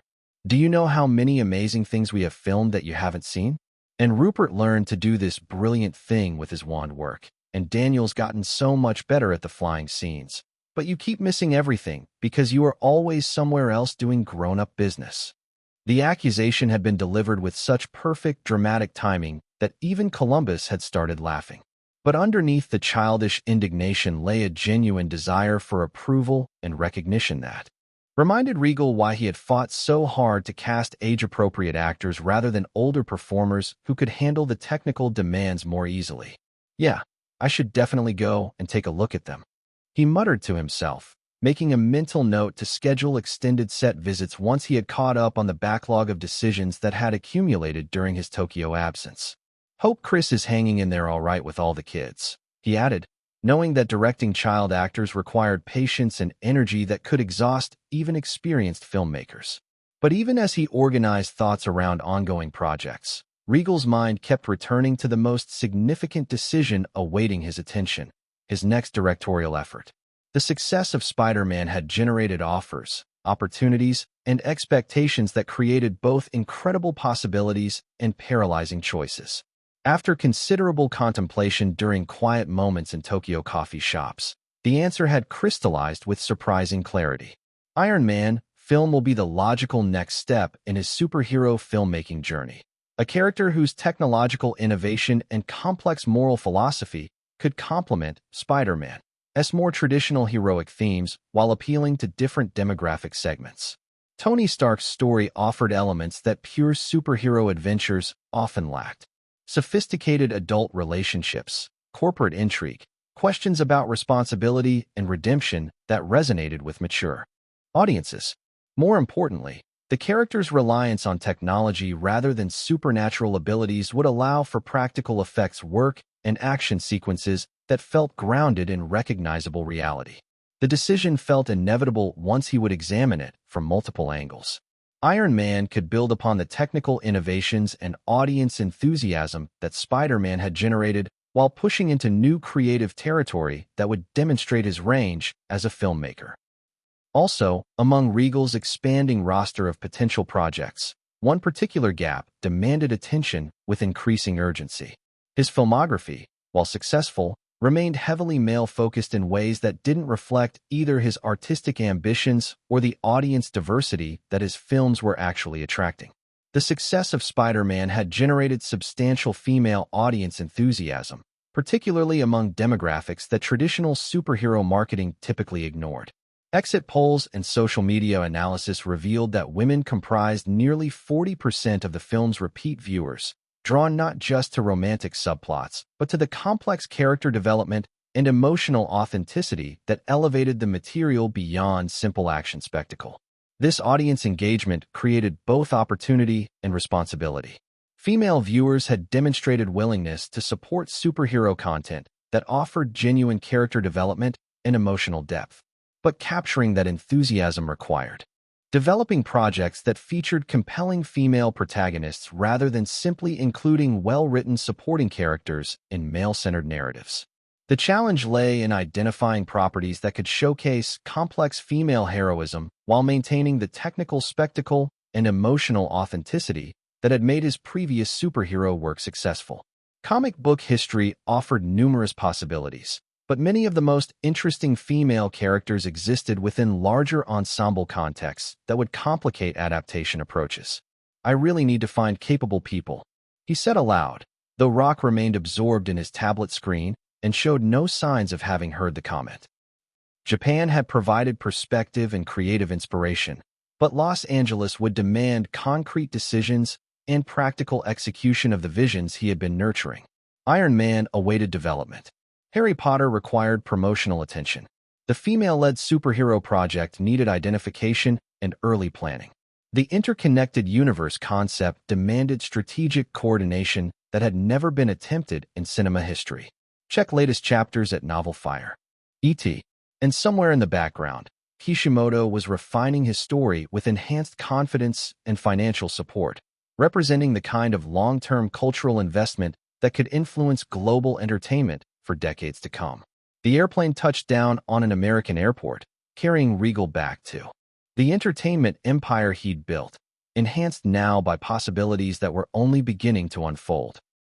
The soft buzz of conversation and the faint hum of lights filled the air as Regal pushed open the heavy stage door, Gwendolyn slipping in behind him. The familiar smell of old wood and newly painted set pieces hit him like an echo of home. He hadn't told anyone he was coming. Part of him wanted to see how things ran, without him hovering nearby, like an anxious storm cloud. The courtyard set stretched out under the overhead rigs, cobblestone-painted floor glinting faintly. A handful of crew milled about adjusting stands, whispering into walkies. And there, huddled on the stone steps like a secret council, were the three kids. Daniel sat cross-legged, glasses slipping down his nose, furiously reading from a sheaf of papers. Lily was beside him, a sprawling binder cracked open across her lap, pages bristling with sticky notes and little diagrams in her tidy handwriting. Rupert lounged a step above them, arms slung across his knees, whistling to himself as though this was all optional. Regal slowed, his lips curving despite himself. Gwendolyn noticed and leaned closer, her voice low and amused. "They look like they are plotting world domination.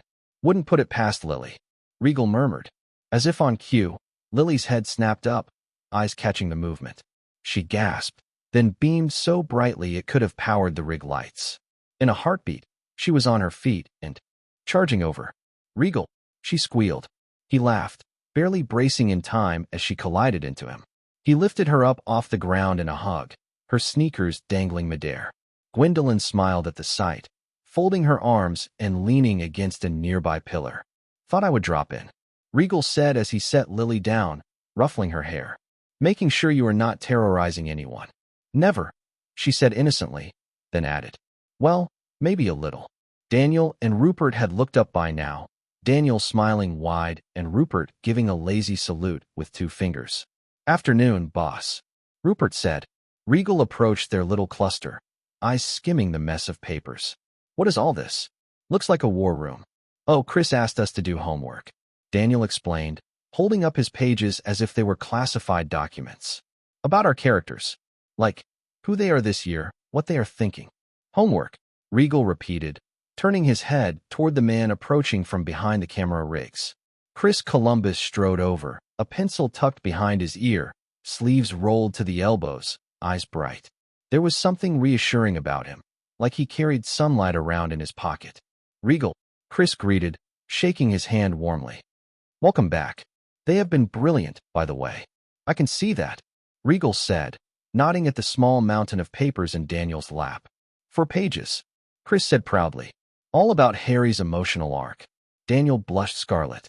"It's not that much." "And Lily," Chris went on.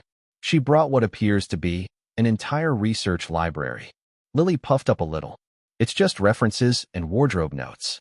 And maybe a few timeline charts." Regal raised his brows. "Wardrobe notes? That's aggressively Hermione of you." Gwendolyn stifled a laugh behind him. "And Rupert," Chris said, turning toward the boy. Rupert sat straighter, grin already tugging at his mouth. "I didn't do it." There was a tiny pause. "Why?" Chris prompted, arching an eyebrow. Rupert grinned wider. "Because Ron Weasley wouldn't do his homework." Almost instinctively, Regal's voice joined his at the exact same time, perfectly matched.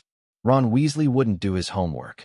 The words echoed for a beat, and then everyone dissolved into laughter. Daniel snorted. Lily clutched her sides. Gwen was laughing so hard she had to hold Regal's arm, and even Chris bent over, laughing in helpless defeat. All right, Chris said, straightening with a smile. "That logic is infuriatingly sound." "Told you," Rupert said smugly. Chris admitted, chuckling. "Method acting, I suppose."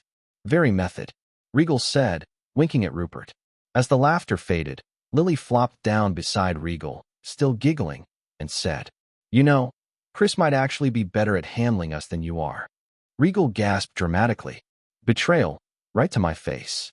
Chris chuckled, shaking his head. "They are just wonderful. All three." Regal's smile softened as he looked at them. Daniel still red-cheeked but proud, Lily glowing with energy, Rupert grinning like he had just gotten away with something. And Chris, standing there like the steady sun they were quietly orbiting around. He wasn't trying to outshine anyone. He was just helping them shine.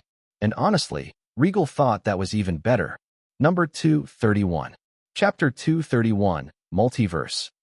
BBC News. Regal wants to continue his dictatorship on the sets. No place for superstars. Insider info. The superstar who said, "I am looking forward to working with Regal," was replaced by a complete unknown. Variety. Regal rejects A-listers, says fame pollutes the performance. The Hollywood Reporter. Industry shaken as Regal declares, "I don't need stars. I make them." Deadline. Dozens of celebs audition. Regal picks the guy from the CAF. Variety. Regal turns down Oscar winner, says he wants uncorrupted souls. The Guardian. Is Regal building an empire of nobodies? Studios are nervous. IndieWire. Regal's no stars policy sparks fury in Hollywood circles. These were the headlines that exploded across the industry the moment Regal announced his next collaboration would be with RDJ, still a relatively unknown face. Superstars.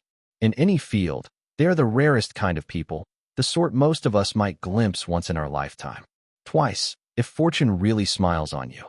And yet Regal Seraphsail, the wunderkind director who had already delivered a billion-dollar film, had never worked with a single one.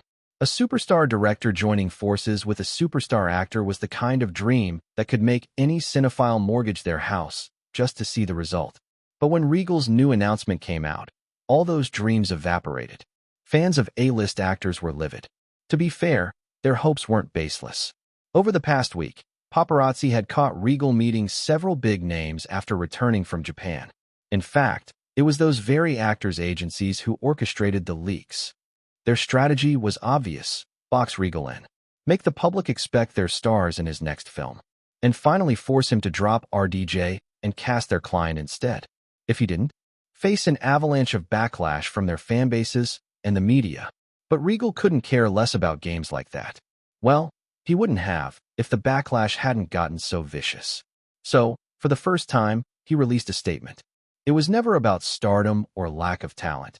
It has always been about actors who fit the vision of my characters. It calmed the neutral crowd, but diehard fandoms weren't satisfied. So he released another. It is true that I met a few respected actors and had some interesting discussions, but none of them were about my current project because the actors for it were already locked. Still, our conversations weren't for nothing. We are open to future collaborations. So I would like to ask my fellow cinephiles to look forward to that. This time the storm finally began to die down. Even so, Regal remained uneasy. Something about the outrage felt manufactured. It wasn't as though news of him casting RDJ had dropped out of nowhere. Insiders had been whispering about it for a month already. Yet, the backlash had only erupted now, like someone had flicked a switch. It couldn't have been organic. Someone was pulling the strings, and doing it very cleverly. Regal, with the advantage of knowing the future, could see it for what it was. A coordinated PR attack. Not just a handful of trolls. This would have taken hundreds of thousands of fake accounts, amplifying false narratives, seeding outrage in fan communities. A whole covert machine. Maybe it's time I build my own PR team. Regal had worked with publicists before, plenty of times, in fact, but they had always been tied to individual films, not to him as a person. Once a project wrapped, those teams would disband, their focus fading along with the end credits. The fiasco during the Oscars and Golden Globes had already been a wake-up call, and now, this was the second warning. It was something he had considered for months and kept postponing out of distaste for the idea. But looking at this, he didn't really have a choice anymore. Knowing what he knew about the future power of PR, it wasn't just an investment. It was a necessity. Decision made. Regal simply called Samantha, told her to make it happen, and then turned his focus to the next thing. Regal's first concern wasn't diving straight into the script for Iron Man. Sure, writing it would be a challenge of its own, but if anyone asked him, he would say the story didn't need an overhaul. The core plot, the spine of the character, was already solid. All it really required was the subtle layering of his voice, his fingerprints in the dialogue and structure, and the quiet threads that would tie it into the larger future he had in mind. So before touching the script, there was something far more important he had to build first. He needed to lay the foundation for something far larger, the multiverse he had been quietly planning in the background. A daring tapestry that would weave together the mythologies of both Marvel and DC. MDC. The very first rule he carved into stone was simple, yet vital. Marvel and DC characters could never coexist on the same planet. They had to belong to separate Earths, parallel realities spinning side by side like twin orbs in the void. Because DC characters are godlike compared to Marvel's mostly human-scale heroes. Superman can hear every scream on the planet and move planets. Batman has near-limitless resources and contingency plans for every super. The Flash can rewrite timelines just by running. In contrast, most Marvel heroes despite having a god as Thor and also Spider-Man, Daredevil, Punisher, Hawkeye, they still operate on street or city scale. So if they lived on the same Earth, why would Spider-Man be needed at all if Superman exists in the same world? Why would the Avengers struggle against alien invasions if the Justice League could end them in 5 minutes? So having Marvel and DC in different Earths is the only way to protect their identities, their histories, their tone. Forcing them to share a single world would collapse everything he wanted to build.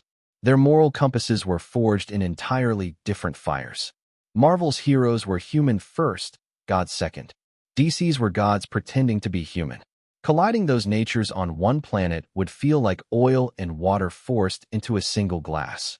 So, Regal began drafting the multiverse chart on a huge whiteboard in his study. Each marker stroke deliberate. Earth M, home of the Marvel characters. Modern, flawed, messy, full of grit and consequence. A place where powers were accidents, burdens, and people wore masks out of necessity. Earth D, home of the DC characters. Mythic, symbolic, towering, almost operatic. A world where heroes were legends in the flesh, each embodying ideals greater than themselves. And between them, he drew a jagged crack of space. The interstice, the infinite void that kept these realms apart, yet allowed for rare, reality-bending collisions when the stakes demanded it. As he stepped back from the board, arms crossed, he exhaled slowly. This was the first brick. The boundaries had to be airtight or everything else would collapse later. He knew the temptation studios would have to throw Batman and Spider-Man in a room together just for spectacle. But if that happened too early, it would poison the entire narrative. He muttered under his breath, almost like a mantra, build worlds first, cross them later. Then he sat down at his desk and opened a leather-bound notebook marked Multiverse Codex, Draft 0.1. Here, he began mapping out not just the geography of each Earth, but their timelines, tone, visual palettes, even their underlying physics. Earth M would follow a grounded cinematic realism, scarred knuckles, cracked helmets, bruised egos. Earth D would be heightened, almost dreamlike, operatic lighting, bold color palettes, cityscapes like mythic thrones. Even the way sound carried would differ. Marvel's world would echo like back-alley concrete, DC's like cathedral stone. Hours passed unnoticed, his pen scratched on. He wasn't writing scripts yet. He was writing laws of existence. By midnight, he had filled half the notebook and drawn up a primitive multiverse timeline showing how the two Earths would age separately. One day, they might brush against each other through collapsing rifts or cosmic crises, but not now. Not until both worlds could stand tall on their own feet. Only then would the true multiverse begin. Regal drummed the pen against the desk, eyes tracing the tangled lattice of timelines he had sketched out like veins across paper. The architecture of his multiverse was finally taking shape, fragile, sprawling, but there was still nothing holding it together. No heartbeat. Every world needed one. Not just a mascot or the biggest moneymaker, but the figure who embodied its essence, the soul audiences would unconsciously tie to that Earth. If he got that wrong, the tone of an entire universe could collapse like wet scaffolding. His gaze slid down the column marked Earth M, Marvel. Newest update provided by Novel, Fire.net. So many contenders. Spider-Man. Endlessly relatable, endlessly human, but too central, too precious to spend at the foundation. He needed to save him for later, let him become the soul of Marvel in time, not its opening act. Wolverine. Magnetic, feral, intoxicating, but his chaos would taint the tone of everything around him. Marvel couldn't begin with a snarl. Captain America. Unshakable, righteous, clean as white paint. The symbol of everything old world and idealistic. He could lead armies and inspire loyalty, yes. He once stood alone against Thanos himself. But that same unwavering morality made him brittle as a starting point. There was no growth in starting from perfection. Regal's pen hovered, then circled a name. Tony Stark. Iron Man. The decision clicked into place with a quiet inevitability. A flawed man who built himself into something greater. Human arrogance, human fear, human redemption. Not a chosen one. Just a broken man who forged his way forward and paid the price with his life. Perfect. Earth M would be born through the eyes of a man who thought he ruled the world, only to realize he didn't even own himself. A story of building armor and learning how to take it off. Regal jotted it beneath Stark's name, the ink biting deep into the page. Anchor. Tech. Hubris. Humanity. Starts grounded. Grows cosmic. Then his pen drifted to the column marked Earth D, DC. DC had always felt older than humanity itself, like ancient scripture written before man ever learned to speak. It didn't need a survivor clawing his way up from rubble. It needed a symbol, a living myth, someone who could command reverence and unease in the same breath. Two names stood like pillars above the rest. Batman and Superman. Batman was mortal while sharpened into vengeance, the embodiment of obsession. A man who chose to become more than flesh and fear. But if Regal began here, audiences might mistake DC for a world of only shadows, paranoia, and bloodstained rooftops. It would narrow a cosmos meant to feel cathedral-wide. Regal wanted grandeur. He wanted awe. He wanted morality set in motion like celestial mechanics. That meant it had to be Superman. The first and purest myth. The sun god who walks among men. The idea of goodness made flesh. Regal's pen paused on the name as his thoughts sank deeper than costumes or powers. The emotional gravity this figure carried. The mythic warmth he radiated even when silent. If Iron Man represented what man could become, then Superman would stand for what man should aspire to be. Regal wrote, the letters almost. Ceremonial. Anchor. Myth. Hope, morality. Starts mythic, becomes grounded. The contrast struck him as perfect. Marvel would claw its way from dirt to the stars. DC would descend from the heavens to the earth. Two arcs, moving in opposite directions. Two gravitational poles, pulling the multiverse into balance. Number 232. Chapter 232. Iron Man 1. The announcement of Regal's next project. Iron Man, with Robert Downey Jr. as the lead, definitively became the talk of the industry. Though the news was already being circulated for months, It was easy to think they would replace him following the magnanimous success of Spider-Man, Web of Destiny. They would be a fool if they didn't. So what followed was criticism, headlines, digging over RDJ's past, trying to prove how wrong of a choice he will be. Regal absorbed the storm with the same indifference he always did.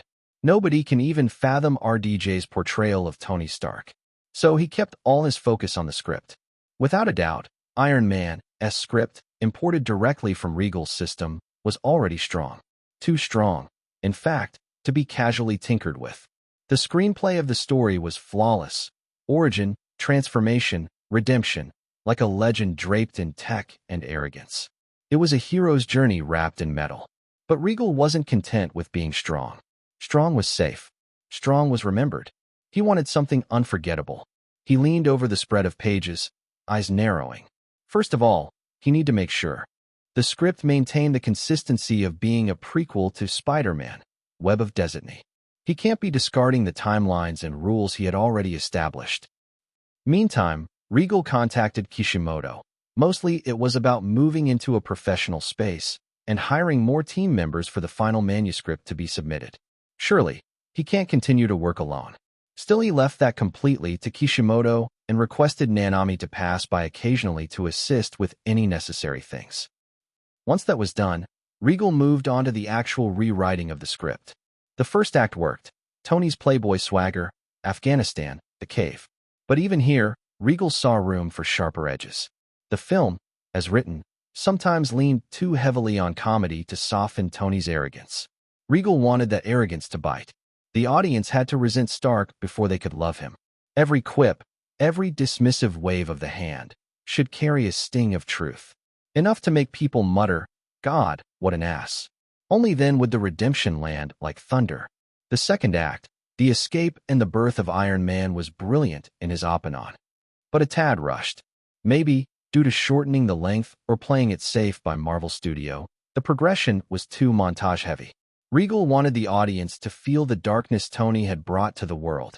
He imagined longer silences in the cave, moments where Ensign and Tony sat in the dark, smoke curling from dying embers, speaking quietly about their families. Not a lecture, not exposition, but confessions whispered because tomorrow wasn't guaranteed. Ensign couldn't just be the wise martyr. He had to feel like the soul Stark lost when the bullets hit. The audience had to walk out of the theater remembering him as much as the armor. So, Regal rewrote the cave sequence as a brutal act of survival, almost pushing the boundaries of getting children safe. Then came the transition to Stark Industries and Obadiah Stane. Regal scowled. Obadiah worked as a corporate villain, sure, but he was thin, too cartoonish in parts. Regal wanted layers. A mentor-turned-traitor who genuinely believed Tony was wasting his potential. A man who saw himself not as a villain, but as the one willing to get his hands dirty to keep the Empire alive. Regal scribbled in the margins, "More father than foe." The final act, the rooftop battle. Again, it was spectacular. But Regal isn't satisfied with that. He wanted weight behind every punch. Not just armor smashing armor, but teacher and student colliding, ideals shattering with metal. He thought of ways to ground the fight, Stark's suit glitching because it was unfinished, forcing him to think, improvise, be human. Not invincible, not untouchable. Just a man in a shell of his own making, desperate not to let it become his coffin. And then, the declaration. "I am Iron Man."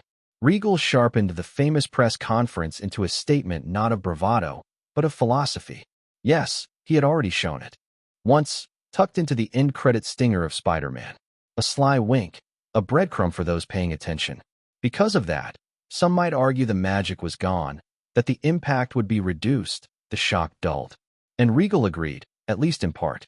The element of surprise had been compromised. But surprise, he knew, was never the true core of that moment. The power of those words wasn't in the twist, it was in the inevitability. He thought back to his past self, watching that scene for the first time.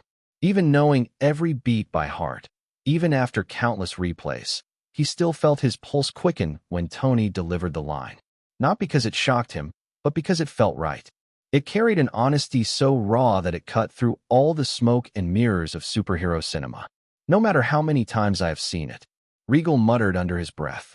"That rush never fades." Nostalgia had its part to play, yes, but the core was deeper than that. It was catharsis. This time, in his world, the audience would arrive at that conference differently. They had walked with Stark through his crucible, the arrogance, the trauma, the reinvention. They had seen him bleed, sweat, laugh, and posture. They knew him, not as a myth or a faceless savior, but as a man who wore his contradictions on his sleeve. By the time the reporters pressed him with questions, half the theater would already be whispering to themselves, nudging their friends, predicting what was coming. Some would even sit forward in their seats, eyes narrowing, anticipation prickling across their skin. And then Tony would smirk, pause, and drop the words, "I am Iron Man." In Regal's mind's eye, he saw it play out, a ripple through the audience, some laughing in disbelief, others exhaling in awe, a handful unconsciously mouthing the words along with Stark. Definitely not a surprise or a shock, but recognition, a shared heartbeat between character and audience. That was the alchemy Regal was chasing. One more character for the world to fall in love with. One more anchor. He capped his pen, staring at the words as though they were prophecies. Yes, he was going to make it happen. The work stretched over 2 long months. Nights blurred into mornings, pages were scrawled over and reprinted, dialogue rewritten until it sang. But slowly, line by line, scene by scene, the story revealed itself. By the time Regal set down his pen for the last time, Iron Man was no longer just a film. A story that promised the audience not fantasy, but a mythology being born before their eyes. RDJ sat opposite him, script in hand, glasses slipping a little down his nose.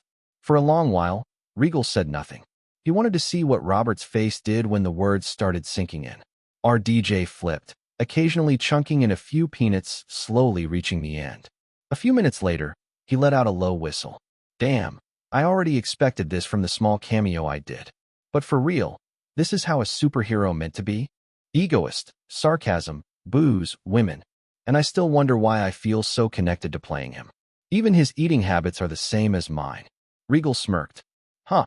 Obviously, Regal having knowledge of watching the movies, he simply integrated the extra traits RDJ added to Tony Stark's character. Robert looked deadpanned. That's not exactly a compliment. I said it in a creepy way. Whatever. Regal waved his hand away from the accusation. So are you on board?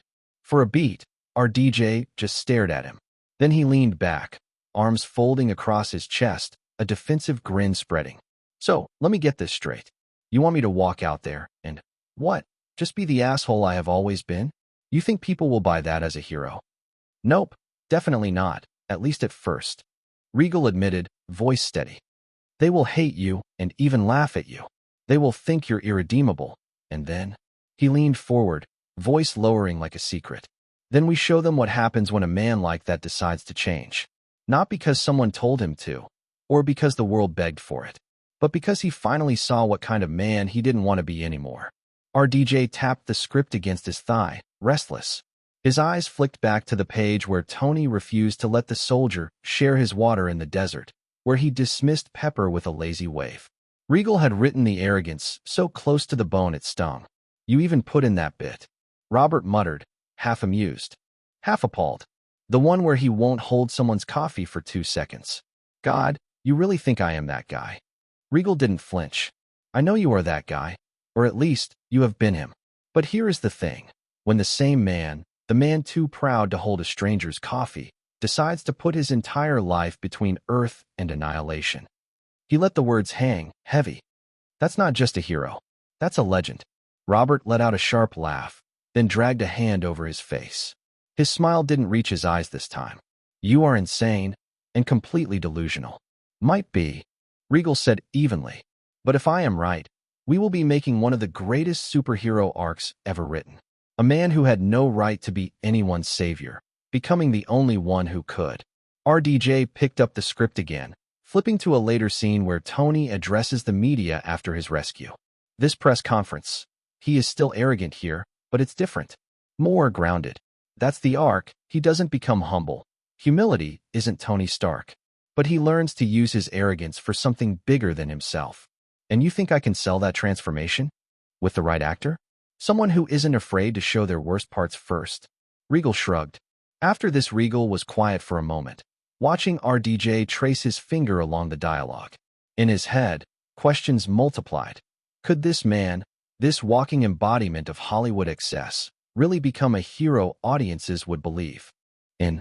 Was it possible to take someone so disconnected from ordinary human experience and make him relatable? And if it worked, if they could pull off this impossible character arc? RDJ looked up from the script, and for the first time since entering the room, his expression was completely sincere. When do we start? Number 233. Chapter 233, Bloodpool. Caro Segal, arms crossed. I don't get it, Regal. Tolliver Lee nodded in agreement. Yeah, have you completely lost it? I mean, why? Everything is sailing smoothly. Caro continued, his voice rising. We even agreed to go with your hand-picked, not-so-famous guy as the lead for Iron Man like you wanted. But why are you suddenly touching something like this?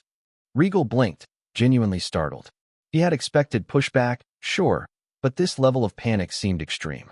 Hey, aren't you guys reacting a bit too much? Sigh. Tolliver rubbed his temples and spoke slowly, like he was explaining to a child. Regal, what do you think is the most important thing in business? You already have something in mind, so why don't you just continue instead of asking? Regal replied dryly. It's to create a label, an image of what kind of product we are trying to sell to consumers. Tolliver emphasized each word carefully. It was the same wordplay of theirs in product and consumer, but it still felt clinical to Regal's ears, but he stayed silent. Caro jumped in. So the image and brand we are trying to create, at least, with Marvel Studios or the MDCU, was family-friendly entertainment. That's what you delivered with Spider-Man, Web of Destiny, and sure, Iron Man isn't quite as squeaky clean, but it's still within acceptable boundaries. The script proves that. But this, Caro's voice cracked slightly. What you are pushing right now goes against everything we thought you were planning for the future. Regal felt genuinely confused. What did they think I was planning? He had never laid out some master brand strategy. When did family-friendly become the locked-in direction? Finally, Caro dropped the bomb. This project you were talking about, you know how absurd it sounds? It's a complete U-turn from Spider-Man's no-kill rule. This bastard is way past the usual anti-hero line. There is too much blood spilling every time he shows up. Tolliver shook his head in disbelief. Deadpool? More like Bloodpool. The room fell silent as both executives stared at Regal, waiting for an explanation that would make sense of what they saw as creative suicide. Regal finally understood. They thought he had lost his mind proposing a character who broke the fourth wall, made crude jokes, and left body counts in his wake, right after establishing a universe built on friendly neighborhood heroes and redemptive billionaires. So, he said slowly, you think this kills our brand? Think. Caro almost laughed. Regal, this doesn't just kill our brand. It takes our brand out back and shoots it. Execution style, while making jokes about it. He is a complete maniac of a lunatic. Tolliver added, his voice growing more agitated. He doesn't have a place in our MDCU. Caro concluded firmly. That's when it hit Regal like a freight train. Of course they were reacting strongly to this. How could he have been so blind? For him, someone who had already witnessed the cultural phenomenon Deadpool would become, proposing this film felt like the most natural next step after Iron Man. The Merc with a Mouth was Marvel's most infamous hero, after all, but he had completely overlooked the elephant in the room.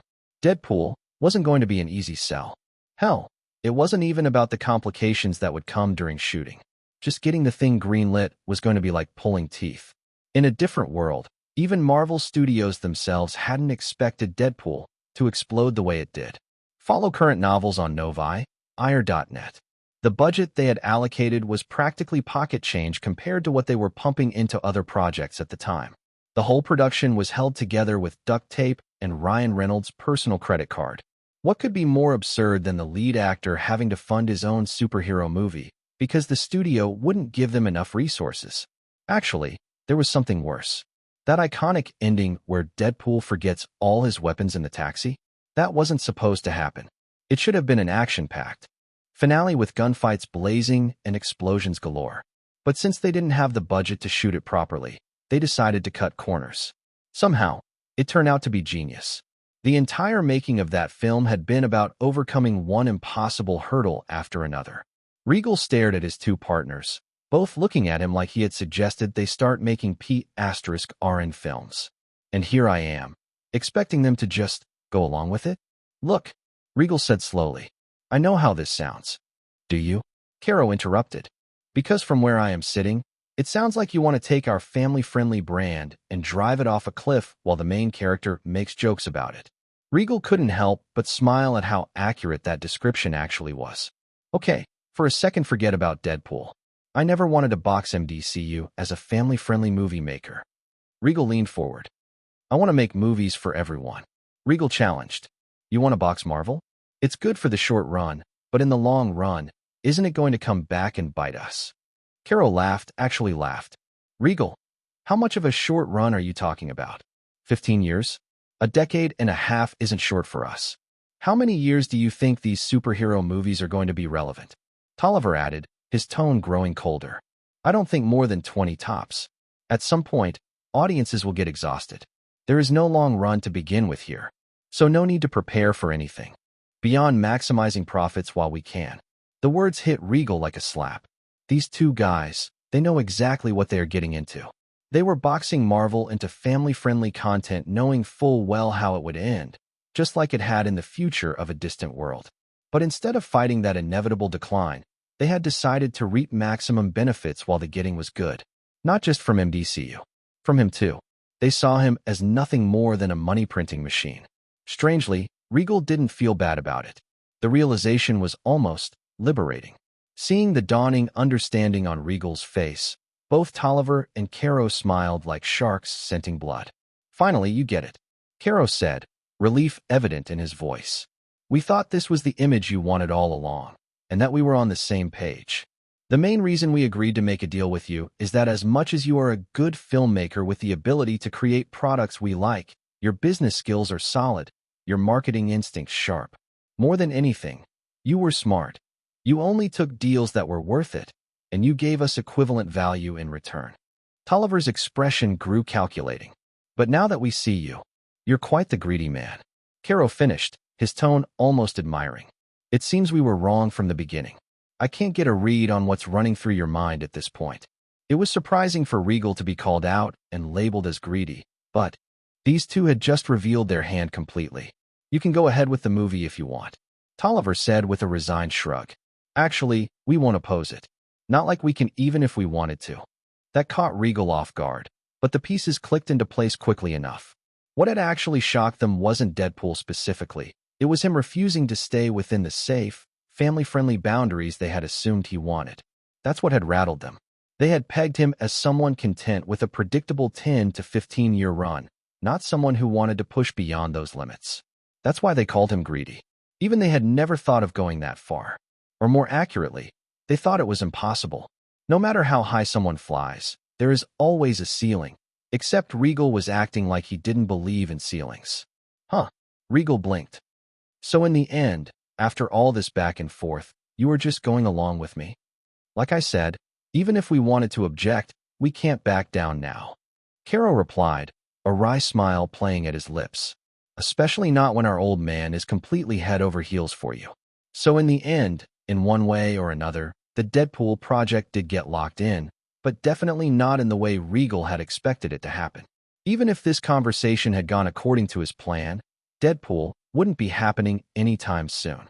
They just happened to stumble upon Deadpool conversation while discussing the budgeting of Iron Man. Of course, both Caro and Tolliver don't have any idea of the character, but when Regal took time to explain it, was when things got messy. Also, Regal didn't expect them to like it the first time either, clearly prepared to give them time to think over.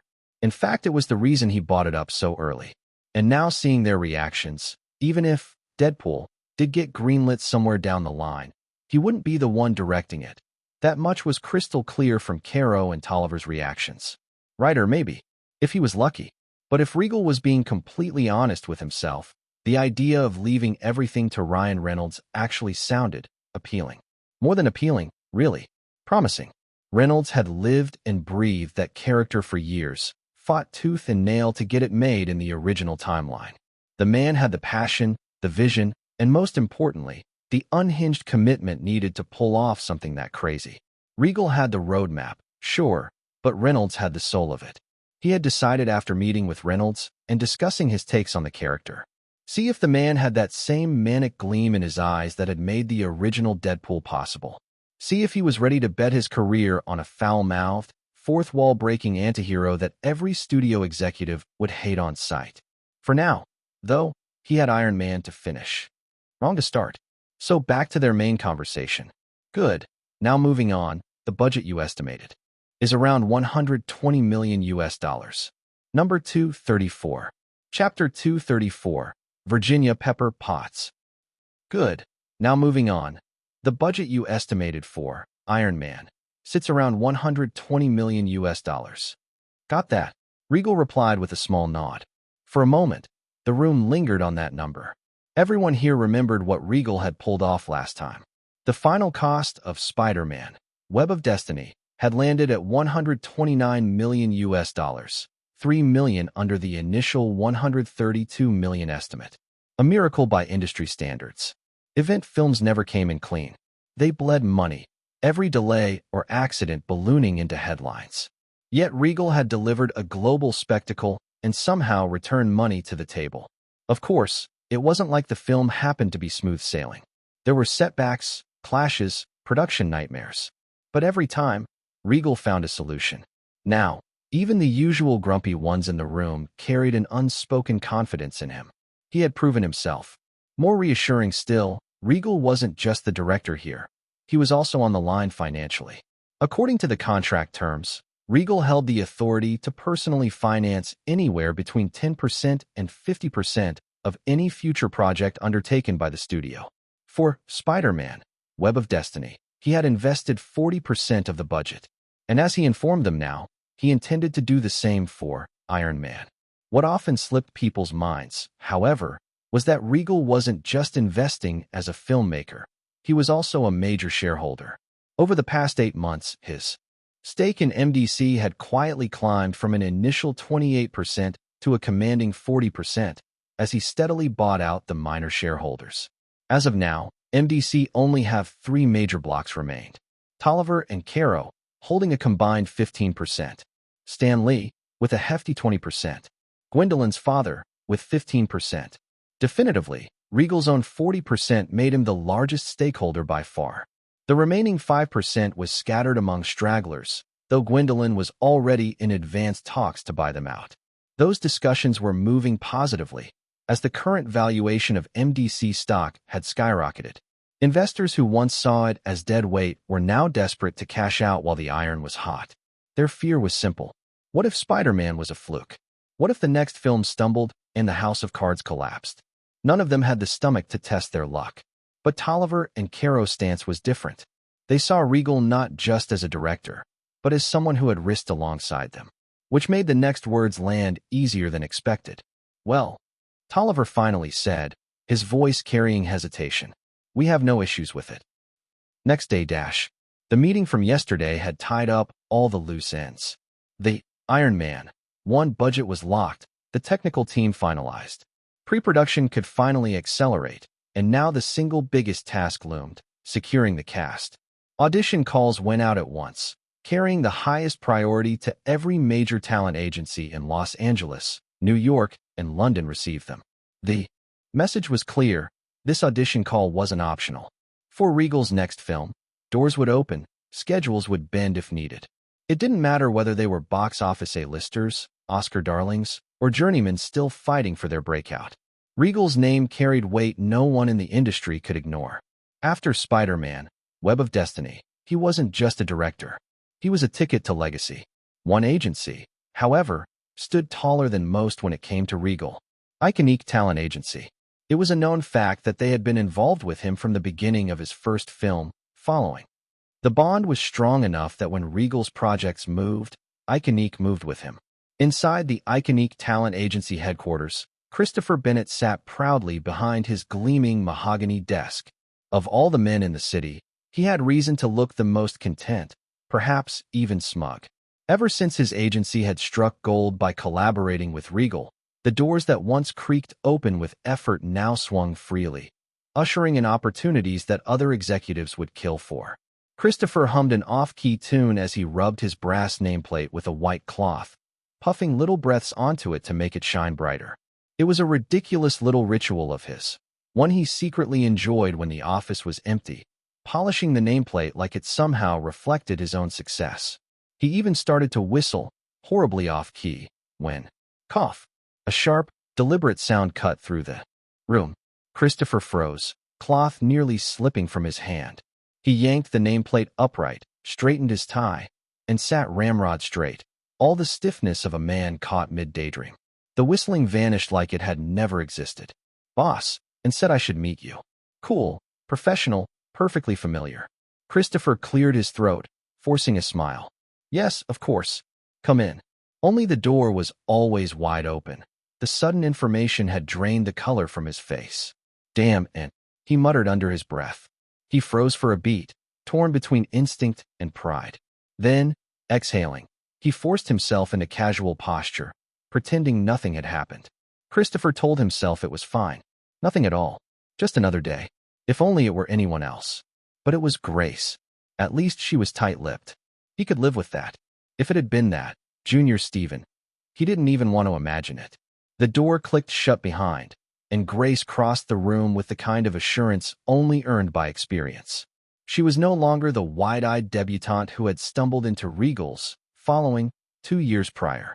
Back then, she had been little more than a promising newcomer plucked from obscurity.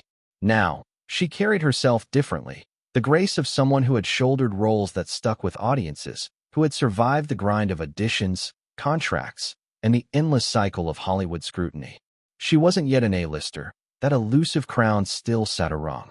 Higher, but she was close, painfully close. 1 or 2 more standout roles, the kind that critics loved to carve into history, and she'd make the climb. Grace, Christopher said as he nudged the file forward. You have got an audition. Grace asked with an expectant look. What's the script? Superhero film. Her expression fell instantly. Another one? The disappointment wasn't feigned. For the past month, the industry had erupted in a frenzy of superhero scripts.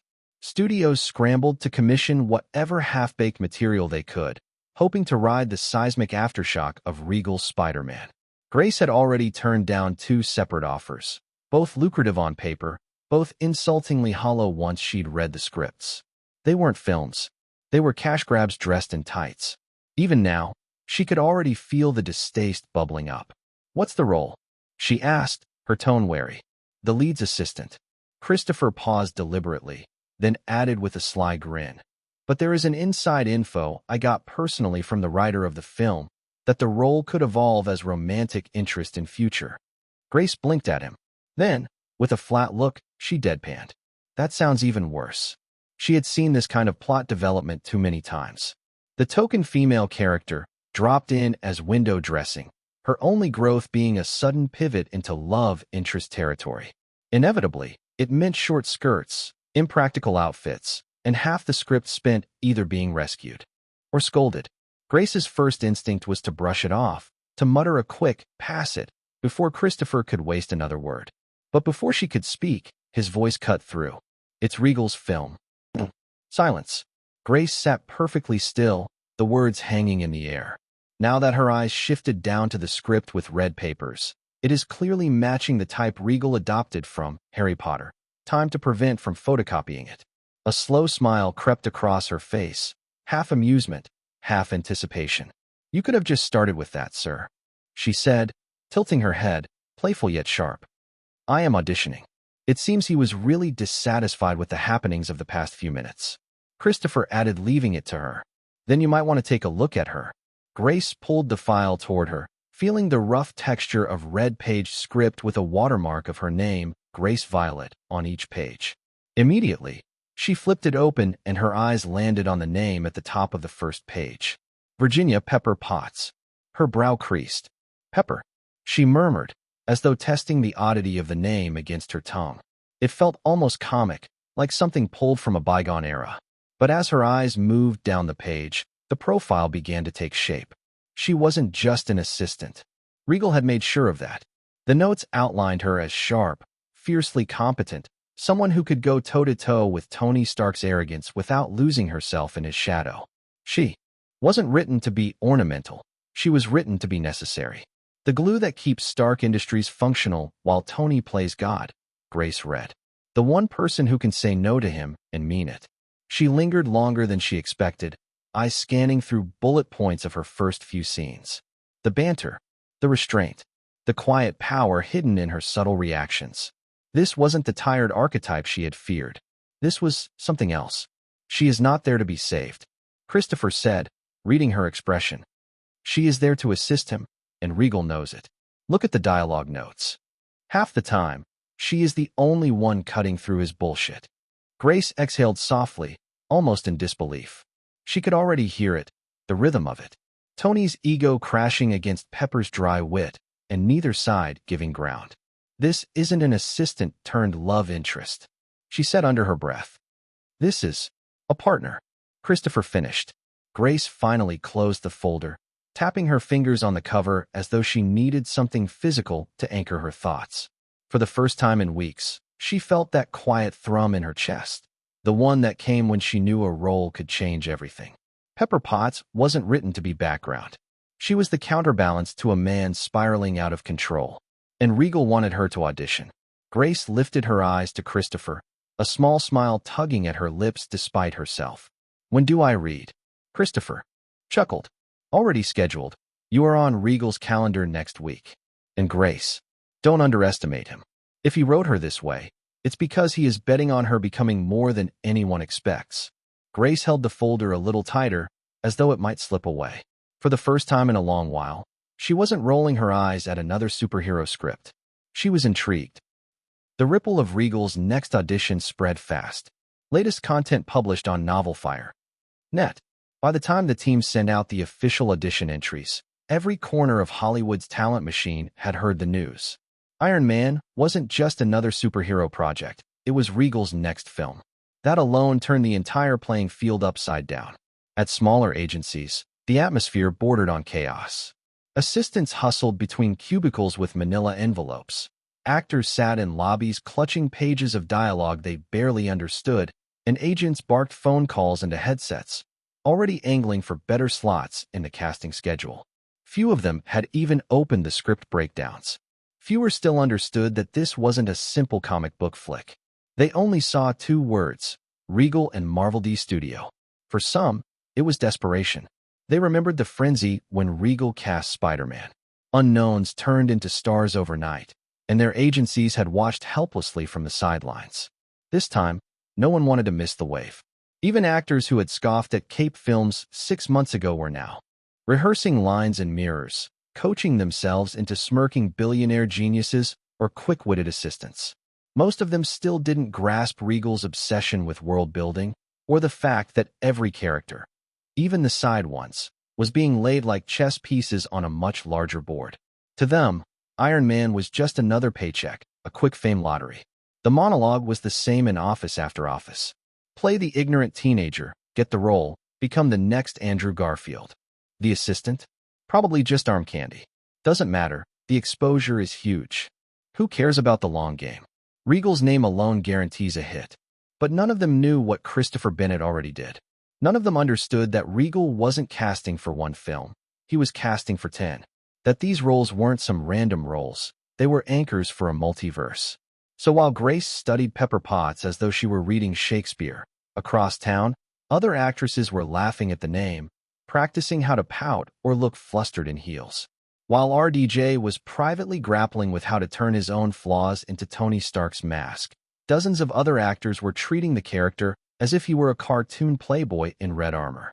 The frenzy was real, but the understanding wasn't.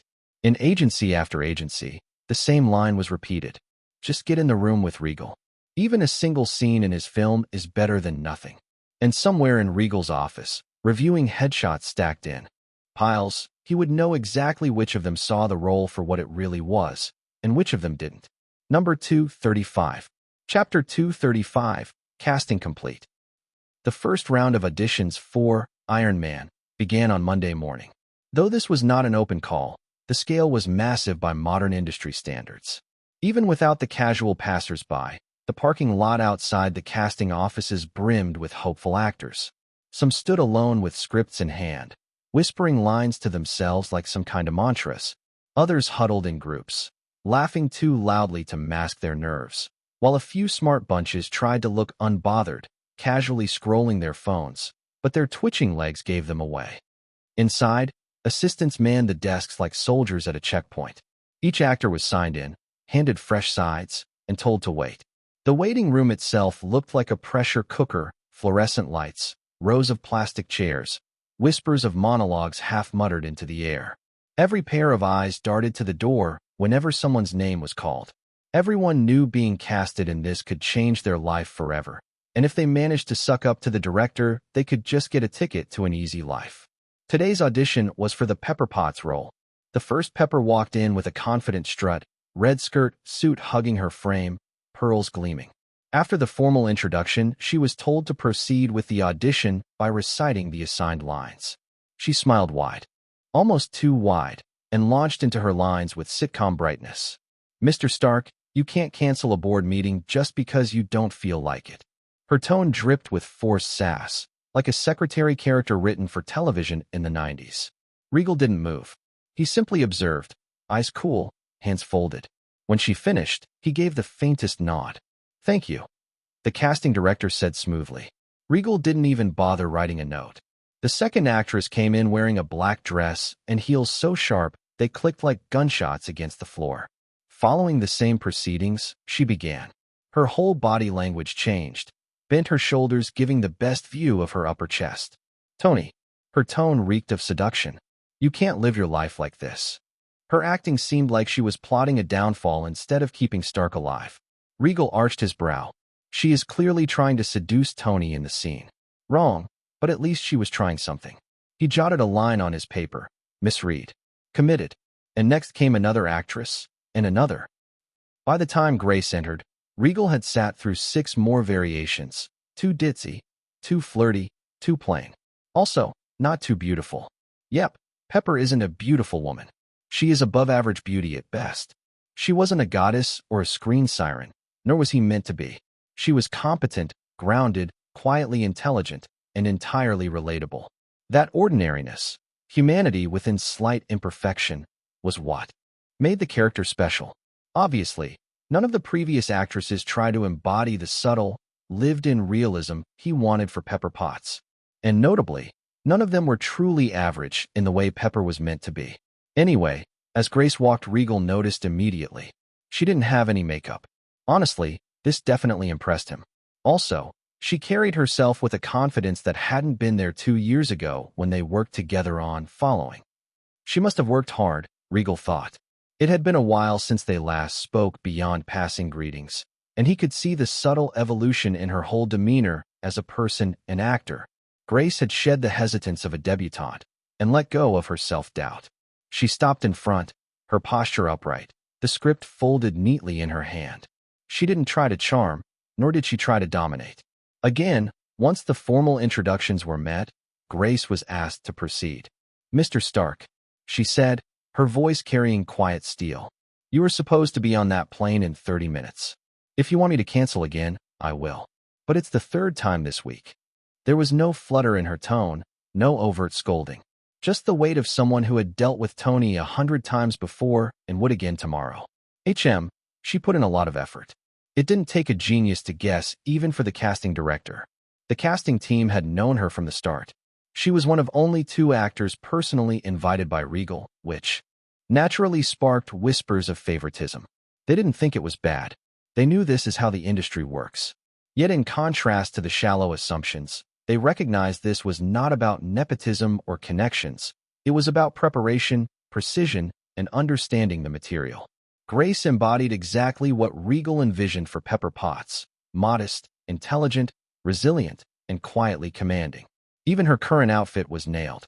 She wore practical and modest clothing, nothing designed to distract, no heavy makeup, no unnecessary fillers. She stood tall, conveying a blend of compassion and competence. Grace, on the other hand, despite being portraying her confidence outside, she is quite nervous inside. Without a doubt, she knew she had an edge in getting the role due to her connection with Regal. The detailed character script she received alone was a testament to how much preparation Regal had put into ensuring she could succeed. So she really is having an internal breakdown of disappointing his trust. Alas, contrary to her thoughts, the casting team was also having an overall favorable opinion. As she performed, the team noticed the balance she struck between restraint and expression. Her performance was modest but never timid while conveying intelligence, patience, and an unwavering sense of reality. Honestly, the only thing they might need to be concerned about is that she might have overdid it with the part being modest. Whatever the case, it is a minute. Correction, a flaw so negligible it bordered on perfection. They might have actually found the one. Next day, once the actresses for Pepper were shortlisted, the casting team moved on to the next major characters for the following week. James Rhodey, Happy Hogan, Obadiah Stane. The smaller roles, even the one-scene characters, weren't dismissed lightly. Reporters, soldiers, engineers, all came through the door. The Rhodey auditions revealed Hollywood's fundamental misunderstanding of military characters. Half the actors marched in like drill sergeants, and the other half played buddy cop sidekicks. Marcus Webb OC was different. Former Air Force, currently working as a technical advisor on military films. He didn't audition so much as have a conversation. Tony's brilliant, but brilliance without discipline gets people killed. Rhodey's job isn't to enable Tony's genius, it's to keep him alive long enough to use it properly. Webb understood something the others missed. Rhodey wasn't Tony's friend who happened to be military. He was a military man who happened to be Tony's friend. The distinction mattered. You have got the traits, Regal said, but I need you to do something for me. Forget every military character you have seen in movies. I want the real thing. Finding Obadiah Stane required solving a complex equation, paternal enough to justify Tony's trust, ruthless enough to betray it, charming enough that audiences wouldn't see it coming. Vincent D'Angelo OC solved it in his first scene. Tony, your father built this company on relationships, trust, legacy. His delivery was grandfatherly, warm. Then something shifted, not in his tone, but in the space between his words. I have spent 30 years protecting that legacy. I won't let anyone destroy it. Not even you. The threat was wrapped in such perfect paternal concern that it took a moment to register. By then, it was too late. You were already on his side. That's our villain, Regal said. The smaller roles moved faster. Regal had developed a system. If an actor tried to steal their scene, they were out. If they supported the scene, they stayed. A reporter who asked questions like she actually wanted answers rather than setting up exposition. A military briefing officer who delivered information with the casual competence of someone who'd done it 1,000 times. A Stark Industries engineer who spoke about arc reactor technology like it was real science, not movie magic. Each casting choice was a building block. Get one wrong, and the entire structure could collapse. By the end of 3 weeks, Regal had his cast. Not the biggest names or the safest choices, but the right ones. N0V.Fi, E.net. Grace would ground Tony's flights of genius with practical reality. Marcus would provide military discipline without sacrificing warmth. Vincent would embody the corruption of good intentions. Together, they would tell the story of a man learning to be better than he was. And if the audience believed in these characters, they'd believe in the world they inhabited. Everything else, the explosions, the flying, the heroics, would follow naturally. Casting is complete, Regal announced to the production team. Now we build Iron Man. The real work was just beginning. Number 236. Chapter 236. Chamber of Secrets Wrap 1. UK. London. It was the final day of filming for Harry Potter and the Chamber of Secrets, and Regal flew to the UK. Fortunately, he had just arrived on set as the last shot was being captured under the direction of Chris Columbus. He paused at the edge of the soundstage, quietly observing the carefully orchestrated scene unfolding before him. Neither Columbus nor the cast had noticed Regal's arrival, which was exactly how he preferred it. A couple of assistant directors stationed near the monitors spotted him instantly, their eyes widening. One of them started to straighten, mouth opening to announce his presence, but Regal lifted a single finger to his lips. Shoo! The AD froze, nodded quickly, and sank back into their seat. Regal gave a small wave of his hand. Continue your work. he mouthed. A boom operator who had also noticed him gave a faint smile, then turned back to his headphones. The set settled again. The only sounds the rustle of cables, the click of the camera, and Chris Columbus's steady voice guiding the young actors through their scene. He had made it clear, from the beginning of this production, that this was not his domain. Chris Columbus was the captain of this ship, and Regal had no intention of disrupting that established hierarchy. Setting these boundaries had been crucial, and he had ensured that the transition of directorial responsibilities was handled with the utmost care. Children, after all, were creatures of habit. They clung to what was familiar. Even if a new presence on set was objectively better, more skilled, or more exciting, the instinctive response was resistance. It was like swapping a teacher halfway through the school term. No matter how brilliant the newcomer, the students would sulk, complain, compare, and cling to the one they already knew. Come back. Today's filming is held in the Great Hall set, long tables pushed back to the walls, fake candles floating gently overhead. For weeks the space had been alive with chaos, feasts, battles, trick shots of fireworks. But today it was empty, stripped down to silence. This was the final scene, the final take of the film, which wasn't anything grand. Just a hug. Hermione was supposed to embrace both Harry and Ron before they parted ways, the quiet sort of ending that left the audience with warmth. Simple. Or at least, it was supposed to be. Alas, Chris Columbus hadn't expected trouble. Not from Daniel, of all people. The boy had been the most practical, the one who always took direction like a small professional.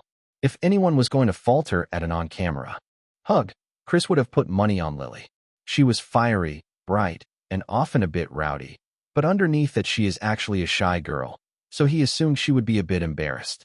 But here she was, calm as a stone, ready for the take at any moment. Daniel, on the other hand, had suddenly transformed into an awkward 11-year-old boy in front of everyone. His ears went pink at the mention of hugging Lily, his posture stiffening every time Chris called action. It all started a few retakes before. Chris Columbus sat near the monitor, headset dangling around his neck, script in hand. "All right, let's go again," Chris said gently, his tone more like a teacher than a director. "Hermione, you walk over, hug Ron, then Harry. Nice and easy, we are just saying goodbye." Lily, in her Hogwarts robes, gave a crisp nod. "Got it." She was steady, not a flicker of hesitation in her voice. Daniel, however, shifted uncomfortably, tugging at the sleeve of his jumper. He muttered, "Yeah, easy," but his ears were red and his jaw tight. Rupert leaned toward him with a grin. "What's wrong with you?" "It's just Lily. That's the problem," Daniel hissed back, embarrassed. Chris clapped once, gently pulling their focus. "Ready? Cameras rolling. And action." What should have been natural affection between friends looked instead like a pair of strangers frozen at a train station. His eyes darted, his face pink, and the magic drained out of the shot. At first Chris let it run, hoping Daniel would shake the nerves. But take after take, the stiffness only deepened. It was the sixth attempt, and it was the same result. Lily crossed the space with soft steps, her face glowing with Hermione's warmth. She wrapped her arms around Rupert. He grinned, returning it, his expression the perfect mix of bashful and touched. Then she turned toward Daniel, where he stood like a statue, waiting stiffly. When Lily leaned in, his arms jerked up too late, his shoulders locked. The embrace looked forced, his expression strained. "Cut," Chris said softly. He didn't scold, but his sigh carried. Daniel's cheeks burned as he blurted, "I am sorry, it feels weird doing it with everyone staring." A chuckle rippled across the crew, not mocking, just amused. Lily folded her arms. "Oh, so hugging me is some sort of nightmare." "No, I didn't mean it like that," Daniel protested, waving his hands. It's embarrassing." Rupert smirked. "He is hopeless. Proper hopeless." Chris rubbed the bridge of his nose, then crouched slightly so the kids were at eye level. He didn't lose his cool. "Look, Danny, you don't have to force it. Let's change it up." Hermione hugs Ron, and when she turns to you, you two get shy, pull back, and shake hands. That way it still feels sweet, but less pressure. "Sounds good." Daniel exhaled in relief. "Yes, thank you. The rightful source is novel_F, Renet." Lily, however, raised a brow. "But in the book she hugs both, doesn't she?" Chris smiled. "True. But the film is about moments, not rules. Let's try it this way first. Daniel's shoulders dropped in relief. Lily, though, tilted her head curiously. But that's when Chris looked at her and gave her a wink, which she returned back with a mischievous smile. The next take rolled. Lily hugged Rupert, soft and genuine, then turned to Daniel. He extended his hand, nervous but in character. Well, goodbye, Hermione, he said with that faint Harry stammer. Goodbye, Harry, Lily echoed, reaching for his hand. For a beat, it looked exactly like Chris had imagined. Then she swatted his hand aside and lunged forward, wrapping her arms around him tightly. Daniel froze. The shock was real, and then he awkwardly, instinctively patted her back like he had been blindsided by a bludger. Lily clung an extra second, then stepped back with the tiniest smirk. Chris didn't wait. Cut. That was perfect, Lily. Lily's head whipped toward him. Really, really, he said, grinning. She squealed in triumph, skipped over, and slapped his palm in a high five. Chris bent low to meet her hand, chuckling at her energy. Meanwhile, Rupert sidled up to Daniel, nudging him. You all right there, mate? Still breathing. Daniel groaned, face red. She tricked me. Looked great, though. Rupert teased. Most natural thing you have ever done. Daniel glared half-heartedly at Lily, who only shrugged innocently and tucked under her arm like nothing had happened. From the back, Regal saw it all. Though it was true that he only arrived during the last take, he could guess what exactly happened. Lily and Chris had orchestrated something cute and beautiful.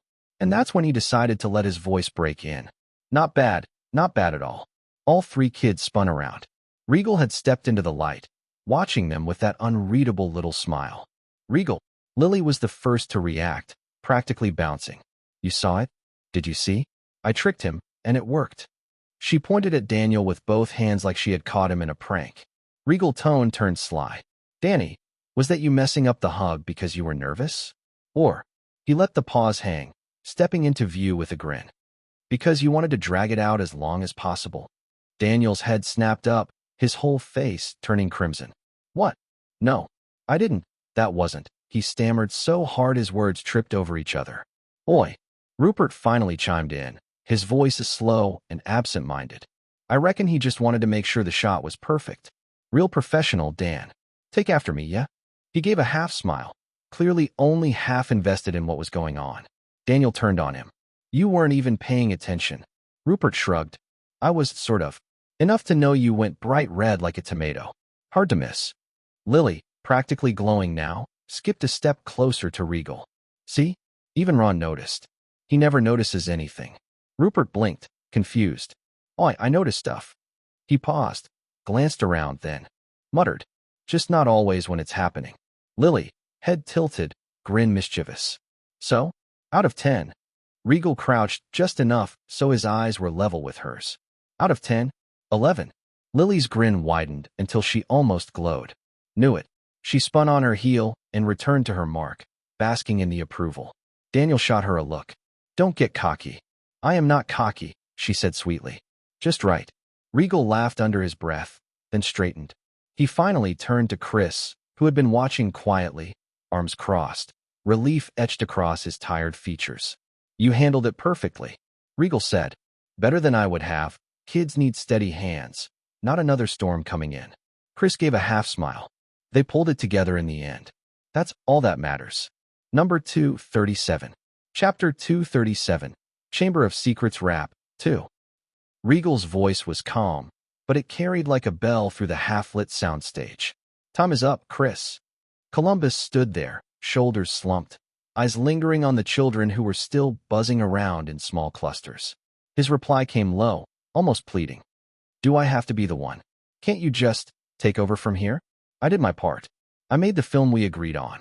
Regal didn't soften, though his tone wasn't unkind. He stepped closer, eyes fixed firmly on Columbus. Chris, this is your movie, and it will stay that way. You have guided them this far. You don't get to back down on the last step. Chris let out a long breath, almost a groan. Off. You can be really to the book sometimes, Regal. That's because someone has to be. Regal answered with a faint smirk. He tilted his head toward the set. Go on. They are waiting for you. Chris straightened, rubbed his palms together, then clapped his hands loud enough to cut through the chatter. All right, my Gryffindors, Slytherins, Ravenclaws, and Hufflepuffs, listen up. He raised his voice with a cheerfulness that carried something final beneath it. That's a wrap. For a beat, silence. Then, what? One of the younger Slytherin extras shrieked, wide-eyed. Lily gasped and squealed. No, don't say that. It's over. Rupert shouted, pumping his fist in the air. We are free. Free until the next detention. Only for one of the twins to shout back. Daniel groaned dramatically. Wait, does this mean homework's back on the menu? Oi, Harry, you will survive, a Gryffindor extra teased before grabbing him in a headlock. From the corner, Lily shrieked at the top of her lungs. We did it, and leapt onto her friend, nearly knocking both of them over. Kids were screaming, laughing, colliding into hugs. A Ravenclaw girl darted across the set shouting, Group hug, as a cluster of robes and sneakers piled together in a tangle of limbs. An AD tried valiantly. All right, calm down, careful of the set. Oh no, not the wand rack. It was too late. A clatter rang out as half a dozen fake wands spilled across the floor. I call this one, a boy yelled, snatching one up. It's broken, you idiot. Another shrieked back, laughing so hard he nearly fell. In the middle of it all, Lily threw her arms around Daniel and said, We are not done, okay? We will see each other again. Daniel, face flushed, mumbled, Yeah, of course. Behind them, Rupert yelled over the noise. High five, everyone. Line up, and immediately got mobbed by 5 kids slapping at his hands at once. The adults weren't much better. One makeup artist openly wept, dabbing at her eyes with a tissue, while a boom operator shouted, Congratulations, you legends, over the din.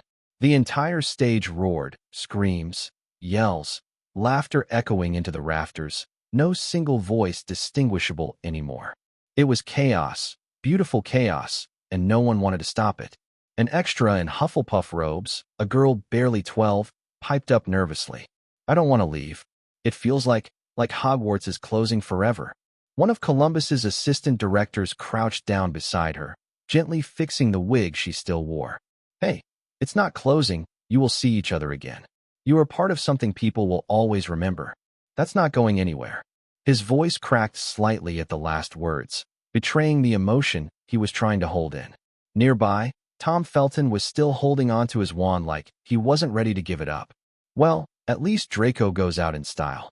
He smirked, tossing his hair dramatically. Unlike certain Gryffindors who cry at the drop of a hat. Excuse me. Daniel turned sharply, though the grin on his face ruined the effect. That was one time, and there was dust in my eye. Dust? Rupert chimed in, deadpan. Yeah, sure. Loads of dust flying around a closed stage. Totally believable, mate. Laughter rippled through the kids and crew, though a few adults were openly dabbing their eyes now. One of the second ADs, a woman who had spent months corralling dozens of children with patience bordering on sainthood, was practically inconsolable. You are all growing up so fast. She sniffled, hugging one of the younger Ravenclaw extras so tightly the poor boy squeaked. I won't get to boss you around tomorrow, and I don't know what to do with myself. The boy wriggled free, cheeks pink. You can boss your cat around, he suggested, making everyone around burst out laughing again. The chaos still hadn't died down when a pair of ADs wheeled out a small table from the side, balancing a cake that had clearly been hiding under a plastic cover all day. The kids froze mid-shove and mid-shout the moment they saw it. Cake, someone screamed, and immediately the noise doubled again. Careful, don't knock it over, one of the ADs pleaded, nearly tripping as a wave of children surged toward the table. The cake wasn't extravagant, just a simple white frosted sheet with the words, Chamber of Secrets. That's a wrap, piped in red icing across the top, little golden stars dotted in buttercream. But to the kids, it may as well have been a treasure chest. Lily clapped her hands together. Oh, it's so pretty. Don't anyone smudge the writing. Rupert, already licking his lips, leaned in dangerously close. I just want one corner, that's all. You will ruin it. Lily pushed him back by the shoulder, laughing. Daniel snorted. You two are worse than Dudley and Harry fighting over cake. Boy, I am not Dudley. Rupert shot back with mock offense. Lily had already managed to poke a finger in the frosting while no one was looking. When Chris Columbus caught her, she only shrugged, grinning with icing on her fingertip. What? It's tradition. Columbus shook his head, but he was smiling too. All right, let's do this properly. He handed the knife to Daniel first. The boy hesitated, glancing at his friends. Me? You are the boy who lived, aren't you? Chris teased. Start us off. Daniel carefully pressed the knife into the cake, making the first neat slice, before passing the handle to Lily. Ladies first after that, she announced, slicing with dramatic flair. Boy, what about me then? Rupert protested as she handed the knife straight past him to Lily. Lily smirked, eyes sparkling. Oh right, Ron, silly me. You are a lady too, aren't you? She carved the tiniest sliver imaginable and plopped it onto his plate. Rupert stared at it, utterly baffled. Wait, did I just win? Or did I just get insulted? The room burst into laughter, Tom nearly choking on his bite, while Daniel muttered imitating. Ron, bit of both, mate. The extras crowded close too, little witches and wizards who had spent most of the year in the background now cheering as they each got a sliver of cake. One of the smallest Slytherin boys shouted through a mouthful, "This is the best part of filming," and got frosting smeared on his nose by his friend in response. The crew joined in as well, plates of cake being handed around, laughter and chatter filling every corner of the soundstage. Even the tough-looking grips and electricians softened, chuckling as they balanced plates in their big hands. Chris Columbus raised his slice and called out, "To the best second year at Hogwarts anyone could ask for." A chorus of voices, young and old, echoed back, "To Hogwarts." Regal was still at the back, his lips curving into a small smile. He just let them have their moment.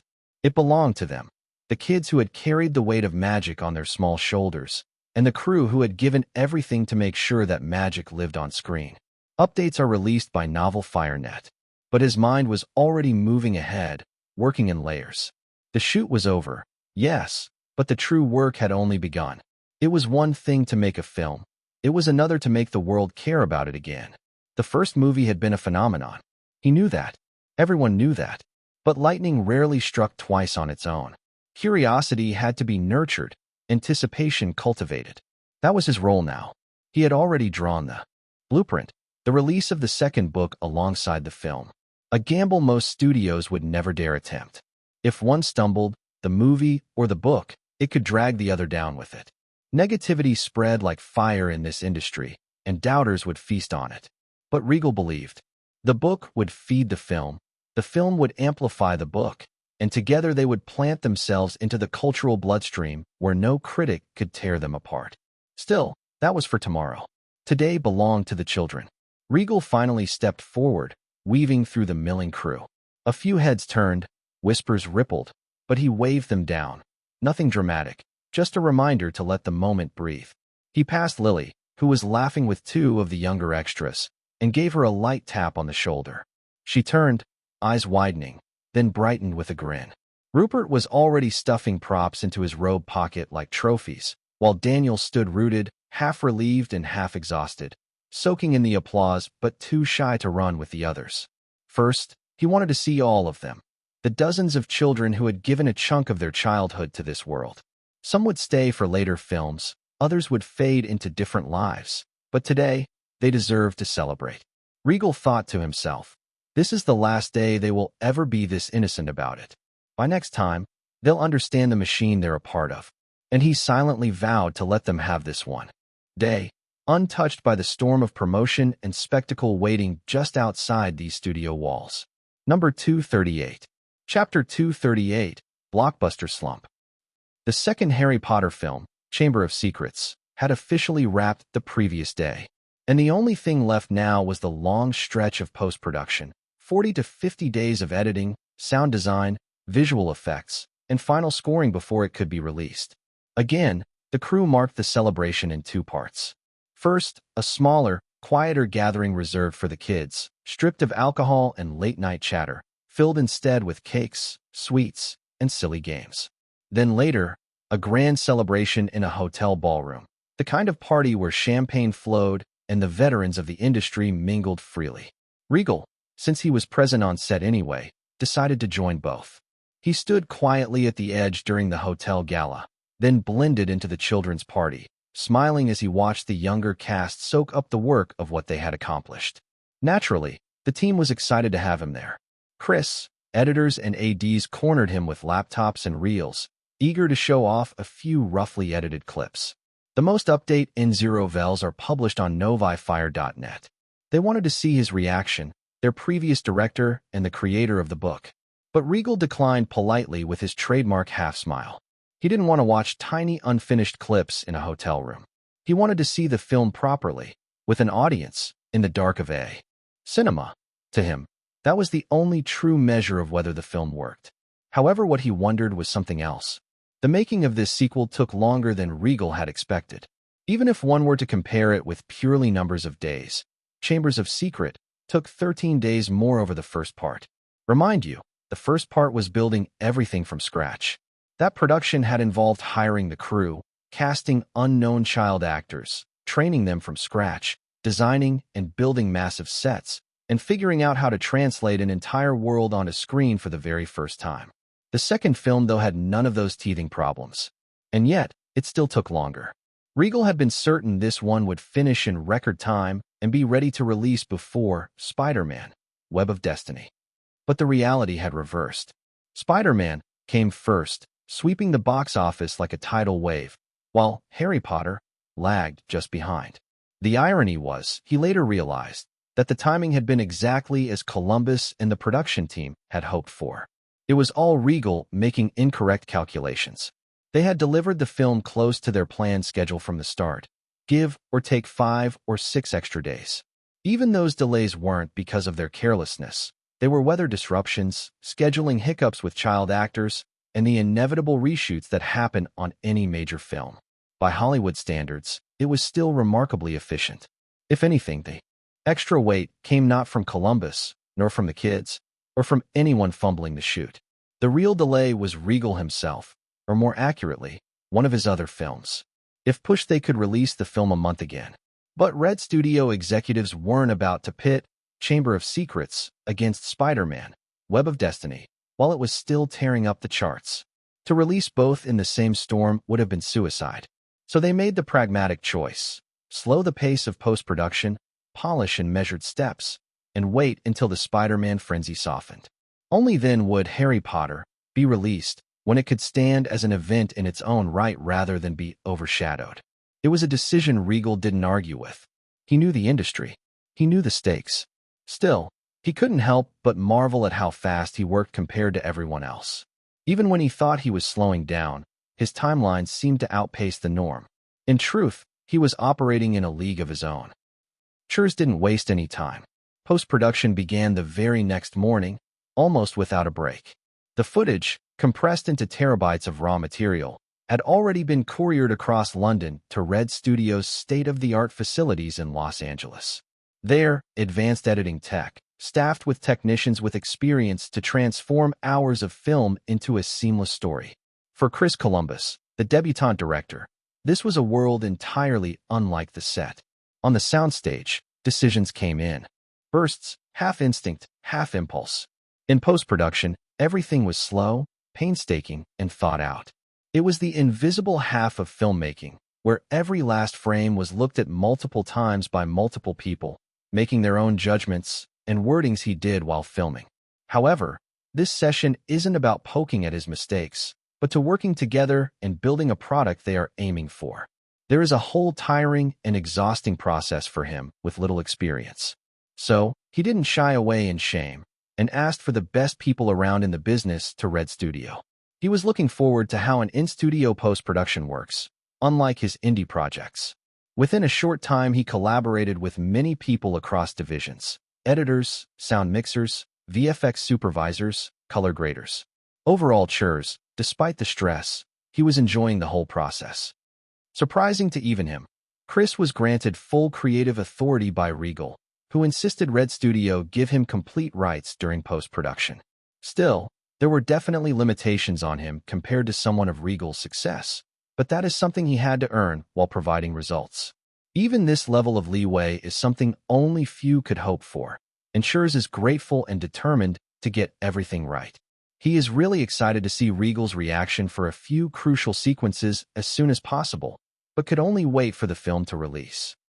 Regal, on the other hand, was busy in planning the release strategy. From the start, He had insisted that Harry Potter and the Chamber of Secrets be tied directly to the newly printed fourth volume's sales. That meant aligning Red Studio with Everleaf Press, an unusual partnership built on the promise of mutual promotion.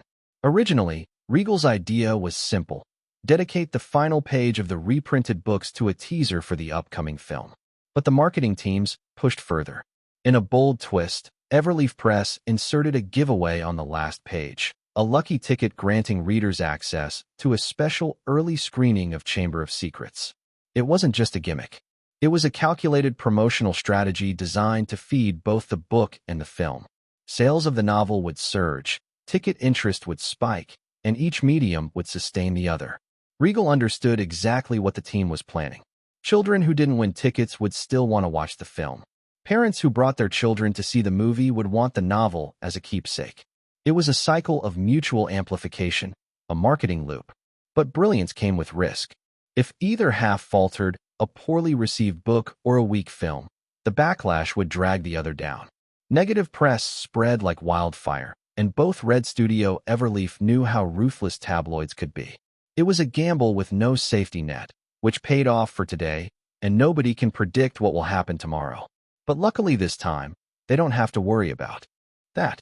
And as for Regal, he never doubted about the future books or film releases, and was more confident than anyone else with the strategy. Now seeing the strategy doing the mass pull, Regal doesn't even think there is still any need to push the promotions as aggressively as before. Just a sequel film of $1 billion film alone is something that will make waves. The studio, however, wasn't nearly as fearless. Spider-Man, though finally slowing down in its 11th week, was a $1 billion phenomenon. That translated to nearly 120 to 135 million tickets sold worldwide. The executives couldn't ignore the question hanging in the air. How many of those people would turn around and buy another ticket so soon? Wouldn't the next release suffer a natural dip in turnout? It wasn't an unreasonable concern. Hollywood even had a name for it: blockbuster slump. Whenever a monster hit dominated the market, films released in its wake tended to feel the drag for 2 or 3 months. Regal cut through their doubts in one sentence. But Regal brushed their worries aside with a single, measured statement: "You're underestimating the audience. People don't stop watching good films. Yes, blockbuster slump exists, but it only exposes the weak ones, the half-baked projects that would normally skate by in quieter months. Those films get crushed when the bar is raised. Ours isn't one of those." The room quieted. No one fully understood the scope of what Regal was pushing for. Some thought he was reckless, others that he was some sort of savant. Meanwhile, the children were given a brief reprieve from the madness. Their contracts wrapped, their press schedules temporarily quiet. They returned to schoolwork and ordinary life, though ordinary was relative. Everywhere they went, whispers followed. Harry Potter wasn't just a role anymore. It was their faces on posters, their names in gossip columns. The end of one shoot meant nothing. In truth, their journey had only just begun. Back in the edit suites, Columbus reviewed Lily's unscripted hug with Daniel for the 20th time. Each time he smiled. That raw, startled reaction. It was lightning in a bottle, a moment no amount of directing could have manufactured. He leaned back in his chair, glancing toward his editor. "Sometimes the kids know better than us, eh?" Columbus said with a faint grin. He smiled back. Sometimes. The countdown had begun. 40 days. Maybe 50. And when the film was released, Regal knew the world would never look at the Harry Potter franchise as just children's films anymore. Number 239. Chapter 239.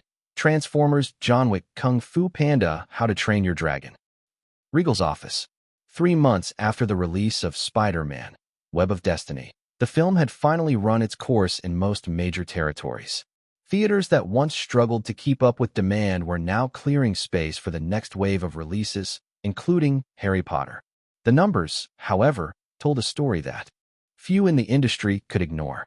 Regal received the final consolidated report on his desk, a document stacked with figures, charts, and analysis. But for him, it wasn't just paper. It was proof of what he had set in motion. Week-by-week box office totals. Week 1, July 5th to 11th, 2013. Domestic, $142.8 million. International, $150.3 million. Worldwide, $293.1 million. The debut week was seismic. Audiences flooded in across North America and beyond. Few openings in history had ever broken the $290 million barrier in a single week, and Web of Destiny did so with ease. Week 2, July 12th to 18th, 2013. Domestic, $72.1 million. International, $98.4 million. Worldwide, $170.5 million. Cumulative, $463.6 million. The drop was expected, but the hold was remarkable. Word of mouth and repeat viewings kept the film buoyant. Families and teenagers alike returned for second and third screenings. Week 3, July 19th to 25th, 2013. Domestic, $48.6 million. International, $76.3 million. Worldwide, $124.9 million. Cumulative, $588.5 million. By its third week, the film had crossed the half-billion mark. Marvel's hero was firmly lodged in global pop culture. Merchandise sales soared alongside ticket sales. Week 4, July 26th to August 1st, 2013. Domestic, $29.9 million. International, $63.1 million. Worldwide, $93.0 million. Cumulative, $681.5 million. Week 5, August 2nd to 8th, 2013. Domestic, $21.6 million. International, $55.7 million. Worldwide, $77.3 million. Cumulative, $758.8 million. Week 6, August 9th to 15th, 2013. Domestic, $15.8 million. International, $46.4 million. Worldwide, $62.2 million. Cumulative, $821.0 million. The mid-run weeks showed remarkable resilience overseas, especially in Asia and Europe. Where most superhero films began to fade, Web of Destiny maintained a grip on audiences who had embraced its unique tone. Week 7, August 16th to 22nd, 2013. Domestic, $10.5 million. International, $38.9 million. Worldwide, $49.4 million. Cumulative, $870.4 million. Week 8, August 23rd to 29th, 2013. Domestic, $7.4 million. International, $35.2 million. Worldwide, $42.6 million. Cumulative, $912.9 million. Week 9, August 30th to September 5th, 2013. Domestic, $5.6 million. International, $29.8 million. Worldwide, $35.4 million. Cumulative, $948.3 million. The ninth week was the milestone everyone waited for. Crossing $900 million had seemed inevitable, but the march toward $1 billion was no longer just a dream. Weeks 10 to 11, September 6th to 19th, 2013. Domestic, $12.7 million. International, $41.6 million. Worldwide, $54.3 million. Final cumulative, $1.002 billion. At last, the number appeared in bold on Regal's report. Web of Destiny had officially entered the billion-dollar club, a landmark achievement for MDC, Red Studio, and for Regal himself. Final worldwide box offices, $1 billion, $2 million, $1.002 billion. And from that, the studio/distributor revenue, 45%, will be $450.9 million. For Regal, the calculations went deeper. He hadn't just been a director or a writer, he was an investor. His direct investment, 40% of film budget, will be $93.3 million. And his shareholder cut from MDC, 40% stake, will be $52.36 million. Therefore, his total personal earnings will be $145.66 million. Regal leaned back in his chair as the numbers sank in. $145 million from a single film. not counting the long tail of merchandise, licensing, and the cultural footprint Spider-Man would carry for years. Most in Hollywood would have celebrated. For Regal, it was confirmation. Proof that his instincts weren't reckless gambles, but calculated steps. Spider-Man had conquered the world. Now it was Harry Potter's turn. Index. Name Regal Seraphsail. Items. Skill slots. Bulletin board. IEP available. 5 million. Bulletin board. Question mark. 1 hour 4 minutes and 1 second. Skill slots. Slot. 1 director. Rank. World class. Inactive. Slot. 2 writer. Rank. World class. Inactive. Slot. 3 cinematographer. Rank. Intermediate. World class. Inactive. Slot. 4 drawing. Rank. Master. Slot. 5 actor. Novice. Advanced. Unique skill insight. Unique skill polyglottery. Unique skill eyes on me. Skill slots available for, in use. Note user can awaken new skills by striving and reaching a minimum understanding and requirement of it. Notifications. Solo leveling. Completed. Following. Completed. Omniscient reader's viewpoint. Completed. Lord of the Mysteries. Completed. First TV show participation. Completed. Harry Potter and the Philosopher's Stone book. Completed. Harry Potter and the Chamber of Secrets book. Completed. Harry Potter and the Prisoner of Azkaban book. Completed. Harry Potter and the Goblet of Fire book. Completed. Death Note movie. Completed. The Hangover movie. Completed. Harry Potter and the Philosopher's Stone movie. Completed. Whiplash movie. Completed. Spider-Man, Web of Destiny. Collect accumulated rewards, Y/N. Achievement available, collect. Question mark. 77 days of accumulated rewards. Regal's finger hovered over the confirmation. 77 days of accumulated rewards from a film that had exceeded every expectation. He selected Y. The system responded immediately, data cascading across his vision like digital rain. Ding. User successfully collected Spider-Man. Web of Destiny rewards. Total view count 123,032,904. Total EP earned 61,516,452. Your total EP is now 5,316,839 plus 61,516 for 52 equals 66,833,291. Over 61 million experience points EP in a single collection. His total EP had jumped from just over 5 million to nearly 67 million. In the system's economy, he had just become one of the wealthiest. With this, he could easily push all his remaining skills up to world class. But he didn't. The reason was simple: slots. He only had 4. If he rushed and upgraded drawing or acting now, he would be locked in. No room to swap. World class ranks later. So he held back. Now with 66 million EP, the thought nagged at him. What should he do? Regal had already spent a fortune of EP acquiring the Iron Man 1 script. That investment would keep paying for a while. For now, it was time to check the rewards. He pulled in the achievement available notification under Spider-Man, Web of Destiny. Ding. User has collected the achievement reward for surpassing $1 billion box office for the second time. Ding. User has received title token X1, search token X2 as the achievement reward.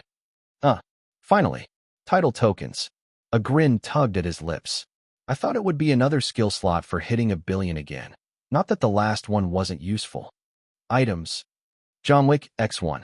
Transformers X1. How to Train Your Dragon X1. Kung Fu Panda X1. Title token X1. Search token X2. Alright, 2 search tokens, 1 title token. He tapped his fingers on the desk, weighing his options.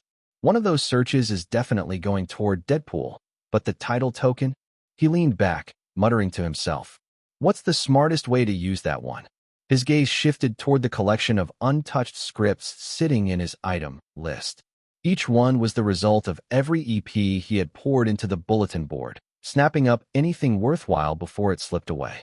And he had landed treasures. John Wick. the sharp new face of modern action and Kung Fu Panda, a surefire bridge into the booming Chinese market. But above them all, one title stood like a crown jewel. Transformers. He whispered. That script wasn't just valuable, it was a seismic weapon. He knew the day it reached theaters, the industry would never be the same. Number 240. Chapter 240, Growing Together. The Harry Potter and the Chamber of Secrets will be released tomorrow. And currently the hotel conference room has been transformed into something between a press junket and a living room. Chairs arranged in a loose semicircle. No podium, no formal barriers. Just people who had made something together, sitting down to talk about it. The moderator, Julia Chun from Entertainment Weekly, smiled at the assembled group. Chris Columbus finally seemed a little relaxed compared to the past hectic promotional schedule. And the main trio, Daniel Radcliffe, Rupert Grint, and Lily Watson, are now experienced actors used to large crowds. Alfred Molina had the self-possessed air of someone who had done this 1,000 times. And there is Regal. Let's start with the obvious question. Julia said, Regal, you directed the first film, and now Chris has taken over 4, Chamber of Secrets. How does it feel to hand over the reins? Regal tilted his head, like watching your kid go off to college. Proud, relieved, slightly worried they will burn the kitchen down. Chris laughed. I promise I only burned down one kitchen. The burrow. And that was scripted. Mostly scripted. Rupert interjected. Mostly scripted. Chris agreed. Julia turned to Alfred Molina. Professor Snape has become one of the most iconic characters in the series. You originated the role in the first film and continued it here. What's it like working with 2 different directors on the same character? Alfred smiled slightly. It's like having 2 different conductors for the same symphony. Regal established everything. Snape's cadence, his physicality, his relationships. He built the foundation. Chris then took that foundation and added new dimensions. In this film, Snape is more unsettled. There is an undercurrent of fear that wasn't as present before. Julia glanced at her notes. Chris, what was it like stepping into a franchise that Regal had already established? That must have been intimidating. Chris leaned back. Terrifying, honestly. The first film set such a high bar. But Regal was incredibly generous during the transition. He walked me through every major set, explained his vision for each character, and made sure I understood the tone he had established. Then he stepped back and let me make it my own. Julia turned to Lily. This is your second film as Hermione. What was different working with Chris compared to Regal? Lily thought carefully. Regal is very precise. He knows exactly what he wants from every scene, every line reading. With Chris, there was more room to explore. He would give us the framework and then let us play within it. Both approaches taught me different things about acting. Can you give an example? The scene where Hermione figures out the basilisk is using the pipes. That was Chris encouraging me to show her excitement at solving the puzzle. Regal probably would have kept it more contained, more internal. Neither approach is wrong. They are just different colors of the same character. Daniel spoke up. I think the difference is that Regal was building a world from scratch. Every choice he made in the first film created the template for everything after. Chris got to work within that world, which gave him different freedoms. Rupert nodded. Yeah, Regal had to teach us how to be film actors. Chris got to push us further because we already had the basics down. Julia smiled. It sounds like there is mutual respect all around. Alfred, you mentioned Regal cast you as Snape before you became known for Dr. Octopus. Can you talk about that? Alfred's expression grew thoughtful. Regal saw something in my audition that I didn't even know I was showing. He told me later that he cast me because I could play intelligence and pain simultaneously. I don't want to reveal much more than that, as there are more films to follow. All I want to say is that insight shaped everything about how I approached the character. And then you went on to play Dr. Octopus in Regal's Spider-Man. Correct. By then, we had shorthand. He knew I could handle complex villains who believe they are heroes. Otto Octavius and Severus Snape aren't that different. Both are brilliant men who made terrible choices and can't find their way back. Regal leaned forward slightly. Alfred has this ability to make you sympathize with characters who do terrible things. That's rare. Most actors play villains as if they know they are villains. Alfred plays them as if they are the heroes of their own stories. Julia flipped a page. Let's talk about the basilisk. Chris, that's a massive technical challenge. How did you approach it? Chris sat up. Regal insisted we build as much practically as possible, and I agreed completely. We built a full-scale animatronic head, weighed about 2 tons. For wider shots, we used CGI, but having that practical element meant the actors had something real to react to. Daniel, what was it like facing that animatronic? Daniel grinned. Genuinely terrifying. The first time they fired it up, I jumped. Everyone says I screamed. You did scream. Lily said. I made a noise.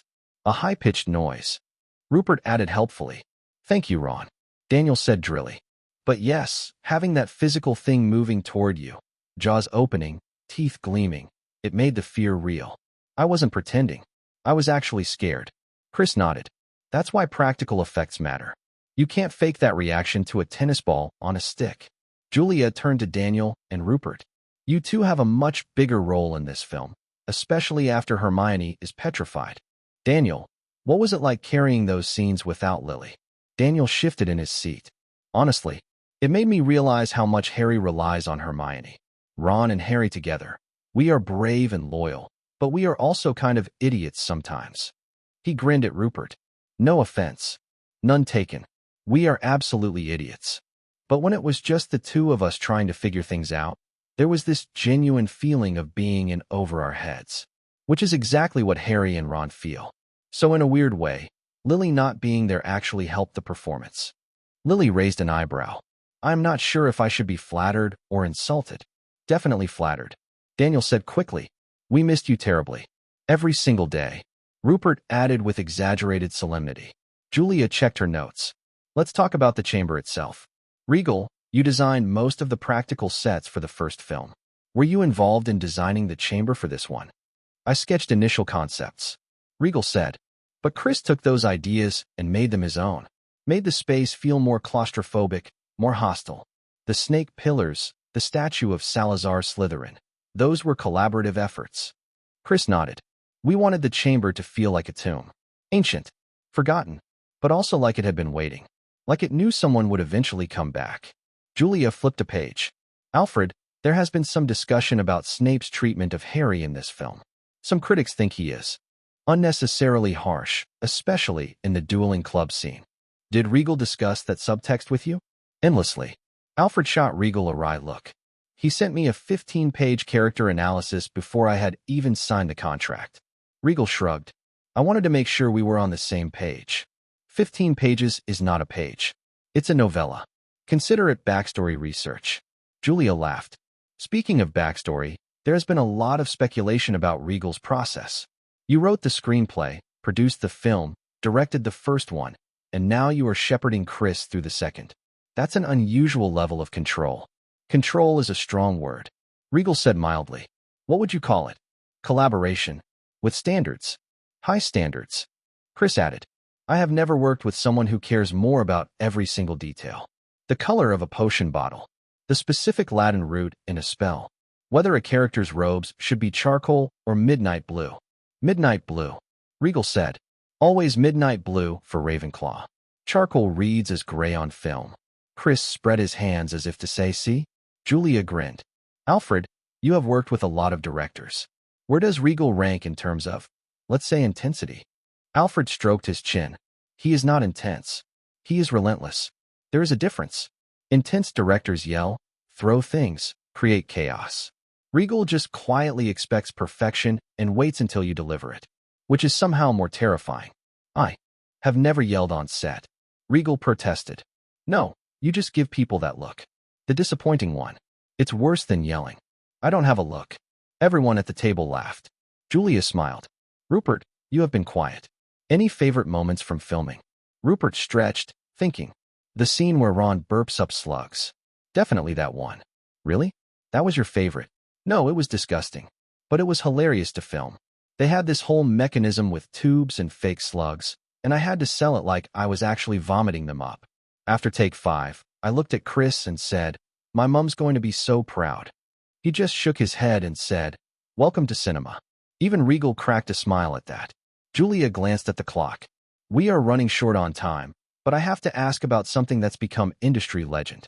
Chris Columbus had directed Home Alone and a few other films before Philosopher's Stone, but the Harry Potter franchise turned you into, as some outlets are calling it, a billion-dollar director seemingly overnight. Regal, how did you know Chris was the right choice? The room went quiet.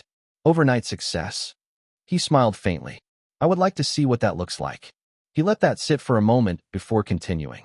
Anyway, when I took Chris on board, I was absolutely certain he understood children.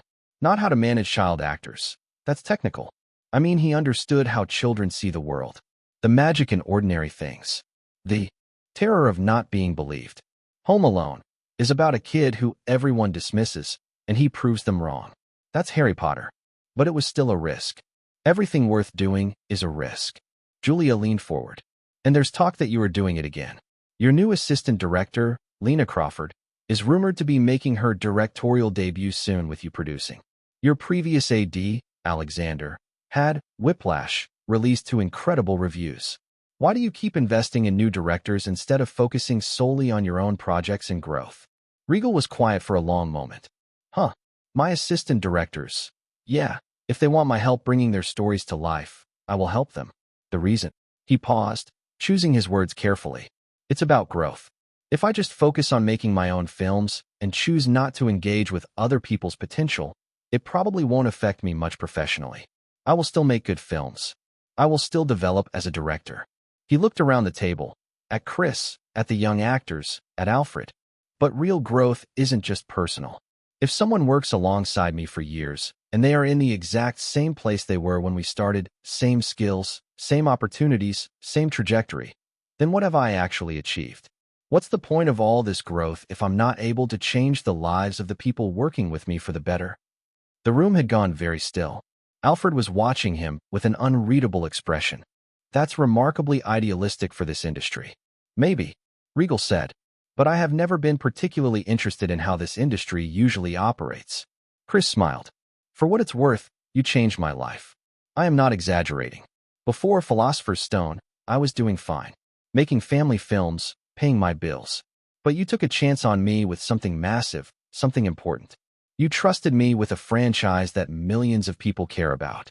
That kind of trust, his voice roughened slightly. That changes a person. Daniel spoke up suddenly.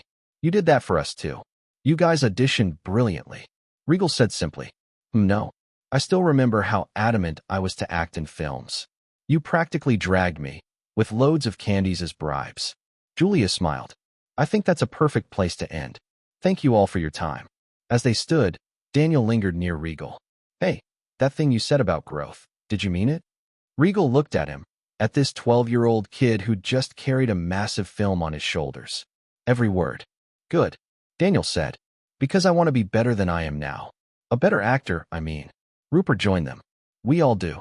You have got us for at least a few more films, assuming the books keep coming. We want to do them justice. Lily nodded seriously. We want to make you proud.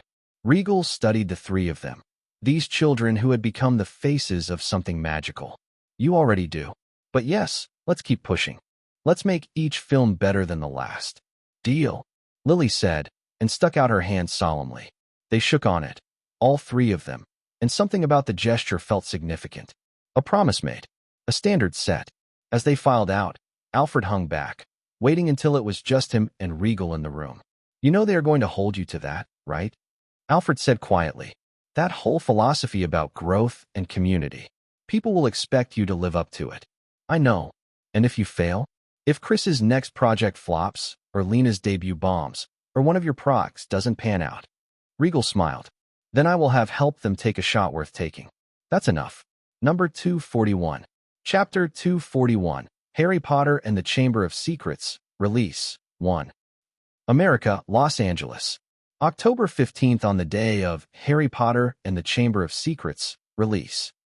The cinema lobby buzzed with quiet energy, the kind that came with big-name releases and beloved franchises. Posters for Harry Potter and the Chamber of Secrets lined the walls. Harry gripping a sword against the shadowy depths of the chamber, Ron and Hermione at his sides, Dobby's luminous green eyes watching from the corner. That's so cool, Uncle David. Emma, you've seen this poster about 50 times already. But yeah, I agree. The same uncle and niece who had seen Harry Potter and the Philosopher's Stone together last year, though David's perspective on these outings had shifted considerably since then. He used to think the Harry Potter films were just kid stuff, something to keep children entertained for a couple hours. But after Emma had practically dragged him to that first screening, something changed. He had left the theater quietly impressed, though he hadn't admitted it out loud at first, by how charming and genuinely moving it had been. This wasn't just children's entertainment. His gaming industry connections had only reinforced that feeling. Recently, he had caught wind of a rumor. A Harry Potter game was in development, and the studio was actively recruiting. What caught his attention were the specific qualifications they wanted: understanding of horror psychology, experience crafting unsettling content, puzzle design expertise. Those weren't requirements for a children's game. This was shaping up to be survival horror with fantasy elements. And if things fell into place, he might actually land a spot on the team. I will surprise her with that news, David thought, glancing at Emma with a slight smirk. Maybe I can even get an autograph from the author himself. He had already sent in his application. Anyway, one thing is for sure as he stood in line for tickets again with his niece. This time he was here not because she pleaded, but because he had agreed readily. Somewhere between the chess pieces coming to life and Dumbledore's calm wisdom, he had found himself invested. His niece, Emma, now 10 years old, clutched his sleeve to the point where he felt like she would be a decent cast for the Hermione Granger role if she was interested. "We have got to hurry, Uncle David. The seats will fill up." Emma pulled, as though missing the first second of the film would be a mortal sin. They entered the dim cavern of the theater, while David, balancing drinks and a tub of popcorn, followed her as she darted to the mid-rows. Right, the so-called perfect seats. He sat, glanced around at the crowd. Parents, teenagers, children, and, yes, plenty of adults without children. He smirked. Maybe he wasn't the only grown man secretly pulled into this world. The lights dimmed, the Red Studios logo followed by another studio logo. Lie Studios. Apparently that's the studio owned by the author himself, which he recently learned. David thought, recognizing the logo. And right after a few minutes the very name appeared, but under different category. Written by Regal Seraphsail. Trust him, when the name appeared, people shouted as if they were cheering for some A-list superstar actor. Honestly, he truly deserves it. David had no doubts, especially after watching a mind-bungling superhero directorial film from the same dude just a couple months ago. Spider-Man, Web of Destiny. It was the first time he witnessed such an euphoria for a director. His friends were simply crazy about him, to the point they are even watching Chamber of Secrets, some theater right now. He couldn't help but chuckle at their madness for a film in which Regal was only a writer. Still, it would be a lie to say that he isn't looking forward to this. He felt it in his chest this time, not with the skepticism of last year, but a kind of fond anticipation of what might the team cook for them this time. And lo behold, the film didn't disappoint him, right from the get-go. The camera swooped down on Privet Drive, neat and tidy under the summer sun. On screen, Harry sat by the window of his bedroom, paging through a scrapbook. He paused on a moving photo of Ron and Hermione. A sudden squawk. Hedwig pecked impatiently at her cage. Harry mutters softly and sadly, "I can't, Hedwig. I am not allowed to use magic outside of school. Besides, if Uncle Vernon—" Another squawk cut him off. From the theater's speakers boomed Vernon's voice. "Harry Potter." A ripple of laughter spread across the audience. David in the theater chuckled quietly too. He remembered how much he despised these relatives already. In the kitchen, Petunia presented a towering pudding of whipped cream and sugared violets, while Vernon wrestled Dudley's bow tie. Uncle Vernon pointed at Harry. "I warned you. If you can't control that bloody bird, it will have to go. She's bored. If I could just let her out for an hour or two." Harry tried to reason, only to be cut off. "And have you sending secret messages to your freaky little friends?" "No, sir." When Harry admitted he hadn't received a single letter all summer, the audience softened, a collective sigh rising. Emma shifted in her seat. There was something uncomfortably real about the loneliness in Harry's voice. Dudley, smug as ever, chimed in. "Who would want to be friends with you?" "That's not true." The audience chuckled at the cruelty and vileness of Dudley's character. The character is not being a comic relief anymore. Back in Harry's room, the audience tensed as he stopped short. A tiny creature with bulging green eyes was bouncing on his bed. "Harry Potter. Such an honor it is. It's Dobby." A wave of delighted gasps filled the theater. Children who already read the book giggled at the high-pitched voice, while the uncle, like who didn't know, leaned forward, intrigued by this odd newcomer. Harry asked who he was, and the response truly stunned them. Dobby, sir. Dobby the house elf. The elf's strange mix of devotion and self-punishment drew the audience in. When Harry kindly told him to sit down, Dobby burst into loud tears. The theater laughed, but it was nervous laughter. Some adults winced. When Dobby banged his head furiously against the floor, shouting, "Bad Dobby! Bad Dobby!" the uncle flinched. Emma pressed closer to the screen, eyes wide with pity. Then came Dobby's warning, urgent whisper. Harry Potter must not go back to Hogwarts School of Witchcraft and Wizardry this year. A hush fell over the theater. Even those who hadn't read the books felt the sting of foreboding. People found themselves silently questioning. Why? What danger? The film shifted to the kitchen, where Vernon entertained the Masons. Upstairs, Harry wrestled with Dobby. Downstairs, the audience laughed as muffled bangs echoed. Then the pudding floated through the air, teetering, wobbling. Harry added, pleadingly, "Dobby, please." No. However, Dobby didn't change. Harry Potter must say he's not going back to school. And with a snap of fingers, the dessert plummeted onto the guests. The entire theater erupted in laughter. Children squealed, popcorn nearly spilled. Even the uncle laughed aloud, shaking his head. The mood shifted quickly when the Ministry owl swooped down with a letter, warning Harry about underage magic. Vernon's eyes gleamed cruelly. "I've got news for you, boy. I'm locking you up. You're never going back to that school. Never."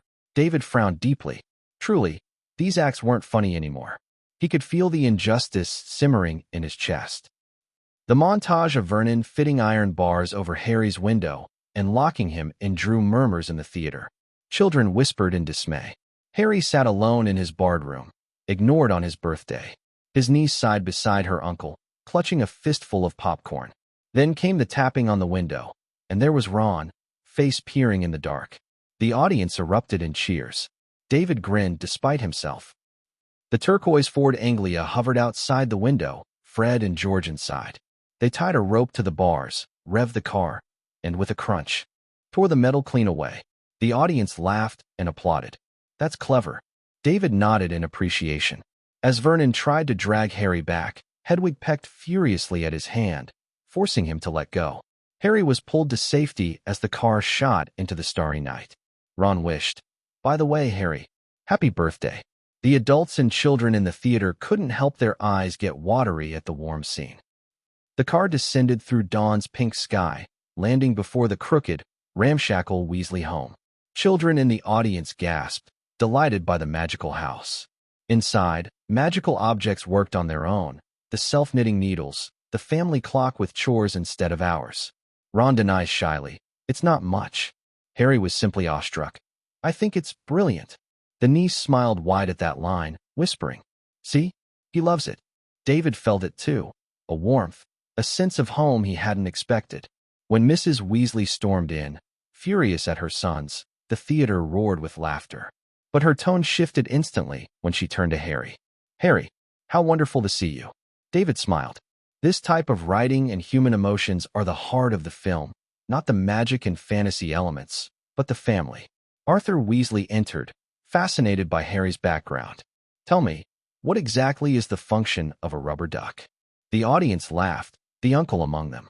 Again, this world charmed him more with its humor than its spells. The scene closed with Hogwarts letters arriving, including Harry's. Excitement rippled across the theater. Emma gripped her uncle's arm in glee. Back to Hogwarts at last. The scene closed with Hogwarts letters arriving, including Harry's. Excitement rippled across the theater, while Emma gripped her David's arm in glee. Right, back to Hogwarts at last. The screen flickered from the cozy, chaotic burrow into a new scene. The entire Weasley family and Harry crowded around the wide fireplace. Emma leaned forward, whispering quickly, "This is one of my favorite bits." And just then, Mrs. Weasley held out a pot of glittering powder. "You first, Harry dear." She extended the flower pot full of dust. Harry frowned. "Floo powder." Ron points out. "Harry's never traveled by floo powder before, Mom." A chorus of amused chuckles spread across the theater. Harry's wide-eyed confusion mirrored what many children in the audience felt. Percy stepped forward, prim and composed. "Don't worry, Harry. It's simple enough. He tossed a pinch of powder into the fireplace, and instantly, green flames roared high, lighting the theater in emerald flashes. Percy calmly stepped into the fire. Diagon Alley. And he vanished.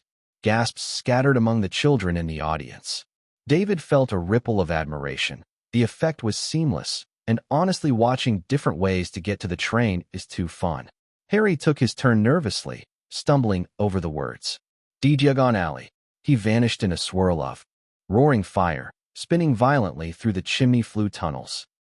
Harry tumbled face first into Borgin and Burke's, a shadowy shop of sinister relics. His glasses cracked, and the camera revealed cursed objects, the Hand of Glory, an opal necklace gleaming under a grim warning. The audience murmured in unease. David shifted slightly, feeling the sudden tonal shift. It was darker than the first film had dared go. When Lucius Malfoy appeared with Draco, the theater stilled. Jason Isaac's cool, deliberate voice drew a quiet chill. I'm not buying today, Mr. Borgin. But selling. David felt a tightness in his chest at Lucius' quiet disdain, and as in cure, Emma muttered softly, I hate him. Harry barely escaped, darting out into the grim streets of Knockturn Alley, only to be cornered by a toothless witch with a tray of fingernails. A ripple of disgust passed through the audience. Then Hagrid's booming voice rang out. Harry, what do you think you're doing down there? The theater relaxed, children smiling again. Relief washed through David too. Hagrid was an anchor of warmth. The scene brightened as they stepped into Diagon Alley. From the grand white steps of Gringotts, Hermione dashed forward, wand raised. Oculus Reparo. Harry's glasses knit back together. The audience gave a small cheer at her confidence, noting how she already seemed steadier than most adults. Hermione's enthusiasm bubbled. Isn't it thrilling? Gilderoy Lockhart's going to be there. He's written almost the whole book list. Her energy made several adults in the theater chuckle knowingly. David glanced sideways at his niece. She looked just as animated as Hermione did on screen. The camera cut to the crowded bookshop. A massive moving poster of Lockhart gleamed in the window, his pearly smile almost blinding. Inside, women swooned. Mrs. Weasley said, fixing her hair. There he is. Ron scoffed. Mum fancies him. Laughter filled the cinema. David grinned too, amused by the teenage cheek. Then Kenneth Branagh as Lockhart appeared in full, sweeping Harry forward. It can't be Harry Potter? Nice big smile, Harry. Together, you and I rate the front page. The audience laughed at Harry's mortified expression as books piled high in his arms. Lockhart continued booming. Ladies and gentlemen, when young Harry here stepped into Flourish and Blots this morning to purchase my autobiography Magical Me, he had no idea that he would, in fact, be leaving with my entire collected works. Free of charge. The crowd in the theater howled with laughter at Lockhart's smugness. David chuckled too, though he muttered under his breath, what a peacock. The laughter dimmed when Draco sneered at Harry, and Ginny bravely defended him. Look, Potter's got himself a girlfriend. Children laughed nervously, but David caught his niece stiffen. Ginny's embarrassment was sharp, real.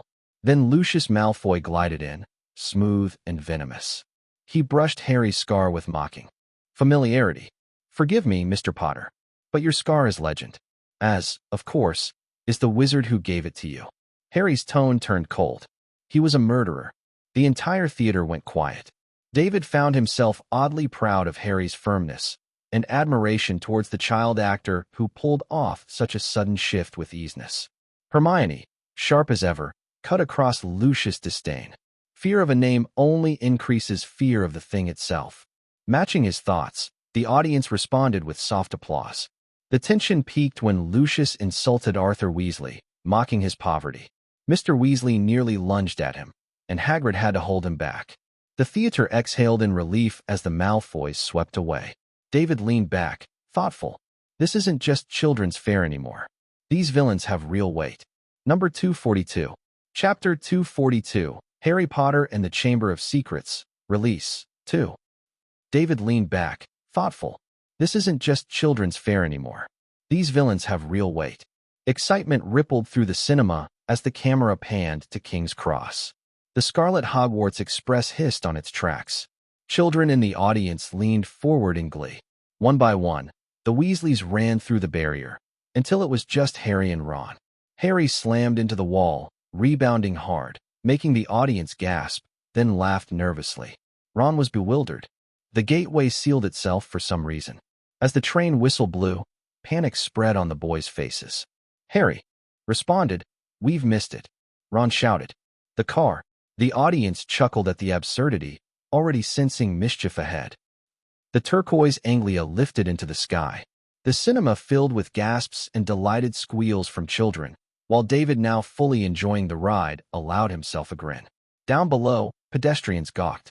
Harry, most muggles aren't accustomed to seeing a flying car. Ron, right. Ron pressed the invisibility booster, and the car vanished, to laughter from the audience. But when the car sputtered back into view above the Scottish hills, tension returned. Ron informs, "Oh, the invisibility booster must be faulty." Harry pointed. "There, up ahead, the train." The camera swung, showing the red Hogwarts Express steaming ahead.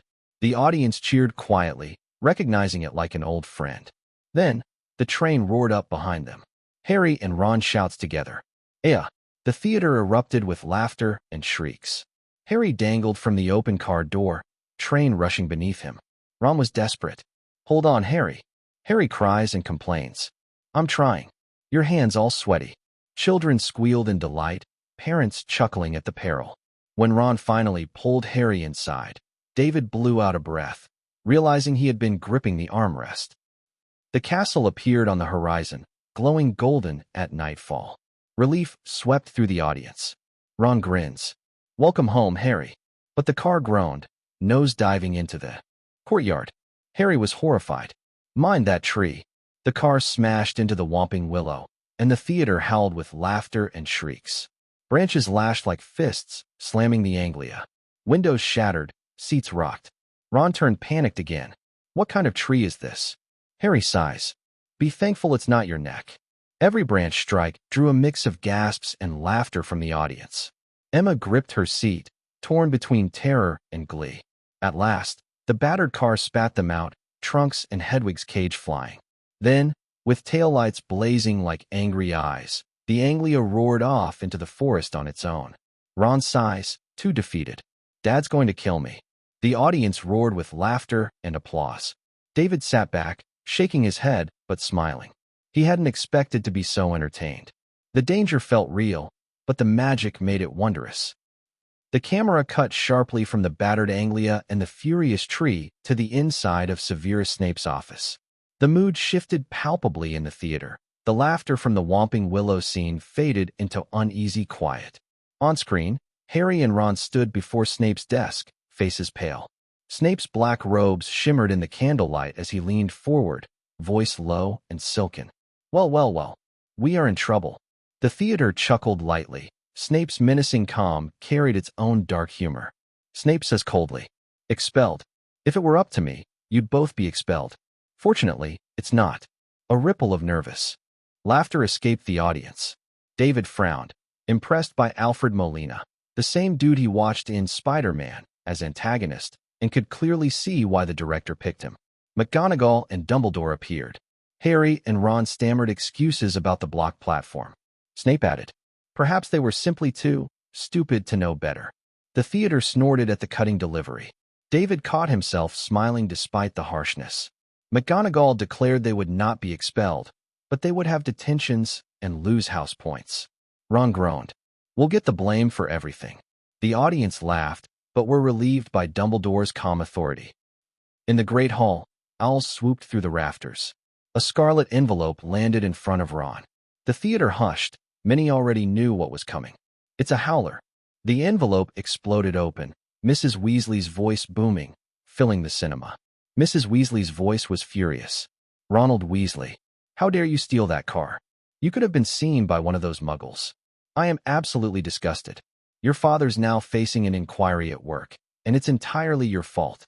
If you put another toe out of line, we'll bring you straight home." The audience roared with laughter, the sound reverberating in the theater. David laughed too, loudly this time. The sight of Ron shrinking into his seat was priceless. Mrs. Weasley says sharply, "Oh, and Ginny, dear, congratulations on making Gryffindor. Your father and I are so proud." For this, The laughter redoubled. Emma nearly spilled her popcorn, laughing so hard, while David shook his head, grinning wide. The film cut to Lockhart's classroom. The walls glittered with his portraits, him painting, him posing, him blowing kisses to himself. The audience laughed instantly. David too, muttering, "This man loves himself more than anyone ever could." Lockhart presents grandly. "Let me introduce you to your new defense against the dark arts teacher, me. Gilderoy Lockhart, Order of Merlin, 3rd class, honorary member of the Dark Force Defense League, and 5-time winner of Witch Weekly's Most Charming Smile Award. But I don't talk about that." The theater erupted. The delivery was so pompous, it was irresistible. Lockhart handed out his self-quiz. Hermione excitedly reads, "What is Gilderoy Lockhart's favorite color?" Ron rolls his eyes. "We're supposed to be learning defense against the dark arts." The laughter swelled again. David grinned, genuinely entertained by how the comedy was woven into the lessons. Then Lockhart released the cage of Cornish pixies. The blue creatures shrieked and swooped wildly, sending books and hair flying. Ron was confused. Cornish pixies. The audience howled as chaos erupted on screen. Lockhart's useless spell failed. Pescapixie pesternomy. Nothing happened. The pixies tied him to a chandelier. The cinema was in hysterics. Hermione exasperated. Immobilis. She froze the pixies in place with ease. The audience cheered softly, kids clapping. Ron muttered, "Trapped by pixies. Why is it always me?" The laughter doubled. David shook his head, smiling. The rhythm of comedy and danger kept the film alive. The tone shifted abruptly as Harry walked down a dark corridor alone. The music lowered to a tense hum. A sudden voice hisses, "Come to me.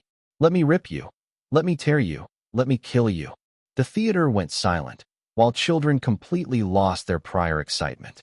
Harry froze, glancing around. "Did you hear that?" Ron and Hermione shook their heads. The audience shivered collectively. It was the first real hint of the chamber's danger.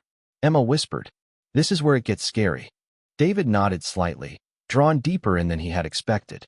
The tone of the film had darkened, less playful magic, more shadows creeping into Hogwarts. Filch's cat, Mrs. Norris, hung stiff and lifeless, suspended by her tail from a torch bracket. Gasps rippled across the audience. Children whispered in shock. Parents leaned forward. On the stone wall behind her, dripping red letters glared. "The Chamber of Secrets has been opened. Enemies of the air, beware." The audience murmured, uneasy. This was far from the whimsy of flying cars and pixies. Filch wailed, accusing Harry. You murdered my cat. I'll kill ya. I'll kill ya." His cries rang painfully in the theater. David winced, pitying the man even as Harry protested. Dumbledore, McGonagall, Snape, and Lockhart examined the cat. Dumbledore adds gravely, "She is not dead, Argus. She has been petrified." Relieved murmurs filled the cinema. Emma whispered, "See? She's not dead," making David exhale softly, easing back. But Dumbledore's tone stayed grim. "But how? She has been petrified is, shall we say, difficult. I must inform the staff at once." The Gryffindor common room buzzed with gossip. "It's him. He's the heir of Slytherin. He was there. No one else was. That doesn't mean he did it." Harry sat apart, troubled. The audience in the theater felt a pang of sympathy. The boy was once again marked out, judged unfairly. In the classroom, Hermione raised her hand. "Professor, I was wondering if you could tell us about the Chamber of Secrets." The theater quieted, everyone listening closely. McGonagall explained with grave precision. The chamber is said to have been built by Salazar Slytherin, one of the 4 founders of Hogwarts. He disagreed with the others on the subject of Muggleborns, believing only purebloods worthy of magic. Legend has it he built a secret chamber in the castle, sealed until the heir of Slytherin returned to open it and unleash the horror within. The audience shivered at her words, the story cutting deeper than simple fantasy. David muttered inwardly, "So this is about blood and prejudice. Serious stuff." The mood lifted slightly when Lockhart announced a dueling club in the Great Hall. The audience laughed at his flamboyant entrance, waving his wand like a maestro. Snape stood opposite him, expression like stone, while Lockhart says, "Professor Snape has kindly consented to help me demonstrate." The duel began. Lockhart raised his wand with a flourish. and Snape sent him flying with a single spell. The theater erupted, thoroughly enjoying Snape's dry efficiency. Then Harry and Draco were paired. Scared, Potter? You wish. Children in the audience cheered, delighted by the rivalry. They raised wands. Spells flashed. Draco's spell flung Harry back. Harry rose again, determined, but Draco conjured a serpent. The audience tensed, gasping at the snake slithering toward a frightened student. Harry stepped forward. Leave him alone. The snake lowered its head, sliding away. The theater was silent with astonishment. Justin shakes in fear. What's the matter with you? You're a Parselmouth. You can talk to snakes. Whispers filled Hogwarts, and the cinema too. The students recoiled, casting fearful looks at Harry. The audiences felt a heaviness. It hurt to see the boy so isolated. The corridors darkened again. Harry, Ron, and Hermione stumbled upon Justin Finch-Fletchley and nearly headless Nick, both petrified. The audience gasped loudly. The camera lingered on Nick's ghostly stiff form, frozen in horror, making Harry shaken too. It's happening again. In the common room, the main trio whispered. The heir of Slytherin could be anyone. We need to find out who it is. That's why I think we should brew Polyjuice potion. You're mad. That potion's dangerous. But it'll let us transform into Slytherins. We can ask Draco Malfoy ourselves if he's the heir. The audience buzzed at the clever plan, impressed at Hermione's daring. The scene ended with their determination set. The theater murmured as the screen faded to black for the next transition. People were hooked, no longer laughing as often, leaning forward into the darkness. Most of them realized something. This film was gripping in a way the first hadn't been. Darker, yes, but deeper too. From there, the film caught the full rhythm, which brought the audiences to some of the darker and more mysterious sequences. The Polyjuice potion scheme, the Malfoy interrogation, Tom Riddle's diary, Hagrid's involvement, and the ominous trail of spiders. And following that, the audience could tell the film is in its final stretch. However, they weren't aware that the most terrifying was yet to come. In the hospital wing, Harry and Ron rushed in, only to freeze. Hermione lay stiff on a bed, eyes wide, petrified like stone. In her hand was a scrap of paper, clenched tight. Gasps swept the audience, being too shocked. Harry was on the verge of crying. Hermione. Later, Harry sat in the Gryffindor dormitory, staring at Tom Riddle's diary. Its blank pages almost seemed to breathe. Harry writes, "Can you tell me anything?" Immediately, a few letters appear in the diary. "Yes, let me show you." The audience held its breath as the flashback drew Harry in again, this time deeper. Harry and Ron followed Professor Lockhart into the girls' bathroom, dragging the pompous fraud toward the entrance. Moaning, Myrtle revealed how she had died, the basilisk's eyes. The tap with the snake etched on it spun, the sink sank, and a great pipe opened. The audience gasped in awe and dread. Harry, Ron, and Lockhart plunged down into darkness, sliding through twisting tunnels. Children in the theater squealed, half thrilled, half terrified. The cavern was damp, littered with bones. The uncle sat stiffly, gripping the seat arms. This was no children's playground. Lockhart seized Ron's wand. "I'll just be taking Harry's fame for myself. Say goodbye to your memories." The wand backfired spectacularly. The audience burst out laughing as Lockhart was flung across the cave, his memory erased. The tension lifted briefly, relief bubbling. Then Ron was trapped behind a rockfall. "Harry, be careful." The camera swept into the massive underground hall, towering serpent statues, vast stone columns, water gleaming on the floor. The audience murmured in awe. At the end of the hall, Ginny's body lay still. Harry ran to her, voice trembling. "Ginny, please don't be dead." Behind him, Tom Riddle stepped from the shadows, smug and calm. "She won't wake. Not as long as I have this." He held up the diary. The uncle stiffened. The audience murmured. The pieces were falling into place. Harry says, "You are not real." Riddle simply smiles. "Not yet. But Ginny poured so much of herself into me. She's been writing in it for months. Her deepest fears, her darkest secrets." David felt a shiver. Manipulation, possession, it was unervingly real beneath the fantasy. The reveal came like thunder. Harry says, "You're the heir of Slytherin." Riddle conforms. "You still haven't figured it out?" Tom Marvolo. Riddle, "Is my past, present, and future. I am Lord Voldemort. The letters rearranged in fiery script across the screen. Gasps and whispers swept the theater. Voldemort wasn't gone after all. He had never been gone. Riddle raised his hand, calling the serpent. The chamber trembled, stone cracking. From the shadows slithered the basilisk, enormous scales scraping like iron. Harry ran, sprinting down corridors as the basilisk lunged, teeth snapping. The audience leaned forward collectively, gripping seats. Then, with a burst of golden light, Fawkes the Phoenix swooped in, dropping the sorting hat into Harry's hands. The Phoenix blinded the serpent with its talons, its shrieks piercing. Riddle was furious. Kill him. The basilisk thrashed blindly. Harry reached into the sorting hat and drew the gleaming sword of Gryffindor. The audience gasped, a ripple of excitement filling the theater. The duel began. The basilisk lunged, its massive jaws snapping inches from Harry. He swung the sword desperately, striking scales, dodging, crushing blows. At last, the basilisk reared, fangs glistening. Harry drove the sword upward, plunging it through the serpent's mouth and skull. The audience erupted, cheers, applause, children clapping wildly. But Harry collapsed, the basilisk's fang lodged in his arm. Venom spread through his veins. The theater hushed instantly, fear returning. Harry, weak, stabbed the diary with the fang. Ink spewed like blood, Riddle shrieked and dissolved into nothingness. Ginny gasped awake and sobbed. I am so sorry, Harry. It was me. But I swear, I didn't mean to. Harry was gentle with his response. It's all right, Ginny. You were in his power. The audience exhaled collectively, relief breaking the tension. Emma wiped her eyes quickly. Fawkes landed, healing Harry's wound with its tears. Of course, Phoenix tears have healing powers.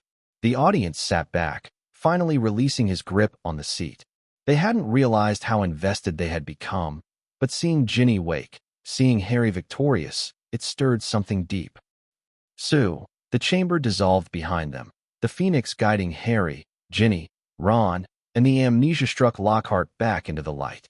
The camera settled on the cozy circular office, lined with books, instruments, and the ever-watchful portraits of past headmasters. Harry, Ron, and Ginny stood before Dumbledore, who listened gravely. You must have shown me true loyalty down in the chamber. That is why you were able to call Fawkes to you. The audience breathed in that calm wisdom, and a few children whispered happily. Dumbledore's voice was like balm after the terror. Ginny's eyes brimmed with tears. She has been through a terrible ordeal. Very few can say they have seen Lord Voldemort and lived to tell the tale. She should go back to the hospital wing. The audience felt a warmth in their chest. The film, for all its darkness, always returned to this sense of compassion. The door swung open. Lucius Malfoy strode in, pale and furious, Dobby trailing behind. His hissed words cut like ice. So, you have returned. Hogwarts is no safer than ever. My father always said this school is destined to fail. Harry, holding the diary, thought quickly. Sir, I think you slipped this into Ginny's cauldron that day at Flourish and Blots. Lucius's eyes flashed. He turned, cold and dismissive. Prove it. Then came the twist. Harry slipped the diary into his sock and handed it to Malfoy, who tossed it carelessly to Dobby. The theater gasped as Dobby opened it, finding the sock. His eyes widened. Master has given Dobby a sock. The audience burst into delighted laughter and cheers. Children clapped, some shouting yes. The uncle laughed aloud too, a rich, unguarded laugh. Dobby was crying with joy. Dobby is free. Malfoy lunged furiously. Lucius was dissatisfied. You've lost me my servant, boy. He raised his wand, but Dobby straightened, eyes glowing. Dobby interrupts. You shall not harm Harry Potter. Magic, flung Lucius back. The cinema erupted in applause. Cheers rang through the dark theater. David found himself clapping too, something he never did at films. He was swept along in the tide of relief and triumph. The great hall was alive with joy. Candles glowed brighter than ever. Banners fluttered. Laughter filled the air. Students reunited with the once petrified.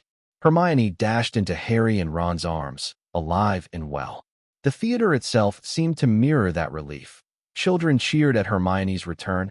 Adults chuckled warmly at the hugs. Hagrid entered last, fresh from release at Azkaban, to a thunderous ovation from Hogwarts. There's no Hogwarts without you, Hagrid. The camera panned across the joyful feast. The school, once divided and fearful, was restored in celebration. The score swelled, triumphant, warm, final. The red studio logo shimmered once more, the credits rolled, and the theater lights began to rise. Number 243. Chapter 243, Being Brave. The camera panned across the joyful feast. The Hogwarts school, once divided and fearful, was restored in celebration. The score swelled, triumphant, warm, final. The red studio logo shimmered once more, the credits rolled, and the theater lights began to rise. The lights came up slowly, as if reluctant to break the spell. Around the uncle and niece pair, the theater stirred. A collective exhale, the rustle of coats being gathered, the soft murmur of voices rediscovering themselves. Emma sat, frozen, staring at the screen even as the credits rolled. Her fingers gripped the armrest. Uncle David. Her voice came out smaller than usual. Do you think being brave means you are not scared? Or does it mean you are scared but you do it anyway? David blinked, caught off guard. This wasn't the same Emma from a year ago. A single year could change so much, especially for a child, and more so for a thoughtful, sharp girl like Emma. Her view of the world had shifted. Now Harry Potter wasn't just a movie to her. It was something deeper, and she wasn't the only one. More and more kids were growing up alongside Harry Potter, seeing it as more than just entertainment. David was about to make a light-hearted comment about his knees being too old for theater seats, but he paused. Instead, he settled back down, studying her face. She was still watching the screen, or rather, watching where Ginny Weasley had been just minutes ago.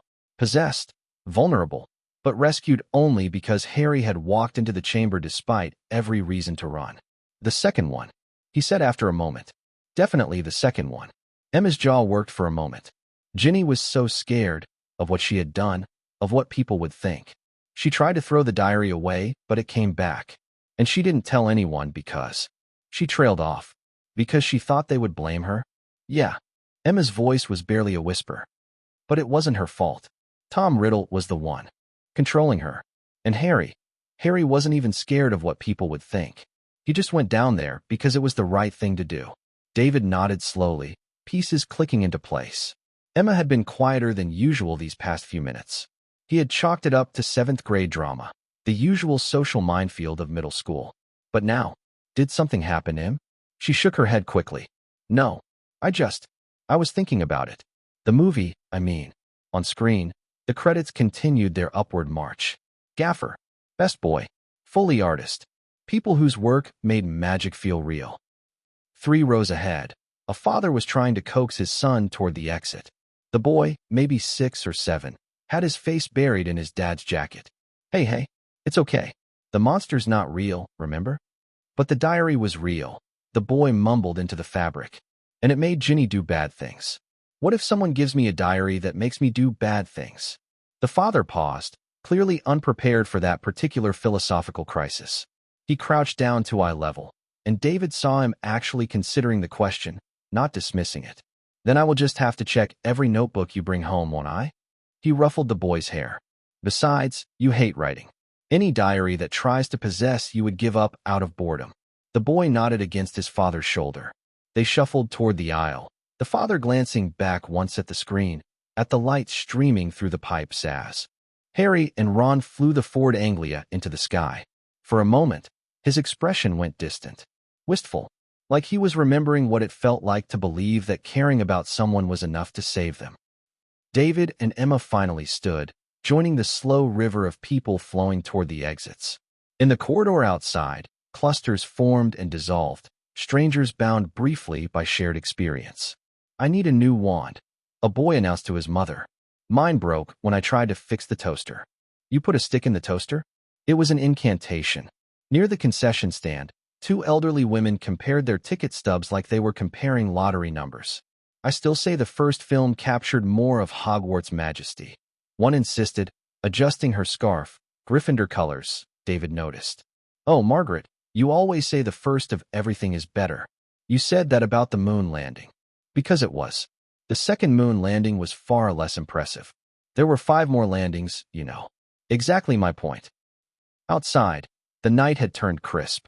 October air carried the smell of rain that hadn't fallen yet. The parking lot looked different somehow, less mundane. Street lamps cast pools of amber light that could have been Lumo's charms. Car headlights swept across asphalt like brooms taking flight. Emma pulled her jacket tighter. Can we walk for a bit? I don't want to go home yet. David checked his watch, nearly 11. She has school tomorrow, and he has work. The sensible answer formed in his throat. Yeah, he said instead. Let's walk. They headed toward the shops that lined the street, most closed but a few still glowing. A bookstore's window display featured a pyramid of Chamber of Secrets novels. A toy store had plastered its glass with cutouts of Fox and Aragog. Do you think the author knows? Emma asked suddenly. Knows what? How many people he? I don't know. Changed. Like, not just entertained. Actually changed. David thought about the job application sitting in some HR director's inbox. About how he had almost skipped that first film. About the father comforting his son, the teenager in the back row, the grandmother defending the moon landing. Maybe, he said. Or maybe he just told the story that needed telling and trusted it to find the people who needed to hear it. They passed a CAF where a young couple sat in the window, gesturing animatedly. The woman held her phone up, showing the man something. An article, maybe. A review. The man laughed, shaking his head, pointing at the screen as if to say, see? I told you. A street musician had set up near the corner, unusual for this late. His guitar case lay open, scattered with coins. He was playing something soft and wandering, no melody David recognized. But it felt right. It felt like the ending of something and the beginning of something else. Emma dropped a few coins into the case without being asked. The basilisk was scary, she said as they continued walking. But you know what was scarier? What? How easy it was for Tom Riddle to make everyone believe Hagrid did it. How everyone just went along with it. Even Dumbledore. David slowed. Yeah, that is scarier, isn't it? It made me think about Jenny Foster. Do you remember when I mentioned her before? David searched his memory and came up blank. I don't think so. Oh, Emma kicked at a pebble. Well, she is in my grade. She is different. She talks to herself sometimes. In the hallways, in class. Like she's having full conversations with people who aren't there. And she dresses weird. Like Renaissance fair weird. Bring these old books to lunch and read them instead of talking to anyone. They passed the CAF, its windows still lit. A young couple sat inside, both laughing at something on a phone screen. Everyone says she is crazy. Emma continued, voice tight. They call her Mad Jenny or Foster the Freak. Not to her face, usually. But she knows. You can tell she knows. She paused. I called her weird once too. Last month. I didn't say it to her, but Sarah Chin did, and I laughed. I actually laughed, Uncle David. David's chest tightened. And today, yesterday, I guess, Jenny came up to me before class. She had this drawing she had made of a Hungarian horntail dragon. It was really good, like really good. And she was so excited to show someone. She said she knew I liked Harry Potter because she had seen my Hermione keychain. Emma's voice cracked. She just wanted to show someone who might care. And I. What happened? Sarah and Melissa were watching. I could feel them watching. And I took the drawing, said cool, and walked away. I didn't even really look at it. And Jenny's face she stopped walking, arms wrapped around herself. She looked exactly like Jenny did. In the chamber. Like she had been stupid to hope for anything different. That's why you were asking about being brave. He said quietly.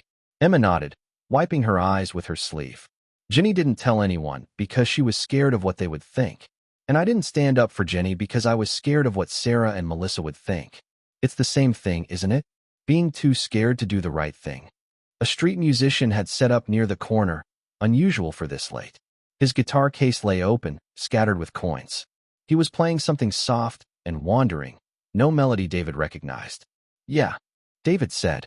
I think it is. But Harry wasn't like that. He went into the chamber even though he was terrified. Even though he didn't know if he could beat the basilisk. He did it because Ginny needed someone. He did. Emma was quiet for a long moment. The musician's melody shifted into something that might have been Hedwig's theme, rendered slow and haunting. I think I am going to sit with Ginny at lunch next week. Emma said, not looking at him. And I'm going to actually talk to her about that drawing. And I am going to tell her I am sorry I walked away. She finally met his eyes. Is that stupid? No, he said. voice rough. That's the bravest thing I have heard in a long time. What if Sarah and Melissa make fun of me too? They might, David admitted. Probably will, honestly. Middle school is. He searched for the right words. It's like the Slytherin common room, but without Dumbledore around to keep things in check. Emma laughed, a small sound, but genuine. That's actually really accurate. But here's the thing, Em. You are not doing it because it's easy or because people will think you are cool. You are doing it because it's right. And he had to stop, clear his throat.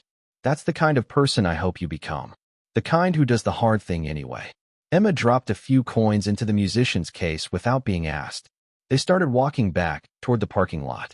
The crowd had thinned to scattered groups, people still lingering, reluctant to let the evening end. Do you think Jenny will even want to be friends? Emma asked. After how I acted? I don't know, David said honestly, but I think she deserves the chance to decide. And I think you deserve the chance to try. What if I mess it up? Then you mess it up. And you try again. That's kind of how being brave works, I think. It's not about getting it perfect. It's about showing up even when you're scared. They turned back toward the parking lot.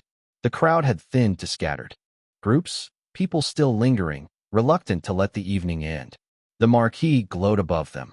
Chamber of Secrets in bold letters. Showtimes listed below, like incantations. As they reached the car, David's phone buzzed. An email notification. Thank you for your application. We would like to schedule an initial interview. His heart jumped. He almost told Emma right there, almost breaking his own plan to surprise her later. But something made him wait. Some sense that this moment belonged to her. To the question about bravery, to the decision about Jenny, to whatever she was becoming in the space between childhood and whatever came next. Uncle David? Yeah. Thanks for coming with me. I know you probably had other stuff you wanted to do. He unlocked the car, but neither of them got in yet. Honestly, David looked up at the marquee, then back at his niece. I can't think of anywhere else I would rather be. And standing there in the parking lot of a Regal cinema on a Wednesday night in October, with the smell of popcorn still clinging to their clothes and the echo of Phoenix song still ringing in their ears, he meant it. Emma smiled, really smiled, and opened her door. Behind them, the theater's lights began to dim. Inside, crews would be sweeping aisles, checking for lost items, and preparing for tomorrow's shows. The projectionist would be rewinding reels, boxing them carefully, making ready for the next audience, the next revelation, the next moment when strangers would sit together in the dark and remember what it felt like to believe in magic. The musician on the corner shifted into a new melody. This one David recognized, Hedwig's theme, rendered slow and haunting on acoustic guitar. David drove home through streets that seemed wider somehow. Emma dozed against the window, her face relaxed in a way it hadn't been for weeks. Tomorrow, he will respond to that email. Tomorrow, Emma would seek out Jenny Foster in the cafeteria. Tomorrow, a teenager would attend her first creative writing workshop and read her story about her sister, and someone in the room would tell her she was brave for writing it. Tomorrow, a father would sit with his son and actually listen when the boy said he was scared. A grandmother would call her friend and admit maybe the sequels weren't so bad after all. Tomorrow, small acts of courage would ripple outward in ways none of them could predict. But tonight, they were just two people who'd watched a story together and recognized something true in it. Something that mattered. And sometimes, that was enough. Sometimes, that was everything. Number 244. Chapter 244, Iron Man Suit. 2 months into pre-production of building sets, costumes, and the most important thing, Iron Man suits, the results are finally showing. At this pace, the filming should begin in about a month. Well, at least that is what the perp team working on the Iron Man film was told. Making this huge suit fit a human can't be easy. No matter what. They've gone with CGI for all the high moments anyway. Why are you saying it aloud? Just wondering if anyone else is curious. Well, nobody is. Right. Josh went back to polishing the chest part of the suit as his fellow team member worked on the helmet. Still, he believes what he said is not wrong. Of course, he is just a team member of the prep team for a big-budget film, and honestly what he believes doesn't really matter. But it does to him. Josh runs his microfiber cloth over the arc reactor housing one more time, watching his distorted reflection bend across the curved surface. There are 7 versions of this suit in the warehouse. He repeats, 7. Each one built for a specific purpose, like a toolbox where every wrench has its own particular bolt. The hero suit, the one he is polishing now, weighs 42 pounds. Josh knows because he helped carry it from the mold shop to the paint booth, then from the paint booth to here, then from here back to the paint booth. You are doing that thing again, Marcus says from across the table. What thing? The thing where you count in your head and your lips move. Josh stops polishing. I don't do that. You absolutely do that. You have been moving your lips for the past 5 minutes. Marcus holds up the helmet, checking for imperfections in the faceplate. What were you counting? Days until wrap. Bullshit. Josh grins despite himself. Okay, I was counting how many man-hours went into the arc reactor alone. Just the prop version, not the one they will paint over in post. And 87. Marcus whistles low. You are a weird dude, Josh. I prefer observant. Weird. But Marcus says it fondly, which is why they work well together. Marcus has been in the prop department for 15 years. He worked on the previous Spider-Man film. And more importantly, he also worked on a couple of films from the Power Rangers franchise. However, Josh has only been here for 2 years, and this is his first major superhero film. He knows Marcus thinks he is too earnest, too caught up in the details. Josh thinks Marcus has forgotten how to be amazed. The warehouse is massive, a repurposed airplane hangar in Burbank that still smells faintly of motor oil. Their station is in the corner, surrounded by foam core boards covered in reference photos. There are at least 40 pictures of Robert Downey Jr. in various poses, plus technical drawings, plus what Josh privately thinks of as the mood board, images of actual F-22 fighter jets, Formula One cars, expensive watches. Overall, things that are both functional and beautiful. That's the thing about Tony Stark's suits. At this point, they are not just some armor.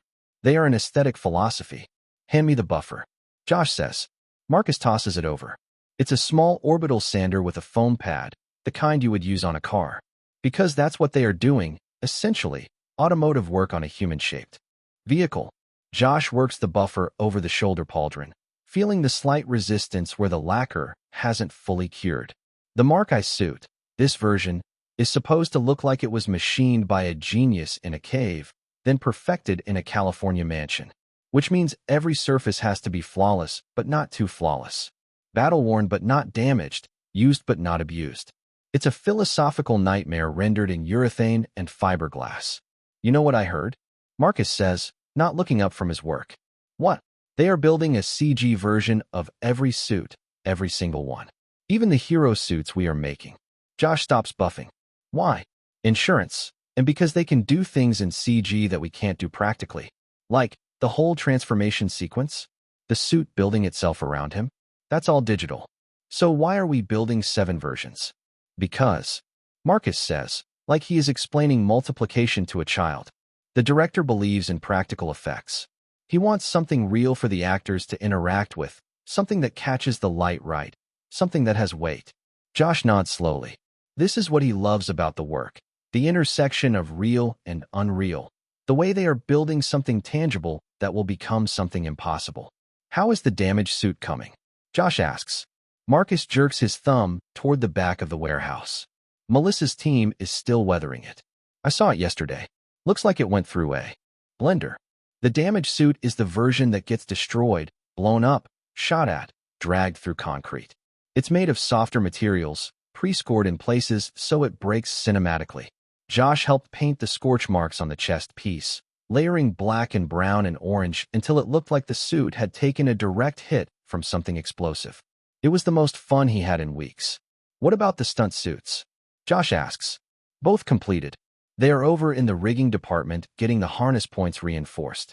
Apparently, the stunt guy is doing some kind of wire work that requires the suit to support an extra 200 pounds of tension. Josh does the math automatically. The stunt suits weigh 31 pounds each, lighter than the hero suit because they are made of softer rubbers and foam latex. Add 200 pounds of tension, distributed across 6 harness points. Factor in the dynamic load during movement. They are going to need to reinforce the shoulders. Josh says, already done. And the lumbar area. Marcus looks up. How do you know that? Because the stunt guy, what's his name, Dan? He is 5'11", 170. The actor is 5'9", 150. Different center of gravity. When Dan takes a fall on the wires, All that force is going to transfer to the lower back. If they don't reinforce it, the suit's going to crumple like a beer can. Marcus stares at him for a long moment. Then he pulls out his phone and texts someone. What? Josh asks. Nothing. I'm just telling Chris you called it before engineering did. Chris doesn't care what I think.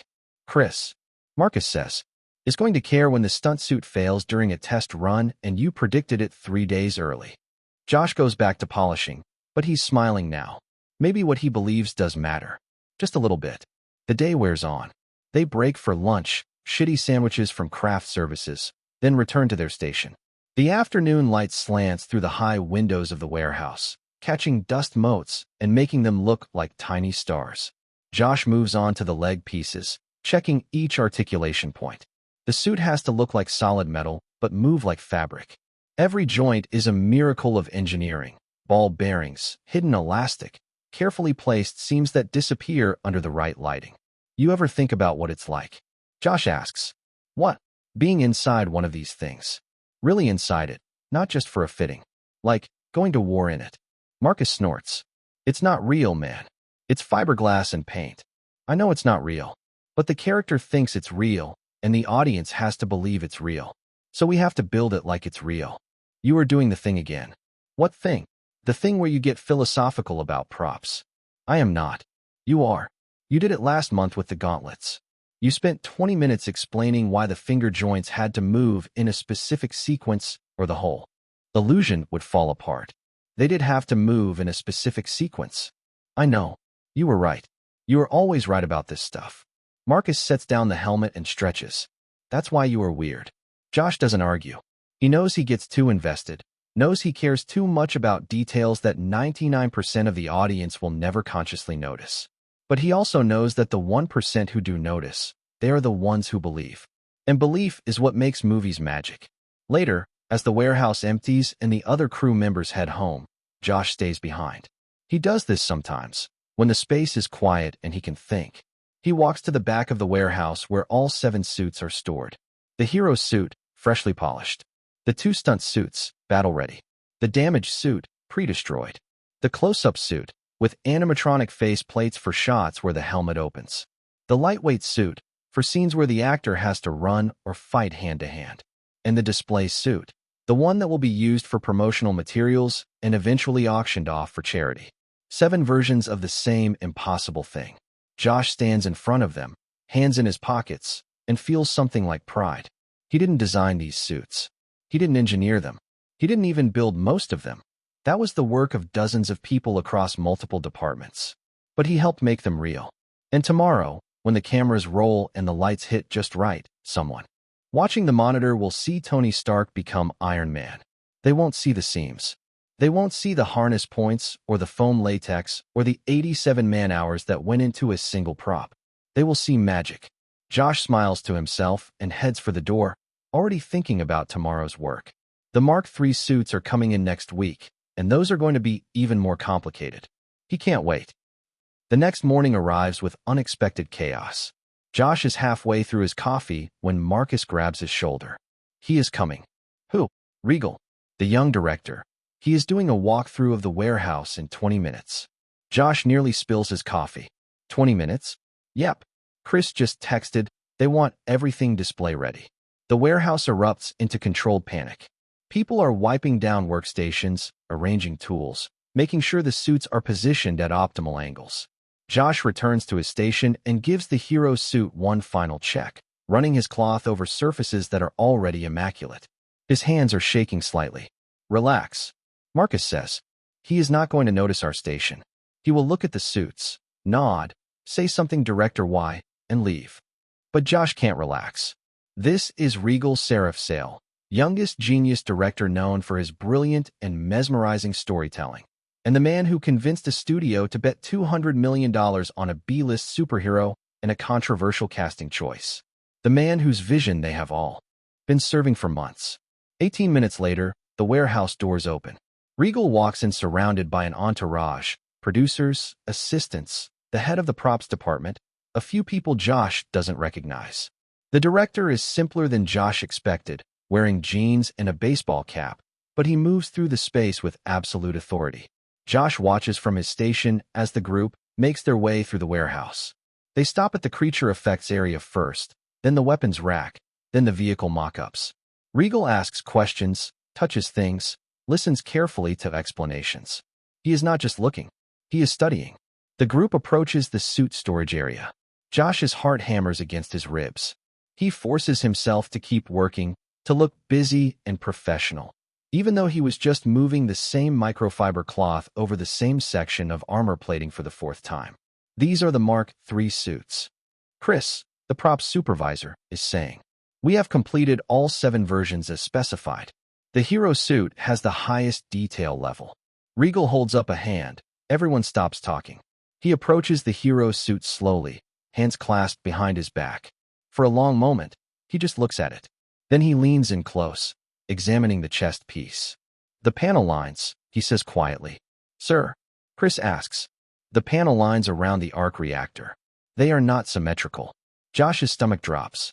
The asymmetry was intentional, his idea, actually. He had argued that if Tony Stark built this suit by hand, even with his genius and his machines, there would be tiny imperfections. A millimeter of variation that suggested human creation rather than machine precision. But now, with the director staring at it, it just looks like a mistake. It's deliberate. Chris says carefully. "The team thought. I know what they thought." Regal traces one of the panel lines with his finger, not quite touching. His voice is soft, but carries. "And they were absolutely right. This is exactly what it should be. Tony's not manufacturing these suits." Regal continues, still studying the chest piece. "He's inventing them, iterating. Even with Jarvis helping him, you would see the process. These little imperfections, they are not mistakes. They are proof of creation." He moves to the shoulder pauldron, tilting his head. "And this weathering here, this isn't battle damage." "No, sir," Chris confirms. "That's workshop wear. Scuff marks from fabrication. I didn't ask for this." The warehouse goes quiet. Regal looks up, and for the first time, he is smiling. "I didn't ask for this level of detail, but it's exactly what the suit needed. In fact, I was here today to ask for them, but it looks like I don't need to." "Who made this call?" Chris hesitates, then turns. "Josh, can you come here?" Josh's legs feel like water, but he walks over. Up close, Regal is even more intimidating, not because he is trying to be, but because he radiates the kind of focused intelligence. "That misses nothing. You did the detail work on the hero's suit?" Regal asks. "Ah, yes, sir. Some of it. Marcus and I both worked on the asymmetrical panel lines." "That was you." Josh swallows. "Yes, sir." "Why?" It's not an accusation. It's a genuine question. "Because," Josh says, and his voice steadies as he talks, "Tony Stark is building these suits alone in his workshop. Even with advanced tools, even with his genius, he's iterating. He is learning as he goes. The Mark I was crude. The Mark II had icing problems. By the Mark III, he's getting it right, but it's still handmade. And handmade things, even perfect ones, have tiny irregularities. They have personality." Regal studies him for a moment. Then he looks back at the suit. "Show me the other details I didn't ask for." Josh's brain stutters. "Sir, you put in the panel lines. What else did you add?" Josh glances at Marcus, who makes a small gesture that might mean go ahead, or might mean you're on your own. He turns back to the suit. "The actuator housings on the shoulder joints." Josh says, pointing. "They have micro-scratches from repeated movement. And the boot thrusters, we added heat discoloration around the edges, like they've been fired multiple times during testing. And inside the gauntlets, there are pressure marks where Tony's hands would grip during the power-up sequence." Regal crouches down to examine the boot thrusters. "You can't even see this in most shots." "No, sir. But Mr. Downey will see it. During fittings, and the stunt team will see it. And someone, somewhere in the audience, might catch it for a fraction of a second, and it will feel real to them." Regal stands up. He is quiet for so long that Josh starts to worry he's said something wrong, overstepped somehow. Then the director extends his hand. Josh shakes it, bewildered. This is exactly the kind of thinking that makes practical effects work. Regal says, "Anyone can build a suit. But you are building Tony Stark's suit. You understand the difference." Josh's voice catches. "I really love this character, sir. Iron Man means something to me." "That's obvious." Regal turns to Chris. "Make sure Josh is consulted on all the Mark III and IV suits." I want this level of intentionality in every version we build. Chris nods, but Josh can see the small smile on his face. Absolutely. Regal moves on to examine the stunt suits, but before he leaves their area completely, he turns back. Josh. Yes, sir. Keep caring about the details. The movie lives in the details. And then he's gone, surrounded again by his entourage, moving toward the next station. Josh stands frozen for a moment. Marcus appears at his elbow. So, Marcus says, still think what you believe doesn't matter. Josh laughs, a little breathless. I think I need to sit down. Nope. You need to get back to work. Because now you're on the Mark IV team, and those suits are going to be even more complicated. I know, Josh says. But this time when he says it, he's grinning. He returns to his station and picks up his cloth. The hero's suit gleams under the warehouse lights. Every imperfection perfect, every detail deliberate. And somewhere in the back of his mind, Josh is already thinking about the Mark IV. About what kind of workshop where Tony Stark would leave on a suit he built while perfecting the technology. About the story each scratch and scuff would tell. Again, the audience might never consciously notice these things, but they will believe. And that's what makes the magic real. Number 245. Chapter 245. Filming Iron Man. The filming of Iron Man had begun. After finishing 3 months of pre-production, the first schedule began. Regal stood in a converted warehouse in Playa Vista that had been transformed into a terrorist cave in Afghanistan. Robert Downey Jr. sat shirtless in the center of what looked like a scrapyard explosion, a glowing arc reactor prop embedded in his chest. Wires snaked across his torso. His hands trembled, not from acting, but from holding the same position for 20 minutes while the lighting crew made adjustments. How much longer? Our DJ called out, voice strained. 30 seconds. Matthew Libatique, the cinematographer, replied without looking up from his light meter. Regal approached, crouching beside the actor. Up close, he could see the toll the morning had already taken. Our DJ's jaw was tight, his breathing shallow. You all right? Define all right. Our DJ shifted slightly. This thing weighs about 15 pounds, and it's digging into my sternum. But sure, I am peachy. Good. Sounds like everything is all right to me. Our DJ's eyes snapped to him. Is it? Tony Stark has shrapnel migrating toward his heart and a car battery, keeping him alive. He should feel like he's wearing his own coffin. That discomfort you're feeling right now, that's exactly what we need. Something flickered across our DJ's face. Surprise, then understanding, then a grim sort of respect. You are showing off your sadistic nature a bit too openly lately? Regal just shrugged and stood. Libatique, where are we? Ready. Everyone to their positions. The cave set was cramped by design.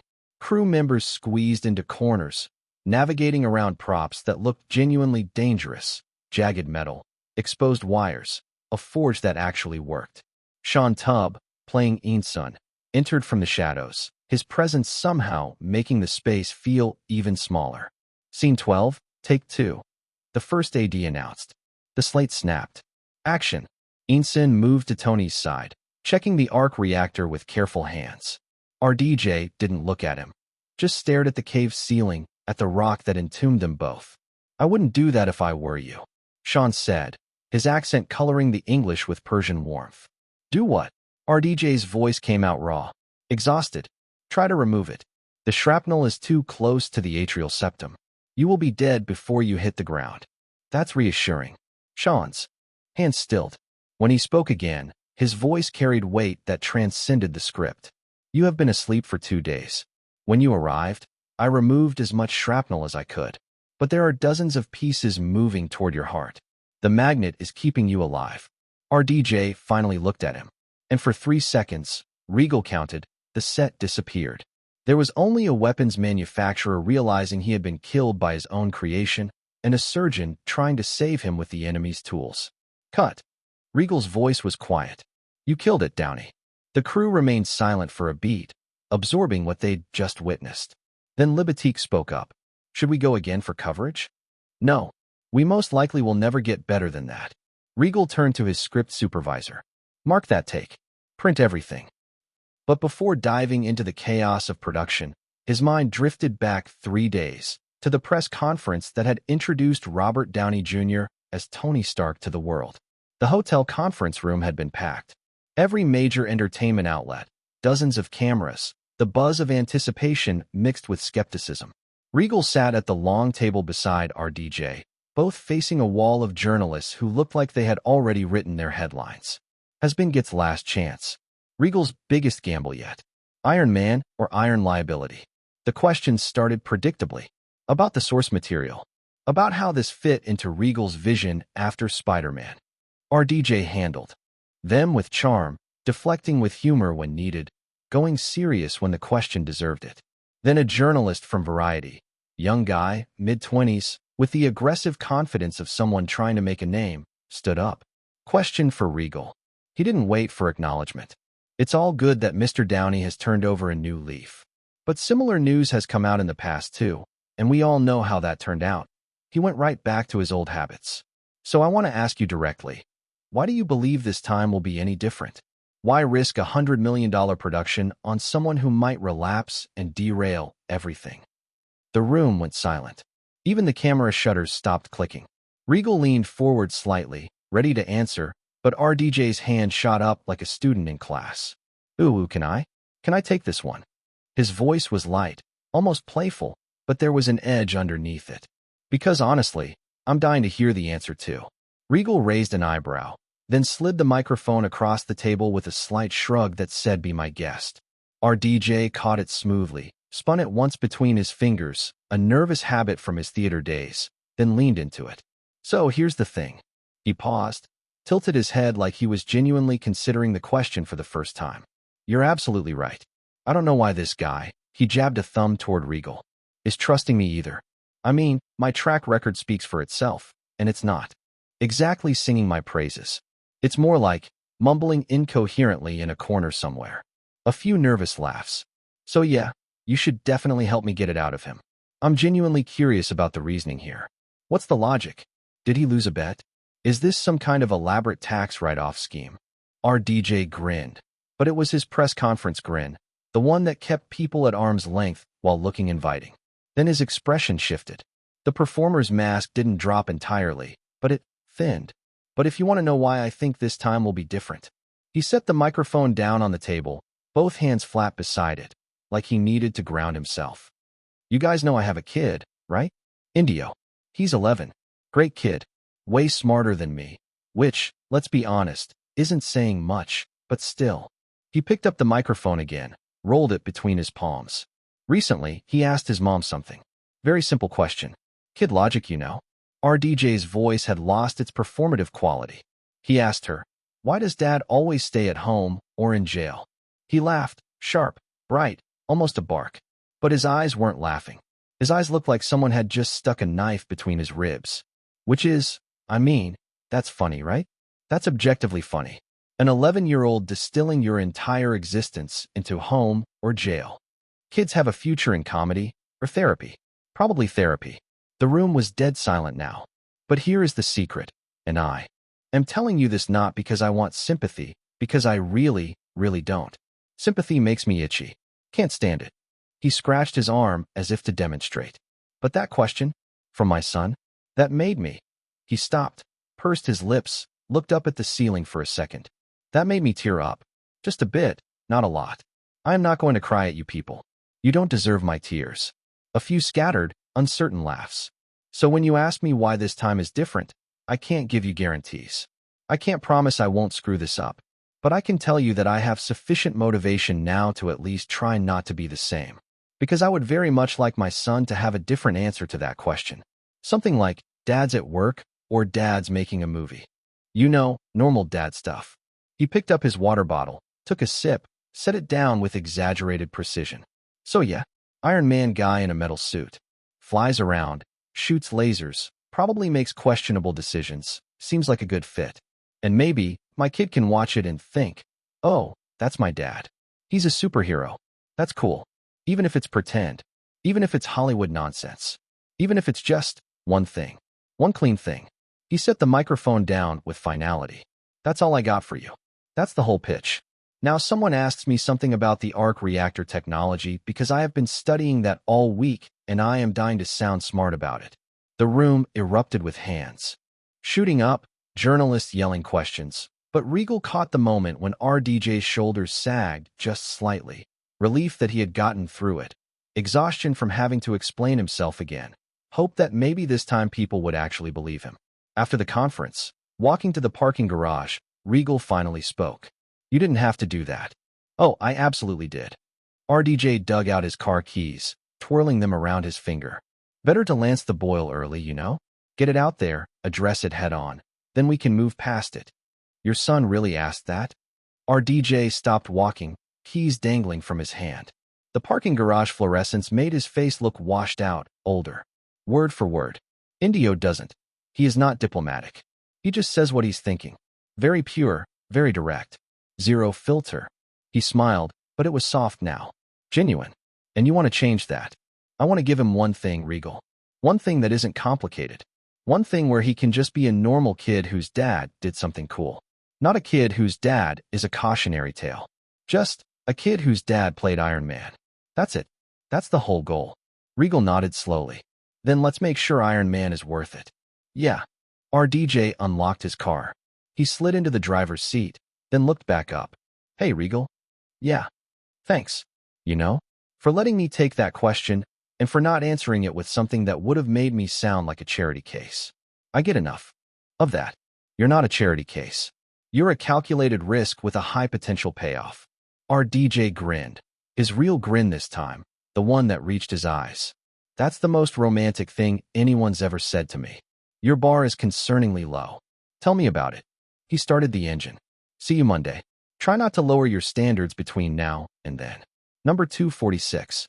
Chapter 246, Space Project. The first schedule of Iron Man completed successfully, and the team is currently in prep for 2 days before they dive back into filming. Regal sat in a unique FX conference room that felt aggressively cheerful. However, this meeting wasn't about Iron Man VFXs. Concept art covered the walls, dragons, ogres, talking animals in various states of development. Leo Ward and David Scott sat across from him, flanked by 2 animation directors whose names Regal had already forgotten. On the table between them, a bound script titled Kung Fu Panda, a portfolio of character designs, and several storyboards that Regal had spent the last 3 months developing between Spider-Man post-production and Iron Man pre-production. Let me get this straight, Leo said, flipping through the designs with poorly concealed amusement. You want us to step into the feature animation industry now, and with a film about an overweight panda who becomes a kung fu master. In China, with talking animals. Unique FX wasn't the same modest VFX studio it had been during following, when their journey first began. No, now it stood at the very top, the industry's gold standard. For years had changed everything, driven entirely by one man's relentless ambition. The years of struggle that came before were still remembered with respect, but this was the next evolution. A year ago, they had already begun planning their expansion into animation. They had dabbled in it before, briefly, in a few ad gigs, and even in a few promotional poster material of Harry Potter and Spider-Man. But a fully animated feature film? That was a whole new frontier. That's the premise, yes. Regal said calmly. And you are not directing it. The slight disappointment in Leo's tone wasn't easy to ignore. Correct. I don't have the time or, frankly, the technical knowledge for animation at this level. That's why I am here. David studied the character design for Poof, the panda in question. Round, expressive, earnest. The design was specific enough to convey personality, but loose enough to allow for animation flexibility. These designs are remarkably detailed. One of the directors, new person maybe, said, holding up a sketch of Master Sherfu. You have already figured out the silhouette language, the shape theory. This is half the battle for character animation. That was intentional. Regal said, character design in animation is the most time-consuming part of development. Trial and error, endless iterations, design committees arguing about whisker placement. I wanted to shortcut that process. By doing it yourself? Leo burst out laughing. Sorry, he is new, so it's no surprise he's surprised. He clapped Mark on the shoulder. You will get used to it soon. Very talented guy, Mark, but he hasn't experienced the full Regal treatment yet. Regal just nodded his head and pulled out another folder. Storyboards for the first 15 minutes. The opening dream sequence, the noodle shop, Poe's relationship with his father, the comedic beats, the emotional anchors. It's all mapped. He spread them across the table. Mark's eyes widened. These weren't rough sketches or loose concepts. These were production-ready boards with camera angles, composition, timing notes, even suggestions for music cues. This is... Mark looked up, slightly overwhelmed. This is more detailed than most final animatics I have seen. David grinned. See? Surprises keep coming. The second director, Jennifer, spread the storyboards across the table. This is comprehensive. Most pitches we get are a script and some loose concept art. You've practically pre-visualized the entire first act. Because I can't be here for the day-to-day production, I will be shooting Iron Man, then moving into post, then prep for the next project. If I am going to hand this off, I need to make sure whoever directs it understands the vision completely. David leaned back. And what is the vision exactly? Besides, Fat Panda does kung fu. Regal said simply. Poe is a character everyone underestimates, including himself. He doesn't look like a hero. He doesn't act like a hero. He loves food and comfort and his father's noodle shop. But underneath that, there's something extraordinary waiting to be unlocked. The film is about believing you can be more than what everyone, including yourself, expects. The room was quiet for a moment. Mark picked up the script, flipping to a marked page. The scene where Pa tells his father he doesn't want to run the noodle shop. That's surprisingly emotional for a kid's movie. It's not a kid's movie. It's a family film. There is a difference. Regal pulled out another sketch, Pa and Mr. Ping in the noodle shop, the composition emphasizing the distance between them despite the cramped space. Children will love action and comedy. Adults will recognize the story of disappointing your parents to pursue your own dreams. Both audiences need to be served. Katzenberg was reading the script now, actually reading it, not just skimming. The Furious Five. Tigress, monkey, crane, viper, mantis. You have given them distinct personalities despite limited screen time. They are not just background characters. Each represents a different martial arts philosophy, a different kind of strength. Tigress is power and discipline. Monkey is playfulness and adaptability. Viper is grace and precision. Regal pointed to their character sheets. The designs reflect those philosophies. Shape language, color theory, movement style, it all serves character. Leo tapped the design thoughtfully. What's the climax? How does he defeat Tai Long? By being exactly who he is. Regal said, not by learning some secret technique or unlocking hidden power. By fighting in a way only Pa can fight. Using his weight, his love of food, his unconventional thinking. The dragon scroll that everyone thinks contains the secret to unlimited power? It's blank. It's a mirror. The message is that the power was inside you all along, but Pa interprets that literally. He realizes his strength comes from being himself, not trying to be Sherfu or Tigress or anyone else. For a moment, silence filled the room. The explanation sank in deeper than any pitch deck could. That's a surprisingly simple but satisfying end. Mark finally breathed, his eyes lighting up. Regal nodded. It's also thematically complete. Every scene builds toward that realization. Poe's so-called failures throughout the story are really him resisting who he is. The climax works because he stops fighting against himself and starts fighting as himself. David leaned back in his chair, a faint grin spreading across his face. Okay, he said, looking around the room. What's there to even discuss now? We are obviously doing this. Right. There was never a question about whether to do it or not. It was how to do it. They knew assembling a team from scratch specializing in 3D modeling and to help them get into a rhythm with their plans was going to be a long task. But it didn't matter. If the first step was planned and careful, even if it were to take more time, it is worth it in the end. 2 days later, back at the Iron Man set, Emma, an AD, found him reviewing dailies from the morning shoot. How did the unique FX meeting go? Well enough. Now it's just a matter of finding the right directors. Regal fast-forwarded through a take. How is the cave set coming? They are right on time. She sat beside him.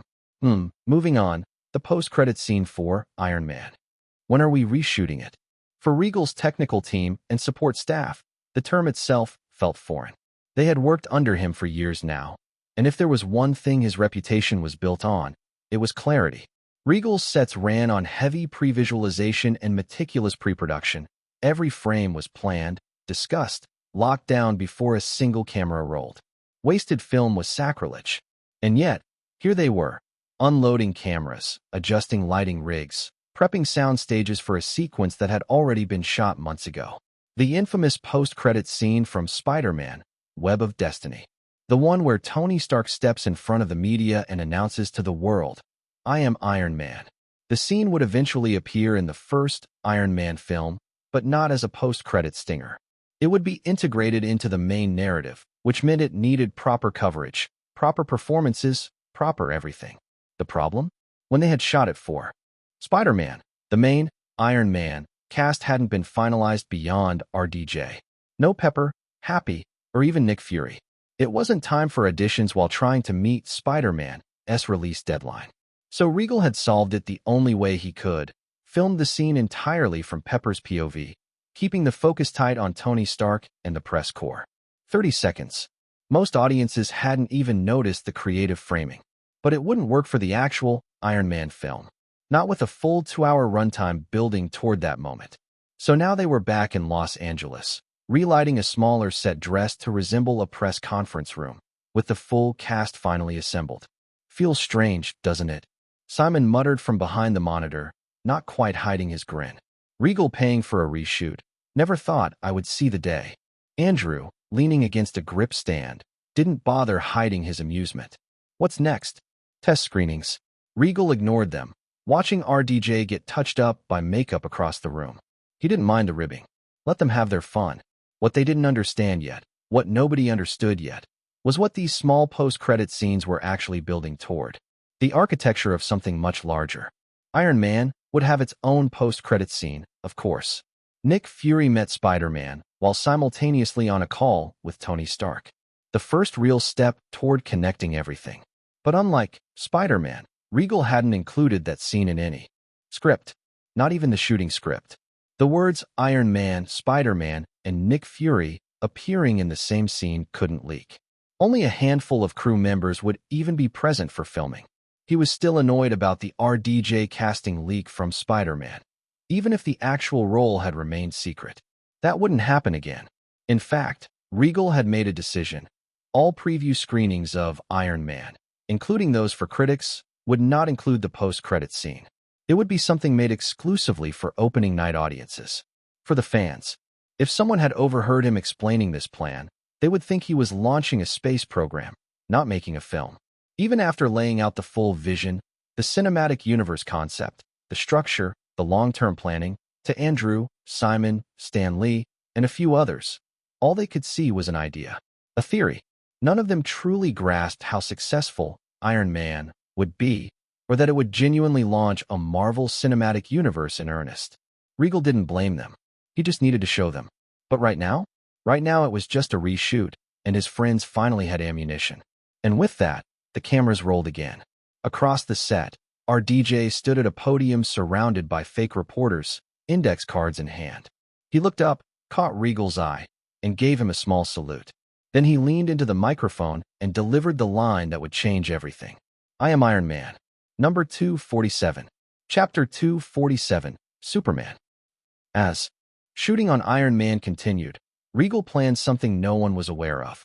It dropped without any noise, fanfare, or the usually marketing. A new chapter in a DC comic, named Superman, Up in the Sky. It appeared out of nowhere. It's true that after Regal's influence, MDC Comics had been getting better and better. The fans were growing. But the growth was mainly concentrated on Marvel. DC was also producing better comics. But since Regal hadn't made any movie based on DC properties yet, it was lagging behind.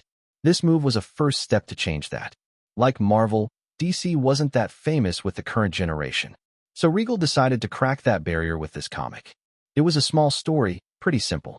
In fact, it had more dialogue boxes than the best color drawings.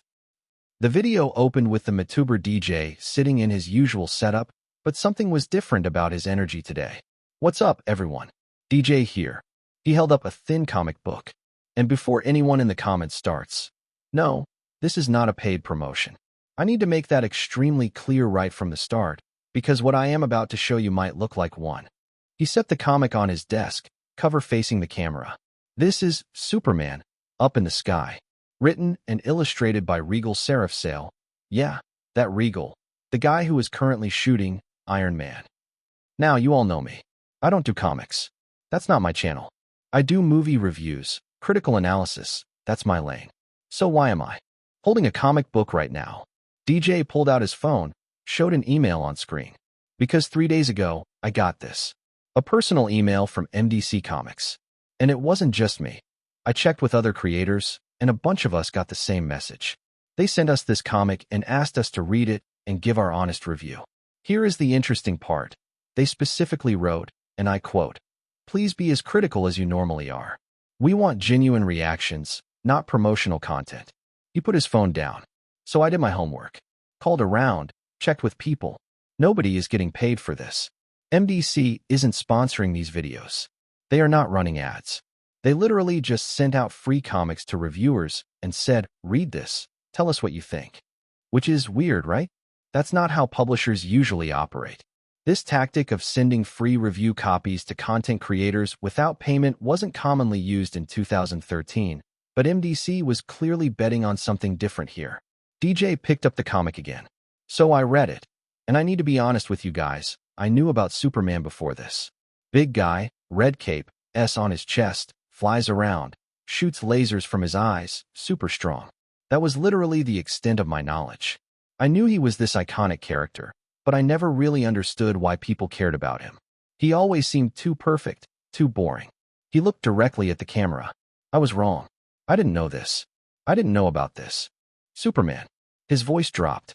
And after reading this, I get it now. DJ opened the comic and began walking through it. The setup is simple. A little girl gets kidnapped by an alien. Superman finds out and travels across different galaxies to bring her home. When he finds her, the alien tells him, "She's an orphan on your planet. She is not worth any of your time. It's not like she is a queen or a key to the empire. She is just a worthless girl. No one cares about her." DJ's voice quieted. And Clark, Superman, he just looks at this alien and says, "That's where you are wrong. I care." DJ flipped through pages, showing the art. Simple, clean, focused on expressions and dialogue. As you can see, the little girl didn't know Superman was really coming for her, but she held out hope anyway. And when he shows up, she is shocked. He tells her, "Yes, you are going home." Just like that. Matter of fact. Like there was never any other option. He continued narrating. After freeing her and putting her in a spacesuit, Clark tells her, "If you have any questions, just let me know." And this kid, she has got questions. So many questions. DJ started reading directly from the comic, his voice steady but softer than usual. "Where do your powers come from?" She asks. Clark answers. "How do you fly?" She asks. Clark answers. "If you got in a fight with Batman, who would win?" Clark actually thinks about this one, then admits, Batman would win. Why? She pushes. And Superman tells her, "Fighting doesn't mean a lot in my life, but it means a lot to Batman. He has been through a lot. And if I can do something to make him happier, well, I would lose a fight to him." DJ looked up at the camera. She keeps asking questions. Does he ever get tired? Sometimes mentally, not physically. Does he sleep? Not really. He always keeps watch over everything. Who is his favorite Robin? He likes them all. But fine. The original. Dick Grayson. He's a good friend. She asks, "Why does Lex Luthor really hate you?" Clark tells her, "He hates me because I can do more than him." But then they both agree. It's probably because Lex is bald and Superman has great hair. DJ smiled despite himself, but it was fragile. She asks if Wonder Woman is really cool. Clark says, "The coolest." She asks why Green Arrow uses arrows to fight. Clark admits, "I really don't know, but if it works for him, it works for me." DJ's voice grew quieter as he reached the end. When they get closer to Earth, she asks him, "Were you ever scared on this journey?" And Superman tells her, "Many times. Because I didn't want you to get hurt." Once they land, Clark gets her registered in an orphanage in Metropolis. He tells her, "If you ever need anything, just tell me and I will come." She doesn't say anything. So he asks, "What? You don't have any more questions?" And she tells him. DJ stopped. His hand went to his face, wiping at his eyes quickly. "Sorry." She tells him, "I had one. About why you left everything to save me. And why did you put up with me the whole time?" But I already know the answer to that. And she hugs him. This little girl hugs the Man of Steel, and she says, because you're Superman, and you care about everyone. DJ sat back, blinking hard. A tear rolled down his cheek, and he didn't bother hiding it. I wasn't expecting that. I thought he was just a strong guy. The perfect guy. But this is different. DJ collected himself, clearing his throat. Let's talk about what this comic actually is. Technically, it's not designed to make money. I just read the entire thing to you. Most people won't buy it now because I already told them the story. But that's the point. The goal wasn't to sell copies. The goal was to let people know. He held up the comic again. This is a character introduction. This is Regal telling us. This is who Superman is. This is what he stands for. This is why he matters. And I think I might be reading too much into this, but I don't think I am. I think we already know what Regal's next project is after Iron Man. DJ smiled at the camera. I don't have to spell out the name, right? I know my subscribers are smart enough to figure a few things out for themselves. He gave his signature sign-off. Peace out. The video ended. The video didn't go viral immediately. Neither did the similar videos from other creators who had received the same email. The comic wasn't making waves in the traditional sense. It wasn't dominating sales charts or trending on social media. But something quieter was happening. People were reading it. People were talking about it. People were crying over it. Stan Lee sat slumped in the chair of his home office. The desk in front of him was cluttered, old drafts, yellowing sketches, coffee-stained notepads, a photo of 3 smiling men. Himself, Jerry Siegel, and 3 other kids. He hadn't looked at that photo in years. Now he couldn't look away. Jerry, he muttered under his breath, voice rasping from disuse. The name left his lips like a sigh, heavy and hollow. You stubborn son of a gun. His fingers brushed the photo frame, tracing Jerry's grin. It was the kind of grin that used to light up the old bullpen, the kind that made deadlines feel like adventures. But now, that light is long gone. Train dash. Train dash. The sudden trill of the landline made him flinch. Hardly anyone called on that number anymore. He turned his head slowly, his heartbeat oddly quickened. The screen flashed a name he hadn't seen in years. Zephyr Ellsworth. Stan froze. For a moment, he thought his mind was playing tricks on him. Zephyr hadn't spoken to anyone at MDC since Jerry's funeral. He had vanished, walked away from the industry, from everyone, from him. Still, Stan reached for the receiver, masking the tremor in his hand with irritation. Old habits. Well, I will be damned. He grumbled, forcing a dry chuckle. Look who finally figured out how to use a phone. What's the matter, kid? Forgot my number 4. What a decade. He was ready to follow up with another jab, but what came through the line silenced him. Zephyr was crying. Not the quiet kind, not the restrained sob of someone holding it together. It was raw, unguarded. A sound of grief cracking open old wounds that never really healed. Stan leaned back, exhaling through his nose, shaking his head. Oh, for God's sake, Zeph. You're crying like a kid. You've got a daughter old enough to get married. What are you bawling for? His tone was sharp, almost teasing, but halfway through, his voice faltered. Because he heard himself. He heard how forced it sounded. Stan's gaze dropped to the photo again, the one with Jerry's arm around his shoulder. His throat burned. He blinked hard, but it didn't help. His old man rule, no tears, no weakness, collapsed right there in that quiet room. His voice softened, breaking around the edges. Yeah, I know, kid. I know. Zephyr's words came through between sobs, choked but sincere. He would have loved this, Stan. God, he would have loved seeing this, the new stories, the faces, and this hope. Everything you kept alive.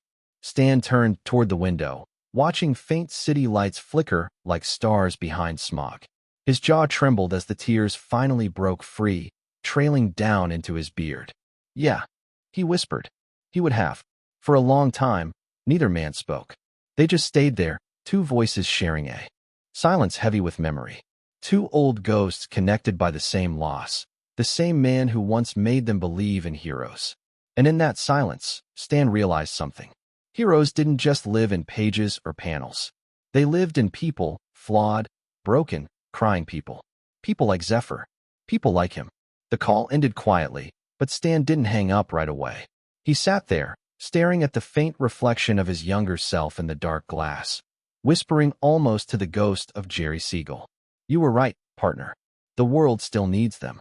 He wiped his eyes with the back of his hand, chuckled weakly at himself, and muttered, "Guess we all do." Number 248. Chapter 248. Naruto Kishimoto Masashi, New Series. Page 47. Japan. I am slumped over my desk, forehead pressed against the cool wood, when my assistant Tanaka-kun gently shakes my shoulder. "Kishimoto-sensei, it's almost 6. We should head out." My eyes feel like they have been rubbed with sandpaper. 72 hours. That's how long I have been awake, minus a 2-hour nap on Friday.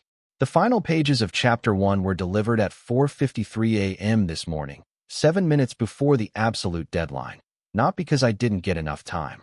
It was more like, no matter the time I get, it won't be sufficient to satisfy my trust to perfection. Maybe that is exactly why there is something like a deadline. Is it really happening? I mumble, my voice hoarse. Tanaka-kun grins. "It's happening, sensei." Naruto is. In Weekly Shonen Jump today. Your dream is real. He is 23, just a year younger than me, and he has been with me through 6 months of development hell, right after Regal Sen left. I sit up, and my back screams in protest. The studio is a disaster. Empty cup ramen containers stacked in pyramids, crumpled paper everywhere, screen tone scraps littering the floor like confetti. My other 2 assistants, Yamada-san and Keiko-chan, passed out on the futons in the corner. They earned that rest. "Let's go buy it then," I say, standing on shaky legs. "Let's go see if anyone actually cares." 6:15 a.m., Family Mart, 3 blocks away. The morning air is crisp, and Tokyo is just beginning to wake up. Salarymen in dark suits shuffle toward the station.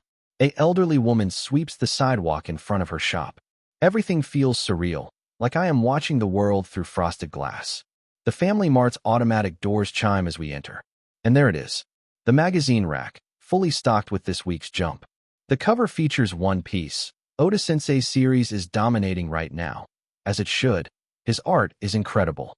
But somewhere inside that 450-page magazine, buried among the popular giants, is my work. Naruto. My hand trembles as I pick up a copy. It feels heavier than it should. 260. The clerk says cheerfully, barely looking up. I pay with exact change and step outside. Tanaka-kun is practically vibrating with excitement, but I can't open it. What if it's terrible? I whisper. What if I look at it in print and realize I have made a huge mistake? Then we will know in about 30 seconds anyway. Tanaka-kun says, "Come on, sensei. You have been working toward this since you were 15 years old." He is right. I have been drawing manga and notebooks since middle school, sending submissions to Jump since I was 18. For years of rejection letters. For years of not quite what we are looking for, and please try again. Then something he never expected happened. An investor.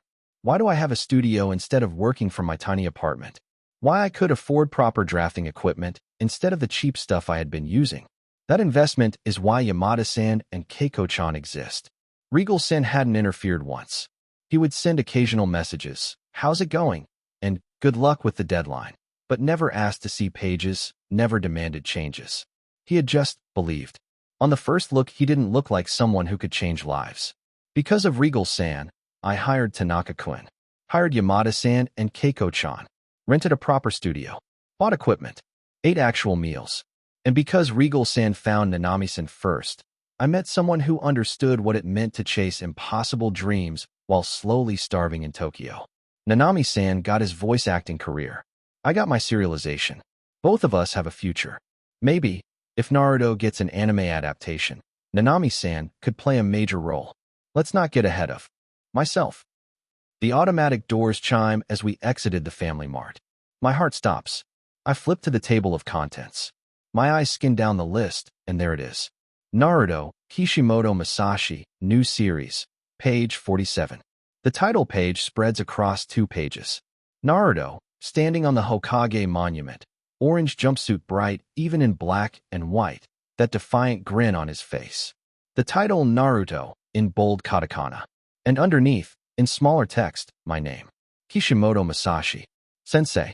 Tanaka-kun breathes. It looks incredible. He is biased, of course. He watched me draw it. But seeing it here, printed, real, it's different from the manuscript pages. The blacks are deeper. The contrast is sharper. Naruto looks like he could jump off the page. We stand there on the sidewalk, reading through the entire chapter. 17 pages. Every panel I agonized over. The opening with Naruto painting the Hokage faces. Irika-sensei's introduction. The reveal of the nine-tailed fox. Naruto eating ramen at Ichiraku. The dialogue reads well. I murmur, studying the word balloons. The flow is good. Oh God, that background in panel 3 looks rushed. Nobody will notice that except you. Tanaka-kun interrupts. Sensei, this is good. This is really good. 7:30 a.m. Return to studio. Back at the studio, Yamada-san and Keiko-chan are awake, brewing coffee that smells like burned plastic. I hand them the magazine. We are published. I announce, and Keiko-chan actually squeals. We pass the magazine around, each of us reading it silently. I watch their faces, trying to gauge honest reactions. Yamada-san nods appreciatively at the action sequence. Keiko-chan laughs at Naruto's prank. These are good signs. Okay, I say, clapping my hands together. We can celebrate for exactly 1 hour. Then we start on chapter 2. Sensei, you need to sleep. Keiko-chan protests. I will sleep when chapter 2 is done. Yahagi-san is coming at 3 p.m. to review the name. I haven't even started the storyboards. This is my life now. Every week, forever, or until Jump cancels me. I am sketching rough panels when my phone rings. It's Yahagi-san, my editor. Kishimoto-sensei. Have you seen the early reactions? My heart stops. Reactions? From who? It just came out 4 hours ago. The Jump editorial floor. We always read the new series first thing Monday morning. The editor-in-chief read your chapter. I can't breathe. Matsui-san, the editor-in-chief, the man who decides which series live or die. And he laughed at the ramen scene. He said Naruto has a personality. Kishimoto-sensei, he said it shows promise. Shows promise. Not, it's brilliant, or it's the next Dragon Ball. But shows promise. It's enough. For now, it's enough. Thank you, Yahagi-san. I manage. I won't let you down. Just keep doing what you are doing. Oh, and Kishimoto-sensei, don't read the internet forums yet. Give it a few days. Internet forums. I had almost forgotten about those. Places where fans gather to discuss the Jump series with brutal honesty. Are they bad? They are mixed. Some people love the concept. Some people think another ninja manga won't work. Some people are already comparing it to other ninja series. Don't let it get in your head. The only opinions that matter are the survey results, and those won't come for 2 weeks. 2 weeks. That's when readers will mail in their postcards ranking their favorite chapters from this issue. That's when I will know if Naruto lives or dies.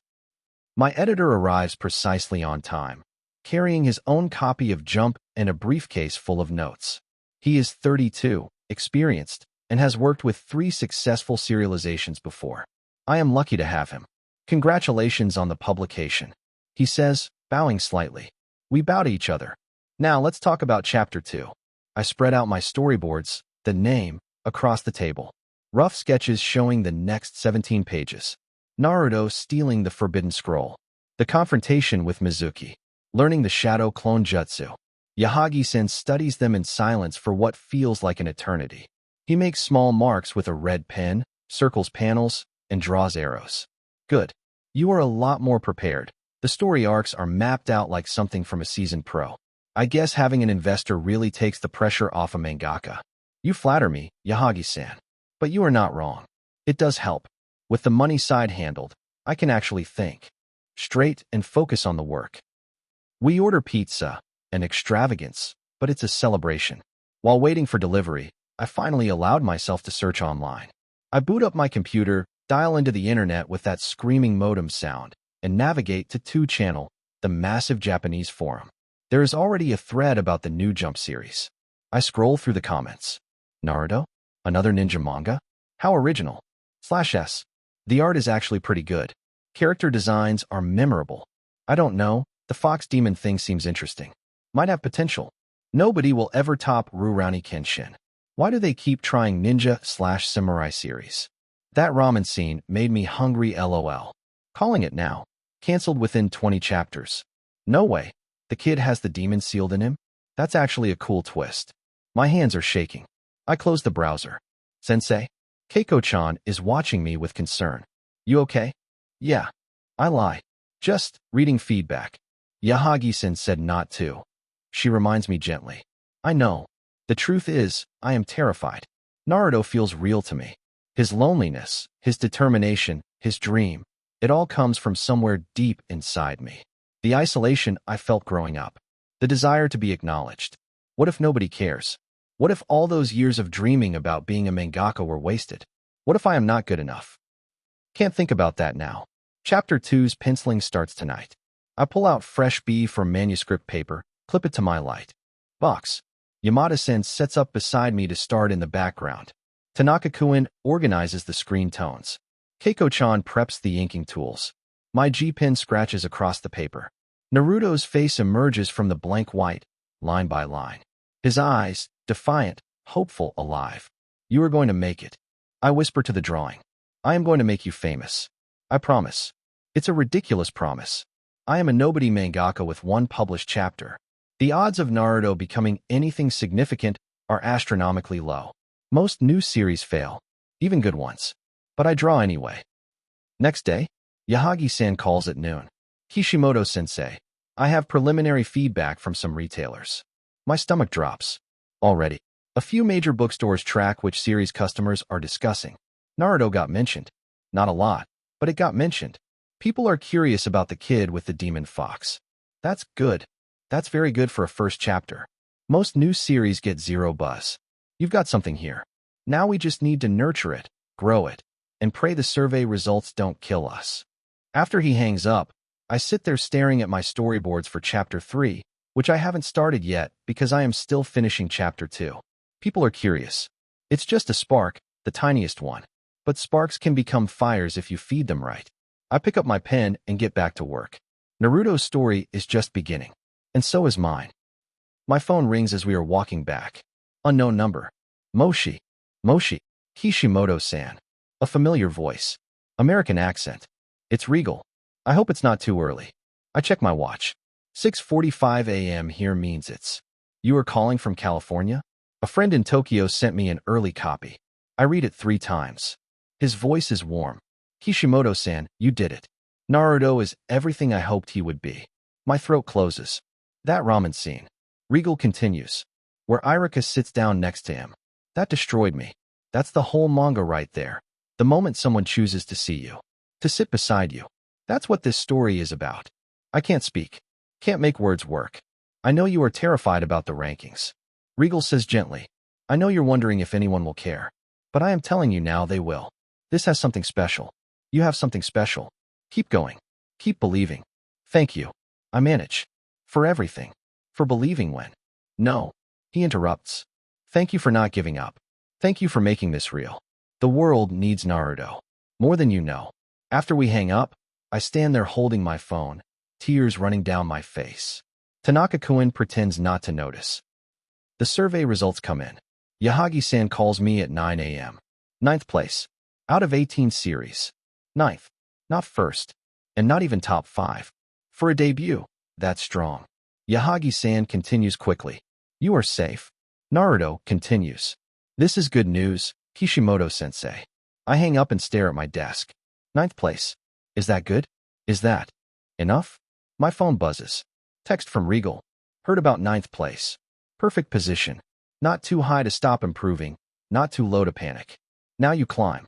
1 chapter at a time. 1 reader at a time. You've got this. I read it 5 times. Pin it above my desk. He is right. This is just the beginning. Number 249. Chapter 249. Filming Iron Man. Josh had never been on a film set before. The warehouse where they built the suits was organized chaos, controlled, methodical, familiar. This was different. This was a living thing, constantly shifting, hundreds of people moving with purpose around lights and cameras and equipment he couldn't even name. And he was part of it now. Are you sure about this? Marcus had asked when Josh told him about Regal's offer. You are going to be on set during the actual shooting? He needs someone from the suit team there. Josh had explained, still not quite believing it himself. For quick repairs, adjustments, technical questions. He asked for me specifically. Marcus had grinned. Of course he did. You are the guy who obsesses over details nobody else sees. Now, standing on the edge of Stage 6 at Raleigh Studios, Josh understood why Regal wanted him here. Robert Downey Jr. was in the Mark III suit, and something wasn't articulating correctly in the left shoulder joint. Josh, one of the AD's assistant directors, waved him over. Can you take a look? This was his job now. Make sure the suits worked. Make sure the actor could move. Make sure the impossible looked effortless. He could barely breathe from excitement. Day 67 of filming the workshop scene. All right, people, listen up. Regal's voice cut through the stage noise, and everyone stopped. Josh was learning that Regal didn't yell, didn't demand. He just spoke, and people listened. Today we are shooting the workshop assembly sequence. Tony building the Mark III from scratch. This is the most technically complex scene we have attempted so far. Josh felt a chill run down his spine. He had read the script. This scene was insane. Tony Stark, alone in his workshop, constructing the suit piece by piece. Holographic displays everywhere. Robotic arms assisting. Jarvis providing readouts. And all of it had to look real, functional, like actual technology. We have got 17 different camera setups. Regal continued. Practical effects, CG markers, live hologram projections. We are going to be here for 3 days minimum. Maybe 4. This sequence is 12 minutes of screen time, and every second has to be perfect. He looked around the stage. This is the scene that makes people believe. Not the flying. Not the fighting. This. Tony building something impossible with his own hands. If we don't nail this, nothing else matters. The gravity of it settled over everyone. Josh had thought they were prepared for the suit builds, but that was nothing compared to this. The workshop set was a technical marvel. Every holographic display was pre-programmed, with actual engineering readouts, schematics, material stress calculations, power consumption metrics. Most of it would be replaced in post-production, but Regal insisted on having real data there. Robert needs to react to real information. Regal had explained during prep. If the screens are blank or just showing random numbers, his performance will be fake. Give him actual engineering problems to solve, and he will solve them as Tony Stark. The hologram text was fully scripted. Every line Jarvis would say, every readout that would appear, every diagnostic result, all written, all planned, already. This wasn't normal. Most films did this in post-production, added the graphics later, told the actors to just pretend something's there. Not Regal. He wanted it real. Check the gauntlet display. Regal called out. Make sure the repulsor charging sequence is loaded. A tech scrambled to verify. Josh watched in awe as they tested every hologram, every light, every moving part. The robotic arms that would hand Robert tools were fully practical. Actual machines programmed to move on cue.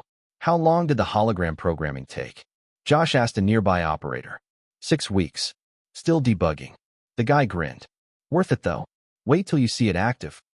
Soon enough, Robert Downey Jr. walked onto the set in cargo pants and a Black Sabbath t-shirt, and the entire energy shifted. Josh had seen him in the suit before, during fittings. But this was different. This was Tony Stark walking into his workshop. Morning, everyone. Robert surveyed the set, taking in every detail. He walked to the main workbench, touched the tools, examined the holographic displays. This is incredible. Regal, this is unbelievable. Wait until you see it active. Regal said, let's run through the sequence once without cameras. I want you to feel the space, understand the flow. What happened next made Josh's jaw drop. Robert moved through the workshop like he owned it, picking up tools, checking readouts, talking to Jarvis, who was being voiced live by Paul Bettany through speakers for the actors to react to. Okay, the repulsor here needs more power. Robert muttered, examining a holographic display. Jarvis, reroute from the chest piece, compensate for the draw. Sir, that would leave the arc reactor at 40% capacity. Paul's voice responded through the speakers. I know. Do it anyway. The holographic displays actually changed, showing the power reroute in real time. Robert watched them, nodded, continued working. Josh felt goosebumps ripple across his arms. RDJ. He is not reading lines. Josh whispered to Marcus, who had come to watch. He's actually problem-solving. I can see it myself, dude. Marcus whispered back. I was just saying if anyone was wondering. Well, nobody is, so shut up. Next scene. Setup 9 of 17. This was the moment. Tony putting on the chest piece for the first time. The arc reactor slotting into the Mark III armor. The suit powering up around him. It required perfect timing. The practical chest piece had to align exactly. The lights had to sequence correctly. The holographic displays had to react. And Robert had to sell the physical sensation of the suit coming alive. This is one continuous shot. Regal explained. 3 minutes, no cuts. Robert, you're going to feel the weight of the chest piece. It's 42 pounds. Let that inform your movement. When the arc reactor connects, the suit powers up. You will see the holograms change, the lights activate. Let that surprise you. Let Tony feel what he's created. They rehearsed 8 times. Adjusted lights. Tweaked the timing. Reset. All right. Regal finally said. Let's go for real. This is picture. The AD called out. Rolling. Speed. Mark. Silence fell over the stage. Robert stood at the workbench, the arc reactor in his hands. His expression was focused, but Josh could see something else there. Anticipation. Fear. Excitement. Tony Stark, about to become Iron Man. Robert lifted the arc reactor, positioned it carefully. The chest piece was held by the robotic arms, waiting. He guided it into place, and the magnets clicked, a sound they had spent hours perfecting. The arc reactor pulsed blue. Holographic displays erupted around him, bathing the workshop in electric light. Diagnostic readouts scrolled past. Power levels climbed. And Robert's face. Josh had never seen anything like it. It was wonder. Pure, childlike wonder.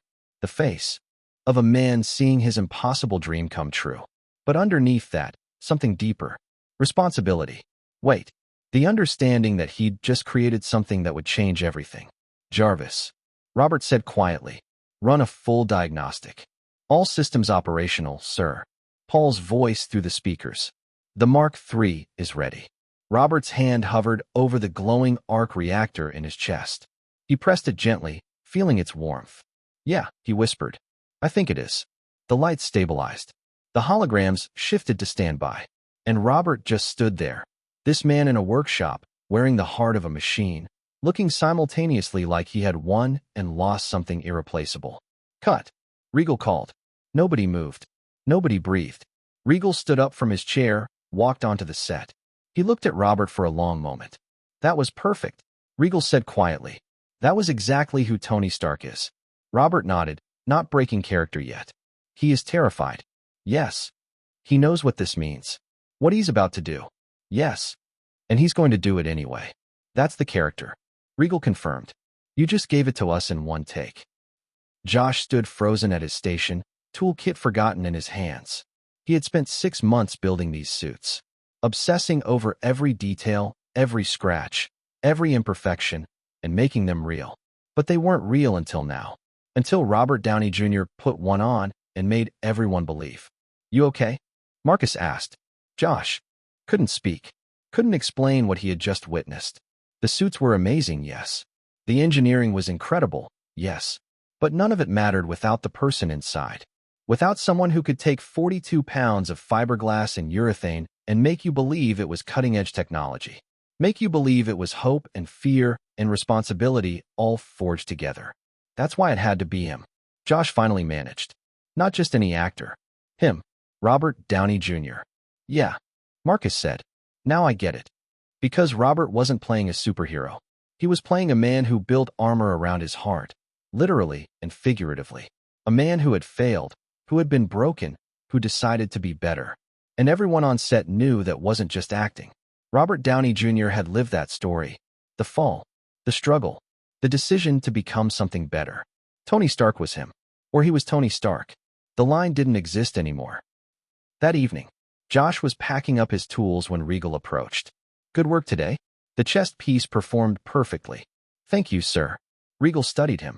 You saw it, didn't you? What happened in that scene? Josh nodded, not trusting his voice. That's what we are building here. Regal said. Not just a superhero movie. Something real. Something that means something. He paused. Your suits are part of that. Every detail you obsessed over, every imperfection you added. Robert felt that. It helped him find the character. I just polished metal. No. Regal corrected gently. You built Tony Stark's armor. There's a difference. And today, everyone saw what that difference means. After Regal walked away, Josh sat down on an equipment case and just breathed. 5 months ago, he was nobody. A prop assistant who cared too much about details nobody would see. Now he was part of something that would change everything. He looked at the Mark III suit, standing silent on its rig under work lights. Tomorrow they would shoot the flying sequences, the action, the spectacle. But today they had captured the soul of it. A man in a workshop, building armor around his heart. And Josh had helped make it real. The morning after, the footage from yesterday's shoot was already legendary. People who hadn't even been on set were talking about it. The DP called it the best single take I have ever filmed. The line producers were reportedly crying in the screening room. And Robert? Robert showed up that morning, saw Josh, and walked over. "Hey, suit guy." Josh froze. "Yes, sir." "That chest piece. The weight, the way it sits. It's perfect. It helped me find the moment." Robert held out his hand. "Thank you for caring about the details." Josh shook his hand, speechless. After Robert walked away, Marcus appeared at Josh's shoulder. "Still think what you believe doesn't matter?" Josh laughed, shaky and overwhelmed. "I think I need to sit down." "Nope. We have got the Mark II stunt suit that needs adjustments for. The ice-up scene. No rest for the obsessive." But Josh was grinning as he grabbed his toolkit. Because yesterday, he'd watched something impossible become real. And he had helped build it. One detail at a time. Number 250. Chapter 250. Filming Iron Man 3. Day 70 of filming. The shooting of Iron is moving forward to its final phases. Currently it is Edwards Air Force Base. Regal had rented an actual hangar for the flight test sequence. This was the scene where Tony tests the boot thrusters, crashes into his cars, gets sprayed by fire extinguishers. Comedy, but grounded in real physics. "We are doing this practically," Regal explained to the stunt team. "Wire work, practical fire effects, real cars that Robert will actually crash into. CGI is for enhancement, not replacement." Josh watched them rig the wires. Robert would be lifted 20 feet up, dropped, caught at the last second. Again and again. "How many takes?" Robert asked, already in the partial suit. "Just boots and gloves for this sequence." "Obviously until we get it right," Regal said. "Or until you tap out." Robert grinned. "I don't tap out." They ran it 16 times. 16 times Robert went up on wires. 16 times he crashed into foam-dressed cars. 16 times he sold the physics of a man learning to fly and failing spectacularly. On take 17, something happened. Robert went up. The boot thrusters fired both practical effects and actual flames, and for just a second, maybe two, he hung there. Perfectly balanced. The look on his face wasn't acting. It was a genuine surprise. "Jarvis, you seeing this?" Robert called out, staying in character even though it wasn't in the script. "Indeed, sir." Paul responded through the speakers, improvising. "I would recommend not celebrating prematurely." Then Robert dropped, crashed, and the fire extinguishers went off. "Cut." Regal was laughing. "That's it. That's the take." The surprise was perfect. Later, watching playback, Josh saw what Regal meant.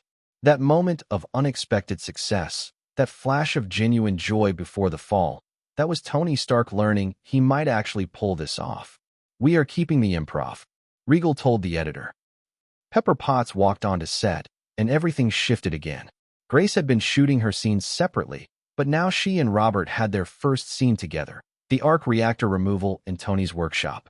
"This scene is about trust," Regal explained to the crew. "Pepper's never seen this side of Tony. Tony's never let anyone this close. It's intimate without being romantic. It's vulnerable." The set was dressed simply. Tony's workshop, the arc reactor glowing in its housing, medical supplies laid out on the workbench. Josh stood off to the side with the backup arc reactor prop, a perfect replica, weighted correctly, LED lights programmed to pulse at the exact rhythm of a heartbeat. "Let's rehearse it once," Regal said. "Grace, you are going to actually put your hands in the cavity."